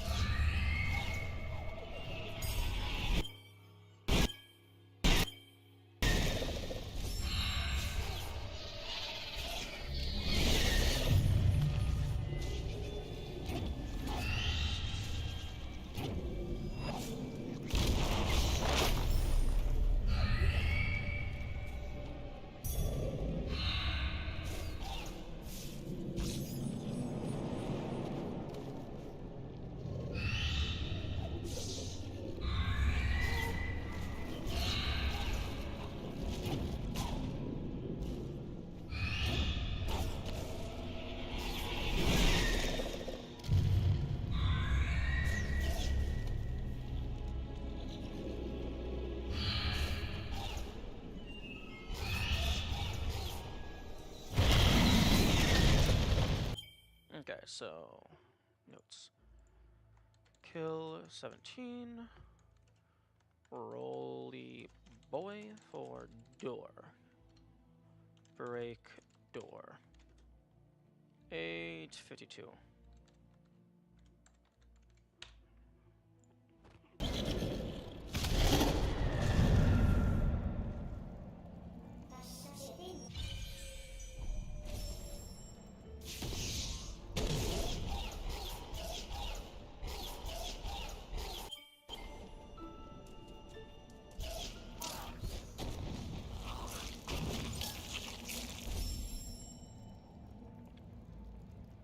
Actually, wait a minute.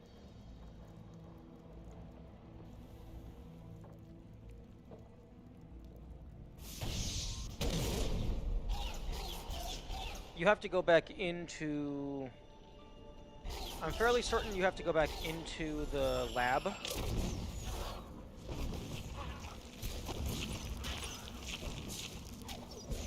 Because of this asshole.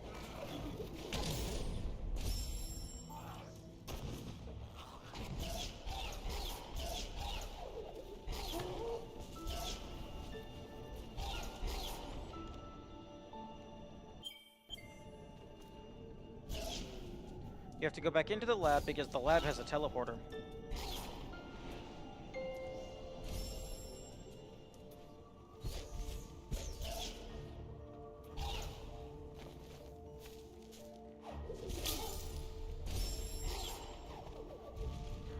Oh, the game auto-saved when you go in.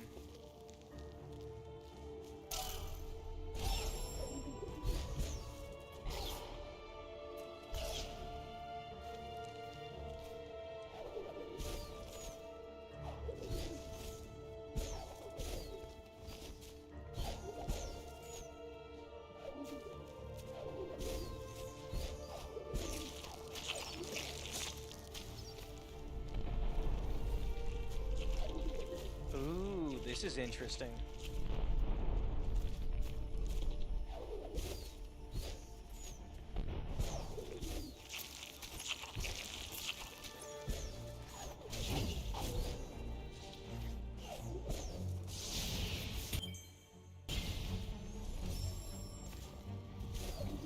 Going through it is a little bit different because the gravity things are all disabled. But of course, actually no, this doesn't have to be possible because in the original version of the game, you were not able to re-enter.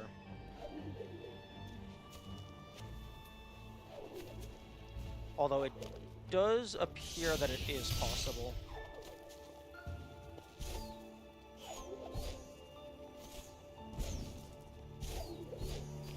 Yes.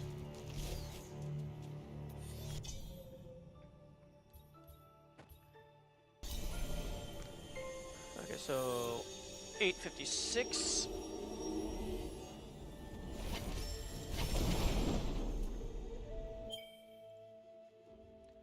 Re-enter lab to teleport past Roly Boy. 856.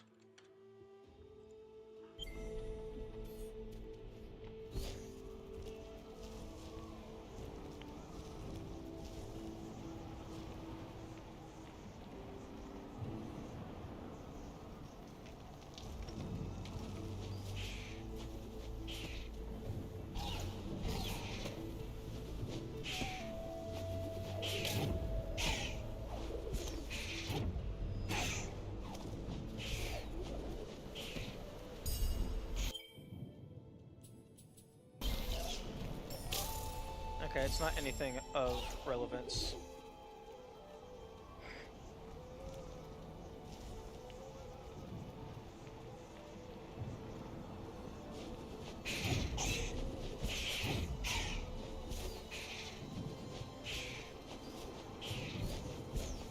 No, fuck off.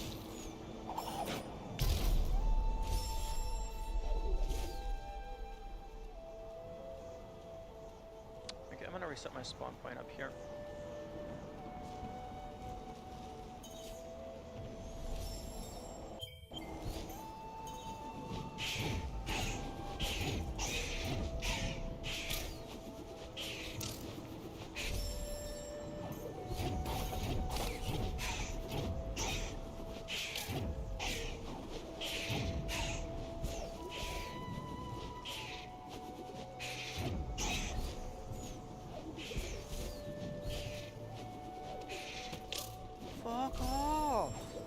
Go back to your perch.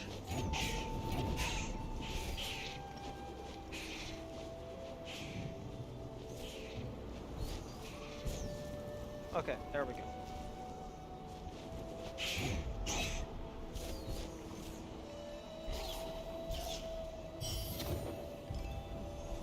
Seventeen. Air dash. Thank you very much.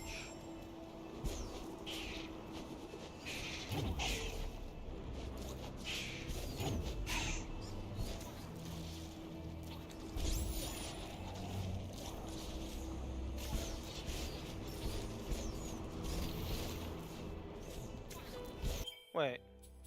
Who the fuck just died?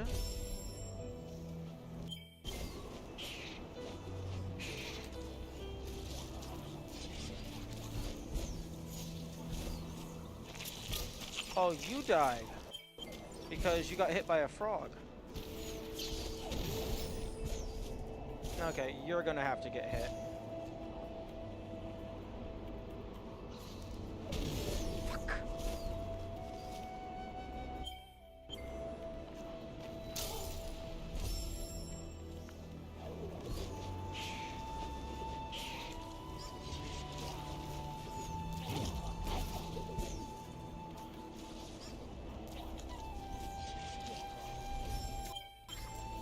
Okay, 17.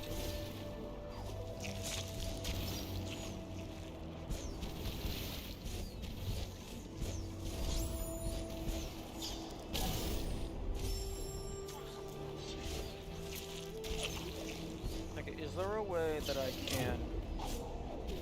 No, there's no shot that that guy gets a high enough arc angle. Although maybe...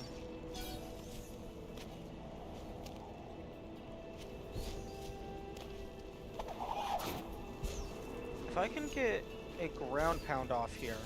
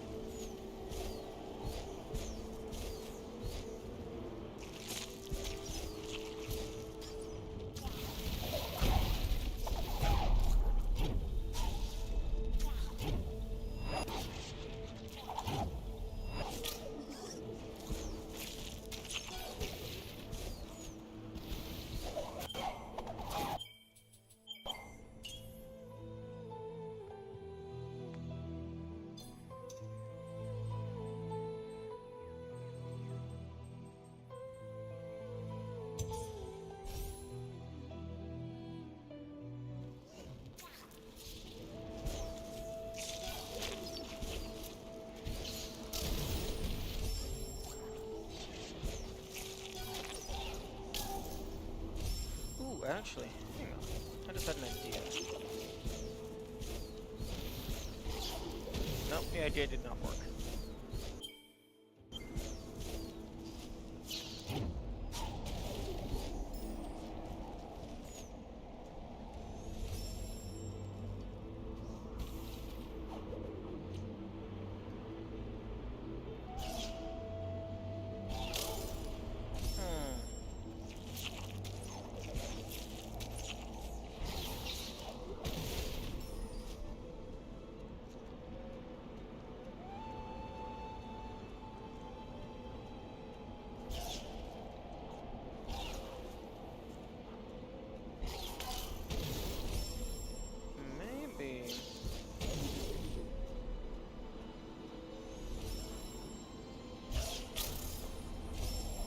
Okay.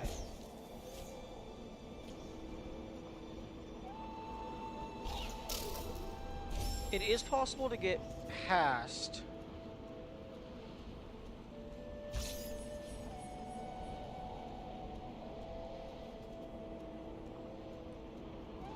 Okay, it is possible to get past without triggering this guy by using the same tech as before. So the question is,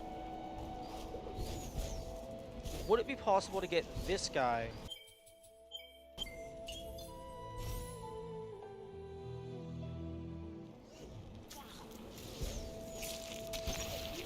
be launched far enough to hit that. Maybe. If I can...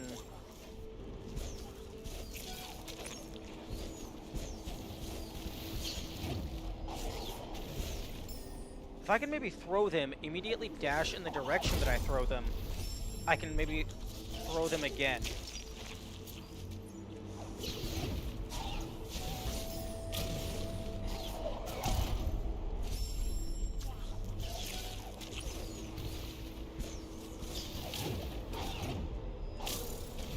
Oh. Oh, fuck yeah.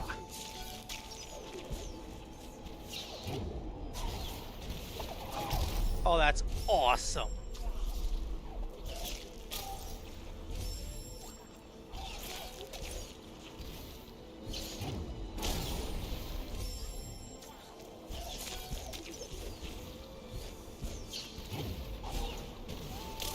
Okay, so you have to throw them, immediately air dash, and then throw them again.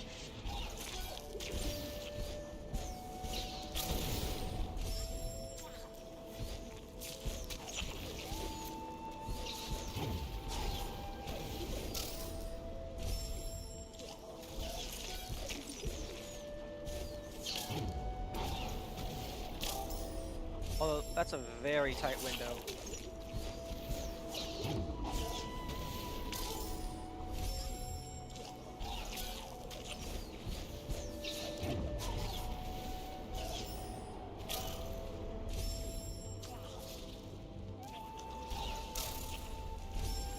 And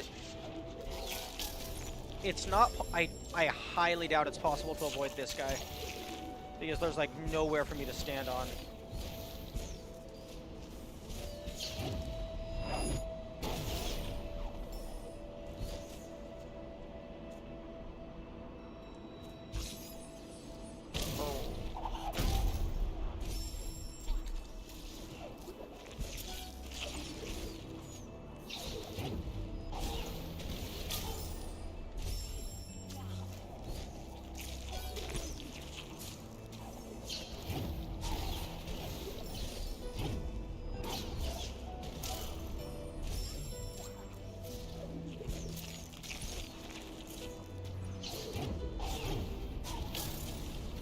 I keep hitting the things because I have to aim downward.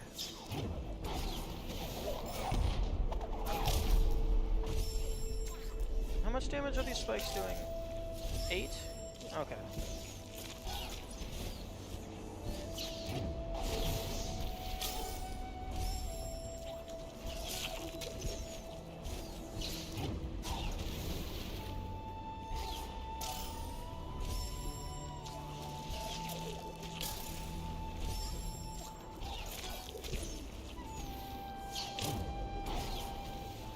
Why am I...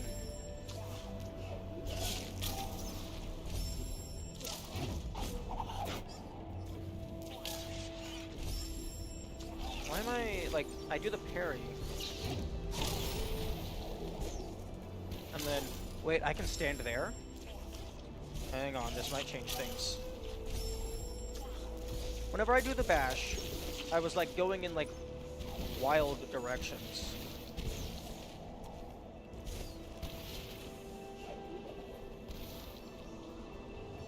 Excuse me.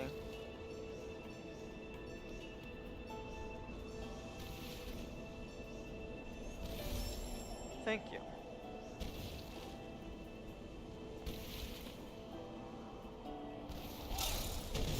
Nah.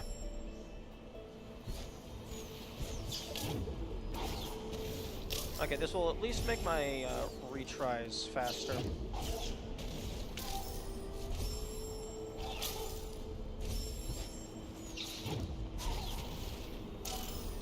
Okay, I think I have to use the D-pad, otherwise it just throws me.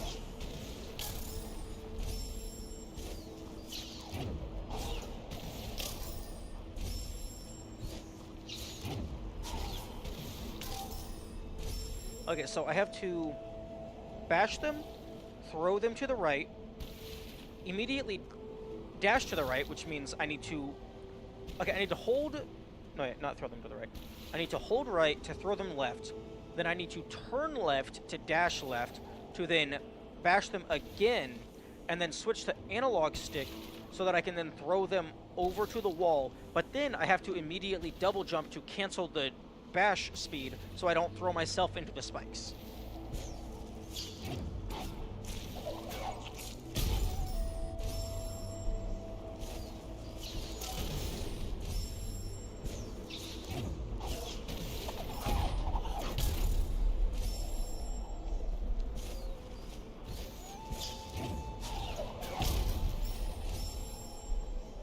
Okay, don't know how I pressed down there.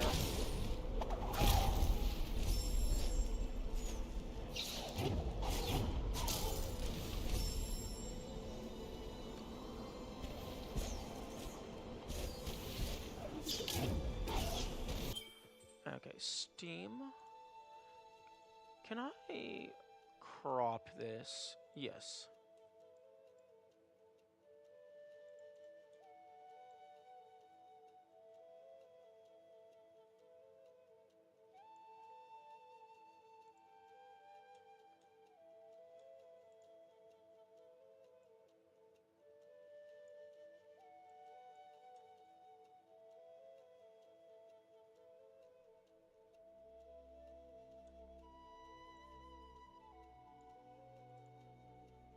Copy to clipboard.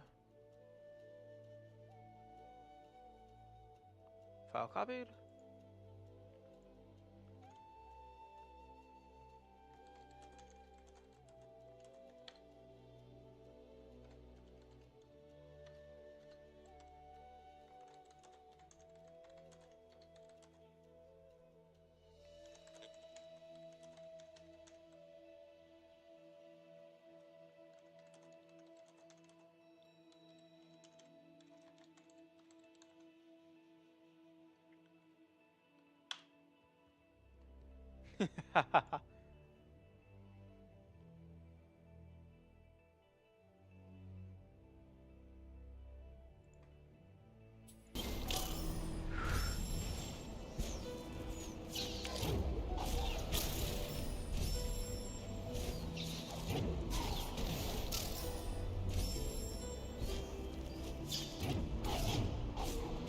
Okay.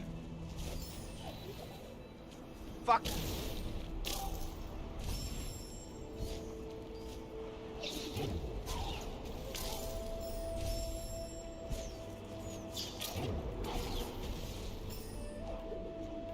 If I can get it thrown, I can then land here without aggroing, I can save.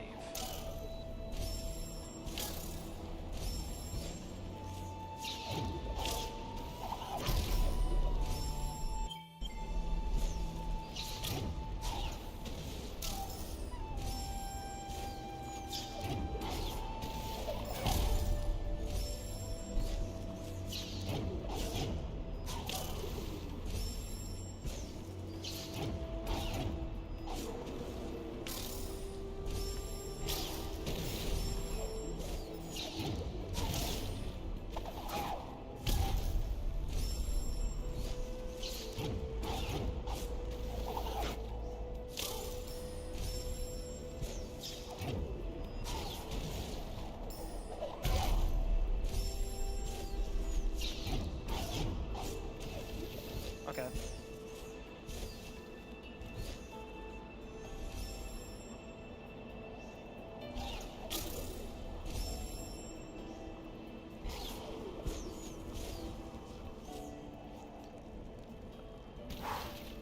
All in one.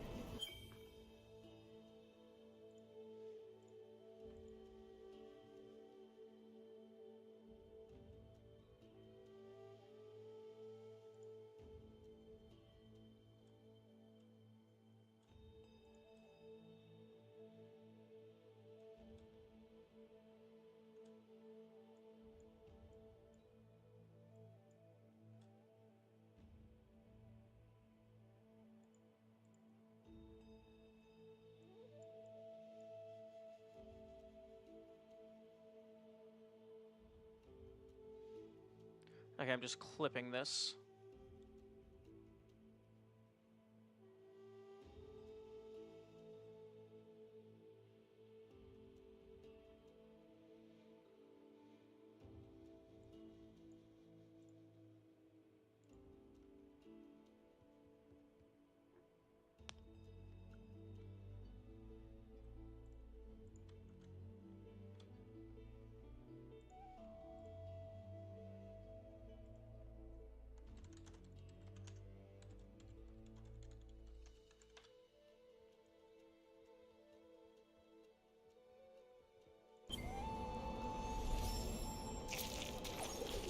That is 1 kill.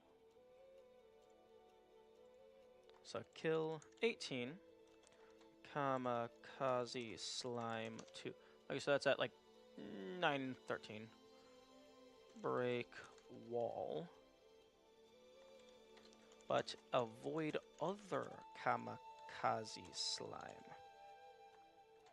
09, 13.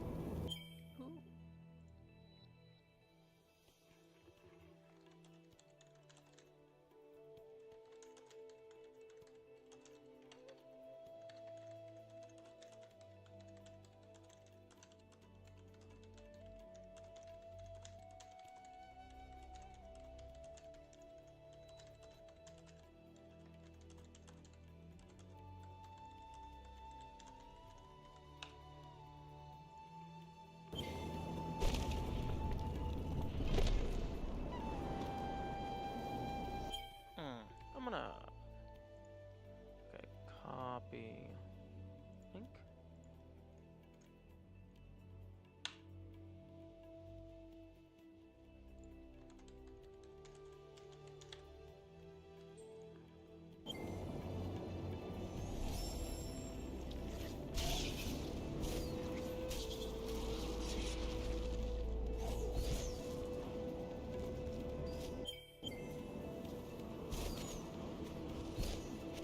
Ooh, actually...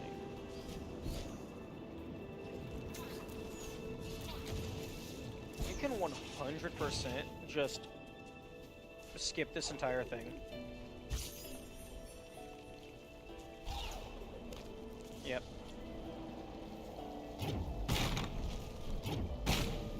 I don't know if that actually does anything.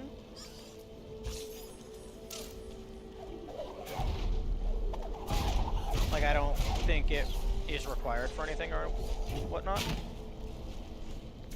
Or rather, I don't think it saves any kills. But it's cool.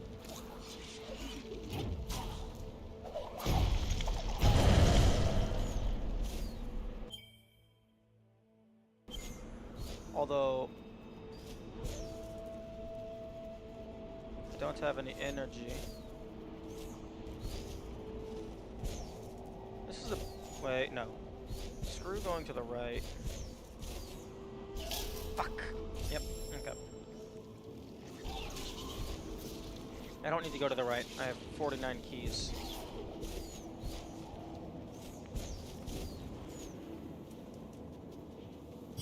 I should probably grab this. Oh, here's some energy. Ooh. Actually, I should go up because I can get that health with a rock.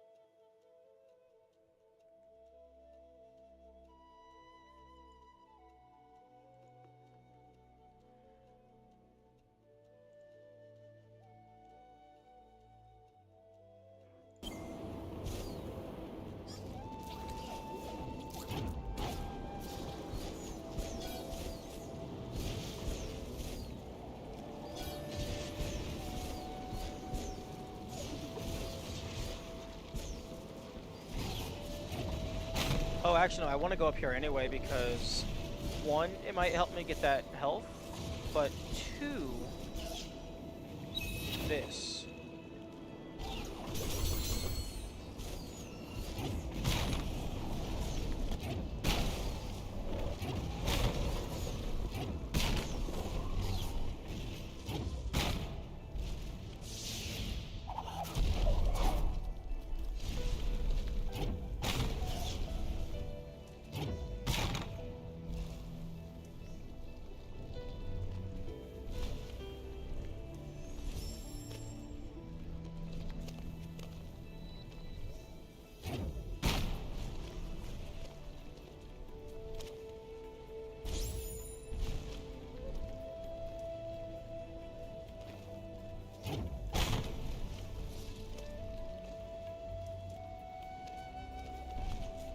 Oh, almost.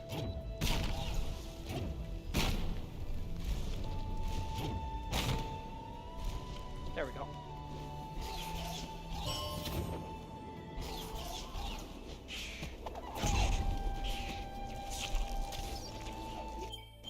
Still.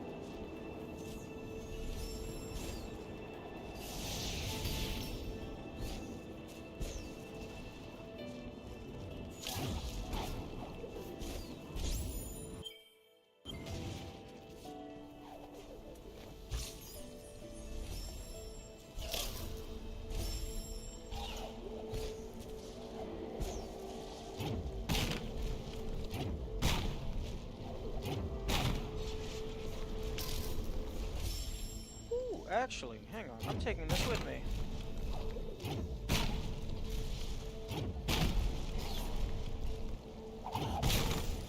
Oh, actually, it might not be possible to take it with me.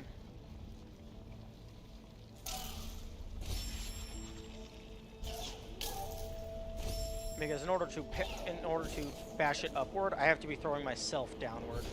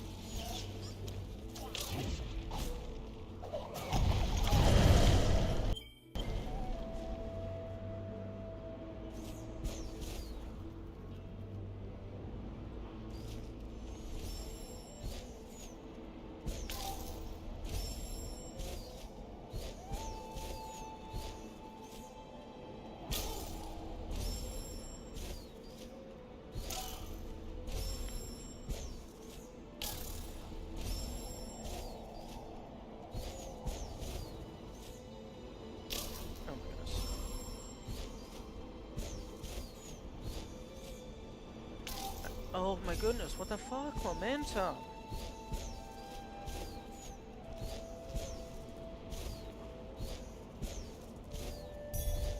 I need to get this overflowed before I get to any enemies. Fuck.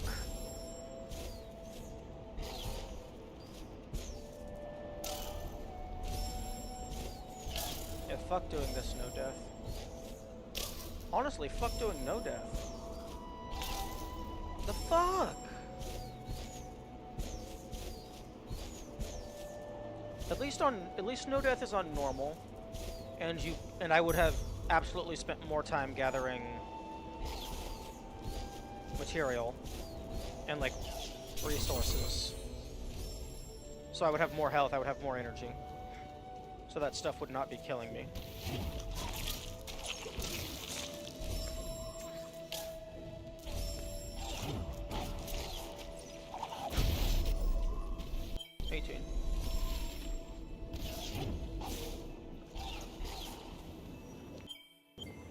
Um, excuse me?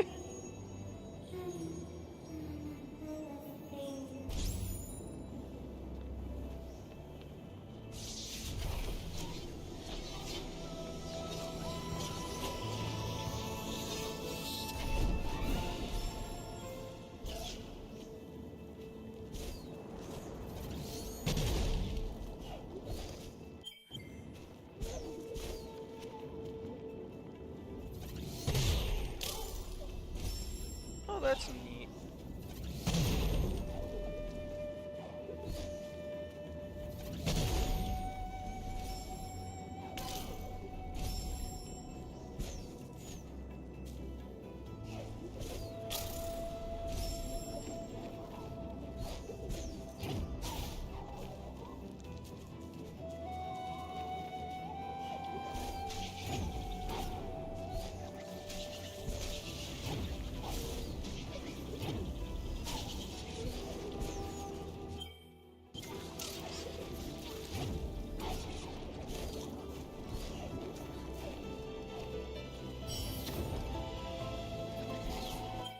Okay, still at 18.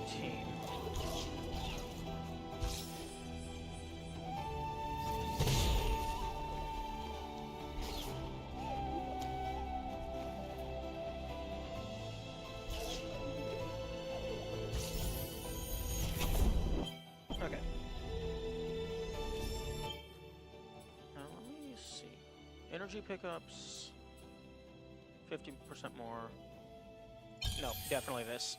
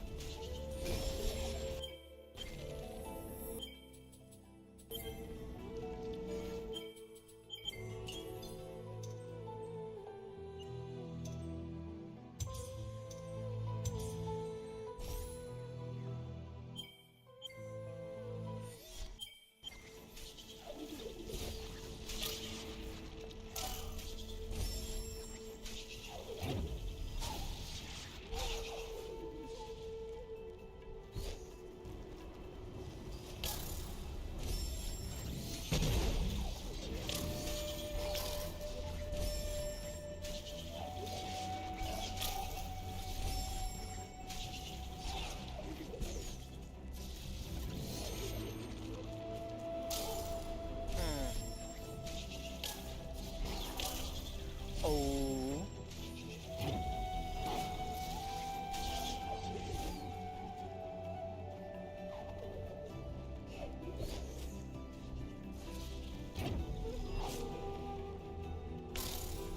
Ooh, I just had an idea.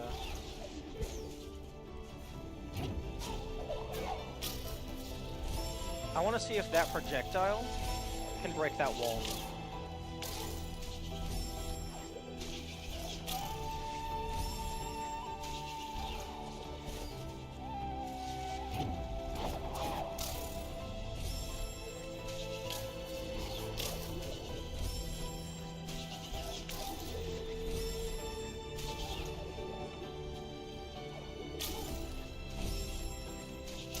Oh wait, I need to just save over there.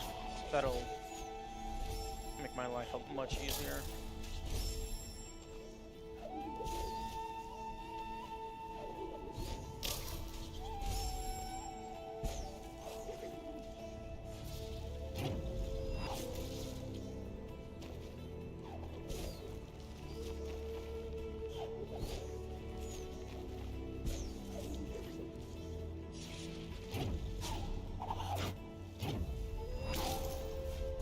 Ooh, that did not look promising.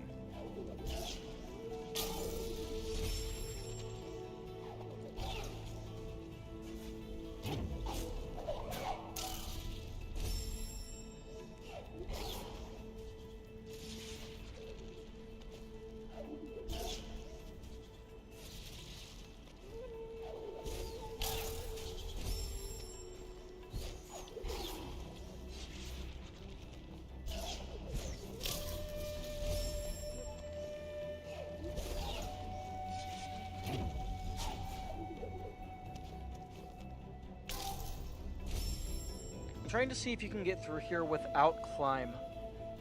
If you can avoid climb, then you can potentially skip all of Misty Woods. Except Misty Woods gives you the thing which unlocks the fucking wind. Actually...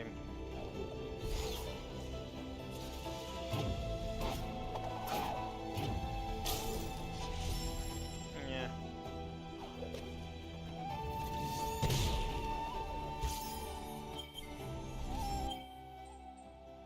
I know it's... okay, still 18.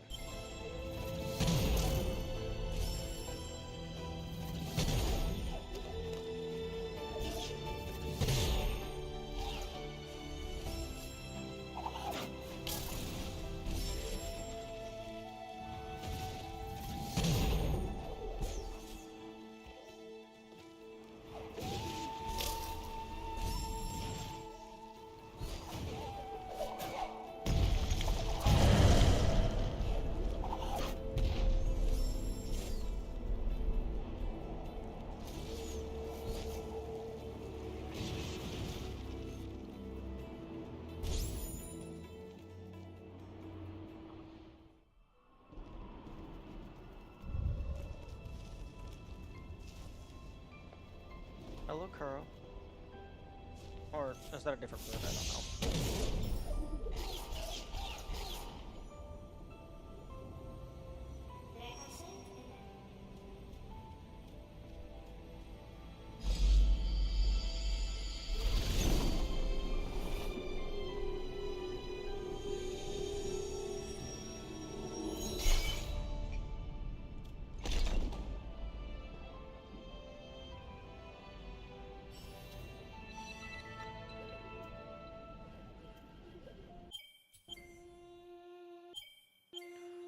Okay, cannot skip this cutscene.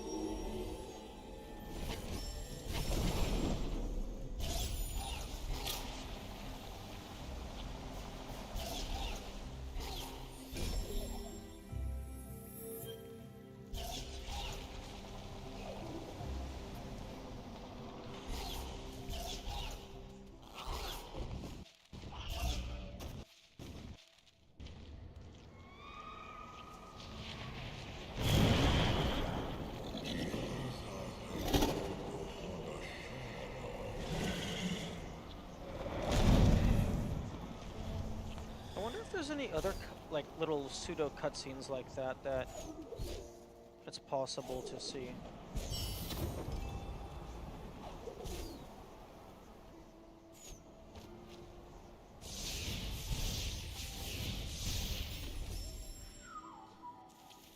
Yeah, there's no shot you're getting this guy off screen.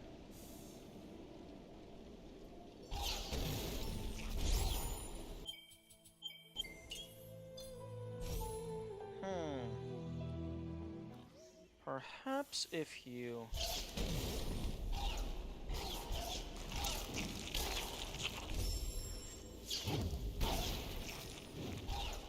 Okay, I'm going to make a duplicate of this.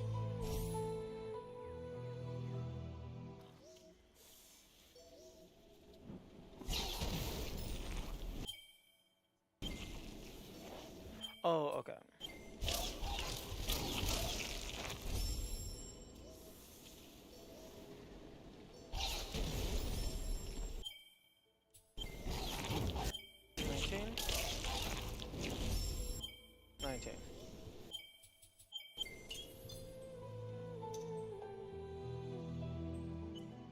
Okay, let's view what the second one is at.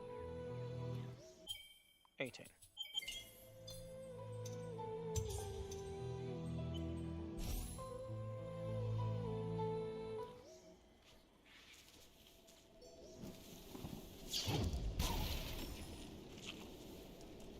Wait.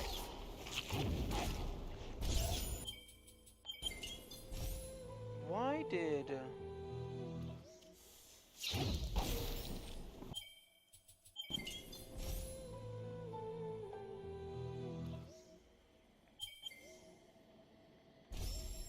Okay, apparently I need to wait for my soul link to fully recharge.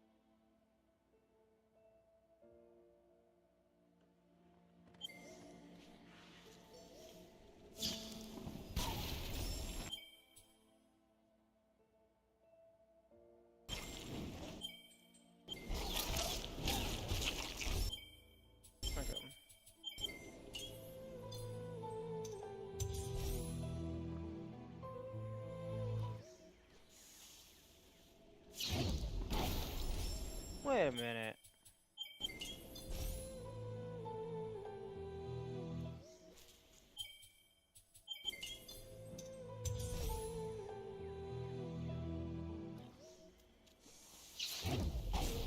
Why are you exploding instantly?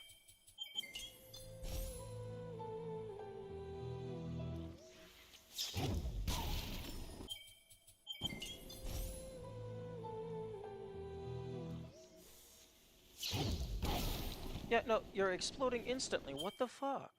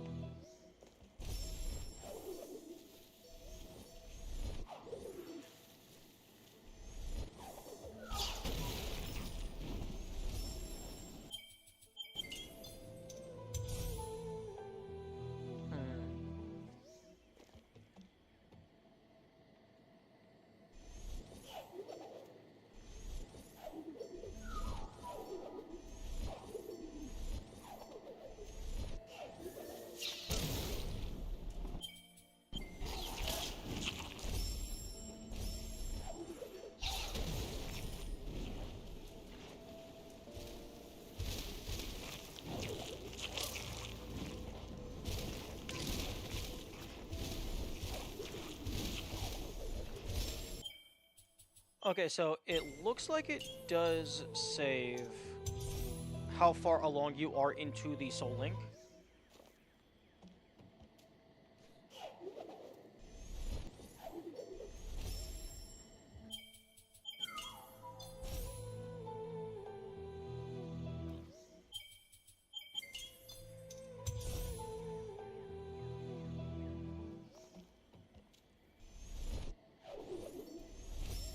Oh no, never mind.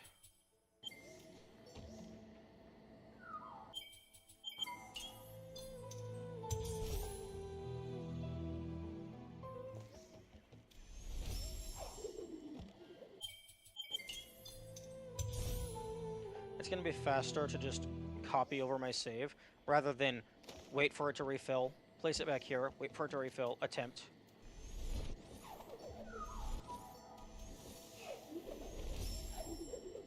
Actually,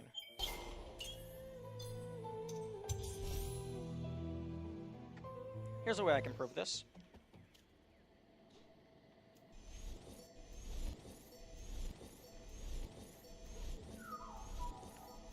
Okay, yeah, there's definitive evidence. It does not preserve the timer. Because if it did, it would have fully charged by now.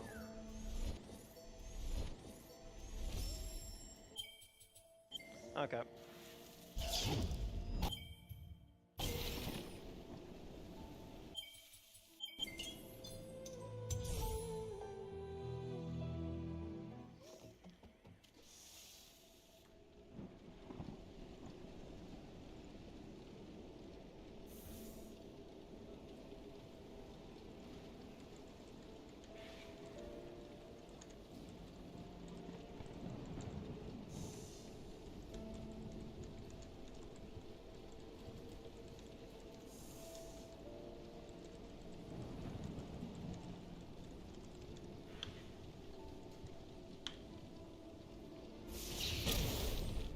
Okay.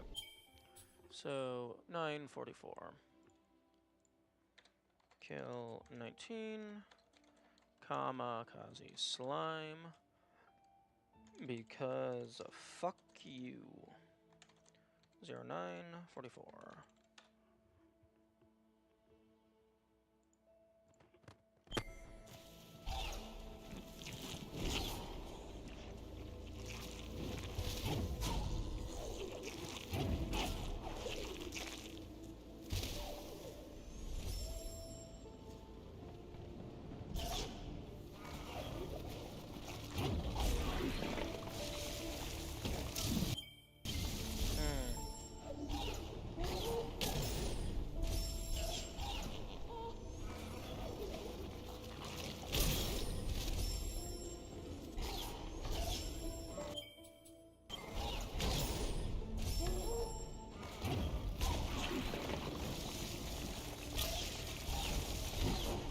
Okay, so I would have to get all the way up here.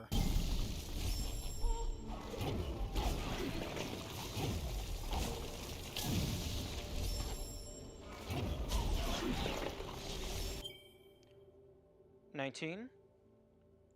My notes say 19.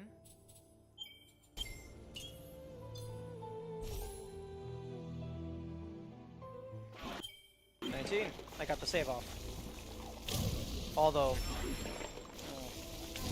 this guy is a forced.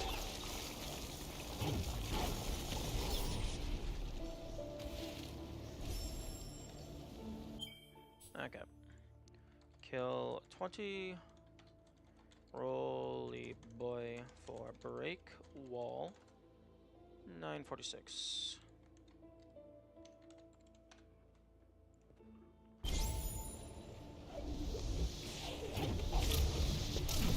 Right, you can't parry the main body.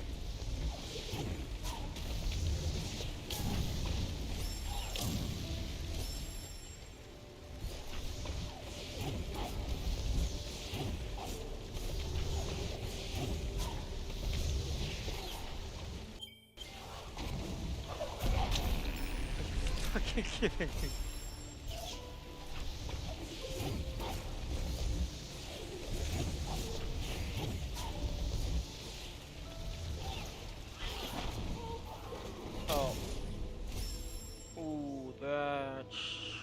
That's gonna be annoying.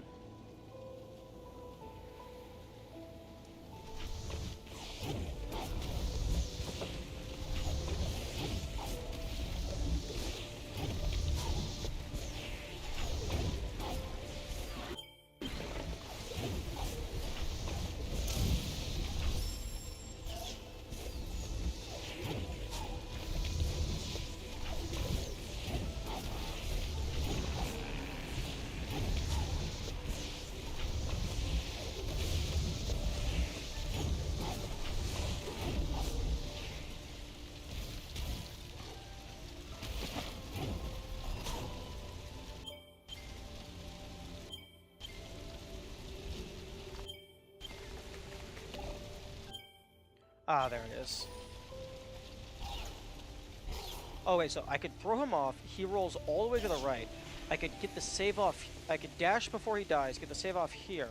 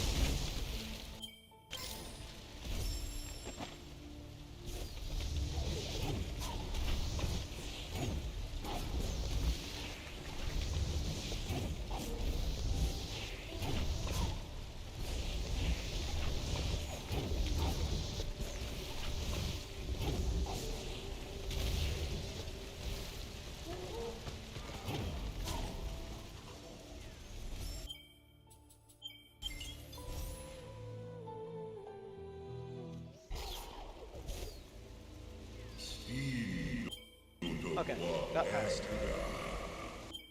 Okay, 949. Skip Roly Boy. 0949.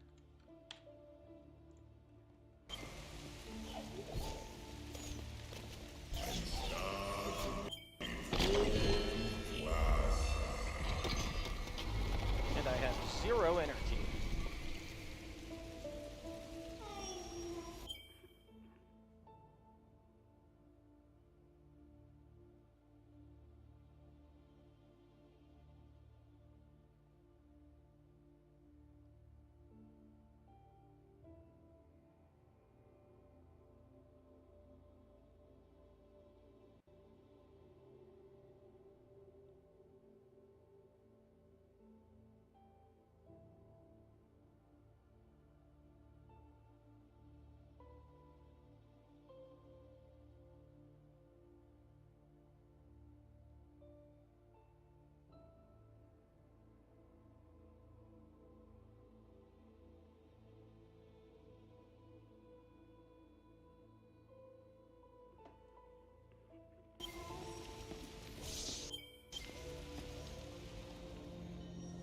Okay, there's some energy available.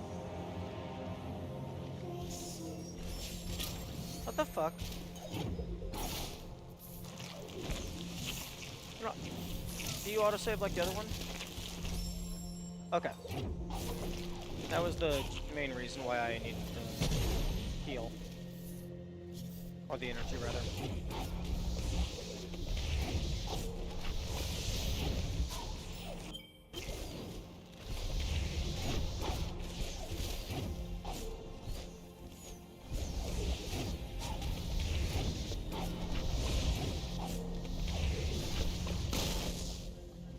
Huh?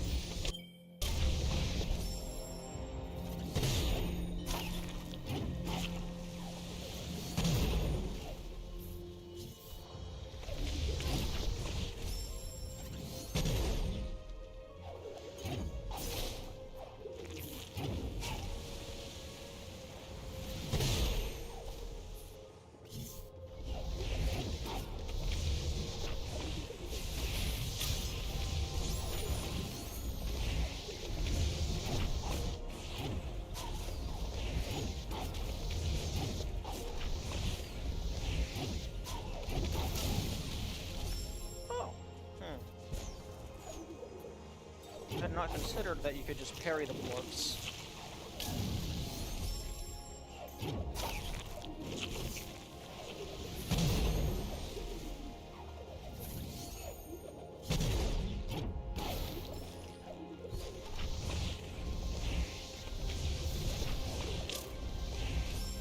Wait, I'm sorry, did you just do 7 damage?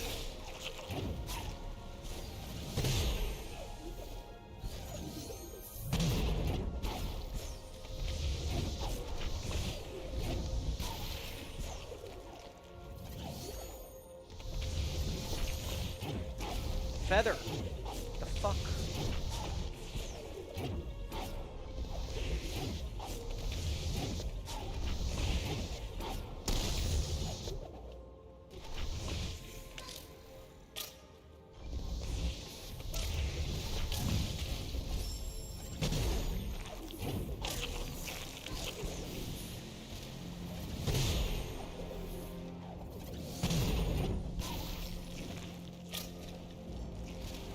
Oh, right, I don't have any energy.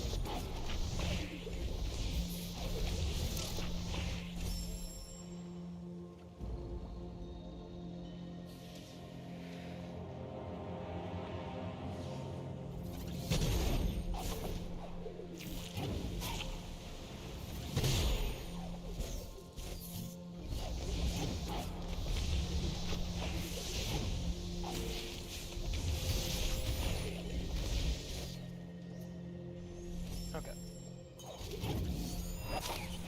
That was the worst spot that I could have put that autosave. Because I probably could have just left and re-entered and it would autosave. Also, if I make the save, it's not an auto.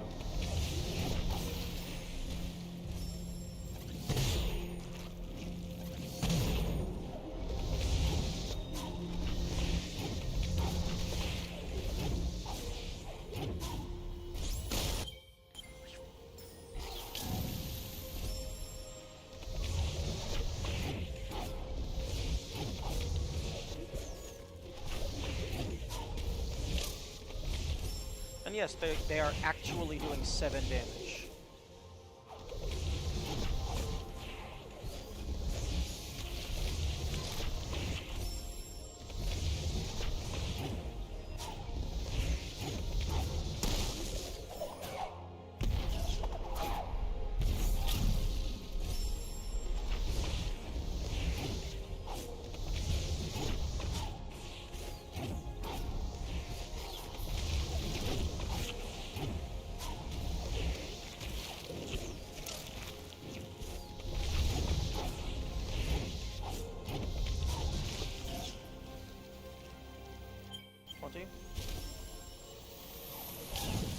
Oh, right, lava fall.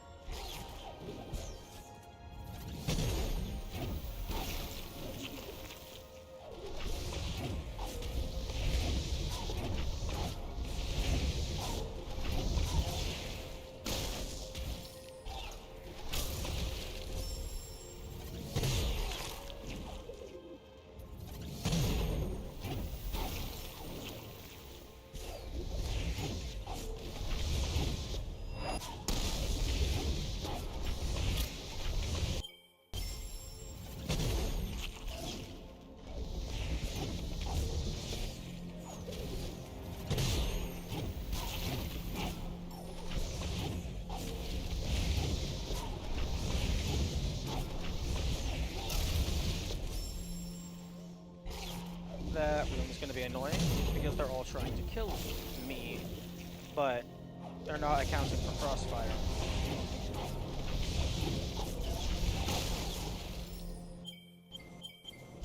Okay, which one have you done? Bottom guy, of course. Actually, no, I need more energy before I need full energy. Except I'm locked in because of the roly boys.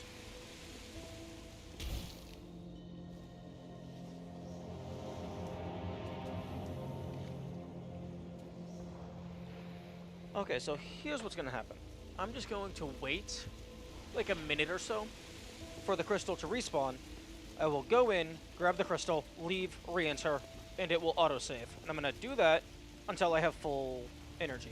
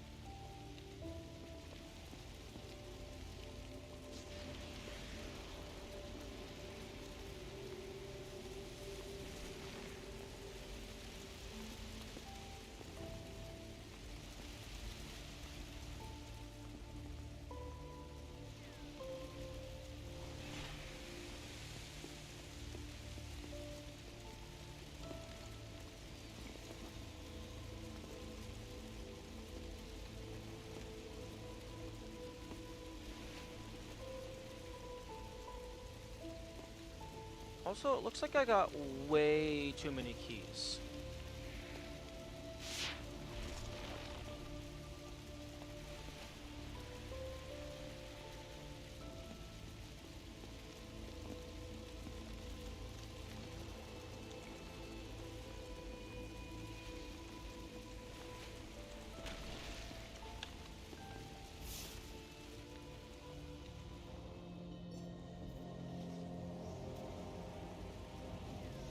Oh, probably shouldn't do that.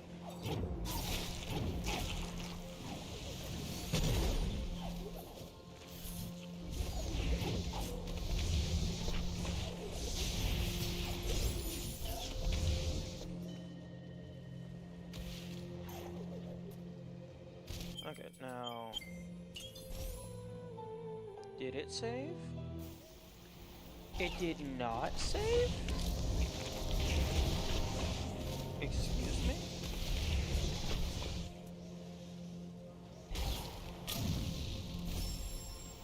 Oh, I guess it autosaves if you don't have a soul link inside the facility.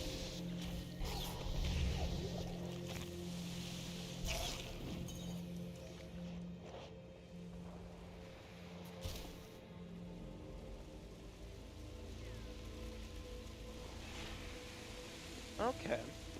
So I guess I'm gonna wait for it to respawn, get the crystal, get outside, just like soul link over here or something, and then see if the autosave applies.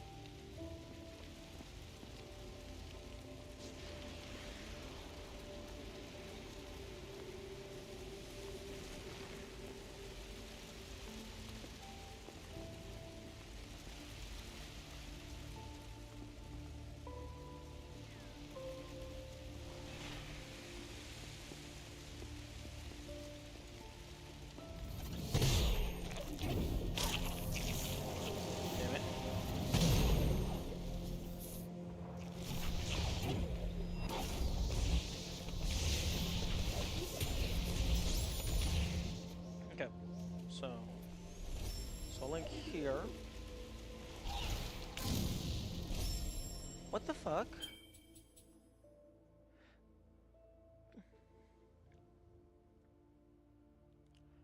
When I re-entered the laboratory dungeon, it set an auto respawn inside when I went inside, like at the main door. Do I have to, like, put this super far away?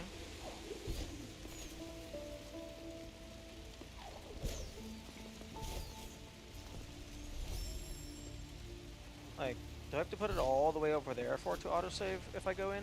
Like, maybe it has to unload entirely?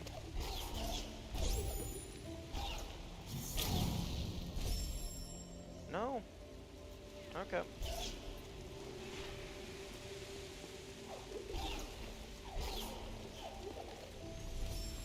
Okay, in that case, I'll just leave it here. Go in, get the crystal, come back out, save. Wait, go in, come back out, save.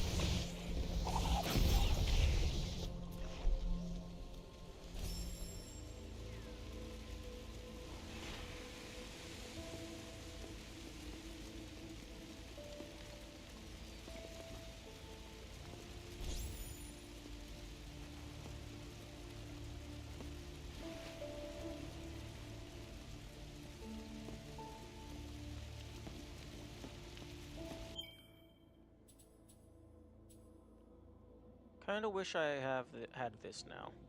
Although this is very vital.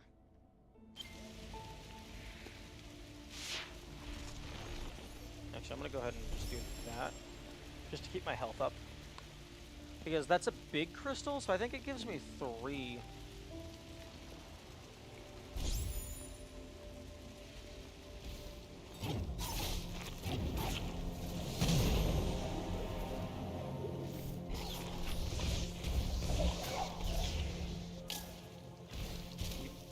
You kidding me? Nope, I'm not taking that damage. I just saved.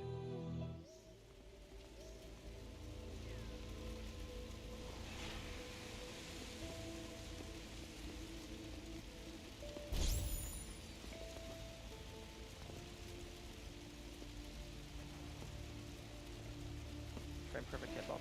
Come on.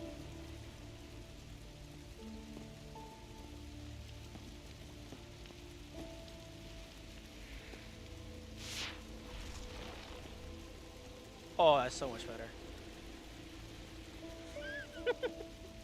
Oh.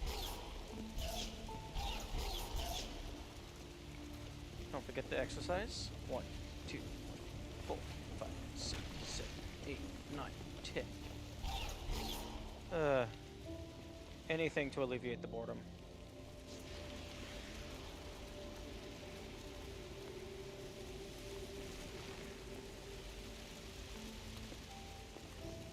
Damn. Yes, I am currently standing in front of the door. That works.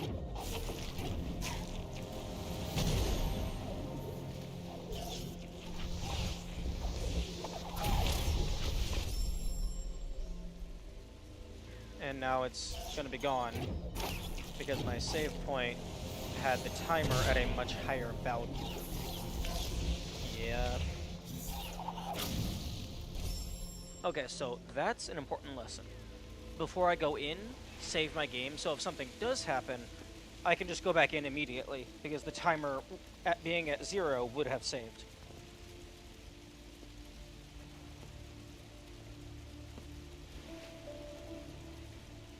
Or even just occasionally just resave.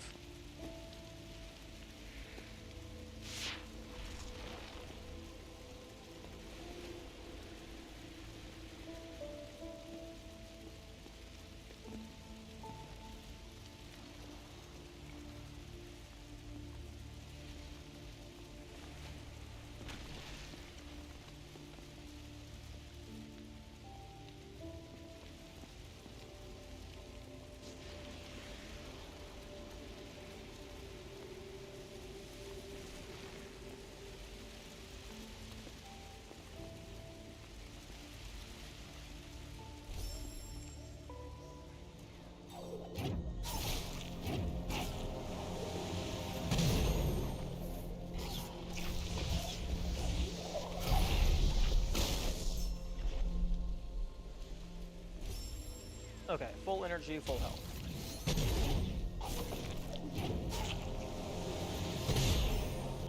I'm sorry, what just died?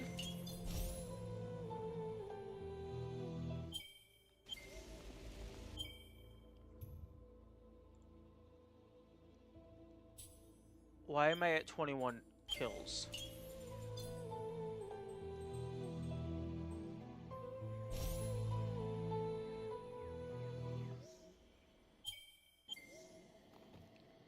$18?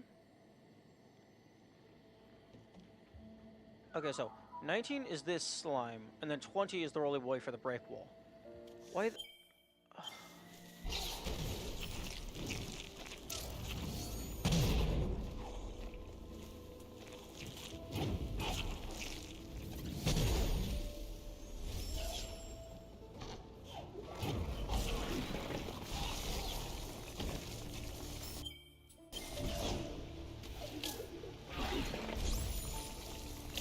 All right, Soul Link.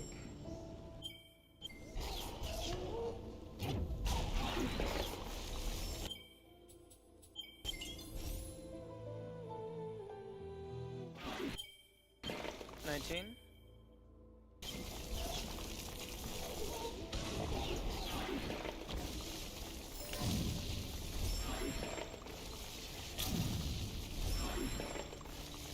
Oh my goodness.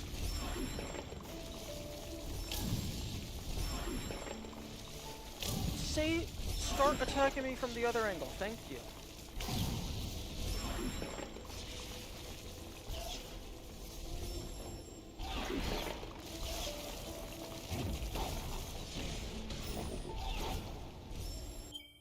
Okay, 20.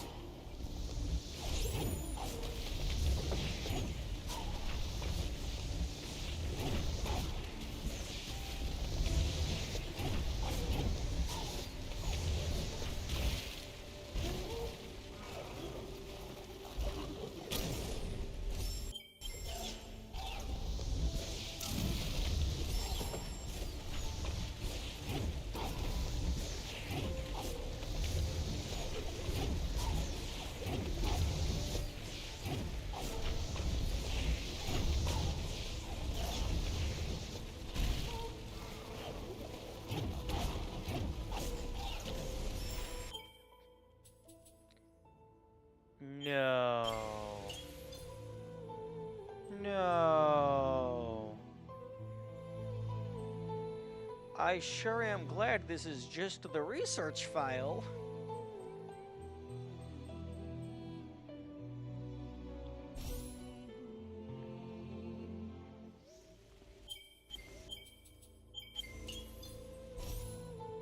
Wait, wait, wait, wait, wait, wait, wait, wait. Wait, wait.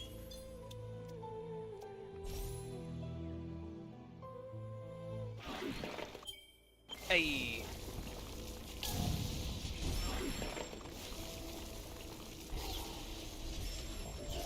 Thank you, game developers, for being very kind.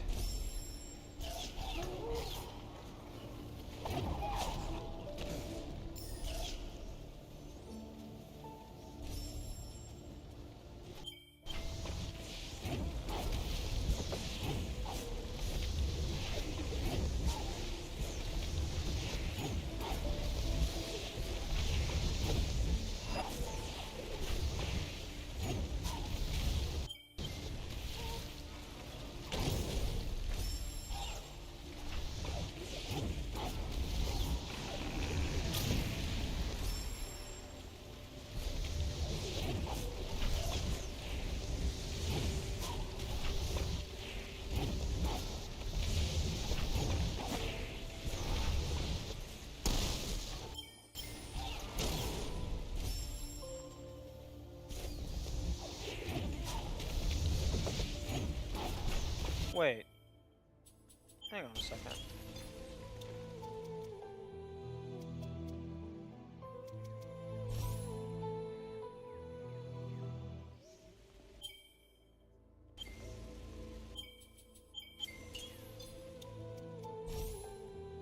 I forgot. All of them have backups.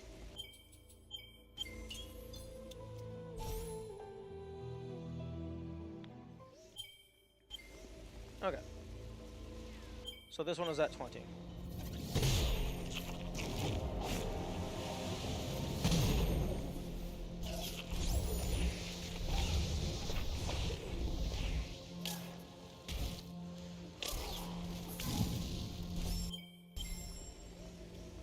Okay, I don't know what caused that random kill. It could potentially be... It seems that projectiles sometimes get saved. So maybe that elemental thing shot a projectile as I was leaving, and then, like, it got funky and confused, and then when I went back in, it was already on top of itself, so it died.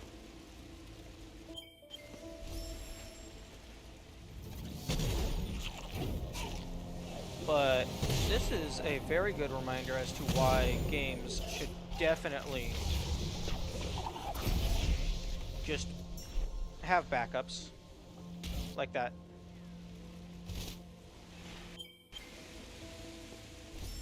Okay, so 20 kills.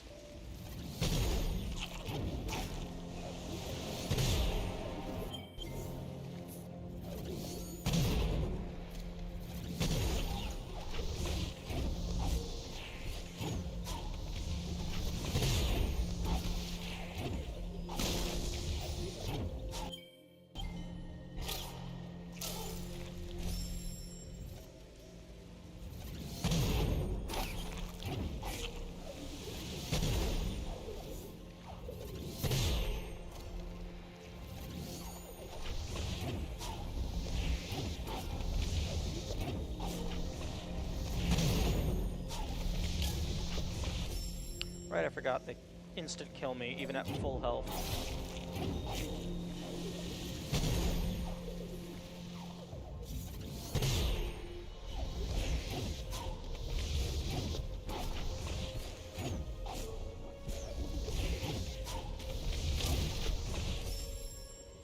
Did that say 10 or 12? Because it had a number value.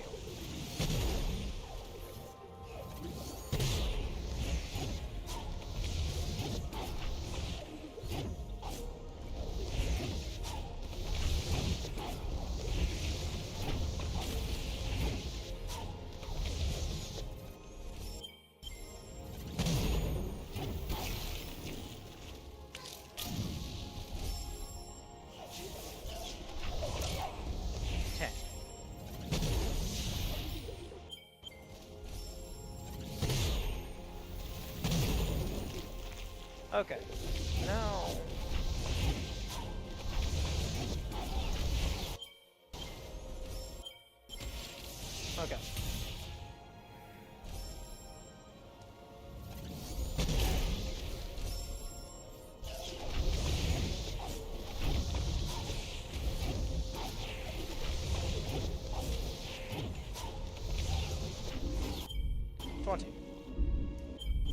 Okay.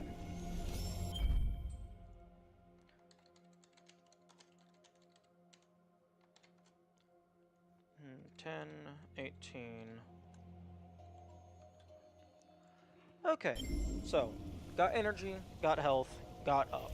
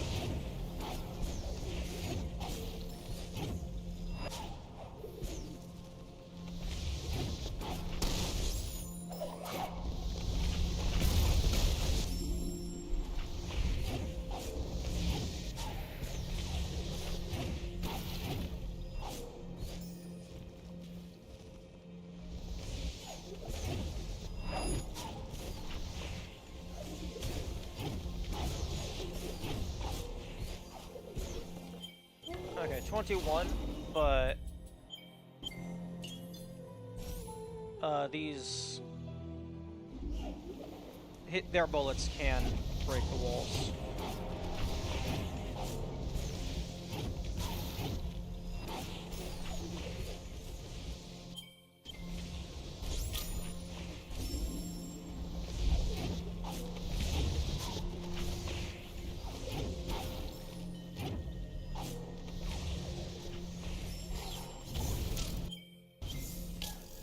Oh, can they?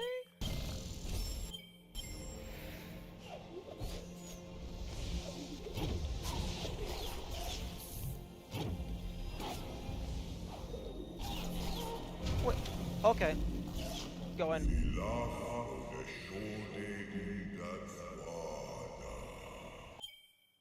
Okay, 20 kills.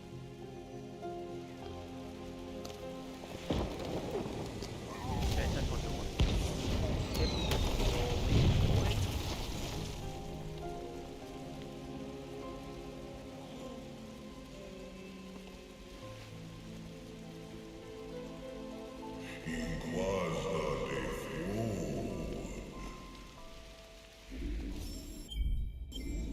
Okay.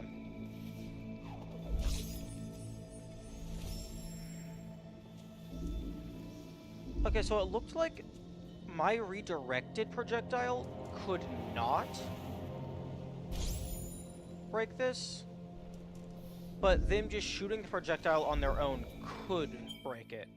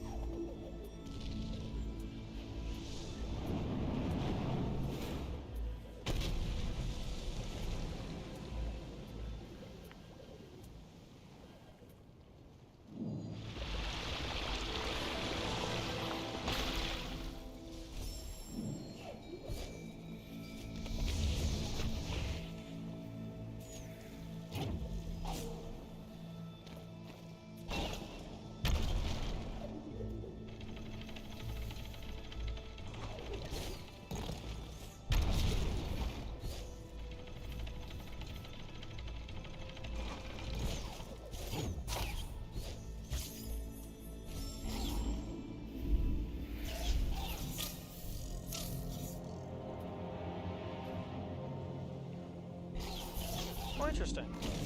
Wait, what?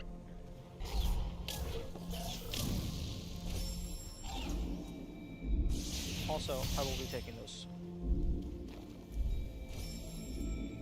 Wait, so if I'm walking back... the Rolly Boy does not activate. But if I'm walking in... Huh. Okay, it seems inconsistent. I don't know. But what I do know is that I have a crystal here, so I'm just gonna wait for it to respawn.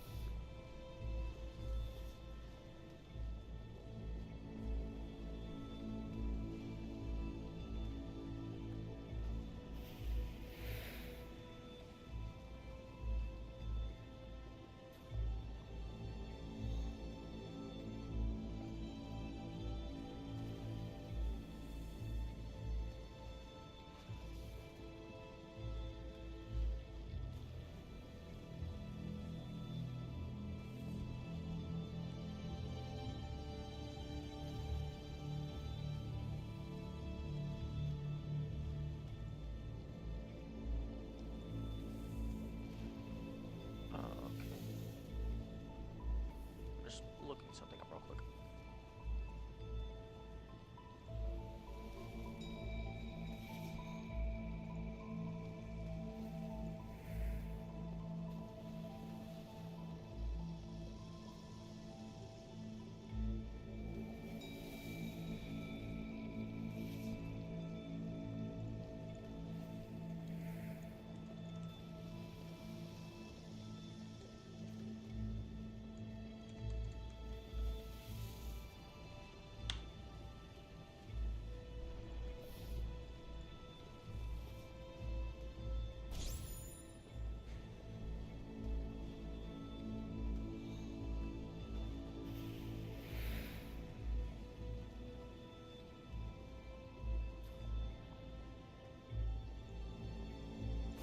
Okay, we should be good to get that crystal.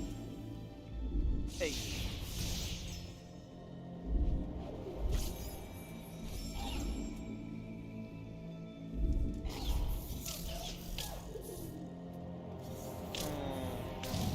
Nah,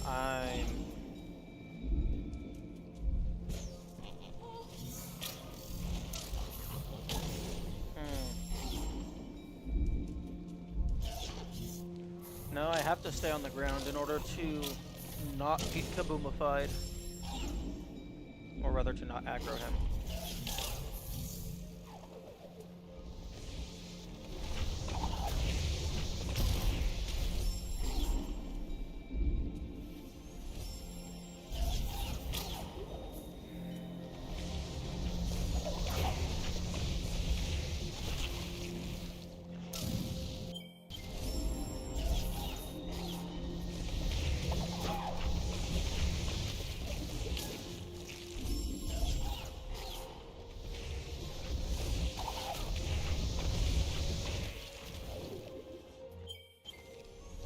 Okay, plenty.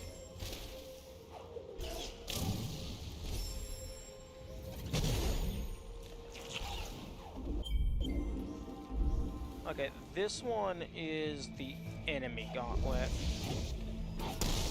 One.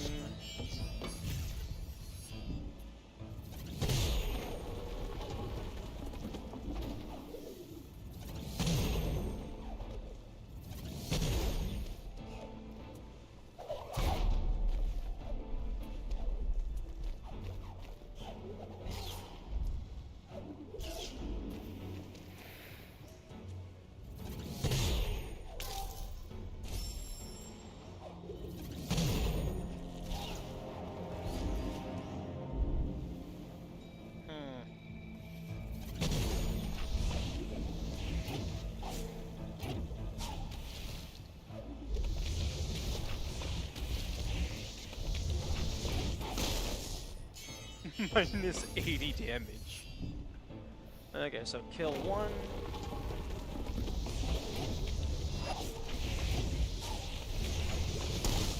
Two.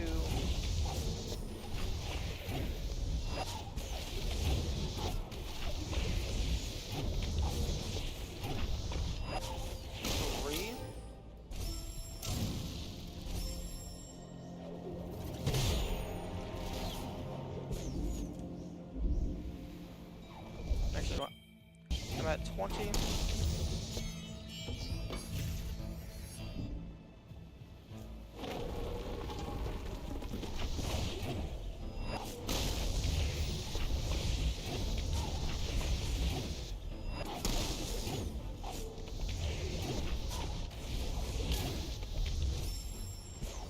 Okay, I need to reach my...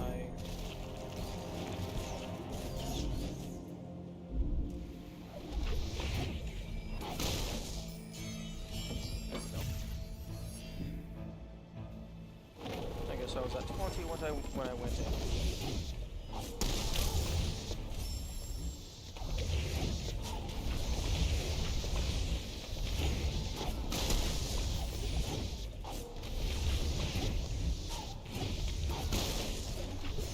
Now, I'm really glad I'm counting all deaths equally, because if you were only counting player deaths, then you would have to be trying to get these people to shoot each other.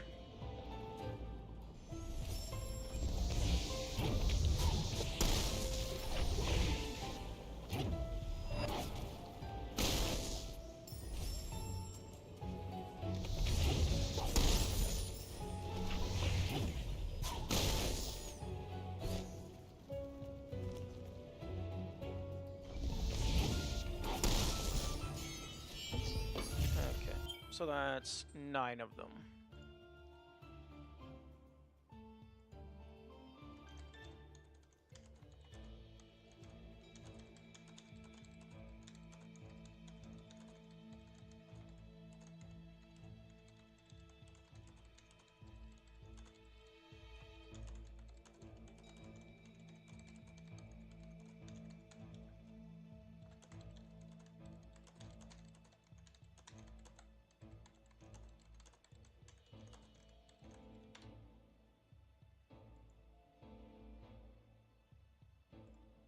Okay, so kill 21 through 29. Elemental things for door. 10, 30.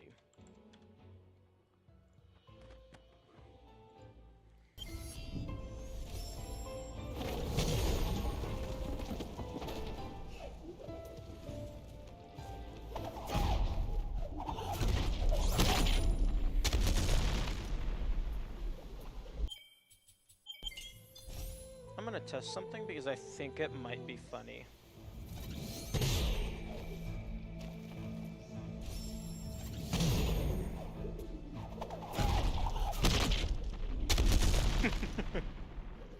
You can't move during the cutscene. It's still fun.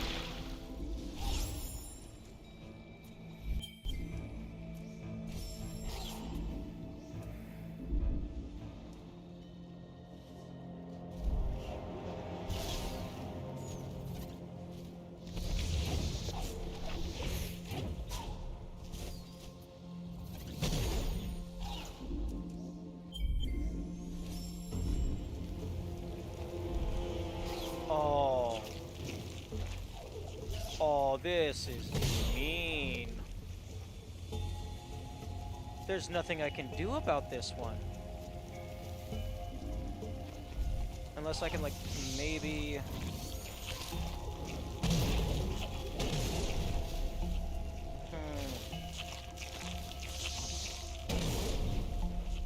No, the wall's not breaking.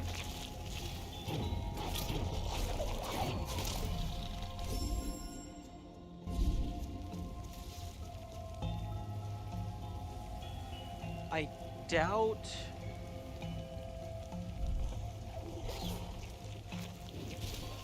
Because, like...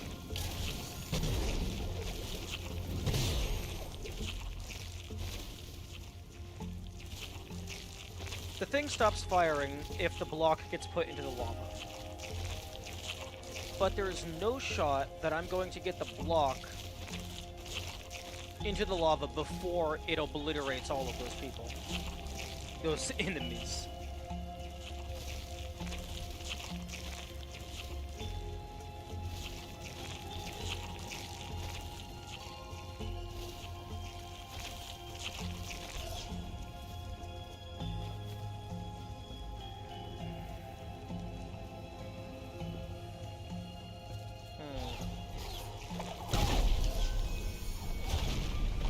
What if I do this? Okay, all the way up to 45. If I just do this.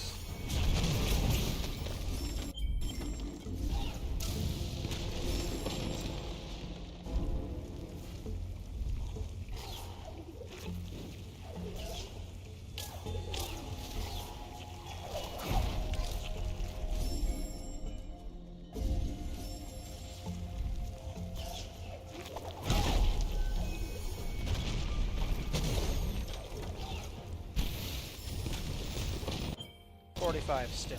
Okay.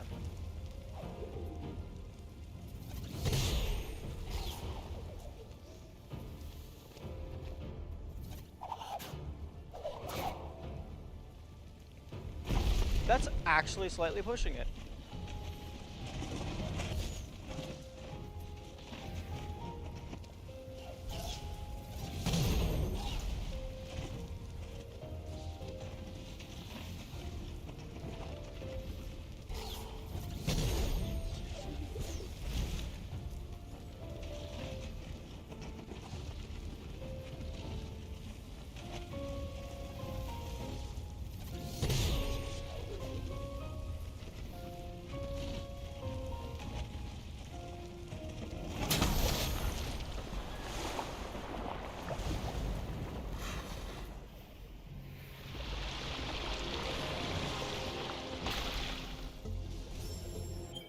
Okay, so 45. So kill 30. Fire slime because laser. 1035, sure. Kill 31 through 45. Big fire, big slime because laser.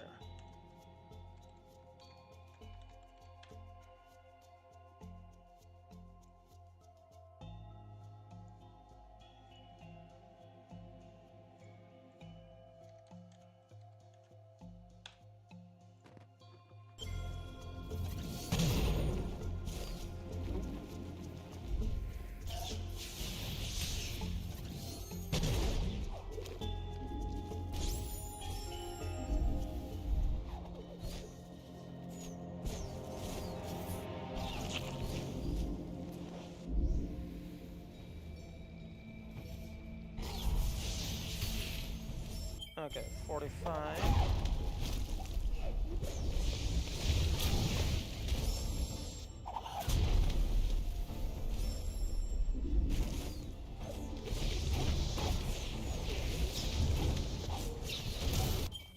Are you fucking kidding me?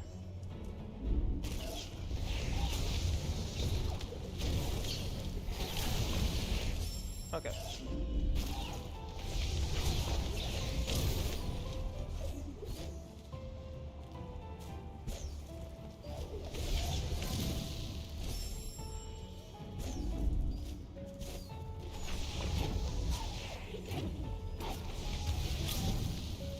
Okay, I need to get rid of those two platforms over to the side.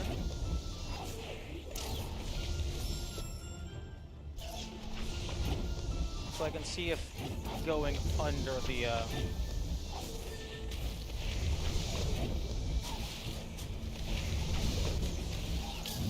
No. Okay, so going under them is not an option.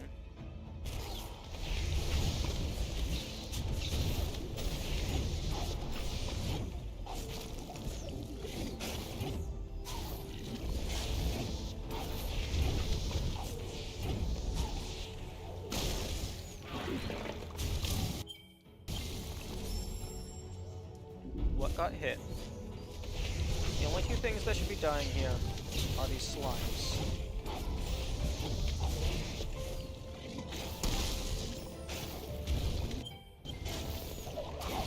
What the fuck is dying?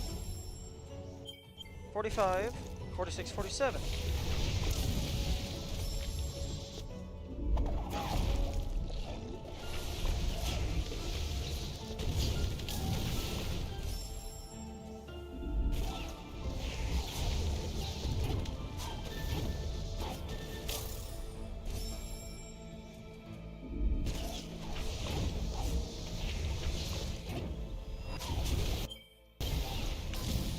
47.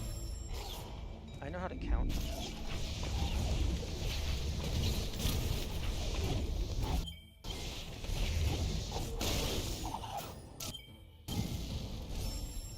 Okay, something is hitting the mole.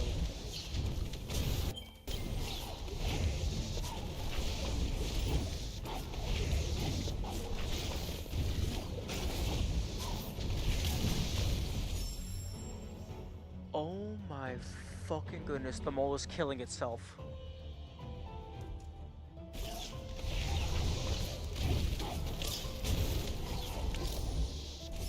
It's shooting a blob up into the air, and it's hitting the spikes directly above it.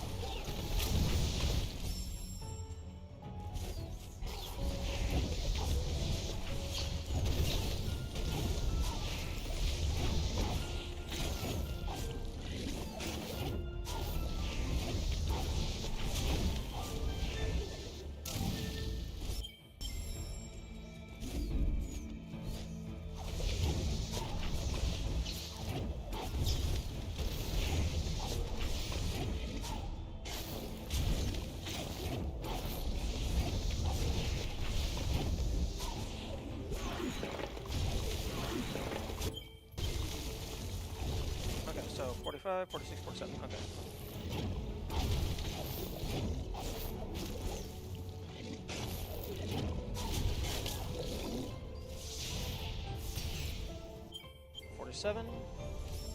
Okay. Kill 46 through 47. Kamikaze slime. Around, say 1039.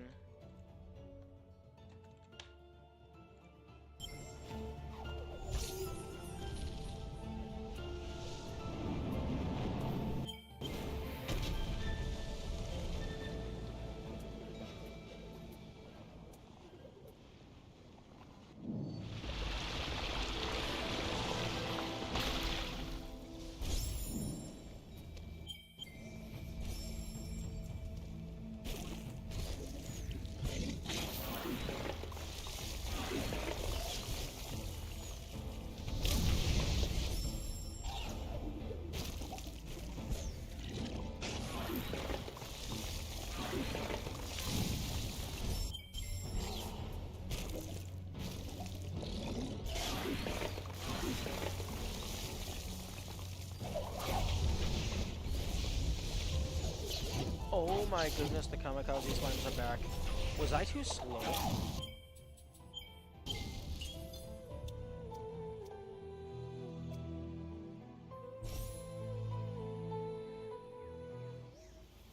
Okay, I'm gonna go faster this time. Like, don't bother with the save. If I get up there, just hit the thing and immediately come back.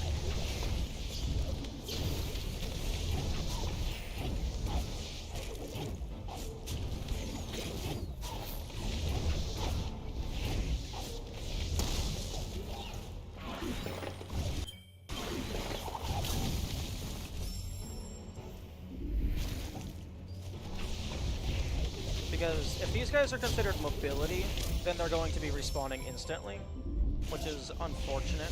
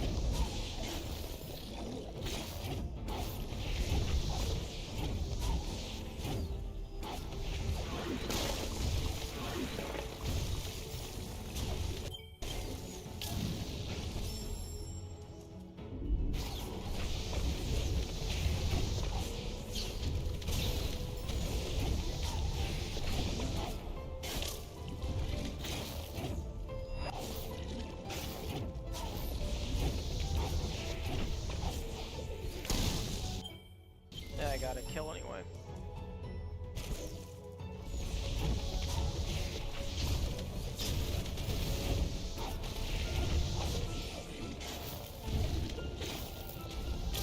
Excuse me. Feather. I was pressing the button.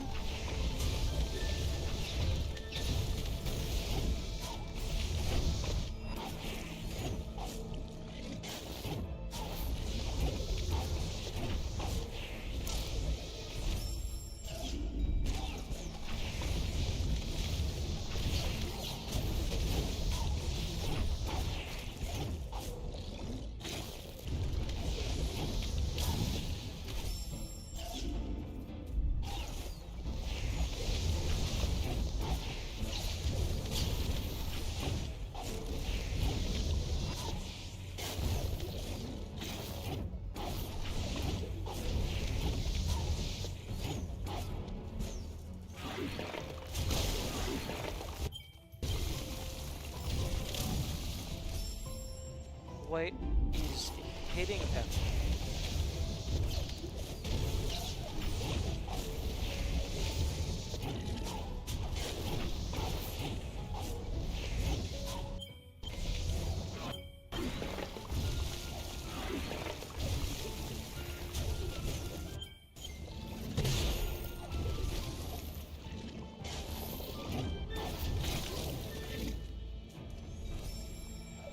Okay.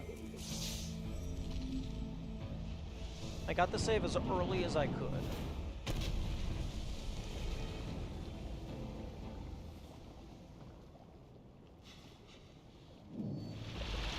Although this cutscene might actually just immediately respawn them.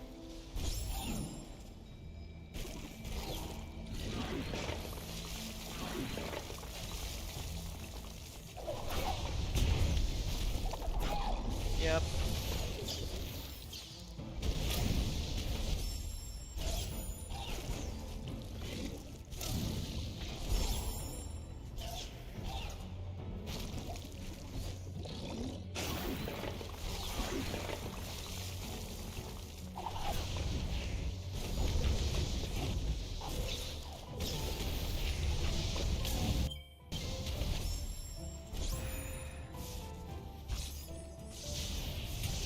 That's unfortunate.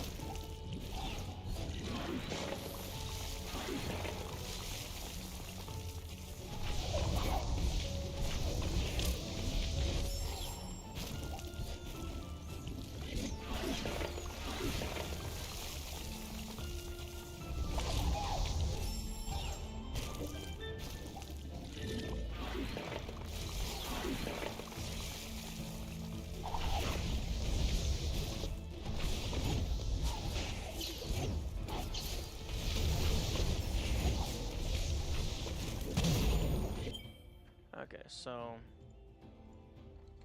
kill 48 to 49, Kamikaze Slime, 10, 46.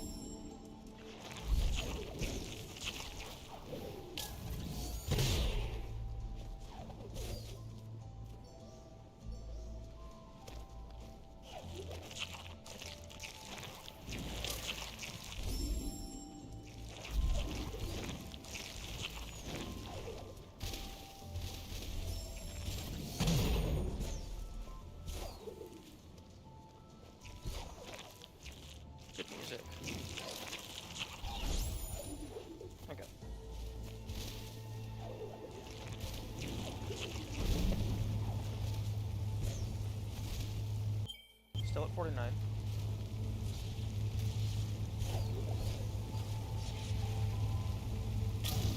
Excuse me?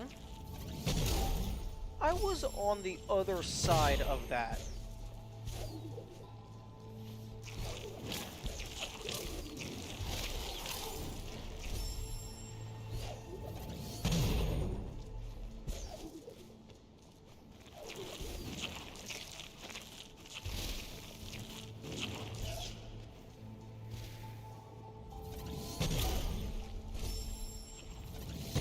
Fair.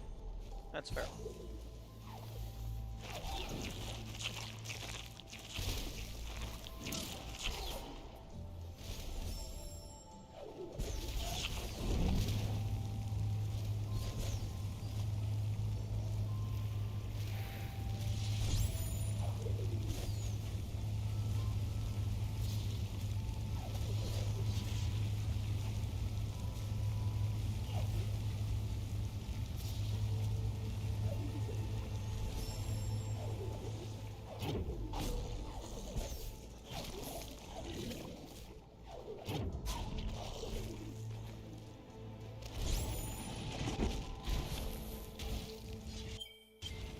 Still at 49.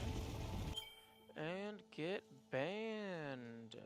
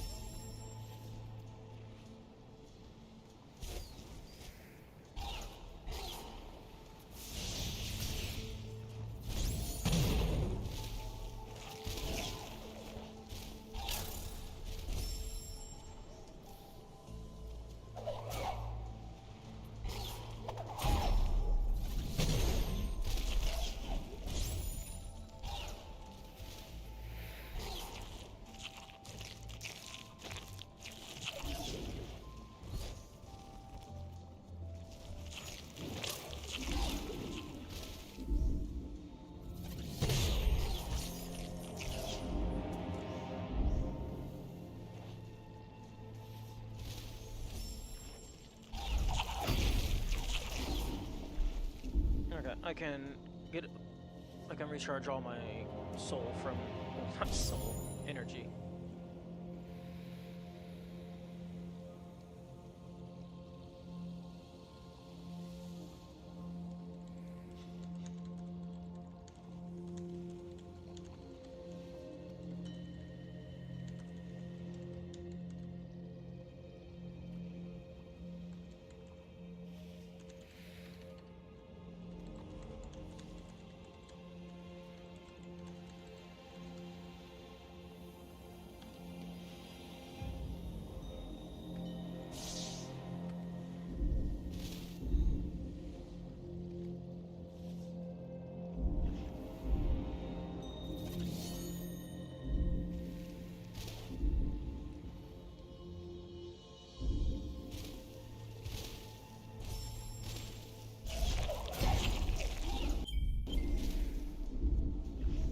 I saw it.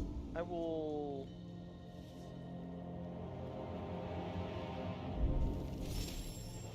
Actually, no. I'll leave it outside.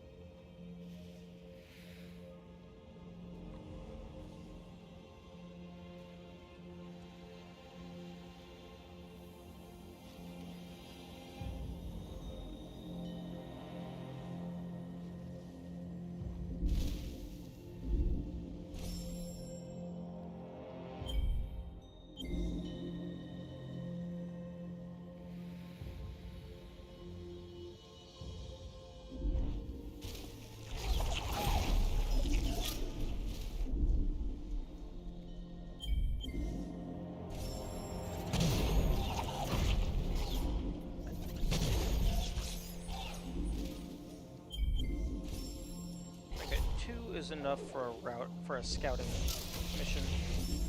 Speaking of scouting, that's why you scout.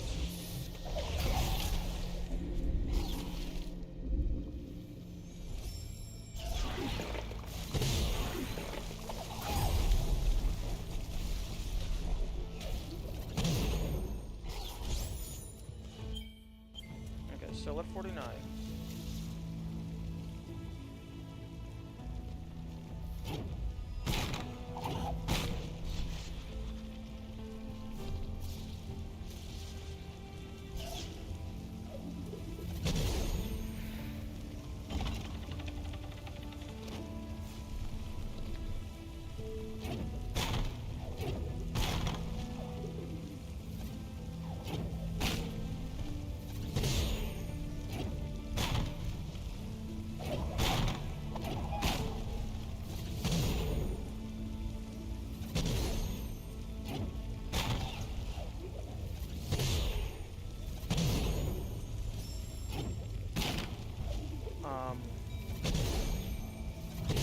Am I supposed to... No. That's not what I'm supposed to do. What?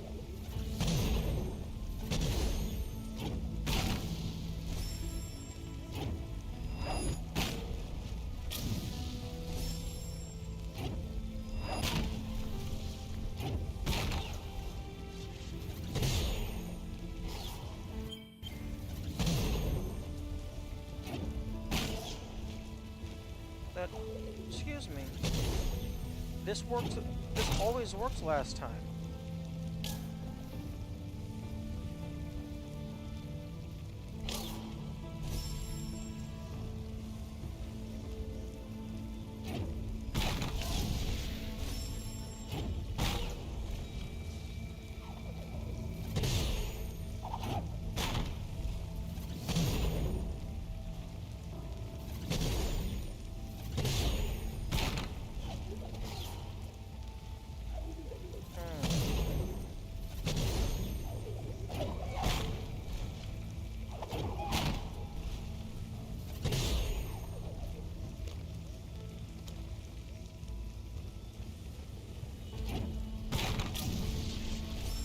Am I supposed to, like, pull it back slightly and then do that?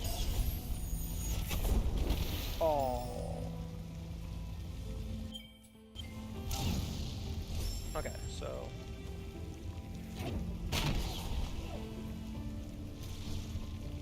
Pull it back slightly. Because apparently the normal method isn't working.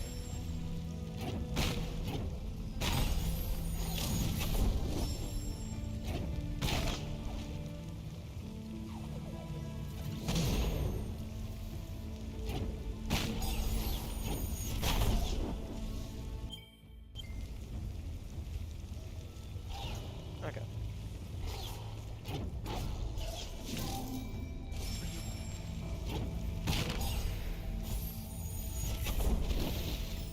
Interestingly, it doesn't actually kill all of them.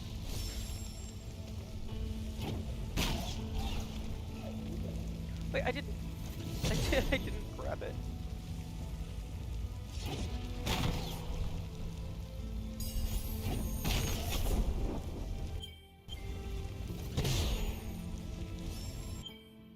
Okay, I have 2. Both of these require 3.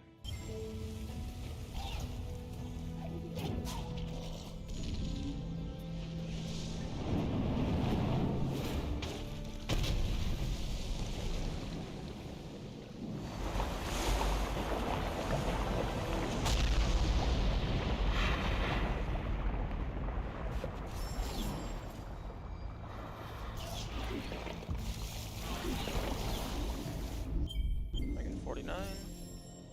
Oh yeah, I also got a full refill.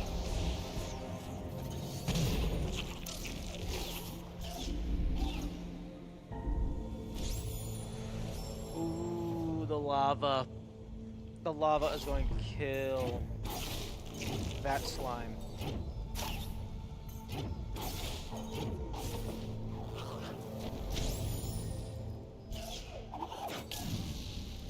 Monkey, what are you doing inside of this volcano? Why are you here?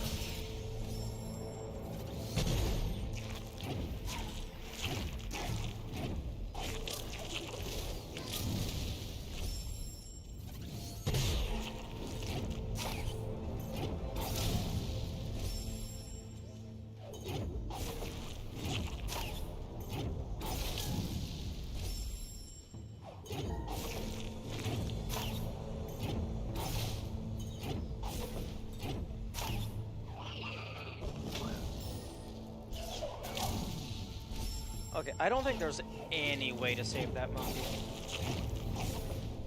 Because the only way for them to stay alive is for them to stay on the platform. And they're going to chase you in either direction, unless you get them fully off screen.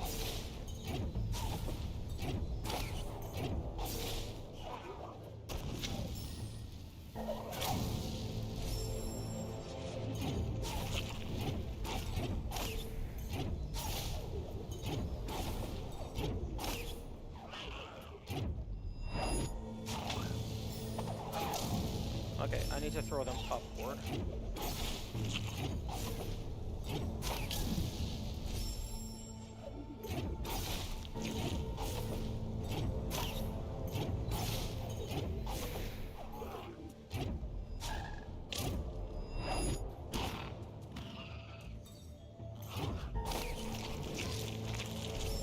Okay, so I can do that.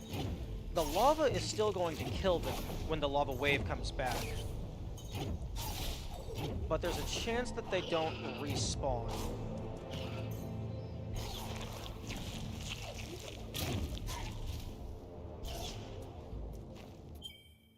Okay, I'm still at 49 kills.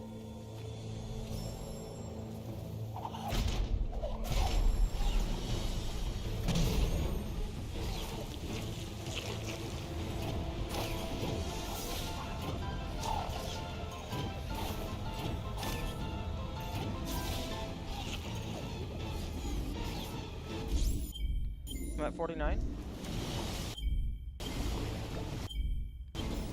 Okay, that slime can't be saved, but the other two can. The other two enemies, rather. Kill 50. Fire slime to lava wave. Saved other fire slime and hopper by being speed. And then that's at like 11. Flat.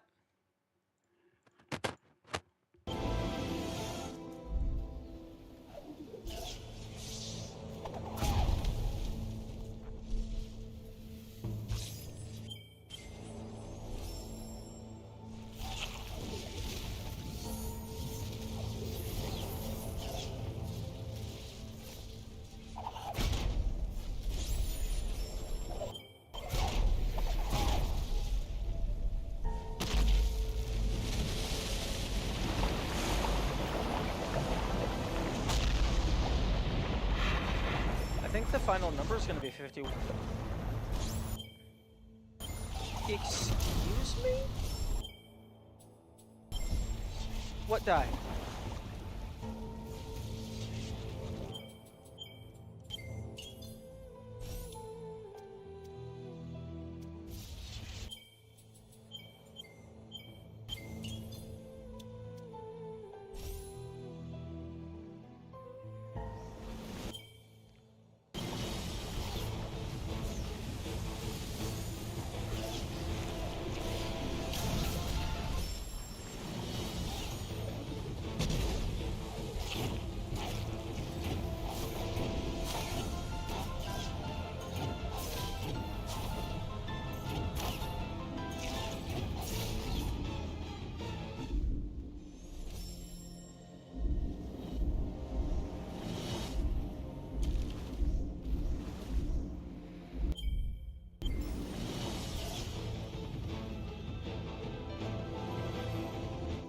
Yeah, I'm not seeing a way to save the slime.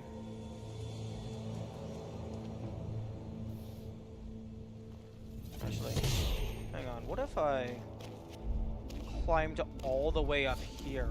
They're not on screen. They might survive.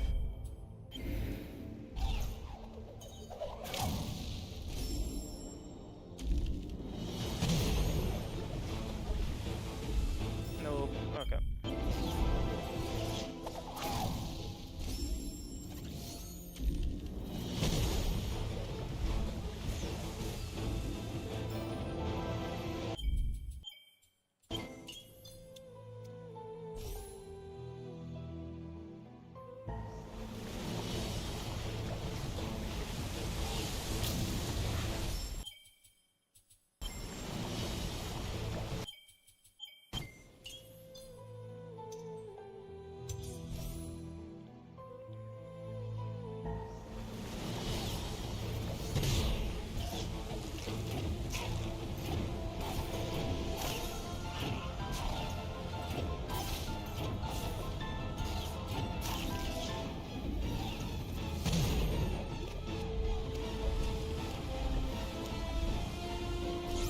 Yo!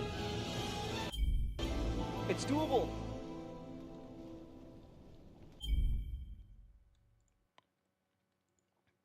Save enemies in lava wave. 11:05:00.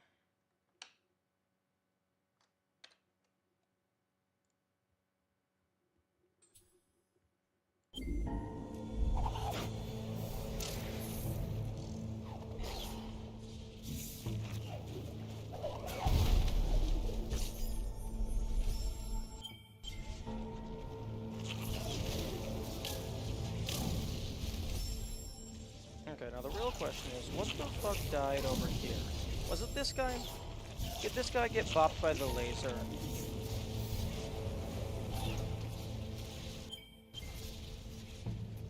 Okay, 49.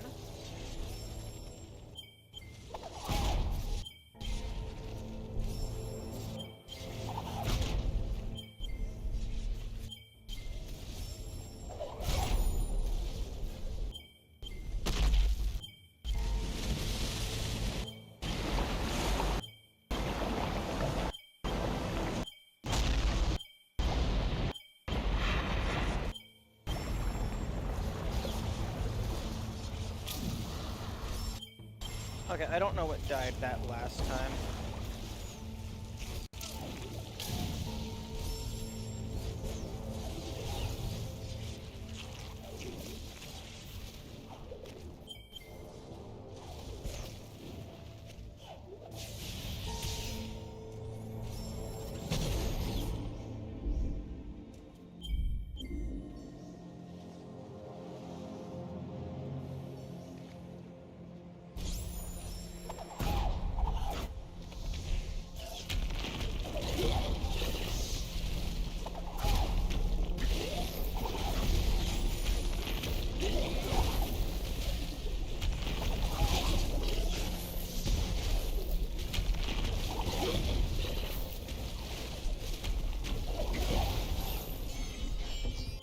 I get 50.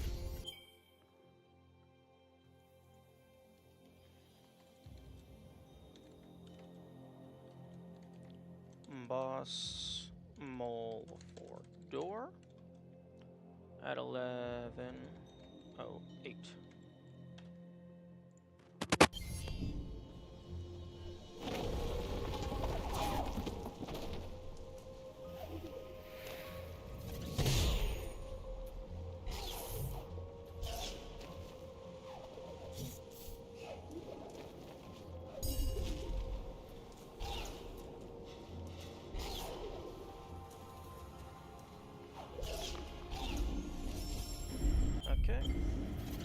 Flat 50. Because I'm pretty sure there's only 2 enemies in this last area. And both of them are just fish, and you can just swim past them. Well, actually, no, there is some... Actually, no, there's a couple things. Hopefully they don't get environmental killed.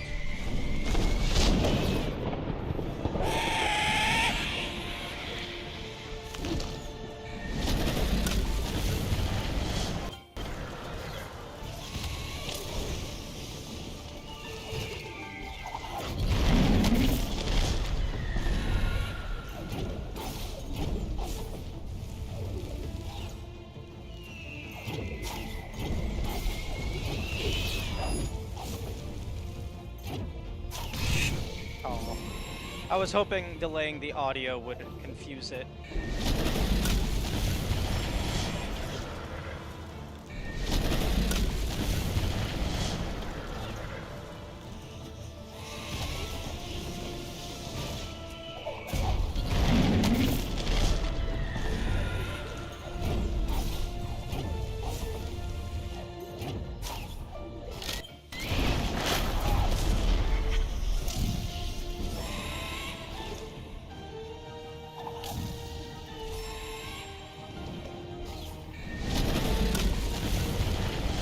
I don't know what's making that clicking noise.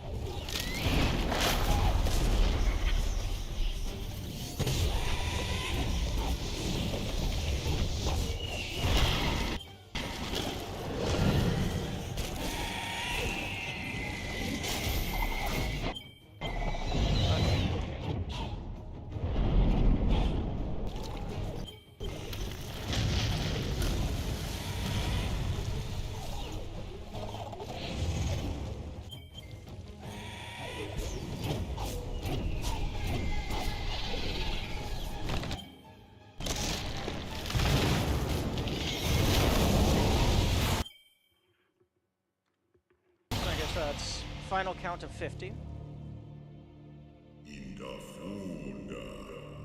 Well, I'm not done yet. Ori.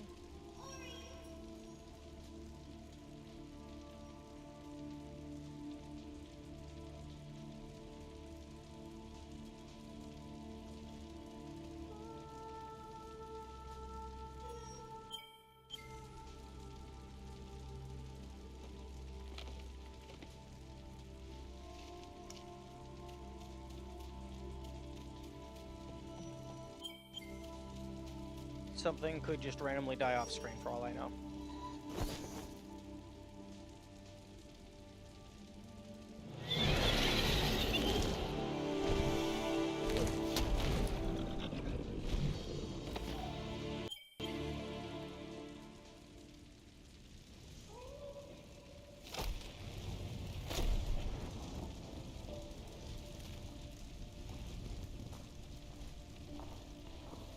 Because this is technically gameplay. Okay, now the gameplay is over.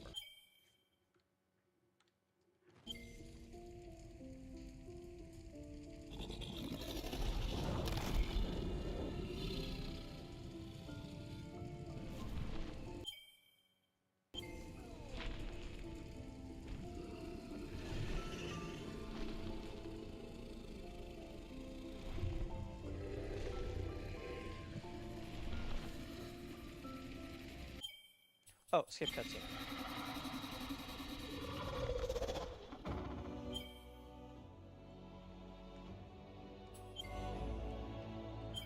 Okay.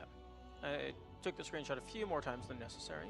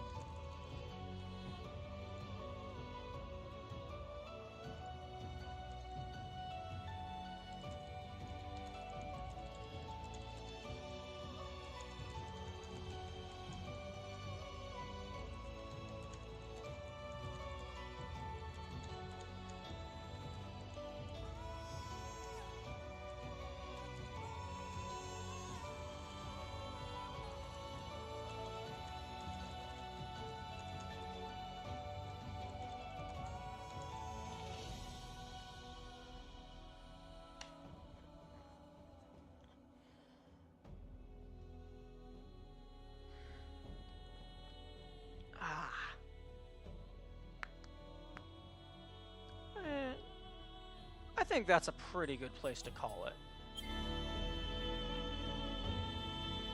Yeah, it's a little early.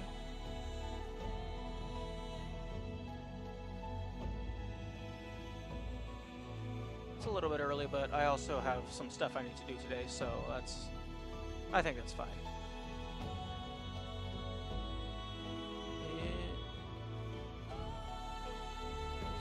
So that was fun. I took a bunch of good notes, and I will never know how to do outros.